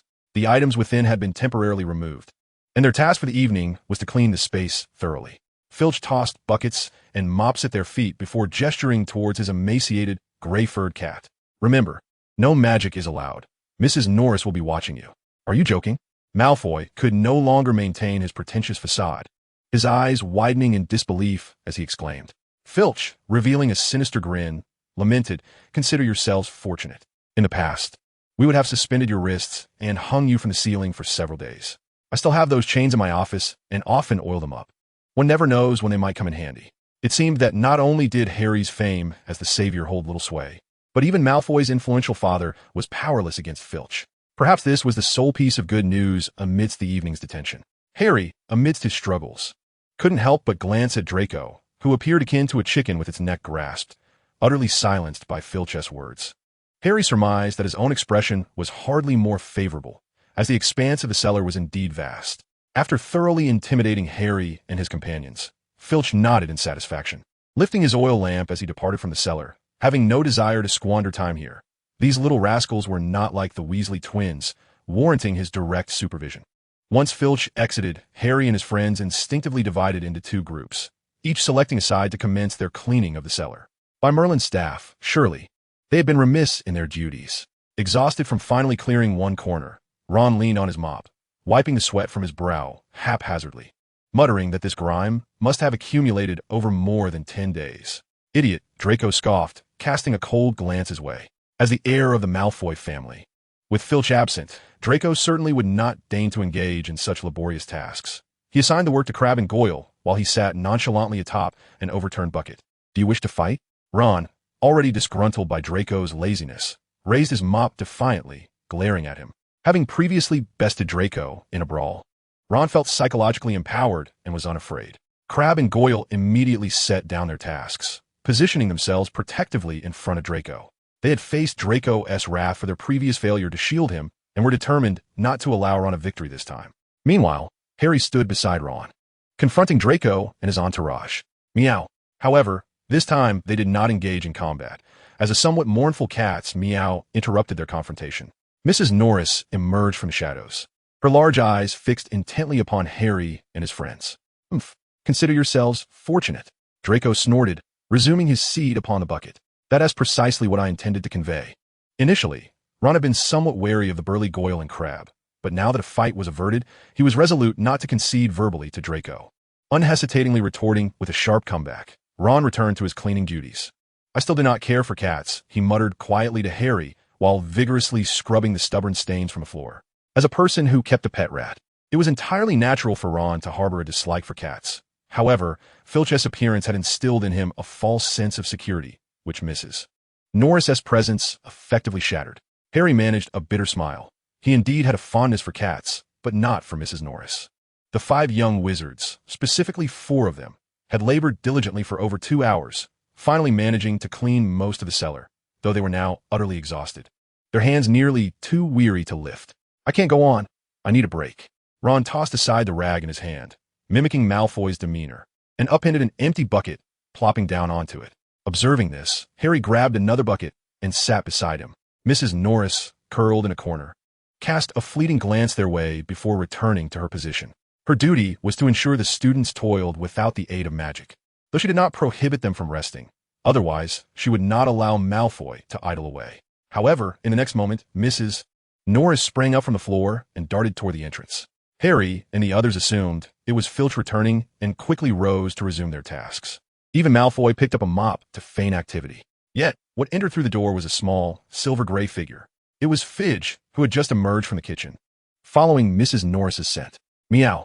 Fidge greeted Mrs. Norris before transforming into his human form and retrieving food from the seamless extension bag gifted by Dumbledore, placing it before Mrs. Norris. After completing this task, Fidge turned to Harry and the others. "What brings you here, Meow?" Ron scratched his cheek and replied, "We've been confined." By now, Fidge had grasped the concept of confinement. "You must be more cautious, Meow. Causing trouble should never attract McGonagall's attention." Ron twitched his lips, choosing not to correct Fidge. At that moment, Fidge noticed the bruises on Malfoy's face. "Meow, did you also fight with Scarhead?" "Indeed, I had a fierce brawl with Harry and Malfoy, which is why we are confined. Ron quickly interjected, concerned that Malfoy might inadvertently reveal too much. Malfoy shot an irritated glare at him, feeling that Ron was deliberately obstructing his conversation with Fidge. However, before he could elucidate the situation, Fidge had already interpreted it in his own way. When I was wandering, my kind often fought as well. Fidge proudly lifted his little head, but they could never best me, meow. Ooh, ooh, ooh. Malfoy was about to speak when Fidge decided not to linger any longer. He pulled some food from his pocket, distributed it among the 5 present, and waved farewell as he made his way out of the cellar. I still need to deliver food to Louis. At that moment, Fish suddenly recalled a story from a book he had read, where the protagonist enjoyed introducing friends to one another. Thus, he quickly added, after your confinement, come find me on the 4th floor, and I will introduce you to Louis. After Fish departed, Harry and Malfoy exchanged eye rolls, returning to their respective areas with the food Fish had provided, silently gnawing away. After such a long period of labor, they were indeed quite famished. Meanwhile, Dumbledore, hidden nearby, stroked his beard, realizing he no longer needed to devise a method to lure Harry to the 4th floor. Indeed, Fish was a good child. After finishing the late-night snack Fish had brought, Harry and the others regained some energy and quickly completed the remaining tasks. Upon witnessing their work conclude, Madame Loris darted out to fetch Filch. Ron whispered to Harry, there must be some wicked enslavement spell between Filch and his cat. Harry nodded in agreement, pondering how Madame Loris could so swiftly locate Filch within the vast and intricate castle of Hogwarts. Upon returning to the cellar, Filch was oblivious to the fact that Harry and Ron were secretly mocking him. Clutching the oil lamp that seldom left his hand that evening, he meticulously inspected the cellar's cleanliness, hoping to discover any overlooked areas to intensify Harry and his friends' confinement punishment. Unfortunately, Filch's notorious reputation among the students meant that even the brutish Goyle and Crabbe had thoroughly scrutinized every corner, leaving Filch disappointed. Go back, Filch said, waving his hand dismissively. Remember to report to the entrance hall on time tomorrow evening. Harry and his friends finally exhaled in relief, hastily making their way out of the cellar, eager to escape its confines. Upon exiting, Harry and Ron headed straight upstairs, while Malfoy and his companions, who should have returned to the basement, ascended the stairs as well. Harry halted, glancing back at Malfoy and his cohort, who defiantly glared in return. Due to their mutual apprehension of Filch's presence, their gazes met momentarily before they tacitly agreed to cease their pointless standoff and silently rushed towards the 4th floor. By the way, did Fish mention where exactly he was on the 4th floor? Ron quietly inquired midway up the stairs. And who is this Louis he spoke of? Is he perhaps another small creature, like Madame Loris? Harry, uncertain, scratched his head. We should listen for any commotion on the 4th floor that should lead us to Fish. Even if we cannot find it, it matters not. Malfoy nonchalantly retrieved a bag of smoked cod from his pocket, displaying an air of smug satisfaction as he proclaimed, Fawkes is particularly fond of the smoked cod that my father sends. Once I open the bag, he will undoubtedly appear, drawn by the aroma.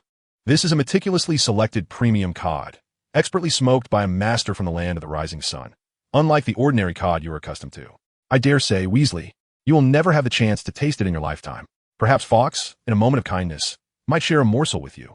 As a token of my pity, concerned that Harry and his companions might not appreciate the delicacy, Malfoy elaborated, while simultaneously deriding Ron's humble origins.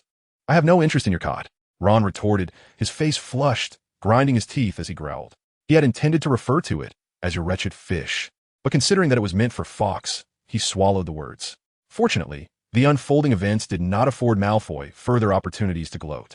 Upon reaching the 4th floor, they soon heard faint sounds emanating from the corridor on their right. If memory serves me correctly, Dumbledore mentioned at the beginning of term to keep away from that area. Harry said, furrowing his brow as he instinctively grasped Ron's arm. He had inquired about it from Percy, hence his vivid recollection. He had also warned against contravening school rules. Malfoy, rubbing his still tender cheek, let out a derisive snort, a mix of indignation and mockery evident in his tone. Without waiting for Harry's response, he strode confidently down the right corridor, flanked by Goyle and Crabbe. Though Ron disdainfully curled his lip at Malfoy, he too felt that Harry was overreacting. If there were genuine danger, how could Fawkes possibly remain there? Dumbledore had always been a bit eccentric. There was no need to take his words too seriously. Harry, upon reflection, felt somewhat sheepish, scratching his head before following Ron. The two groups arrived at the wooden door at the end of the corridor, and Fawkes, having sensed their presence, leaped from beneath the head of the statue and transformed into human form to open the door. You've arrived, Fawkes exclaimed at the entrance, warmly inviting them inside. As Malfoy and his entourage entered one after the other, Fawkes stepped aside and dashed to the side of the statue, waving at them. "This is Louis, a friend I recently made." The last to enter, Ron, who closed the door behind him, heard Fawkes' call and turned to look. In an instant, like the four who had gone before him, his heart seemed to stop as he stood frozen in place. Seeing Fawkes casually tugging at the lips of the enormous three-headed dog, Ron felt as though his heart might leap from his throat. Meow? Feishu glanced at the five motionless individuals, tilting his head in curiosity. "Do you not fancy Cerberus?" Previously, Feishu had brought Madame Loris to visit Cerberus. But upon seeing the creature, she had fled in terror, refusing to return despite Feishu's reassurances. "Do not be afraid, dear friends, Cerberus possesses a gentle temperament." To validate his assertion, Feishu playfully tugged at the creature's nose. The seemingly formidable beast merely panted, allowing Feishu's antics, even lowering its head to facilitate the playful gesture. Observing Cerberus's docile demeanor, Harry and the others finally exhaled a sigh of relief. Meanwhile, Harry noticed a trapdoor beneath Cerberus's paws. Was the creature guarding something? A sudden thought struck Harry, reminding him of the filthy little package Hagrid had retrieved from Gringotts' vault, number 713. What Hagrid said, if one wished to conceal something, Gringotts was perhaps the safest place in the world, second only to Hogwarts. As Harry pondered, Feishu called out again, "Don't just stand there, come and play." The group hesitated, exchanging glances, but ultimately found the courage to approach Feishu. As their fear began to dissipate, their curiosity about Cerberus surged. After all, what boy does not harbor dreams of taming a fierce beast? The five of them cautiously made their way to Cerberus, gingerly reaching out to touch its formidable form. Cerberus cast a sidelong glance at them, blocking Feishu's view with one of its heads, while the other two heads grimaced, baring sharp white teeth at Harry and his friends.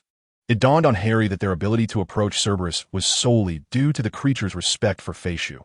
Without him, they would be fortunate to escape with only minor injuries. The five young wizards quickly withdrew their hands and instinctively took 2 steps back, the previously fading fear abruptly resurfacing, now amplified by their closer proximity to the beast. I must find an excuse to leave. As he faced the sharp fangs mere inches from him, feeling the hot, foul breath of Cerberus against his face, Harry's mind raced with panic.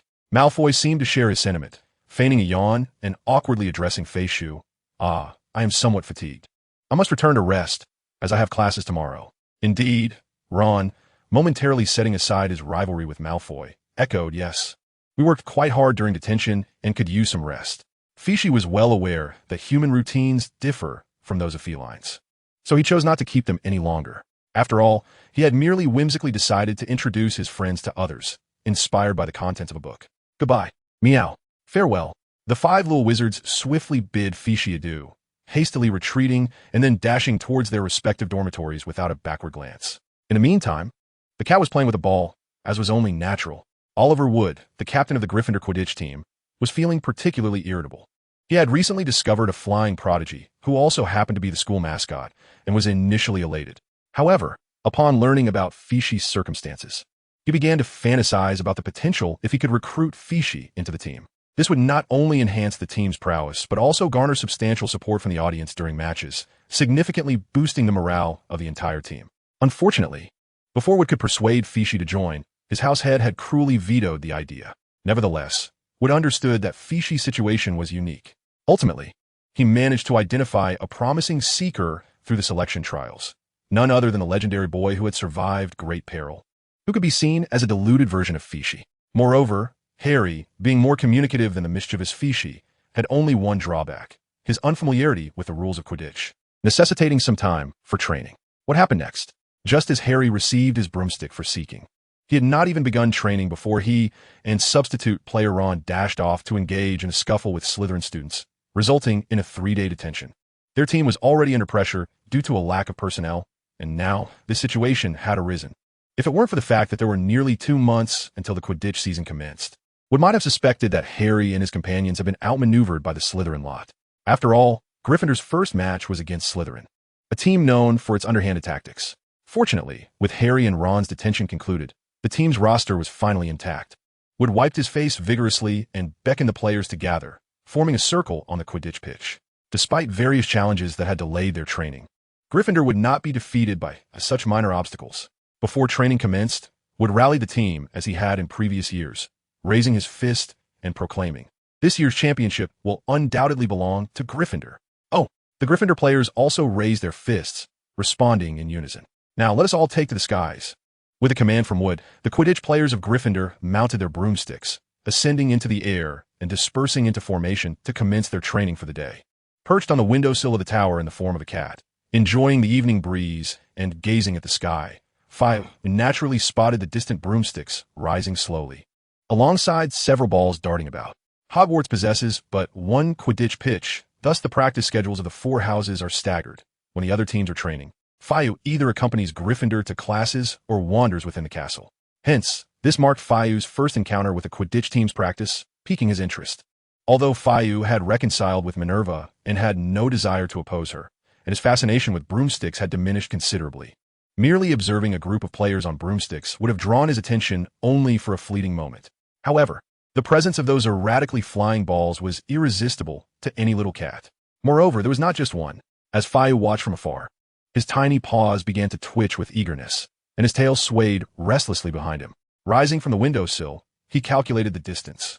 Realizing that running over would consume considerable time, gliding over would land him directly on the ground, rendering it impossible to reach the balls above. Thus, after a moment's contemplation, Fio turned and leaped down from the windowsill, making his way towards the Ollery.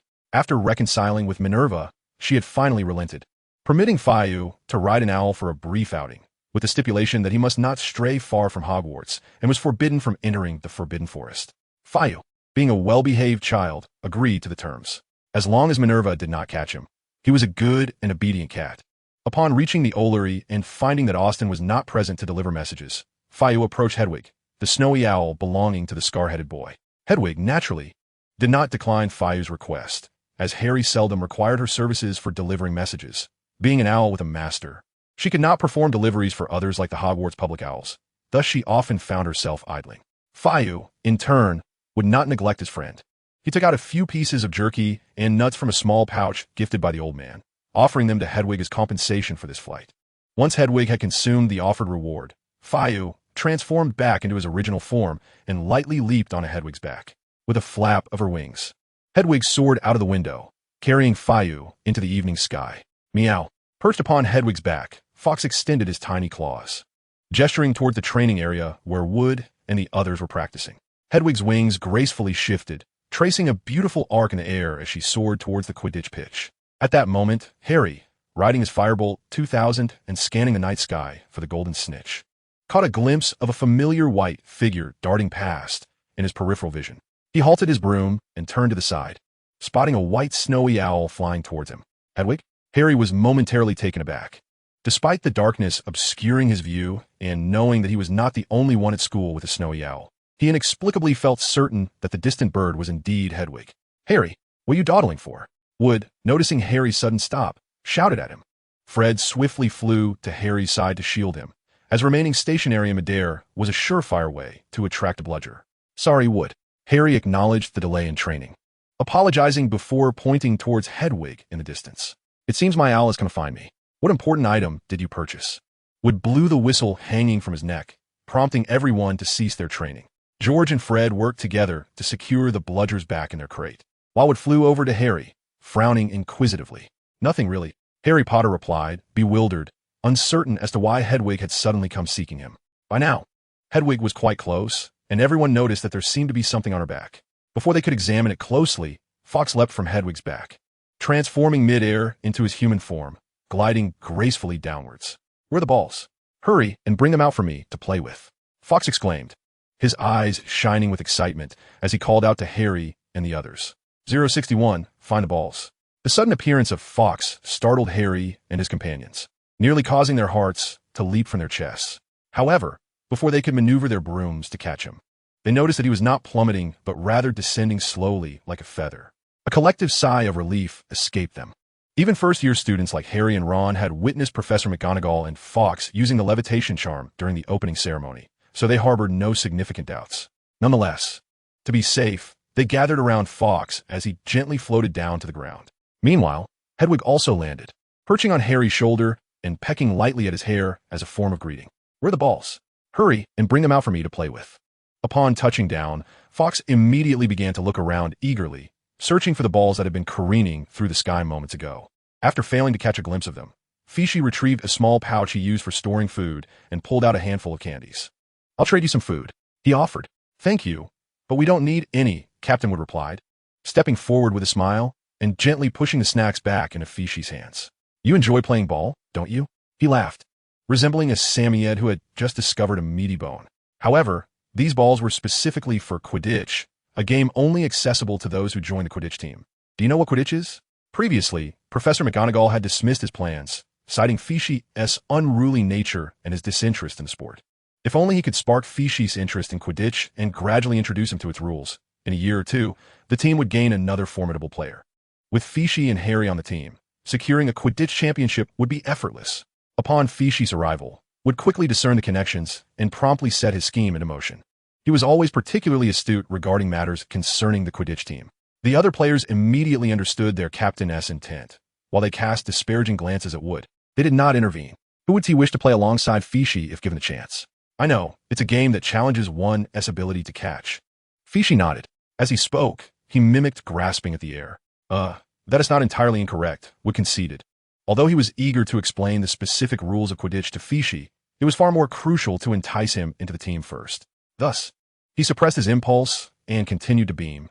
"So, Fishi, would you like to join the Quidditch team? Then we can play together." "No way." Fishi firmly declined. "Why not?" Wood was taken aback. No matter how he pondered it, Fishi had no grounds for refusal. "You're up to no good." Fishi bared his teeth and proudly lifted his head, declaring, "You can't fool me." Fishi sensed no malice from Wood.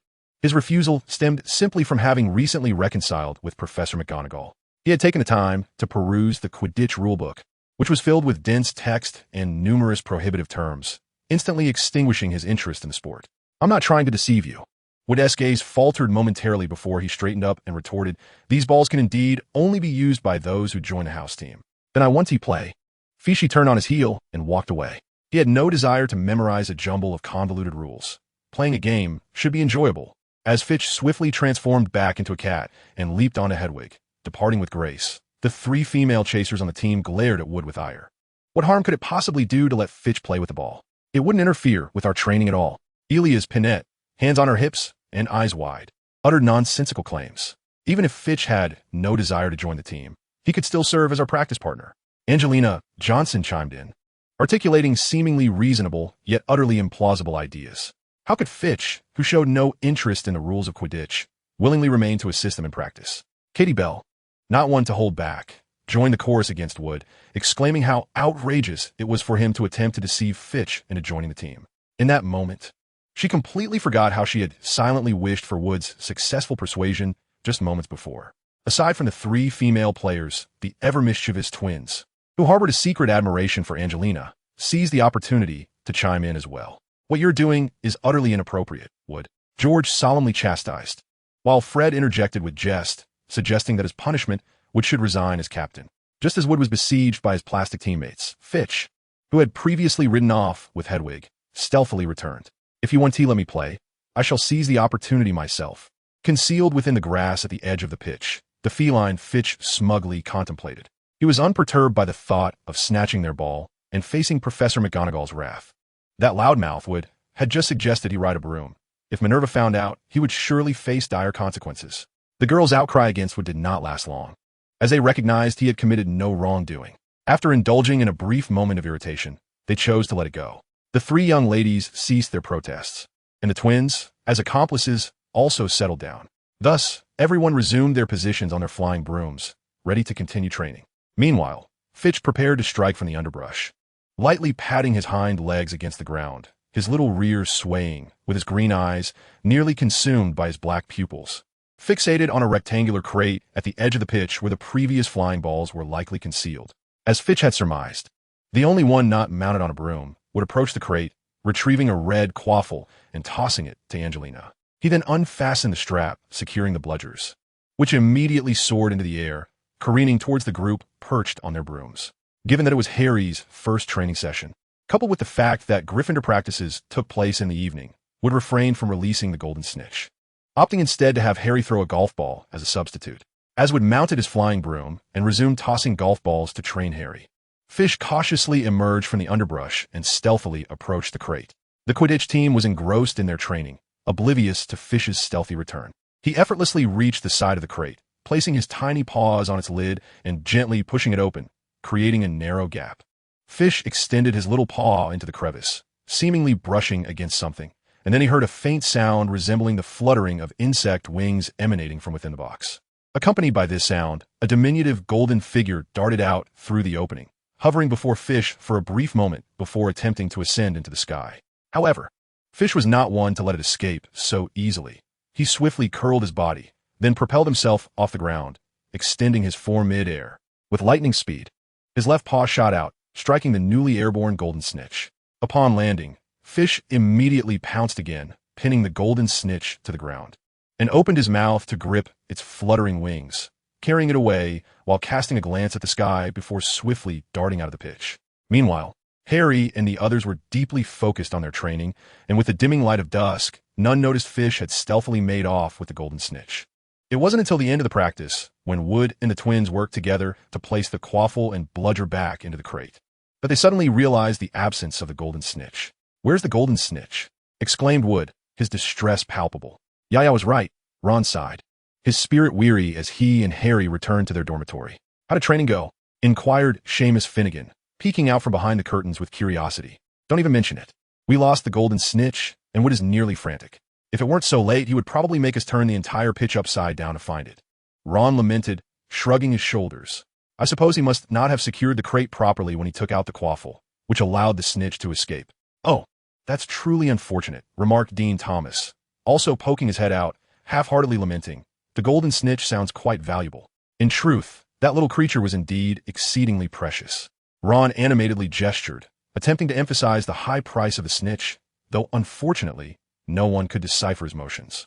Fortunately, Madam Hooch had informed them that all golden snitches were enchanted with a tracking charm to prevent incidents of misplacement, which happened all too frequently. Then why is Wood so frantic? Dean scratched his head in confusion. Was there not a solution to this predicament?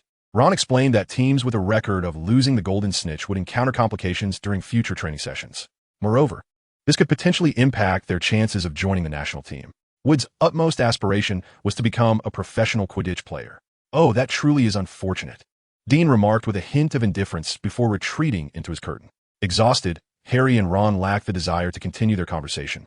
They each tidied up and climbed into their beds, and soon the dormitory fell silent once more. Meanwhile, on the other side, Fidge, having captured the golden snitch, dashed straight to Hagrid's hut. He typically roamed the castle, but since he had ventured out today, he felt compelled to visit the giant and fawn. However, Fidge arrived at an inopportune moment. Hagrid was currently patrolling the Forbidden Forest with Fong, leaving the hut empty. After knocking twice and receiving no response, Fidge squeezed through the gap in the door.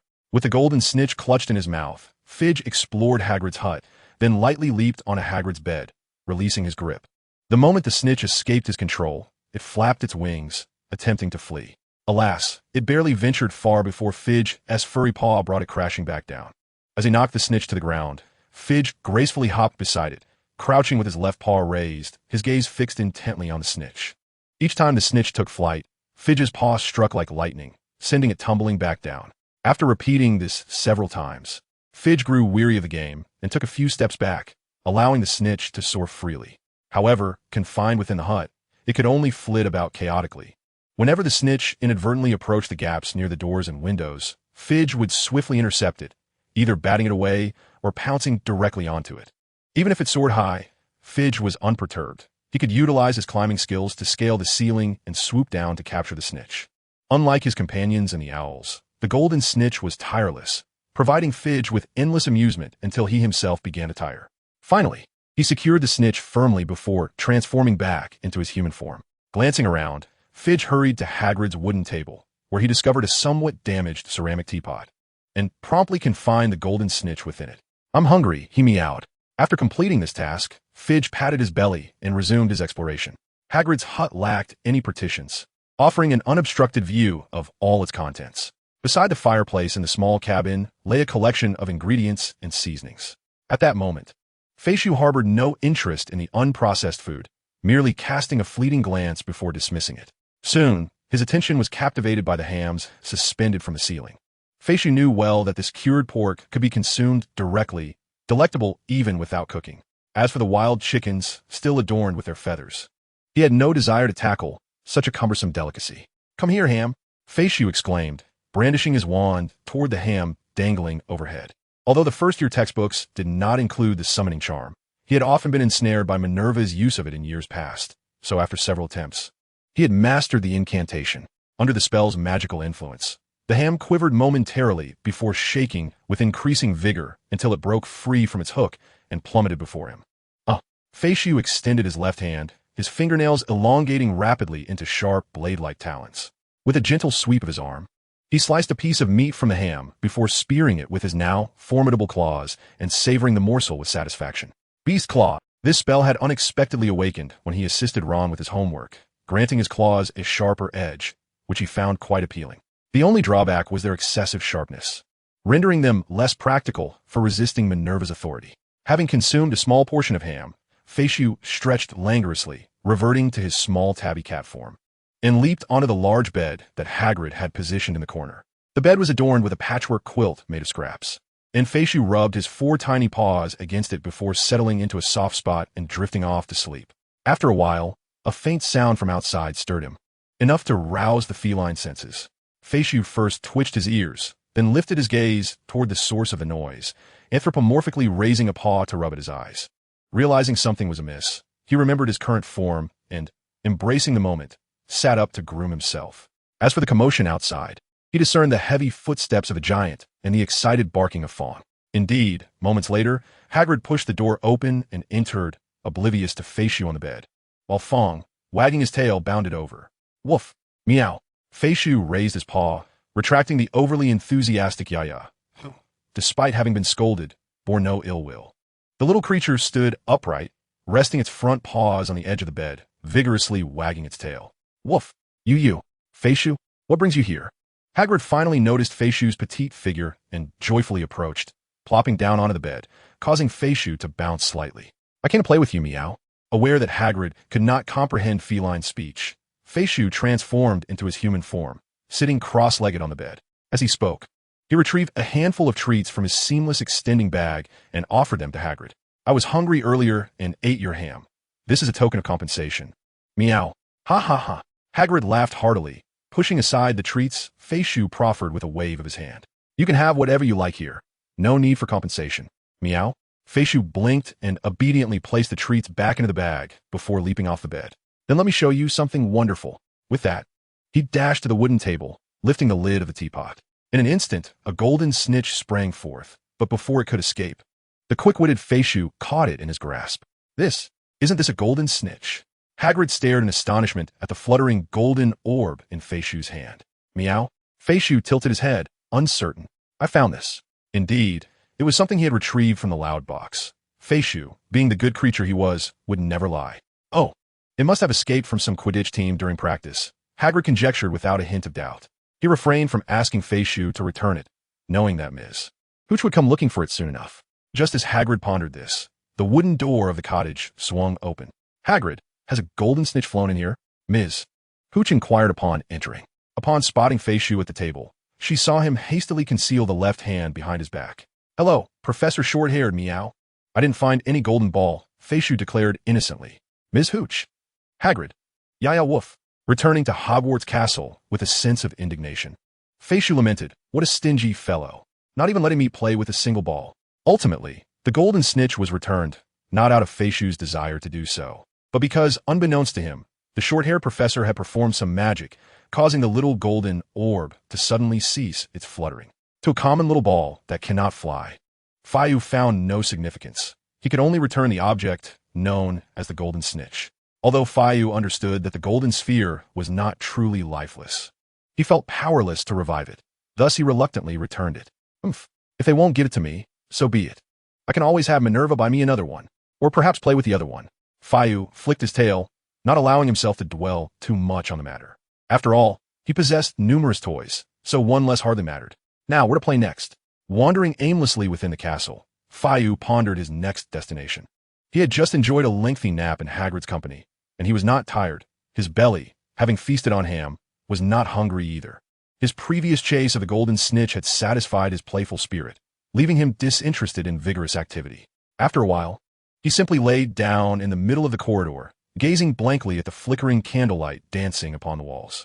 Occasionally, passing ghosts would greet him, to which he would respond with a slight flick of his tail. After a considerable time of idleness in the corridor, Fayu stood up once more and meandered around Hogwarts. The odors wafting from the second and third floors were unbearable, and since he had no desire to seek out the grumpy old man, he instinctively bypassed them. Without a clear purpose, he found himself at the kitchen door. Perhaps I could procure some food from Comey and check on Louis. With that thought, he transformed back into his human form, scratched the pear in the painting a couple of times, and twisted it to reveal the handle, stepping inside. Master Fayu, you have arrived. Comey greeted him immediately, followed closely by the other house elves in the kitchen. Welcome back to the kitchen. Is there anything I can prepare for you? Quick, bring out the food. Fish. Start with the fish. The house elves clamored excitedly, and in an instant, they filled the 4 long tables in the kitchen. Please, have a seat here, Master Fayu. Comey diligently polished the nearest wooden stool to a gleaming shine. Well, I suppose I shall have a bite. Even though I'm not terribly hungry. Fayu twitched his nose, and after some contemplation, he decided to reciprocate the enthusiasm of Comey and the others. As he settled down, he retrieved the bag gifted to him by the old man. Also, kindly fill this bag for me, just with meat. I plan to deliver food to Louis, right? Master Fayu is truly kind-hearted. The house elves, well aware of whom Fayu intended to feed, showered him with praise, as this was not his first act of generosity. The food on the table was swiftly whisked away by the house elves into Fayu's magical pocket, revealing the Weasley twins seated opposite him. Meow, it's number 2 and 3. Greetings, Fayu exclaimed, chewing on his food while addressing the twins directly. Good evening, Fayu, Fred replied weakly, then continued to gaze forlornly at the empty plate before him. A visage of despondency. They hadn't finished their meal, yet it had all been cleared away. Was this not an overt demonstration of favoritism? The twins sighed in unison. Having come to the kitchen to reward themselves after an exhausting day of training, they barely had a few bites before Fayu arrived, causing their food to vanish abruptly. Oh, my apologies, Mr. Weasley. The house elves, realizing their error in inadvertently depositing the twins' food into Fayu's magical pocket, offered hasty apologies while promptly replenishing the twins' plates and began to chastise themselves. Meow, it seems you are not the only one who enjoys head-butting walls. Your peculiar hobby is quite strange, Fayu remarked, tilting his head in bewilderment at the house elf's behavior. While his feline companions occasionally tussled with their own hind legs and tails, they never inflicted such severity upon themselves. Blood was drawn. Fayu, who had always thought the house elf's antics were akin to his cat's playful skirmishes, did not intervene, but rather observed with curiosity. Fortunately, George and Fred managed to intervene just in time to halt the self-punishing house elves. However, after such a chaotic episode, the twins found their appetites diminished. They hastily consumed a few bites merely to comfort the distressed elves before departing the kitchen, looking somewhat disheveled. Well, I should take my leave, Fayu mused. Not particularly hungry, he concluded his meal with 2 grilled fish, a sausage, and a plate of shrimp before rising to bid farewell. Come again soon. We shall prepare a variety of delightful treats for you. If you need anything, just call our names. With the enthusiastic send-off from the house elves, Fayu exited the kitchen, transforming back into a cat as he scampered up to the 4th floor. Meow. Upon reaching the 4th floor, Fayu twitched his little nose, sensing the foul odor of a certain unpleasant individual, which seemed to lead toward Lu Wei's location. Despite his aversion to the stench, Fayu resolved to adhere to his plan of delivering food to Lu Wei, forcing himself to endure the unpleasant aroma as he dashed down the corridor to the right on the 4th floor. To make the experience more bearable, Fayu chose to revert to his human form, allowing his sense of smell to dull, enabling him to cover his nose with his hand. However, upon reaching the end of the corridor, Fayu discovered that the unpleasant individual was nowhere to be found. Strangely, the scent of a foul creature was unmistakable. Fei Su released his palm from his face, furrowing his brow as he sniffed the air, only to discover that the once pungent odor was swiftly dissipating. Had it already departed? Tilting his head, he mused that the absence of the loathsome being was indeed preferable, sparing him the need to cover his nose. Resolutely casting this matter aside, Fei Su hurriedly approached the wooden door. Concealed nearby, Quirrell breathed a sigh of relief, grateful that he had timely employed a charm to mask his own scent. Previously, as he ventured out in search of clues regarding the Philosopher's Stone, he had meticulously avoided detection. It was only now, cornered by Fei Su, that he realized the significant vulnerability posed by his own odor. Fortunately, his discovery had come in time, averting any disruption to the Dark Lord's plans. As Quirrell relaxed, A flicker of curiosity directed his gaze toward Fei Su. Over the past few days, he had attempted various methods to open the seemingly rudimentary wooden door without causing undue commotion, yet all had failed. Meanwhile, Voldemort, who clung to the back of Quirrell's head, was in a weakened state and lacked the strength to confront the door. Now, observing Fei Su, an innate Animagus of greater renown in Hogwarts than even Harry Potter, it appeared he might possess a means to unlock the door that had thwarted both himself and the Dark Lord. With Quirrell's uncertain gaze upon him, Fei Su did not retrieve his wand. Instead, he silently bestowed upon himself the trio of buffs necessary for unlocking doors, then grasped the edges of the wooden barrier. Meow. Just as he had done previously, Fei Su effortlessly tore the entire door down, skillfully setting the dislodged door panel aside. He swiftly darted inside. Louis, I have come to see you. Professor Quirrell, who had exerted considerable effort to open the door, along with Voldemort, who was equally at a loss regarding the wooden barrier, contemplated the situation. 064. Fei Su was indeed correct. Oblivious to the self-doubt he had instigated in the Dark Lord and his minions outside, Fei Su proceeded as usual, dismantling the door before rushing to Louis' side. Upon his arrival, the three-headed canine, Louis, immediately wagged its tail, presenting all three heads in eager anticipation, simultaneously extending their long tongues toward Fei Su. Meow. Startled by the approach of three tongues nearly the size of his own head, Fei Su hastily retreated 2 steps to evade Louis' enthusiastic onslaught. With a swift leap, he somersaulted in midair, transforming back into his tabby cat form, and landed gracefully atop Louis' central head. Meow, meow, I told you not to lick me. Your saliva is excessive. Perched on Louis' head, Fei Su playfully swatted at the canine's skull with his little paws. Louis crouched down, pressing all 3 heads to the ground. With its front paws clutching the head that Fei Su had playfully struck with its feline fists, emitting a series of plaintive whimpers. A diminutive kitten, hardly larger than a palm, was bullying a 3-headed hound towering a story high. The scene appeared utterly absurd, yet within the hearts of the 2 participants, it felt perfectly normal. To Fei Su, Louis was robust and resilient, impervious to a few playful jabs. Conversely, Louis believed Fei Su was correct. After performing a series of feline punches on Louis' head, Fei Su leapt down, resumed human form, and retrieved the magical pouch gifted by Dumbledore from its pocket. Opening the pouch, Fei Su grasped its corners and gave it a shake, causing a cascade of roasted chickens and smoked meats to tumble forth. Woof! Louis, upon seeing the feast, joyfully barked in unison with its 3 heads and then buried them into the pile of delectable food, indulging heartily. While Louis savored the bounty, Fei Su transformed back into a kitten, scampering to Louis' rear, playfully chasing and pouncing on its tail. Louis, fully cooperative, swished its tail, allowing Fei Su to engage in its frolicsome antics. After a delightful engagement with Louis' tail, and once Louis had finished eating, it turned around, extending its paws to continue the play. Occasionally, it would lean in with its 3 heads, attempting to lick Fei Su, only to be playfully swatted away. As Fei Su grew weary from the fun, it climbed up Louis' nose and settled atop its head. Meow, I'm ready for a nap. Upon hearing this, Louis immediately lay down, twisting its neck to position Fei Su against its belly. Fei Su leapt from Louis' head to its body, finding a relatively flat spot to rest. Louis laid its 3 heads atop its front paws, closing its eyes to drift into slumber. Meanwhile, Professor Camillot, concealed nearby, gazed at the active trapdoor beneath Louis, displaying a look of reluctance. Upon encountering Louis, Camillot had sensed that today's efforts were likely in vain. The 3-headed hound's fur was nearly as resistant to spells as dragon scales. Had its master been in his prime, he could have easily subdued Louis. However, Voldemort, now reliant on others for survival, rendered Camillot incapable of handling the formidable hound alone. Return, and devise a means to restore some of my power. The feeble voice of Voldemort echoed in Camillot's mind, and he understood that today's endeavors were futile. Moreover, the true nature of the trapdoor remained uncertain, making it ill-advised for Camillot to reveal his identity. Indeed, my master. Upon hearing Voldemort's command, Quirrell's body trembled slightly as he quietly retreated. Before departing, he cast another glance at the trapdoor beneath Louis and the little cat nestled upon it, blissfully asleep. Perhaps he could devise a plan inspired by Professor McGonagall. Quirrell mused to himself. Suddenly jolted awake by an unsettling chill, Fawkes sprang from Louis's back, alertly surveying his surroundings. Noticing nothing amiss, he tilted his head in confusion before curling back up. Woof! What's wrong? One of the 3-headed dog's heads, ever vigilant even in slumber, inquired softly upon observing Fawkes' unusual behavior. Meow, nothing.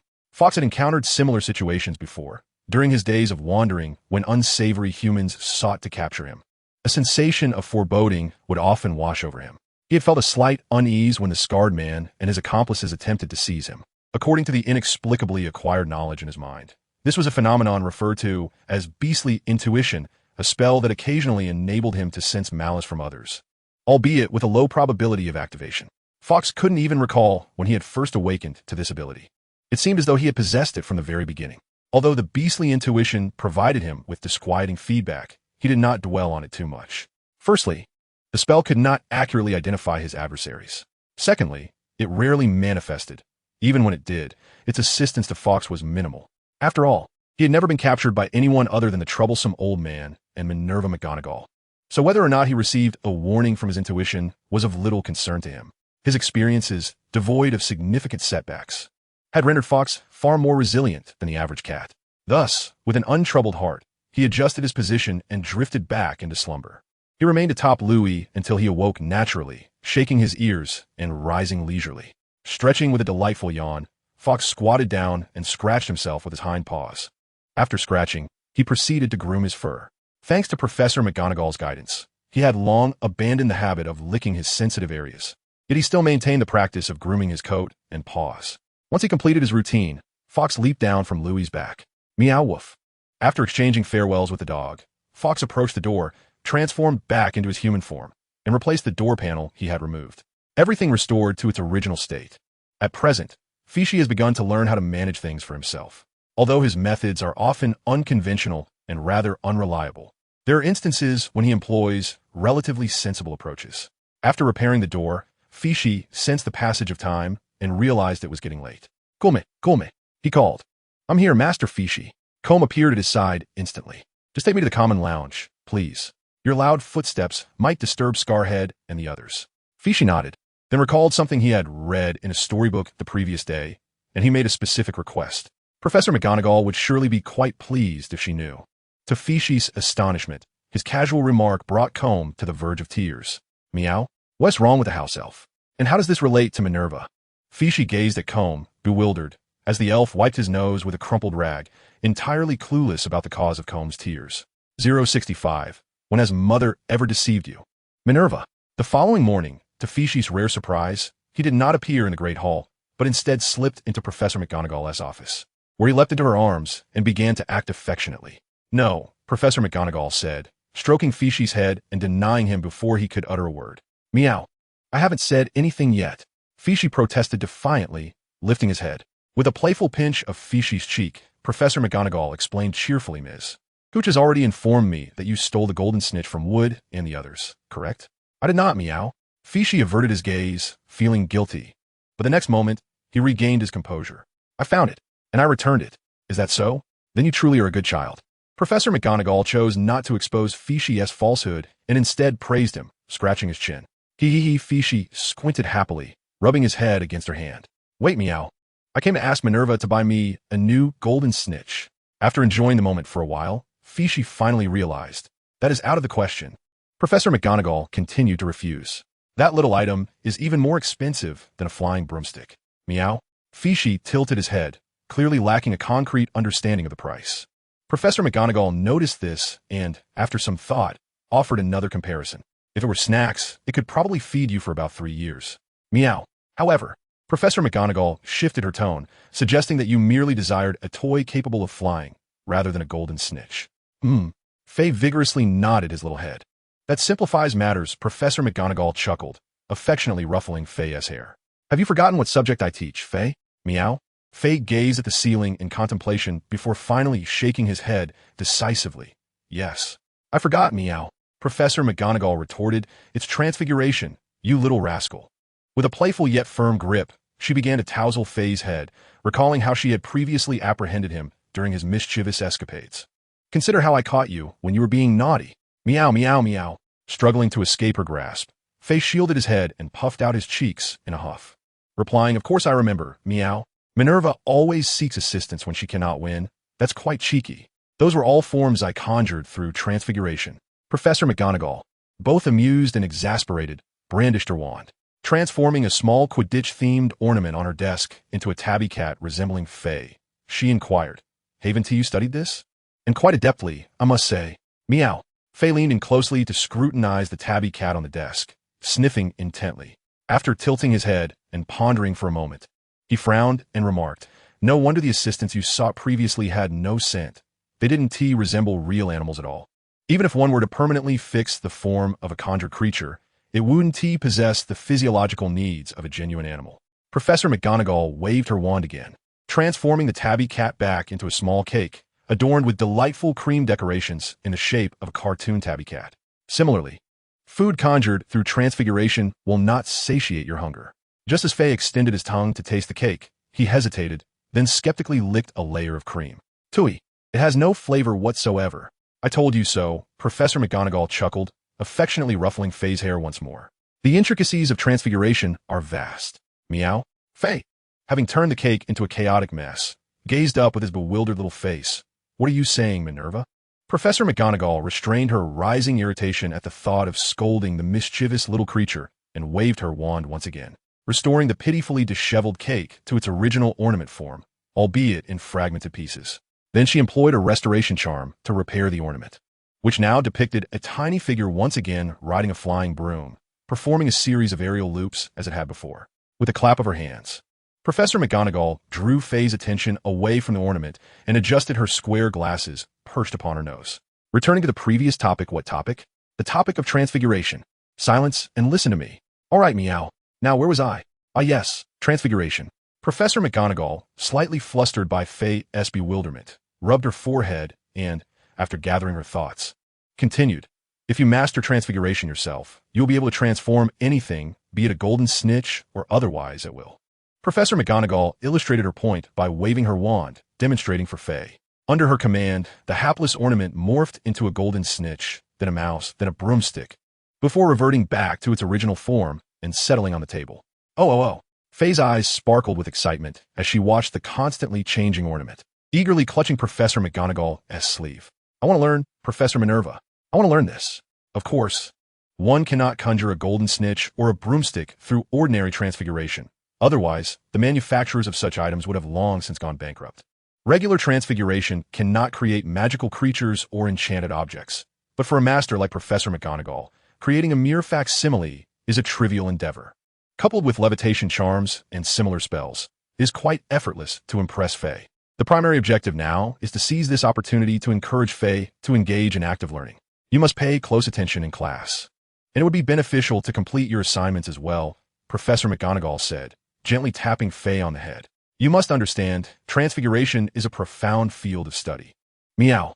Faye immediately displayed a look of concern, yet upon contemplating the prospect of conjuring delightful toys at will, and summoning a host of whimsical creatures to assist in battles, like Professor Minerva, she resolutely nodded her little head. I will do my best, Meow. Professor McGonagall anticipated that Faye's patience would likely wane in a few days. This clever little one might soon realize she had been duped, but for now, she would take advantage of the situation. Should Faye eventually catch on, it would not be a problem to conjure a small bird or mouse for her to play with, or to allow her limited interaction with a broomstick. Previously, Professor McGonagall refrained from allowing Faye to play with small animals, primarily to mitigate her hunting instincts as a feral cat. However, now that Faye had become friends with the owls, and even cohabited peacefully with Ron's pet mouse and Neville's toad, Professor McGonagall felt less concerned regarding this matter. In pursuit of maximizing benefits, Professor McGonagall began to encroach upon previously established boundaries. It was no longer confined merely to my class. You must also dedicate yourself to other subjects. For the intricate art of transfiguration requires the support of various other magical disciplines. Were you deceiving me, dear? Faishu cast a skeptical glance at Professor McGonagall. Certainly. When have I ever misled you? When you urged me to learn vocabulary, when I insisted on dressing appropriately, when I instructed you in the proper use of a fork. Faishu began counting off on his fingers. Ahem, how could that be construed as deceit? Did I not reward you afterward? Professor McGonagall hastily interrupted Faishu's reminiscence. Is that so? Faishu hesitated, but eventually nodded, though he felt an underlying sense of inconsistency. However, at that moment, Professor McGonagall once again disrupted his train of thought, gently stroking Faishu's little head and smiling as she said, So you see, dear, Mother has never misled little Faishu. In the days that followed, Both professors and students at Hogwarts were astonished to discover that Faishu had begun to pay earnest attention in class. Not only did he listen intently during lessons, but he also diligently completed his assignments. Although his handwriting resembled that of a cat's paw and the content was disjointed and lacking focus, the mere act of Faishu sitting down to do homework was an extraordinary event in itself. Even more surprising was the fact that Faishu no longer caused chaos during his free time. Instead, he frequented the library, earnestly poring over books related to Transfiguration. However, it was common for him to doze off after just a few pages. The series of changes brought about by Faishu's behavior not only left everyone astounded, but also caused the library to become exceedingly crowded, significantly increasing Madame Pance's workload and exacerbating her already irritable temperament. Yet, one thing remained unchanged. The instigator, Faishu, continued to receive preferential treatment. While he napped in the library, Madame Pance lowered her voice to almost a whisper, even when reprimanding him.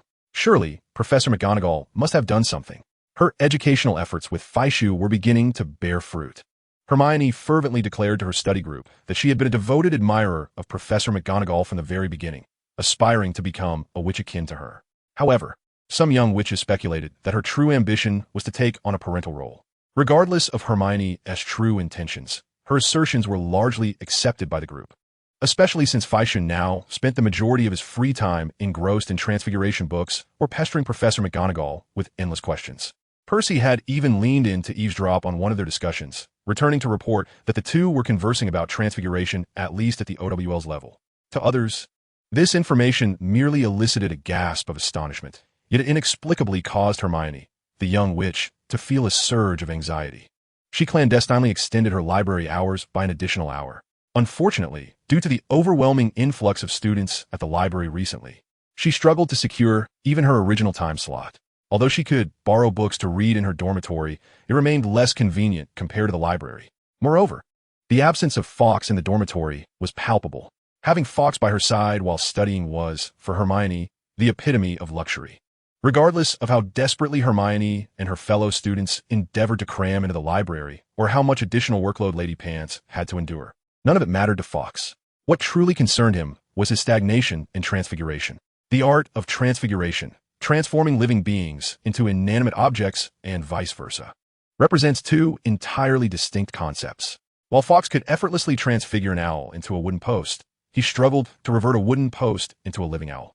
The creature he conjured resembled a mere corpse or a wooden carving. Similarly, the golden snitch and flying broomsticks he fashioned from stone and wood were devoid of life.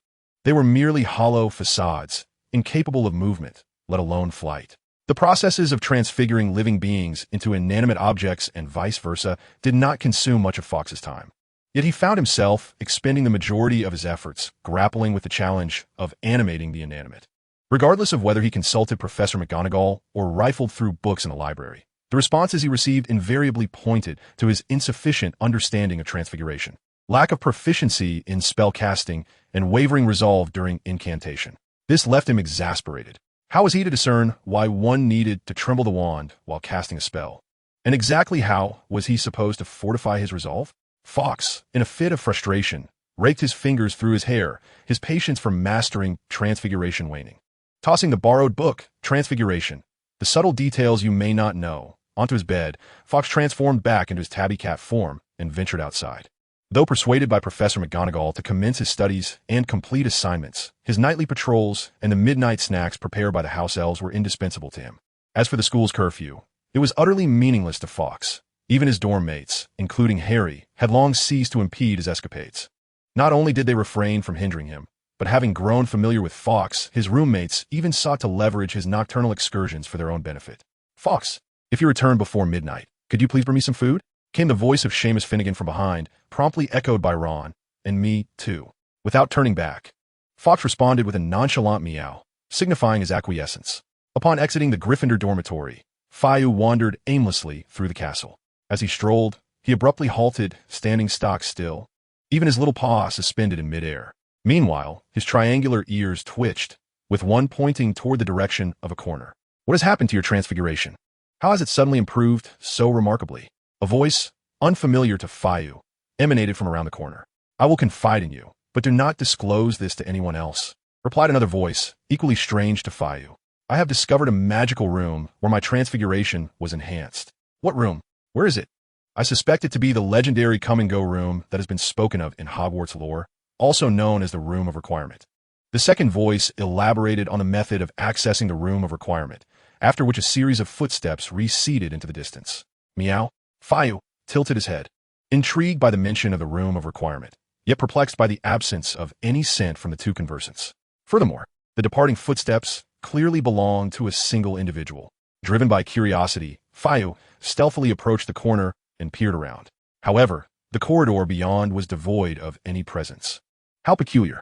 Fayu scratched his chin with his hind leg, but soon abandoned his contemplation, deciding instead to explore further.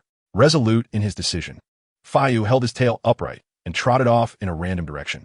It was only natural. After all, the pursuit of transfiguration paled in significance compared to the pleasures of food and fun. Professor Quirrell, concealed by the disillusionment charm, watched Fayu's chosen path with a momentary pause. That was not the route to the Room of Requirement. The previous dialogue had indeed been orchestrated by him.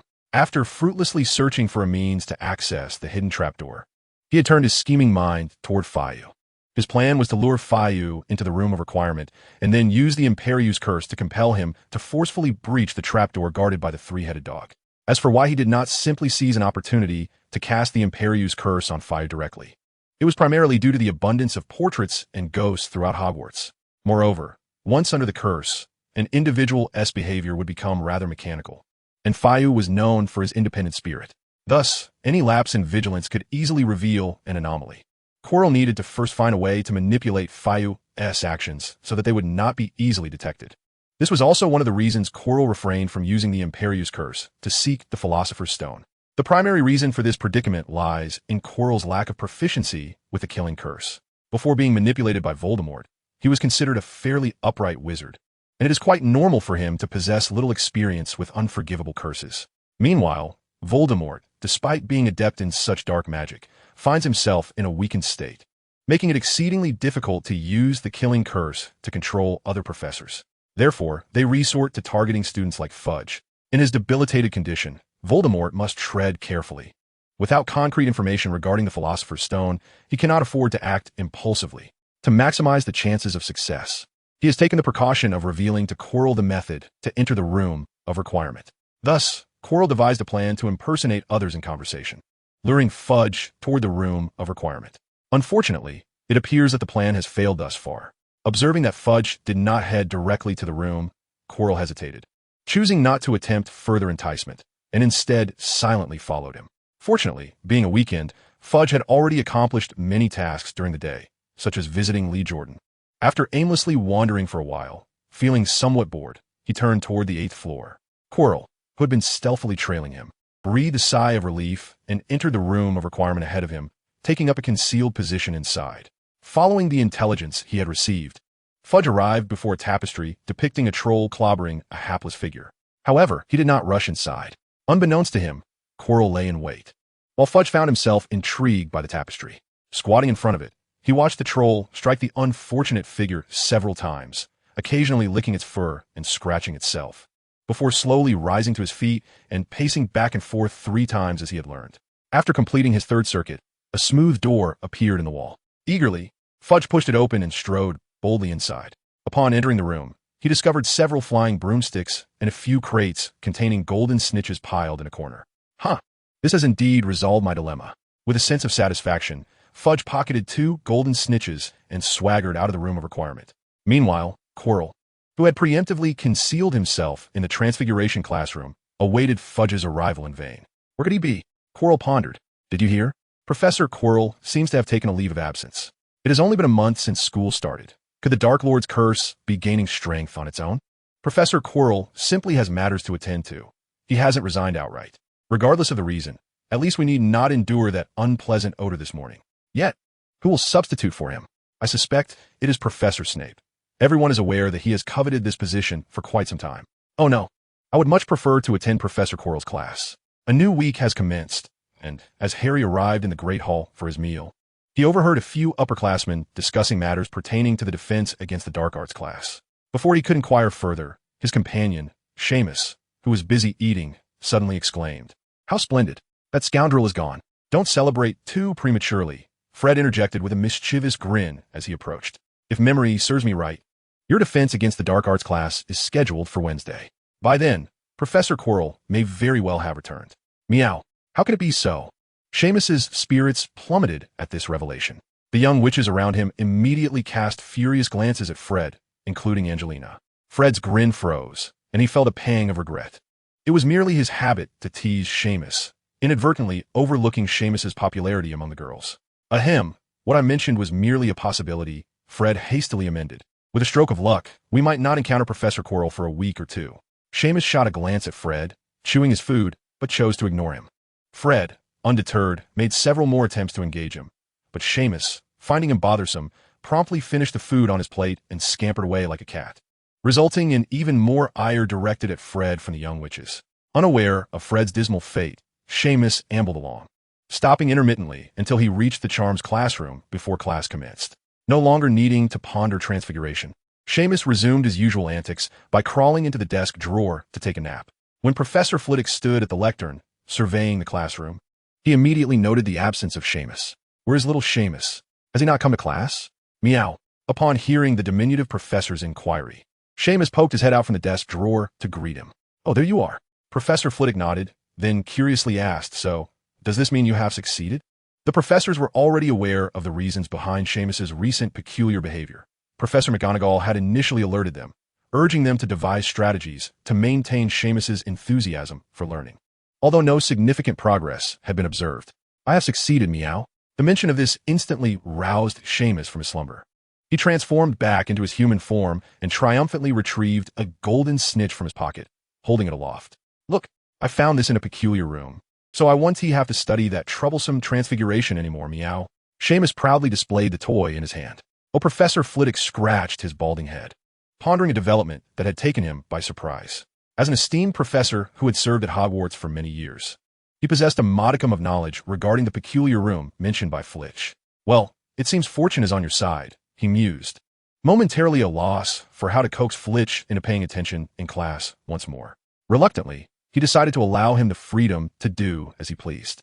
You may continue your slumber. Classmates, kindly turn to page 57 in your textbooks.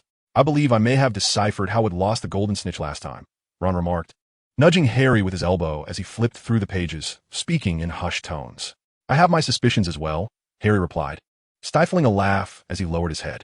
Wood had faced relentless teasing from the twins over this incident, even going so far as to punish himself by running 5 laps around the pitch. In hindsight, it appeared that would have been terribly wronged. However, Harry felt no sympathy for him, regardless of whether Flitch was the true culprit, would have been exceedingly demanding during training, and not a single member of the team harbored fond feelings for him. While Harry and Ron reveled in Wood's misfortune, Hermione sighed in dismay. Just as Flitch had begun to show an interest in his studies, it had lasted less than a fortnight before reverting to his former self. Yet, upon reflection, Hermione realized that this meant the library would return to its usual tranquility, which was indeed a silver lining for her. It seemed that in this world, one could never achieve a perfect balance of good fortune. With another quiet sigh, Hermione diligently resumed her note-taking. As the morning's charms class drew to a close, news of Flitch's waning enthusiasm for learning swiftly circulated throughout Hogwarts. However, it did not incite much excitement. Rather, it merely provided a topic of conversation. After all, Flitch had merely returned to his previous disposition, which was nothing to be astonished about. Instead, they had finally unraveled the mystery behind Flitch's burst of diligence, satisfying their curiosity. I knew it was Professor McGonagall's influence, Hermione declared triumphantly before her study group, pride radiating from her. Aside from the unfortunate Professor Quirrell, who had suffered Voldemort's wrath, the only one truly troubled by this turn of events was Professor McGonagall herself. She had not anticipated that Flitch would directly locate a golden snitch outside of Madame Hooch's jurisdiction, leaving her without a pretext to continue to encourage Flitch's studies. Should she devise a plan to have Flitch inadvertently misplace his golden snitch? Then, under the pretense of retrieving it, she could coax him into continuing his studies. Professor McGonagall contemplated this strategy, recalling the success of her earlier ruse, which had illuminated the correct approach to educating Flitch. Moreover, she had discovered the joy of their intellectual sparring prior to his enrollment. Meow. 071. Quirrell. I must write a grand tragedy. Just as Fayu employed the newly awakened rejuvenation spell to completely heal his injuries, on the other side, A severely exhausted Voldemort opted to relinquish control of his body back to Quirrell, who then succumbed to a deep slumber. Meanwhile, Quirrell, burdened by his battered physique, fled from Hogwarts. Given his current condition, he dared not linger at Hogwarts. At the very least, he needed to recover his injuries to a point where they would not be discernible before returning. A wave of bitterness washed over Quirrell's heart. For in order to sustain Voldemort's life, he had been utilizing his savings to procure various potions for the Dark Lord. Now, he also needed to tend to his own wounds, and his finances were dwindling to a mere pittance. Although Voldemort had once provided him with several addresses where valuable items were concealed, utilizing those treasures would undoubtedly diminish the Dark Lord's regard for him. At this juncture, Quirrell was still daydreaming about the rewards Voldemort would bestow upon him upon his resurrection. Thus, he was resolute in not resorting to the Dark Lord's private stash unless absolutely necessary. Despite the presence of unicorns in the Forbidden Forest, Quirrell dared not strike before devising a plan to seize the Philosopher's Stone, which left him reliant on his dwindling savings for the time being. The only solace was that he had not informed anyone of his return to the school, thereby avoiding the need to request leave from Dumbledore once more. Quirrell departed quietly, just as he had arrived. By the time he returned to Hogwarts, fully healed, a week had elapsed. Quirinus, you have finally returned. Dumbledore greeted him upon his arrival. I have a matter that requires your assistance. What is it that I can do for you? Quirrell stammered, reverting to his usual timid demeanor. Well, it pertains to something I need to conceal within Hogwarts. I wanted to inquire if, as the defense against the dark arts professor, you might have any effective means to prevent others from stealing it. May I ask what it is? Quirrell's heart raced, and he forced himself to suppress his excitement, cautiously inquiring. Oh, of course, there is nothing to conceal, Dumbledore replied, slightly lowering his gaze to mask the regret that flickered in his eyes. What I need to protect is the Philosopher's Stone, which was entrusted to me by Nicholas Flamel. Dumbledore paused momentarily, seemingly waiting for Quirrell to process this revelation before continuing. In fact, I intended to seek you out 2 weeks ago, but you suddenly took leave, and thus it has been postponed until now. Is that so? How truly unfortunate. Quirrell forced a smile, his teeth clenched as he spoke. In his heart, he roared with anguish, questioning the purpose of his suffering over the past 10 days. Fortunately, Dumbledore remained blissfully unaware of what Quirrell had endured during those weeks. With a smile, he remarked that the other professors had also contributed, ensuring the safety of the Philosopher's Stone. Well, that is reassuring. Such a precious artifact must be well guarded, Quirrell mused as he struggled to suppress his inner fury. He casually responded before posing the question that weighed heavily on his mind. Where is the Philosopher's Stone now? What must I do? Is it a treasure? Dumbledore did not immediately answer Quirrell's inquiry. Instead, he seemed more interested in Quirrell's offhand remark. After a moment of reflection, he replied at a leisurely pace. I need you to devise a protection plan for the Philosopher's Stone. It could involve a magical trap, a powerful spell, or perhaps a remarkable creature adept at guarding. In essence, anything that could deter those lamentable souls who covet the stone will suffice. Once you're ready, let me know, and I shall take you to the site for its arrangement. Upon hearing Dumbledore's words, Voldemort sneered disdainfully within Quirrell's mind. I understand, Quirrell replied, nodding submissively, concealing any hint of his urgency. He resolved to delay his response to Dumbledore for a few days to avoid revealing his desperation.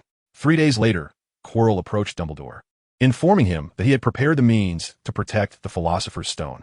Thank you for your efforts, Quirinus, Dumbledore said, his gaze lingering on Quirrell's face through his crescent-shaped glasses. At 9 o'clock tonight, I will await you in the entrance hall. Quirrell nodded and departed from the headmaster's office. As darkness enveloped the sky, the hours swiftly approached 9 o'clock. Students still lingering outside returned to their respective dormitories, while Filch wandered the castle with his cat. Quirrell exited his office and made his way to the entrance hall, intentionally waiting until after 9 to leave, feigning indifference towards the Philosopher's Stone. My apologies for my tardiness, Quirrell announced, having deliberately arrived late. He noticed that, besides Dumbledore, the keeper of keys and grounds, Rubeus Hagrid, stood in the hall. Good evening, Hagrid, Quirrell greeted, unsure of Hagrid's presence. Good evening, Professor Quirrell, Hagrid replied with a cheerful nod. Good evening, Quirinus. Shall we proceed? Dumbledore beckoned with a smile, leading the way upstairs, while Hagrid and Quirrell hurried to follow. Dumbledore and Hagrid were both quite tall, their strides long and purposeful. The relatively shorter Quirrell had to trot to keep pace with the two, yet his eagerness to ascertain the precise location of the Sorcerer's Stone left him no room for complaint. The trio soon arrived at the end of the corridor on the 4th floor, where Quirrell gazed at the familiar wooden door, a tumult of emotions swirling within him. Although he had long suspected that the Sorcerer's Stone was hidden behind this very door, the confirmation brought him no joy. Instead, he felt like a fool for the futile efforts he had expended. However, he took solace in the fact that he had now pinpointed the stone's whereabouts, and all that remained was to devise a strategy to infiltrate the chamber. Quirrell suppressed his tumultuous thoughts, silently noting Dumbledore's method for opening the wooden door. As Dumbledore pushed the door open and stepped inside, a low growl emanated from within. "Hey, Fluffy, good boy, it's me." Hagrid rushed inside, soothing the gigantic three-headed dog.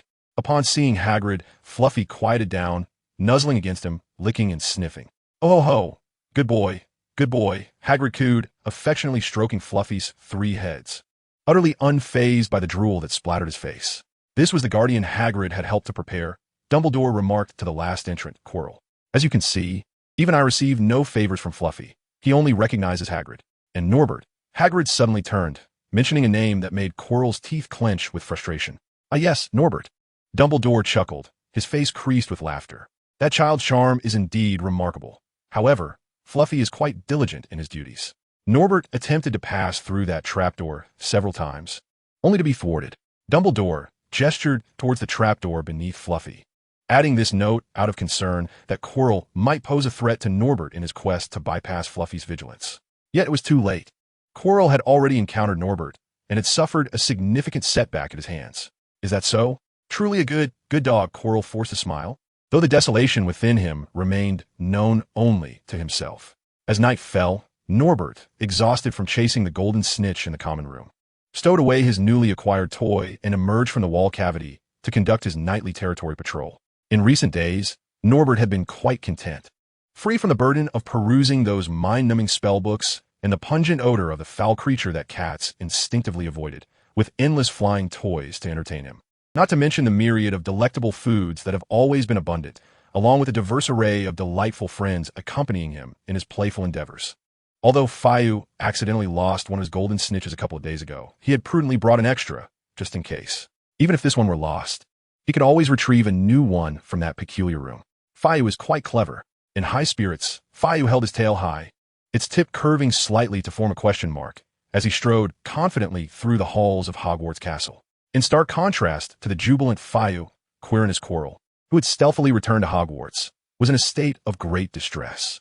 He had painstakingly lured Fayu to the room of requirement, only for the little rascal to disregard all expectations, leaving him to wait in vain for an entire night. Following this failure, the unforgiving Dark Lord imposed severe punishment upon Quirrell, making him believe at one point that his life was in jeopardy, a memory he wished to forget entirely. To avoid arousing the suspicions of Madame Pomfrey after his punishment, Quirrell had to request leave from Dumbledore, using the pretext of attending to personal matters, and spent several days recuperating outside, only now beginning to regain his composure. The root of all his troubles was the audacious cat, now strutting about Hogwarts Castle, concealed nearby. Quirrell gritted his teeth in frustration as he glared at Fayu, who was tormenting a portrait, wishing he could reveal himself and cast a killing curse upon him. However, such thoughts remained mere fantasies. Even without the risk of being discovered by Dumbledore, the Dark Lord would not permit such actions, as they still needed to utilize Fayu to uncover the whereabouts of the Philosopher's Stone. While it seemed highly probable that the stone was hidden beneath the trapdoor guarded by that three-headed dog, it could also be a decoy thrown by Dumbledore. Moreover, neither Quirrell nor Voldemort knew what lay beneath the trapdoor, making it imperative to control Fayu and enlist his assistance in gathering this vital information. As Fayu sharpened his claws against the frame, provoking an outraged response from the knight within the portrait, he suddenly felt a chill run down his spine, causing his fur to bristle instinctively. His animal instincts kicked in once more. He arched his back, flattened his ears, and cautiously surveyed his surroundings, finding nothing amiss. Was it merely a remnant of reading too much? Had it caused a flaw in his magic? Blame it on Minerva. Fayu thought to himself. Did he intend to flee? "You wretched wildcat! Our duel is far from over." The furious roar of Sir Cadogan interrupted Fayu's contemplations, as he brandished a long spear that posed no threat to Fayu, persistently taunting him. "Come on, coward. I shall pin your pitiful corpse to the wall, just as I did with that two-legged dragon of yours." Meow. Fayu ceased to ponder the nature of his beastly instincts and darted under the portrait of Sir Cadogan, scratching furiously at the frame, sending splinters flying. Minerva had instructed him not to damage the portraits, yet she had never mentioned anything about refraining from destroying the frames themselves. Fayu was indeed a well-behaved cat when it suited him. Stop it, you thieving little feline. Cease these petty antics and face me in a proper duel. Sir Cadogan, in exasperation, jabbed at Fayu with his spear, but alas, the spear failed to pierce the canvas, allowing Fayu to continue his destruction unabated. Meow. Thus, Fayu intensified his scratching. After almost tearing the lower edge of Sir Cadogan's frame to shreds, Fayu finally lost interest in the portrait that could only bellow. He flicked his tail and turned to chase after a passing ghost. Don't think you can escape, coward. Our duel is far from over, you furry little cur. The incessant stream of insult from Sir Cadogan fell on deaf ears, for Fayu was entirely indifferent, primarily because he did not comprehend the foul language emanating from that tin can of a mouth. Moreover, in Fayu's mind, he had already vanquished that tin can, which was now merely a feeble wailer. In a few swift bounds, Fayu reached the side of the passing ghost and playfully poked him with a paw. It's you again. This ghost was a familiar face, one whom Fayu had persistently pestered upon his arrival at school. He was a plump Victorian ghost named Edmund Grubb, who had met his demise after inadvertently consuming toxic plums, perishing at the entrance of Hogwarts Great Hall. Consequently, when Edmund was in a foul mood, he would hover at the spot of his death, preventing other living beings from entering to dine. Meow. Ignoring Edmund's admonishing gaze, Fayu extended his paw once more, playfully tapping him twice. Though he could not physically touch these ethereal beings, the icy sensation was rather amusing. Stop it, you mischievous little rascal. Edmund had no choice but to ascend into the air, evading Fayu's playful swats, grumbling in dissatisfaction. Hogwarts is truly deteriorating in its management of students. In my day, no student would dare to be so audacious. Upon concluding his thoughts, Edmund ascended further, traversing through the ceiling to the upper floor. For he was acutely aware that if he tarried any longer, that bothersome Animagus student would surely scale the walls in pursuit of him. At that moment, Fee was already employing the spider walk spell, perched atop the wall, observing Edmund's departure through the ceiling. Fee had no intention of taking the long route to seek him out. Instead, he continued to utilize the spell, leisurely advancing along the wall. His four little paws scampering across the portraits adorning the walls, provoking the figures within to vociferously chastise him. Undeterred, even by the clamorous portrait of the tin can, he paid no heed to these defenseless images. After a while of traversing the wall and rousing countless portrait figures, Fee finally leaped down and sauntered toward other floors. Professor Quirrell patiently followed Fee as he navigated through numerous levels, observing his mischievous antics around Hogwarts Castle, which was hardly a novelty. It wasn't until the latter half of the night, after indulging in his frolics, that Fee dashed to the kitchen for a midnight snack. As was customary, he took the packaged food to the rooftop of the 4th floor and the western tower to deliver sustenance to Ruby and the owls. Upon completing this task, Fee did not summon Comey as he usually did to escort him back to his dormitory. A sudden thought had struck his mind. If the room of requirements could conjure a golden snitch, might it also produce other toys? Meanwhile, Voldemort, controlling Quirrell's body, silently retracted his wand. During Quirrell's recuperation, he had managed to regain a modicum of strength through potions. Given his previous failures, coupled with his growing impatience, he had forcibly taken over Quirrell's body. Unlike Quirrell's clumsy tactic of creating a cacophony to lure Fee, Voldemort merely needed to subtly cast a suggestion spell, allowing Fee to unwittingly enter the concealed room of requirements without alarming Dumbledore or drawing the attention of others. Under the influence of the suggestion spell, Fee found himself once more before the tapestry depicting the giant beating the hapless Barnabas, and he paced back and forth 3 times in front of it. I desire a room filled with toys, ideally with a place to sleep, and if there is a scratching post, that would be splendid. The mind of the little feline often leapt in unexpected directions, yet despite the complexity of Fee's wishes, the room of requirements responded to his call. Upon pushing open the smooth door, he was greeted by a fantastical room brimming with cat toys, climbing structures, and cozy nooks. Meow. Ecstatic, Fee dove into the pile of toys before him, entirely oblivious to the fact that the door behind him had closed automatically, and a figure cloaked in black robes materialized silently. Soul extraction. 069, it succeeded, albeit not entirely. Fitch was startled by the sudden sound that erupted from behind him, for he had previously detected neither movement nor scent. Meow. Startled, Fitch arched his back, fixating intently on the peculiar human that had appeared so unexpectedly. His tiny pink nose twitched delicately, yet he still could not discern any odor emanating from the stranger. It bore resemblance to the counterfeit felines conjured by Millie Eva. Instantly, Fitch's gaze sharpened with suspicion. Could it be that Milieva intended to confine him once more? Meow. He lowered his ears, his fur bristling in alarm. However, this posture did not endure for long. As Fitch gradually sensed a peculiar lightness enveloping his body, an inexplicable surge of joy flooding his small mind. The strange adversary before him, along with the intriguing toys surrounding him, suddenly lost their significance. While Fitch often enjoyed moments of idle daydreaming, he had never before experienced such a blissful state of mental vacuity. If one were to draw a comparison, it resembled the effects of a plant known as catnip, though the intensity of this pleasure felt magnified by several fold. This hazy euphoria prompted Fitch to lean sideways and collapse onto the floor, rolling over to lie on his back, exposing his little belly while emitting a series of contented purrs. Simultaneously, an unfamiliar voice echoed within Fitch's mind, sharp and somewhat feeble, as if it were fraught with illness. Investigate what lies behind the trapdoor guarded by the three-headed dog. The mysterious voice reverberated within Fitch's empty little head, urging him to uncover the secrets concealed beyond the trapdoor. He flicked the tip of his tail slightly, signaling his acknowledgement. Hurry, hurry. The voice in his mind grew increasingly insistent, beckoning him to action. Meow. Fitch lazily responded in cat language, stretching his limbs and allowing his little tail to sway gently. Yet, the urging in his mind did not abate. Instead, it intensified, becoming quite bothersome. Fitch grew increasingly agitated by the incessant prodding, his tail thrashing more vigorously behind him. In such a comfortable state, why must he be compelled to investigate the trapdoor? Reluctantly flipping over, Fitch stared at the figure in the black robe, standing at the door, contemplating hurry to the trapdoor.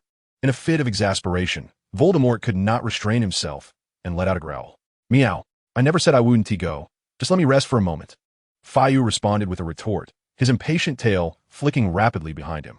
Under ordinary circumstances, Fayu would have swiped at the cloaked figure with a swift claw. After all, what audacity for a mere dark-robed stranger to attempt to command him. However, a vague sense of joy within him rendered Fayu's temper unusually placid. Thus, despite his annoyance at the incessant urging from the dark figure, he merely yowled a couple of times, his body remaining languidly sprawled on the ground, utterly disinclined to move. Voldemort, only able to communicate in parcel tongue, lacked comprehension of feline language, yet when Fayu turned to meet his gaze, he employed the spell to invade thoughts and gleaned Fayu's inner musings. It's not that I'm refusing to go. Why the incessant prodding? This feels splendid. Perhaps a brief slumber is in order. My teeth are a tad itchy. I wish to gnaw on something, yet Fayu is reluctant to stir. Why does that shadowy figure not provide Fayu with food? How rude. I need to relieve myself, piercing through the depths of his patience.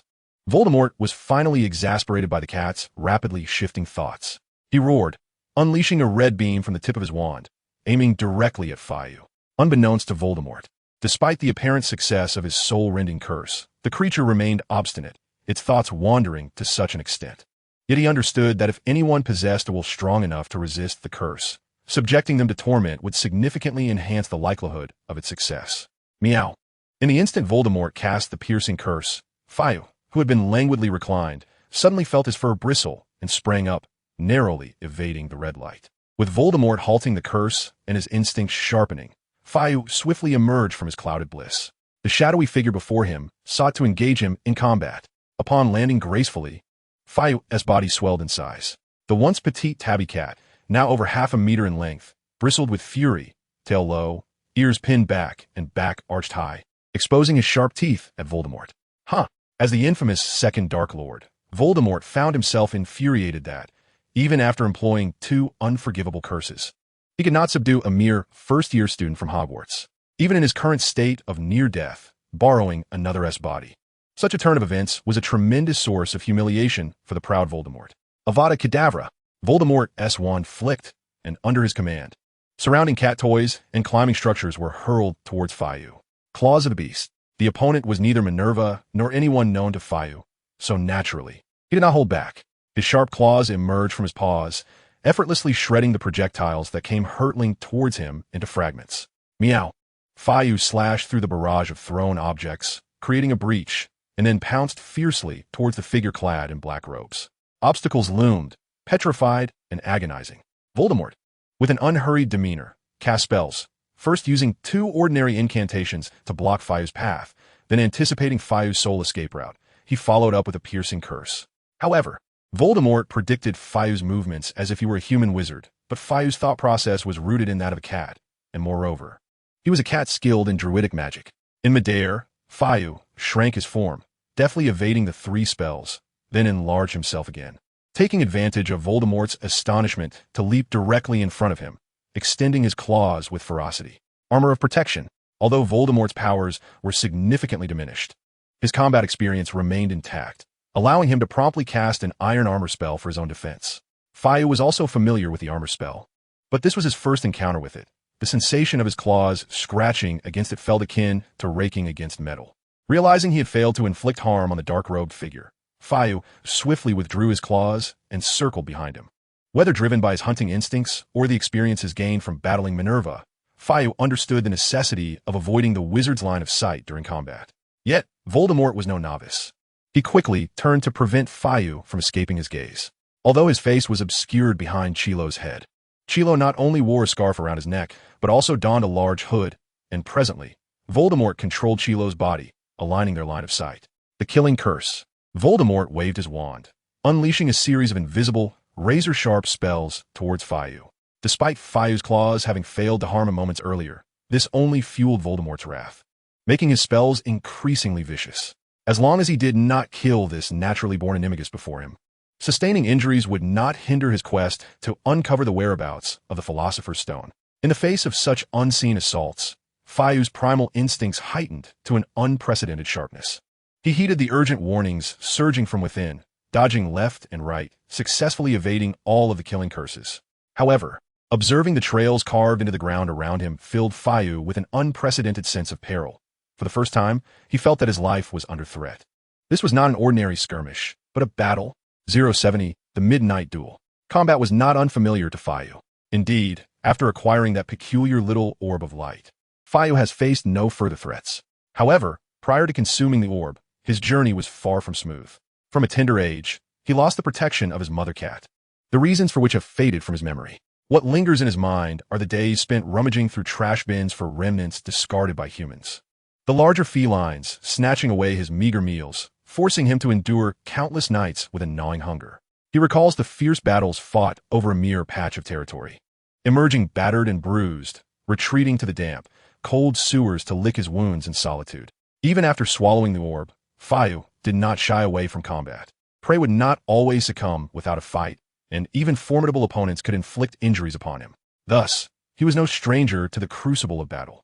As time passed, the glint in the young cat's eyes grew fierce, reflecting a transformation in demeanor. He now exuded the aura of a predator. With a piercing yowl, Fayu launched himself like an arrow at the cloaked figure, initiating the attack. His sharp claws once again raked against the ironclad spell, yet this time, he did not retreat. Instead, he continued to unleash a flurry of strikes upon the dark-robed adversary.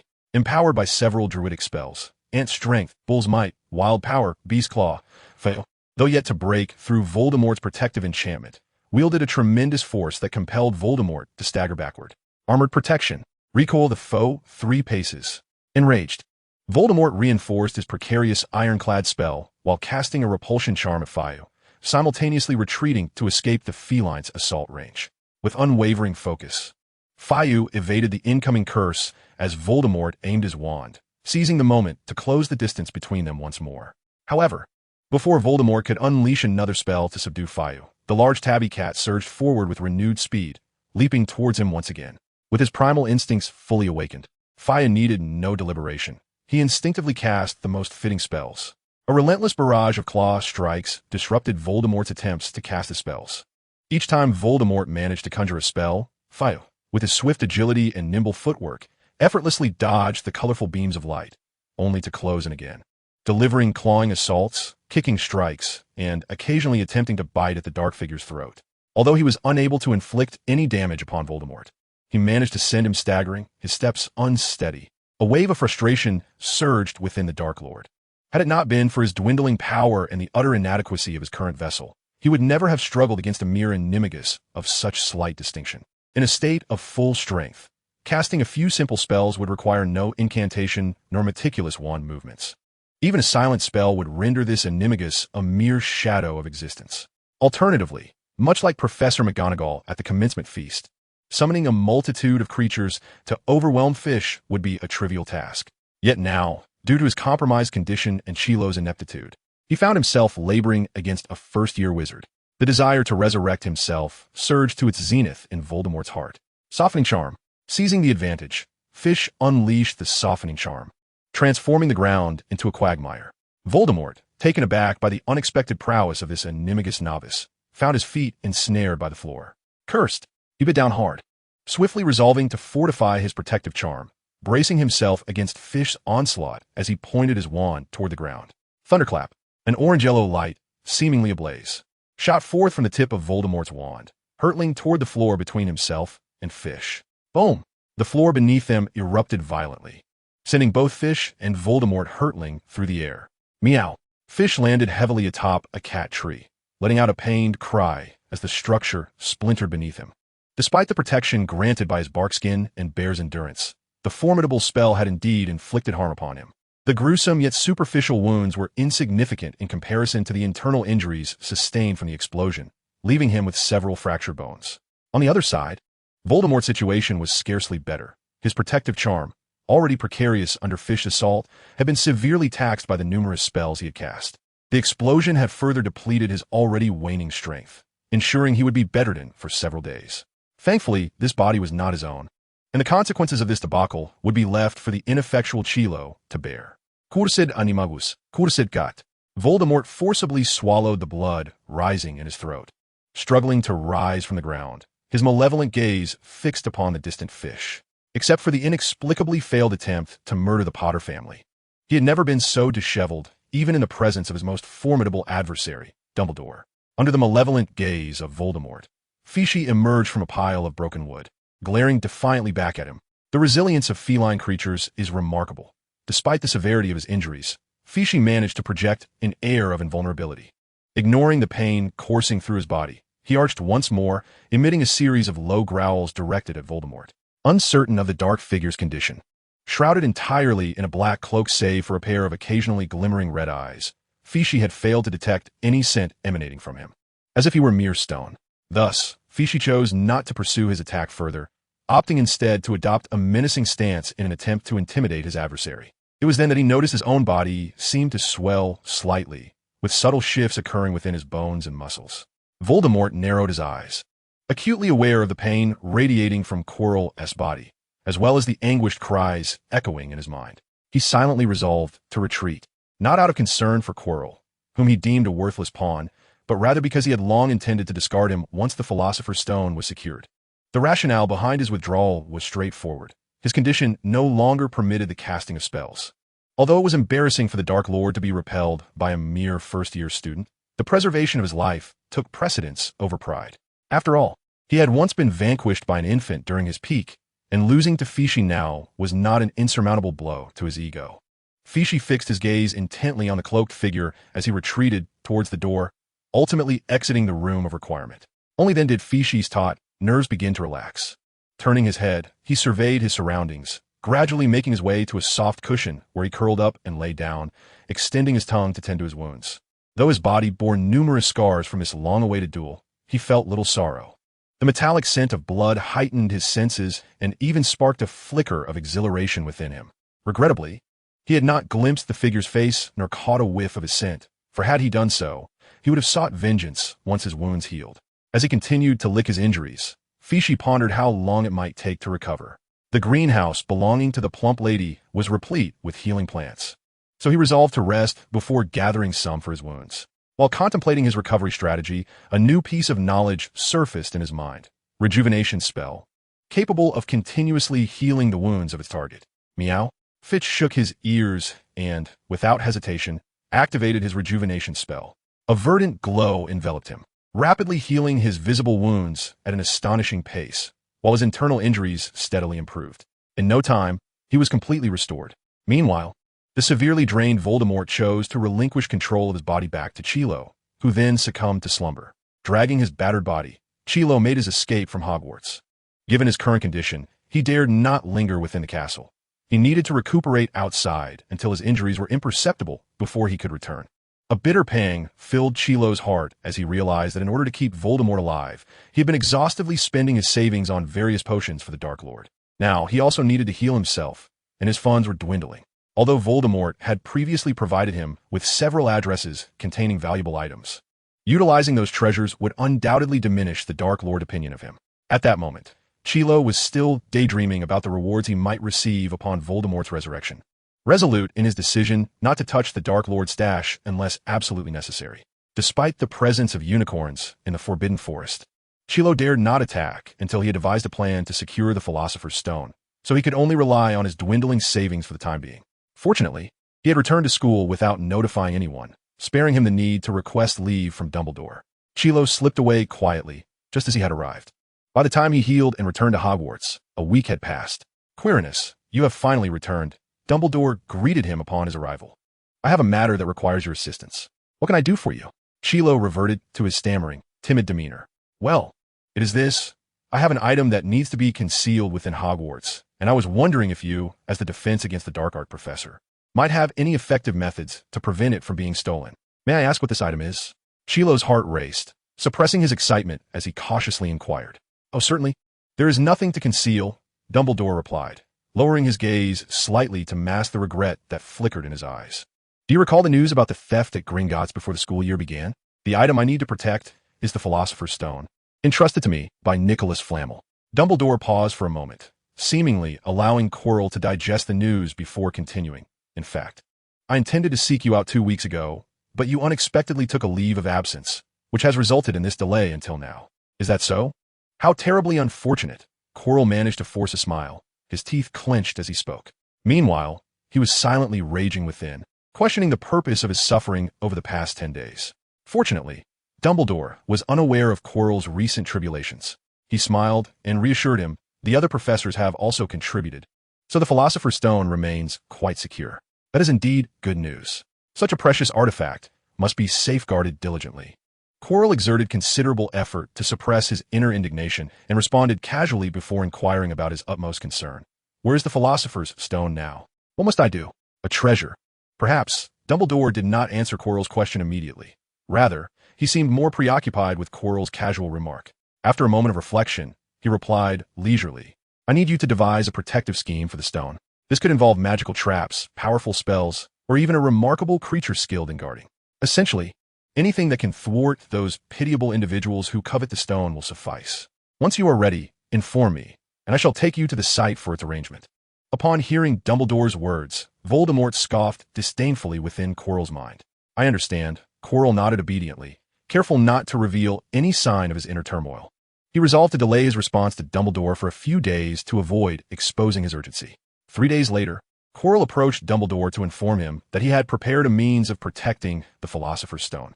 Thank you for your efforts, Quirrell, Dumbledore said, his gaze lingering on Quirrell's face through the half-moon spectacles. Tonight at 9 o'clock, I will be waiting for you in the entrance hall. Quirrell nodded and departed from the headmaster's office. As the night drew near, the hour quickly approached 9 o'clock. The students, still wandering outside, returned to their respective dormitories, while Filch, accompanied by his cat, began to roam the castle. Quirrell exited his office and made his way to the entrance hall, deliberately waiting until after 9 to leave, attempting to feign indifference towards the Philosopher's Stone. My apologies for my tardiness, Quirrell said upon arriving, having intentionally arrived late. He discovered that in addition to Dumbledore, Hagrid, the keeper of keys and grounds at Hogwarts, was also present in the entrance hall. Good evening, Hagrid, Quirrell greeted, unsure of Hagrid's reason for being there. Good evening, Professor Quirrell. Hagrid chuckled and nodded in response. Good evening, Quirrell, let us proceed. Dumbledore greeted with a smile, then led the way upstairs, with Hagrid and Quirrell hastily following suit. Both Dumbledore and Hagrid were rather tall, striding with great strides, while the comparatively diminutive Quirrell had to trot to keep pace with the two. However, his eagerness to ascertain the precise location of the Philosopher's Stone left him no room for complaint. Before long, the trio arrived at the end of the corridor on the 4th floor. Quirrell gazed at the familiar wooden door, a myriad of emotions swirling within him. Although he had long suspected that the Philosopher's Stone was concealed behind this very door, the confirmation brought him no joy, recalling the torments he had previously endured. He felt like a fool, having engaged in futile efforts. Nevertheless, he was relieved to have finally discerned the stone's whereabouts. All that remained was to devise a method to gain entry. Suppressing his tumultuous thoughts, Quirrell silently noted Dumbledore's method for unlocking the wooden door. As Dumbledore opened the door and stepped inside, a low growl emanated from within. "Hey, Fluffy. Good boy, it's me." Hagrid squeezed through the door to soothe the enormous three-headed dog. Upon seeing Hagrid, Fluffy quieted down, nuzzling against him, licking and sniffing in delight. "Ah, good boy, good boy," Hagrid praised, alternating his affection among Fluffy's three heads, completely unconcerned about the drool covering his face. "This is the guardian Hagrid helped prepare," Dumbledore remarked to Quirrell, who had just entered. "As you can see, even I am given no favor by Fluffy. He only recognizes Hagrid." And Norbert, Hagrid suddenly turned his head, mentioning a name that made Quirrell's teeth grind in frustration. "Ah, yes, Norbert," Dumbledore chuckled, his face creasing with mirth. "That child charm is truly remarkable. However, Fluffy remains ever diligent in his duties. Norbert has attempted to pass through that trapdoor several times, only to be thwarted each occasion." Dumbledore pointed to the trapdoor beneath Fluffy, adding this note of caution. He was primarily concerned that Quirrell might resort to ill intentions toward Norbert in order to circumvent Fluffy's watchful gaze, hence his preemptive warning. Yet, by the time Dumbledore spoke, it was already too late. Quirrell had already sought out Norbert and suffered considerable misfortune at his hands. Indeed, such a fine dog. Quirrell forced a smile, though the desolation within him was a solitary burden. 072, everything is arranged quite clearly. Truly, a commendable dog. Dumbledore, oblivious to the tumultuous emotions churning within Quirrell, chuckled amiably as he approached and lifted the trapdoor from the ground, beckoning Quirrell with a gesture. "Come along, Quirinus," he urged, and with that, he leaped into the abyss below. Quirrell cast a glance at Hagrid, who was still frolicking with the three-headed dog. Upon noticing Quirrell's gaze, Hagrid waved a hand and said, "I'll stay here with Fluffy. I won't be joining you down there. Besides," he pointed at the open trapdoor, chuckling, "that hole might be a tad cramped for me." Quirrell, recognizing the truth in Hagrid's words, nodded in agreement before following suit and plunging into the inky darkness. The cold, damp air rushed past Quirrell's ears as he leisurely cast a levitation charm upon himself, his descent immediately slowing. It was then that he dared to look down. What had once been an unfathomable pit now glowed with a sphere of white light, undoubtedly a Lumos spell conjured by Dumbledore. As he gently floated to the bottom, Quirrell found himself standing upon a soft surface. Illuminated by the light emanating from Dumbledore's spell, he discovered a thick layer of vine-like plants beneath his feet. Upon sensing Quirrell's presence, the flora extended serpentine tendrils, winding towards his ankles. Quirrell swiftly leaped aside, narrowly evading the grasp of the vines. The Devil's Snare. As a Ravenclaw, Quirrell recognized the plant with ease. Indeed, Devil's Snare, a rather amusing offering from Pomona, was it not? He nodded, yet inwardly scoffed. The plant's weaknesses were glaringly apparent. With an understanding of its properties, even a first-year wizard could manage it effortlessly. However, Pomona Sprout was merely a herbology professor, and a rather unremarkable Hufflepuff at that, likely relegated to such unrefined tactics. Quirrell's thoughts dripped with disdain, though his visage remained one of subservience. The two continued onward, traversing a stone corridor that led them to a brightly lit chamber, where countless winged keys flitted about. This was the defense crafted by Filius and Rolanda in unison. Dumbledore guided Quirrell through the swarm of flying keys, arriving at a heavy wooden door. He waved at the cluster of keys above, and a silver key with azure wings descended automatically into Dumbledore's grasp. With the key in hand, he unlocked the door and proceeded into the next chamber. Quirrell frowning as he noticed a broomstick tucked away in a corner. If Professor Sprout's Devil's Snare was a testament to her inadequacy, these magical keys reflected Professor Flitwick's prowess. Yet, why had they gone to the trouble of preparing a broomstick in the room? To elucidate the contributions of Mrs. Hui to this chamber, Chi Luo, filled with perplexity, followed Dumbledore as they crossed the wooden door, stepping into the second room. Upon their entrance, the previously dark chamber was instantly illuminated, revealing a vast chessboard before them. No matter how many times one witnesses McGonagall's transfiguration, it remains an awe-inspiring spectacle. Dumbledore shook his head, then turned to Chi Luo, inquiring, "What do you think, Quirrell? Care for a game of chess?" No. Magic is of greater significance," Chi Luo replied. Indeed, Dumbledore nodded thoughtfully, then retrieved his wand. His lips moved in silent incantation, and despite Chi Luo straining to listen, the words eluded him. Nevertheless, the black and white pieces on the board immediately shifted aside. Navigating through the enormous chessboard, Dumbledore opened a second door, leading them into a vacant room. "This room is yours, Quirrell. You may decide how to arrange it," he said. Chi Luo surveyed his surroundings and noticed another door on the opposite wall. After a moment of contemplation, he stammered to Dumbledore, "Pardon my directness, but the preceding challenges appear somewhat trivial." Dumbledore smiled and responded, "Yes, I intentionally instructed them to create such obstacles. Primarily, it serves to deter that little rascal. Fudge, should he ever persuade Lucius to sneak down here. The challenges are designed to dissuade him, and I hear from Hagrid that Lucius is not without his vulnerabilities. Should other students inadvertently stumble in, these challenges would suffice to impede them as well." "Humph." This indeed aligns with Dumbledore's character, a voice echoed in Chi Luo's mind. Laced with disdain. That hypocritical old fool. Initially skeptical about the location, Chi Luo felt a wave of relief wash over him upon hearing his master's words. He truly wished to avoid the arduous task of locating the Philosopher's Stone anew, for who knows what circumstances might arise. The genuine means of warding off thieves comprise only Lucius, Severus, and myself. Dumbledore chuckled, "And of course you, the defense against the dark arts professor. I trust you shall not disappoint me, Quirrell." "Of course. Leave it to me," Professor Quirrell eagerly proclaimed, thumping his chest. Though unaware of the challenges Snape and Dumbledore had prepared, he felt little concern. After all, nestled within his mind was the most formidable Dark Lord in history. No magical trap could possibly obstruct his master. Completely ensnared by enchantment, Quirrell brimmed with confidence in Voldemort, having seemingly forgotten the incident from a week prior when he was sent fleeing by an 11-year-old Animagus. "What challenges have you prepared?" Albus Dumbledore's voice roused Quirrell from his reverie. He pushed aside the door, granting Quirrell passage, urging him to hastily complete the arrangements so they could depart.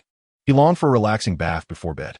Quirrell retrieved a small jar, approximately 12 inches in height, from his robe, pouring forth a diminutive figure. He then brandished his wand, casting an expansion spell. Grow quickly. The tiny figure instantly swelled into a form larger than Hagrid, though it lay in a stupor, motionless since Quirrell had released it onto the ground.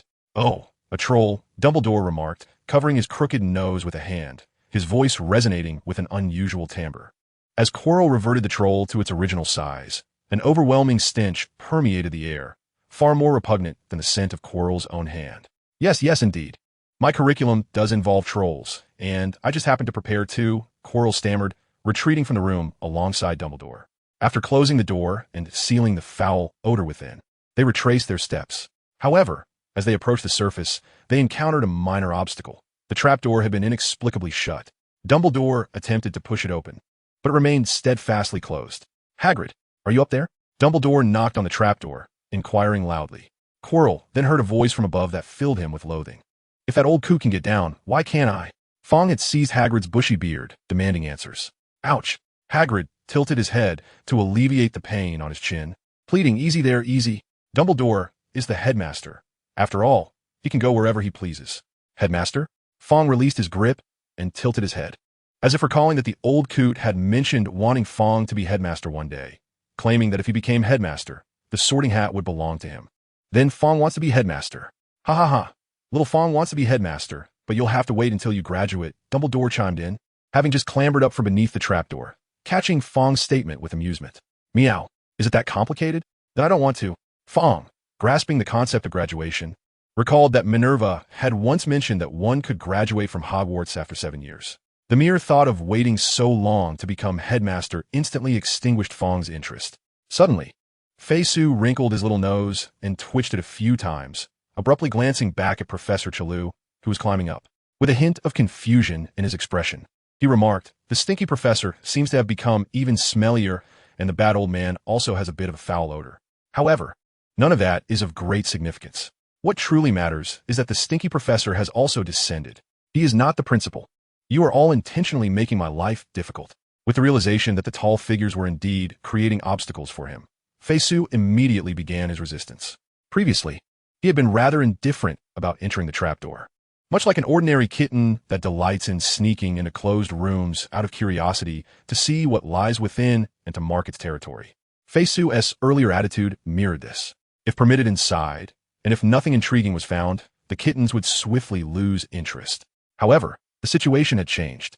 These troublesome individuals deliberately barred him from entering while allowing others to do so freely, which was utterly intolerable. Frustrated, Fei-Su leapt off Hagrid's body and transformed into a tabby cat, landing before Lu Wei. Soft stone technique. In his small tabby form, Fei's Su pawed at the floor, causing the stones beneath to soften instantly, and Lu Wei's massive frame sank without resistance. After successfully trapping Lu Wei, Fei Su scampered towards the trapdoor. "You cannot go down there, little Fei Su." With a constant smile on his face, Dumbledore did not even draw his wand. He merely waved his finger, summoning more than a dozen palm-sized clay figures from the ground. They moved with agility, encircling Fei Su and blocking his path. Meow. Yet again, the bothersome transfiguration. After batting away a few of the clay figures with his paws, Fei Su retreated and transformed back into his human form, drawing his wand. "I can perform transfiguration too." Although he had yet to master the transformation of inanimate objects into living beings, he was capable of turning living beings into inanimate ones. With a flourish of his wand, he pointed at the animated clay figures conjured by Dumbledore. In an instant, the lively clay figures morphed into a pile of yarn balls. "Excellent transfiguration," Dumbledore remarked, genuinely impressed. Yet his subordinates showed no mercy, transforming the yarn balls back into a group of guinea pigs, while simultaneously advising, "Why not try turning these guinea pigs into other animals?"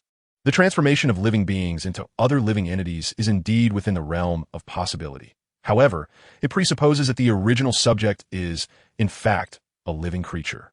This particular scenario, where one manifests another's creation into a different living form, had yet to present itself to Fei.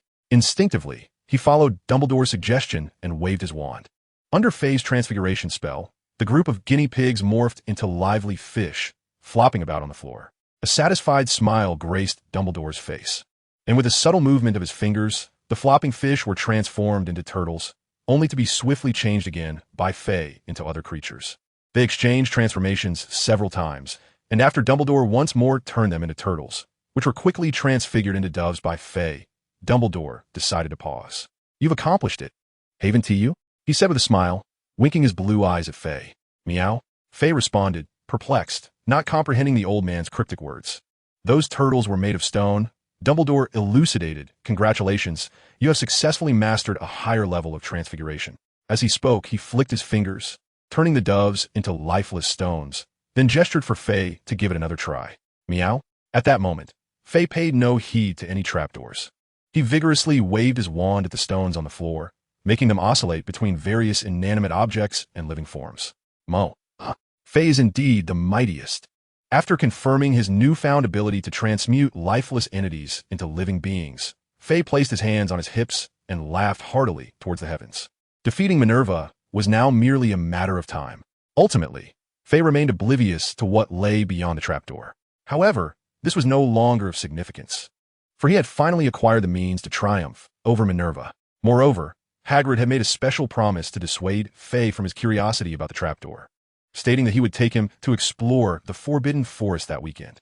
Thus, Fei quickly ceased his preoccupation. Clearly, the allure of the Forbidden Forest surpassed that of a mysterious underground cavern. In fact, Fei had previously attempted to sneak into the Forbidden Forest, but initially, the old man had kept a watchful eye, preventing him even from entering the Ollery, let alone the forest. Opportunities arose later. However, the myriad of fascinating discoveries within Hogwarts Castle would invariably distract Fei, and over time, he simply forgot about it. The Black Lake was similarly elusive, for various reasons. Fei had yet to descend a fish. Until Hagrid mentioned it now, Fei's interest in the Forbidden Forest was rekindled. Strangely this time, the old man made no attempt to restrain him. Dumbledore now harbored considerable trust in Faish, intentionally nurturing him as a potential successor, and naturally wished for Faish to encounter various experiences that would reveal his capabilities. The sole troublesome issue lay in how to persuade the ever-watchful Professor McGonagall to allow Faish to frolic in the Forbidden Forest. Furthermore, should Faish become overly exuberant in his play, how could one ensure his timely return? Thus, Dumbledore began to establish a few ground rules with Faish. He could only venture into the Forbidden Forest under Hagrid's supervision. The duration of play must be limited. He was to attend classes punctually, and he must be back in the castle before curfew. Otherwise, McGonagall would undoubtedly refuse him future access to the forest. To Dumbledore's incessant admonitions, Faish responded with a casual disregard, thinking, "Why would I need the old man to remind me of such trivial matters? It has been ages since I've been caught by McGonagall. Just last week when I fought that hooded figure, I kept it to myself. Besides, I can now conjure small creatures to assist in a skirmish. There is nothing left to fear." Young Faish thought proudly to himself.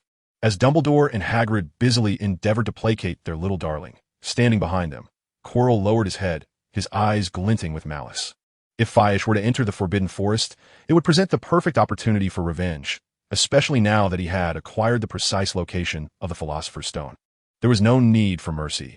A simple killing curse would suffice to eliminate the insufferable brat. Meow. Filch suddenly felt a chill run down his spine and swiftly turned his head from side to side, scanning his surroundings. What is the matter, Filch? Hagrid, who was supporting him on his shoulder, was startled by his sudden movements and promptly inquired. Nothing, just a mishearing, perhaps, Filch replied, having already deduced that the inexplicable chills he had experienced recently were likely connected to that hooded figure. He deftly dismissed the concern while wearing an expression of excitement. He had been eagerly anticipating the return of that mysterious figure for a proper confrontation. And nothing at all. I think I'll just head back now. Quirrell, who had also noticed Filch's acute sixth sense, quickly suppressed his own rising malevolence and bade farewell to Dumbledore. Thank you for your efforts today, Professor Quirrell. I wish you sweet dreams tonight, Dumbledore said with a knowing smile and a nod. Once Quirrell departed, Filch let out a long sigh of relief. That wretched fellow has finally left. I was about to burst. He rubbed his nose and turned to Dumbledore, asking, old man, can't you think of a way to make that foul creature take a bath? Oh, by the way, red hair number 2 mentioned he had hidden garlic in his scarf. Feishu suddenly lowered his head, a hint of confusion etched onto his face. However, the scent emanating from the foul creature seemed rather distinct from that of garlic.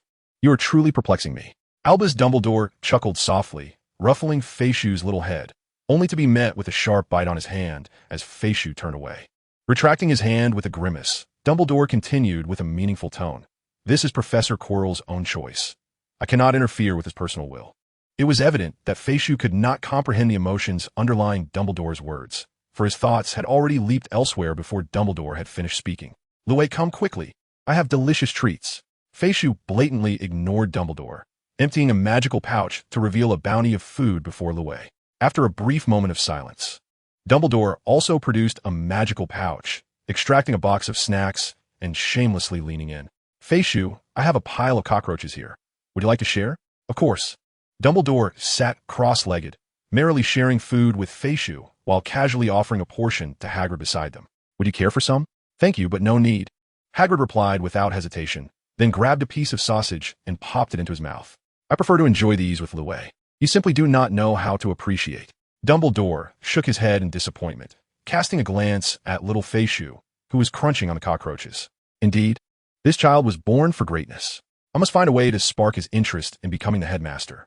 Dumbledore increasingly felt that Feishu was the most suitable successor for him.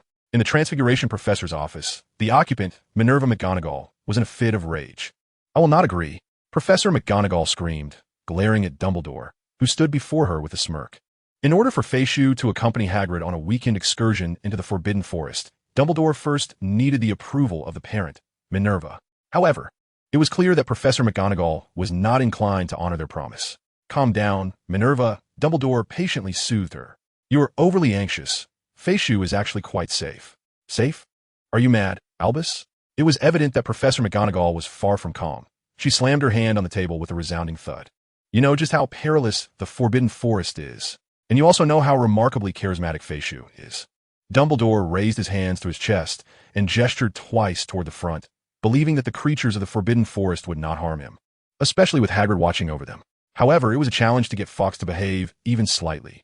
Beyond safety concerns, Professor McGonagall worried that Fawkes mingling with the creatures of the Forbidden Forest could lead to untamed behavior. After all, even within the castle, Fawkes often sought out the owls for play. Noticing a slight shift in McGonagall's stance, Dumbledore seized the moment to further persuade her. As long as we manage our timing well, I believe it will not pose a problem. Moreover, the Forbidden Forest is home to intelligent beings like the centaurs. Dumbledore, who had already envisioned Fawkes as a successor, harbored his own intentions. Fawkes had already demonstrated a unique aptitude for interacting with other beings, and it was essential to harness and expand this advantage early on. Don't you think Fawkes would be exceptionally suited to teach a course on magical creature conservation? He suggested, advocating for early nurturing in that direction. No, I believe Fawkes possesses greater talent in transfiguration. Professor McGonagall, who had nearly been swayed by Dumbledore, found herself resistant again when he broached Fawkes' future. She wished for Fawkes to inherit her legacy as a natural Animagus, Neglecting the study of transfiguration would be a grave waste. This matter should wait until Fawkes is more mature to make his own choice. Dumbledore opted not to argue with McGonagall on this point, yet he gently insisted. I believe you can allow Fawkes to explore more opportunities. Seeing McGonagall appear contemplative, Dumbledore pressed on. Fawkes is a truly exceptional child. We cannot educate him through conventional means. McGonagall bowed her head, silently pondering for quite some time before finally agreeing. Very well, but you must ensure that Hagrid guarantees Fawkes does not encounter any particularly dangerous creatures. After a brief pause, she added, only those classified by the Ministry of Magic as XXX or below. After all, for someone like Hagrid, even acromantulas could seem adorable, and a clear standard was necessary. All right, I shall convey your message. Having successfully convinced Professor McGonagall, Dumbledore felt a sense of relief. Had she remained obstinate, he would have had to resort to other means to appease Fawkes, such as the Mirror of Ariste, originally intended for the savior Harry Potter. On Saturday morning, the young wizards of Hogwarts were astonished to find that Fawkes, the little lazy cat, did not indulge in slumber this weekend, but instead sat at the long table in the Great Hall, eagerly devouring breakfast. Curiously, this morning, Fawkes did not occupy a seat at the Gryffindor table, but instead sat alongside Professor McGonagall once more. The two did not engage in any parental interaction as they had previously. FAI Sue quickly devoured the food on his plate, while Professor McGonagall incessantly murmured nearby. I know. Minerva, you are quite verbose. FAI Sue mumbled through a mouthful of food, carelessly responding to her instructions, oblivious to the specifics of what Professor McGonagall had just conveyed. Such matters were beyond his concern. I'm full. Before he had even swallowed, he tossed aside his fork and dashed toward the exit, only to be yanked back by Professor McGonagall. What's the rush? She admonished, her arms slipping under his and pulling him into a gentle embrace. She retrieved a handkerchief adorned with numerous paw prints from her pocket and vigorously wiped his greasy mouth before releasing him with a light pat on the backside. All right, remember to return before dinner. I know, FAI Sue exclaimed, breaking free from Professor McGonagall's grasp and sprinting out the door. During his dash, he quickly transformed back to his original form, growing to a height of nearly half a meter. In terms of running speed, the feline form was undoubtedly swifter, and he enhanced his speed with various buffs. The young wizards merely caught a glimpse of a blur as FAI Sue vanished from their sight. Hey, where's FAI Sue off to? A Gryffindor student immediately approached Ron and his dorm mates, inquiring curiously. He said Hagrid is taking him for a stroll in the Forbidden Forest. Ron grumbled, biting into a potato with resentment. Harry wanted to join, but Hagrid wouldn't allow it. Of course, the Forbidden Forest is no place for you. Hagrid is right not to let you go. And you shouldn't even think about sneaking in, Fred remarked, recalling something that made him shiver. He patted his brother's head, surprisingly earnest as he advised. Only FAI Sue's unique situation permits him entry. George sighed in agreement, once again envying FAI Sue's innate ability as an Animagus. Nonetheless, even he requires Hagrid's supervision. You must be aware of the dangers lurking in the Forbidden Forest, right, Redhead 4? The twins' uncharacteristic compliance left the Gryffindors feeling somewhat incredulous, resulting in an unusual silence at the long table. Percy, the prefect, was the first to react, shouting at the twins, Have you two secretly been to the Forbidden Forest? I will tell Mum. Oh, Merlin's beard. Fred grimaced, that was 2 years ago. Let it go, number one. Charlie already gave us a thorough scolding back then. As perhaps the most mischievous duo at Hogwarts in the past decade, excluding Peeves, the twins naturally could not resist the allure of exploring the Forbidden Forest. They had attempted to sneak into the forest during their first year, only to be chased through the woods by its various creatures, ultimately escaping with the aid of the centaurs. Not even Hagrid was privy to this escapade. They had only confided in their older brother Charlie, who was still at the school at the time. Wasn't that right when you had just enrolled? Percy exclaimed, his face paling as he absorbed the news. His lips drained of color, appearing as though he might faint at any moment. The others, particularly the first-year Gryffindors, were once again reminded of just how reckless the Weasley twins could be. So, even in Peeves' absence, with George and Fred around, there was little hope for winning the House Cup, was there? Suddenly, Parvati Patil from both batons shifted the conversation, pulling the twins into the fray to defend Peeves. Although everyone knew that no one would blame Peeves, discussions about house points instinctively led them to concoct various excuses, with the Weasley twins serving as prime targets. George and Fred took it all in stride. What is wrong with being the target? We're used to it. Meanwhile, unbeknownst to the twins, Peeves was sprinting towards Hagrid's hut at breakneck speed, eager to escape being used as a scapegoat once more. Big guy, we need to hurry. Peeves leapt dramatically in front of the hut, transforming back into his human form, and began banging on the wooden door while calling out loudly. "Bark!" came Fong's response from within, followed closely by the sound of Hagrid's heavy footsteps. Coming. Hagrid opened the door, only to be tugged at the hem of his clothing by Peeves, who was urgently pulling him outside. "Wait a moment, Peeves, I haven't finished my breakfast yet. Hurry up and eat. You're too slow," Peeves exclaimed, releasing his grip and pushing Hagrid back inside. Hagrid chuckled helplessly, returning to his table to continue enjoying his breakfast. He even offered a small piece of rock cake to Peeves, asking, "Want some?" "No, I'm already full." Peeves hesitated for a moment before shaking his head in refusal. He actually quite enjoyed gnawing on Hagrid's rock cakes, perfect for wearing down his teeth, but at that moment, he was far more interested in the adventure awaiting in the Forbidden Forest, setting aside food for the time being. Hagrid, not wishing to press the matter, took back the rock cake and began to crunch on it noisily. Meanwhile, Peeves remained quiet, resting his hands and head on the table, staring intently at Hagrid as he dined, his large eyes sparkling with anticipation. Beside him, Yaya imitated Fiki's demeanor, resting her paws and head upon the table. Under the watchful gaze of the cat and the dog, Hagrid felt a peculiar unease envelop him, prompting him to hasten his meal. Time to go. Having swiftly devoured his breakfast, Hagrid rose, retrieving a crossbow and a pink umbrella from the corner, and strode purposefully towards the door. "Oh!"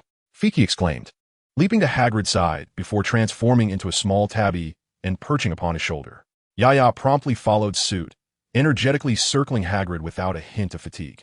As Hagrid ventured into the woods, Fiki tilted his small head upward from Hagrid's shoulder, tracking the disturbed insects with his gaze, while his triangular ears swiveled in various directions, attuned to the ambient sounds surrounding them.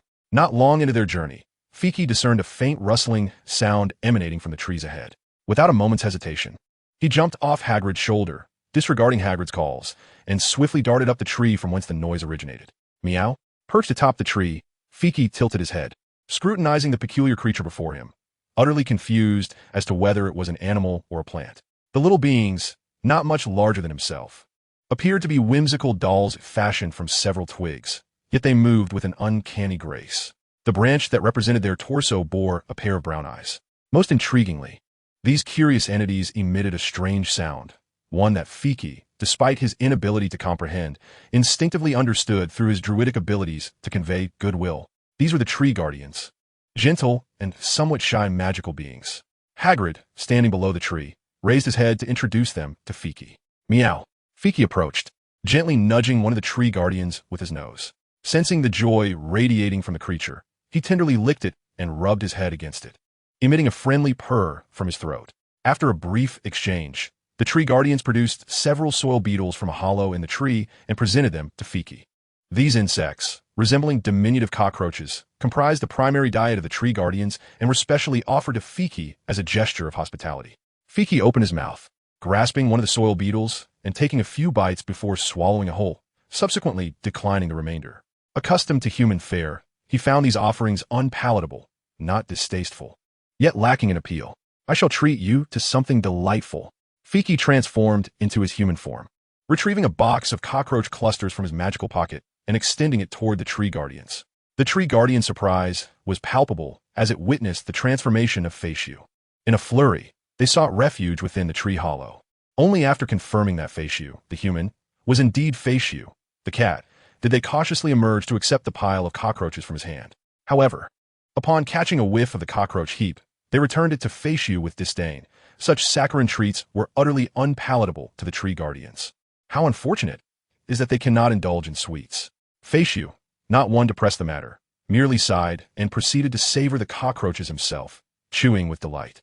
"I must take my leave," he declared. Realizing the lack of a common tongue, Feishu waved goodbye to the tree guardians and transformed back into a tabby cat, leaping toward a nearby tree. "Feishu, where do you think you're going?" Hagrid, who had been merrily observing the interaction, was jolted into action and hurried after him. Perched atop the treetop, Feishu peered down at Hagrid, who was rushing up below, and flicked his tail playfully before continuing his frolic among the branches. "Wait, Feishu, don't run off," Hagrid called out, but the more frantic his cries became, the more exuberantly Feishu bounded about. Equally spirited was Yaya, who had grasped Feishu's intentions. She trotted after Hagrid, wagging her tail joyfully and panting with delight. Dogs, after all, revel in games of chase far more than cats do. "Stop, you two, don't run anymore." After an exhausting sprint, Hagrid leaned against a substantial tree, gasping for breath. I can't go on. I'm done for. Sliding down the trunk to sit on the ground, he found himself lacking the strength to pursue the sprightly Feishu any further. Glancing upward, he noticed that Feishu, who had previously darted away, was now peeking back from the dense foliage, their eyes meeting. Believing Feishu was finally returning, Hagrid braced himself to rise, only to see the mischievous feline dart away again. Dejected, he settled back down, contemplating how he would explain this to Professor McGonagall. I'm sorry, Professor McGonagall, but I inadvertently lost Feishu. He imagined such words would likely lead to his own dismemberment at her hands. A shiver ran down the tall Hagrid's spine as he shook his head, dismissing the grim thought. Just then, amidst Hagrid's troubled musings, Yaya suddenly barked at a nearby tree and, placing her front paws on the trunk, wagged her tail excitedly.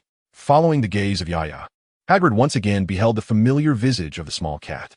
He exchanged a brief glance with Fawkes, and as Hagrid made a motion to rise, Fawkes promptly darted away. Yet, when Hagrid diverted his gaze and subsequently lifted his head once more, he swiftly spotted Fawkes perched upon a tree branch.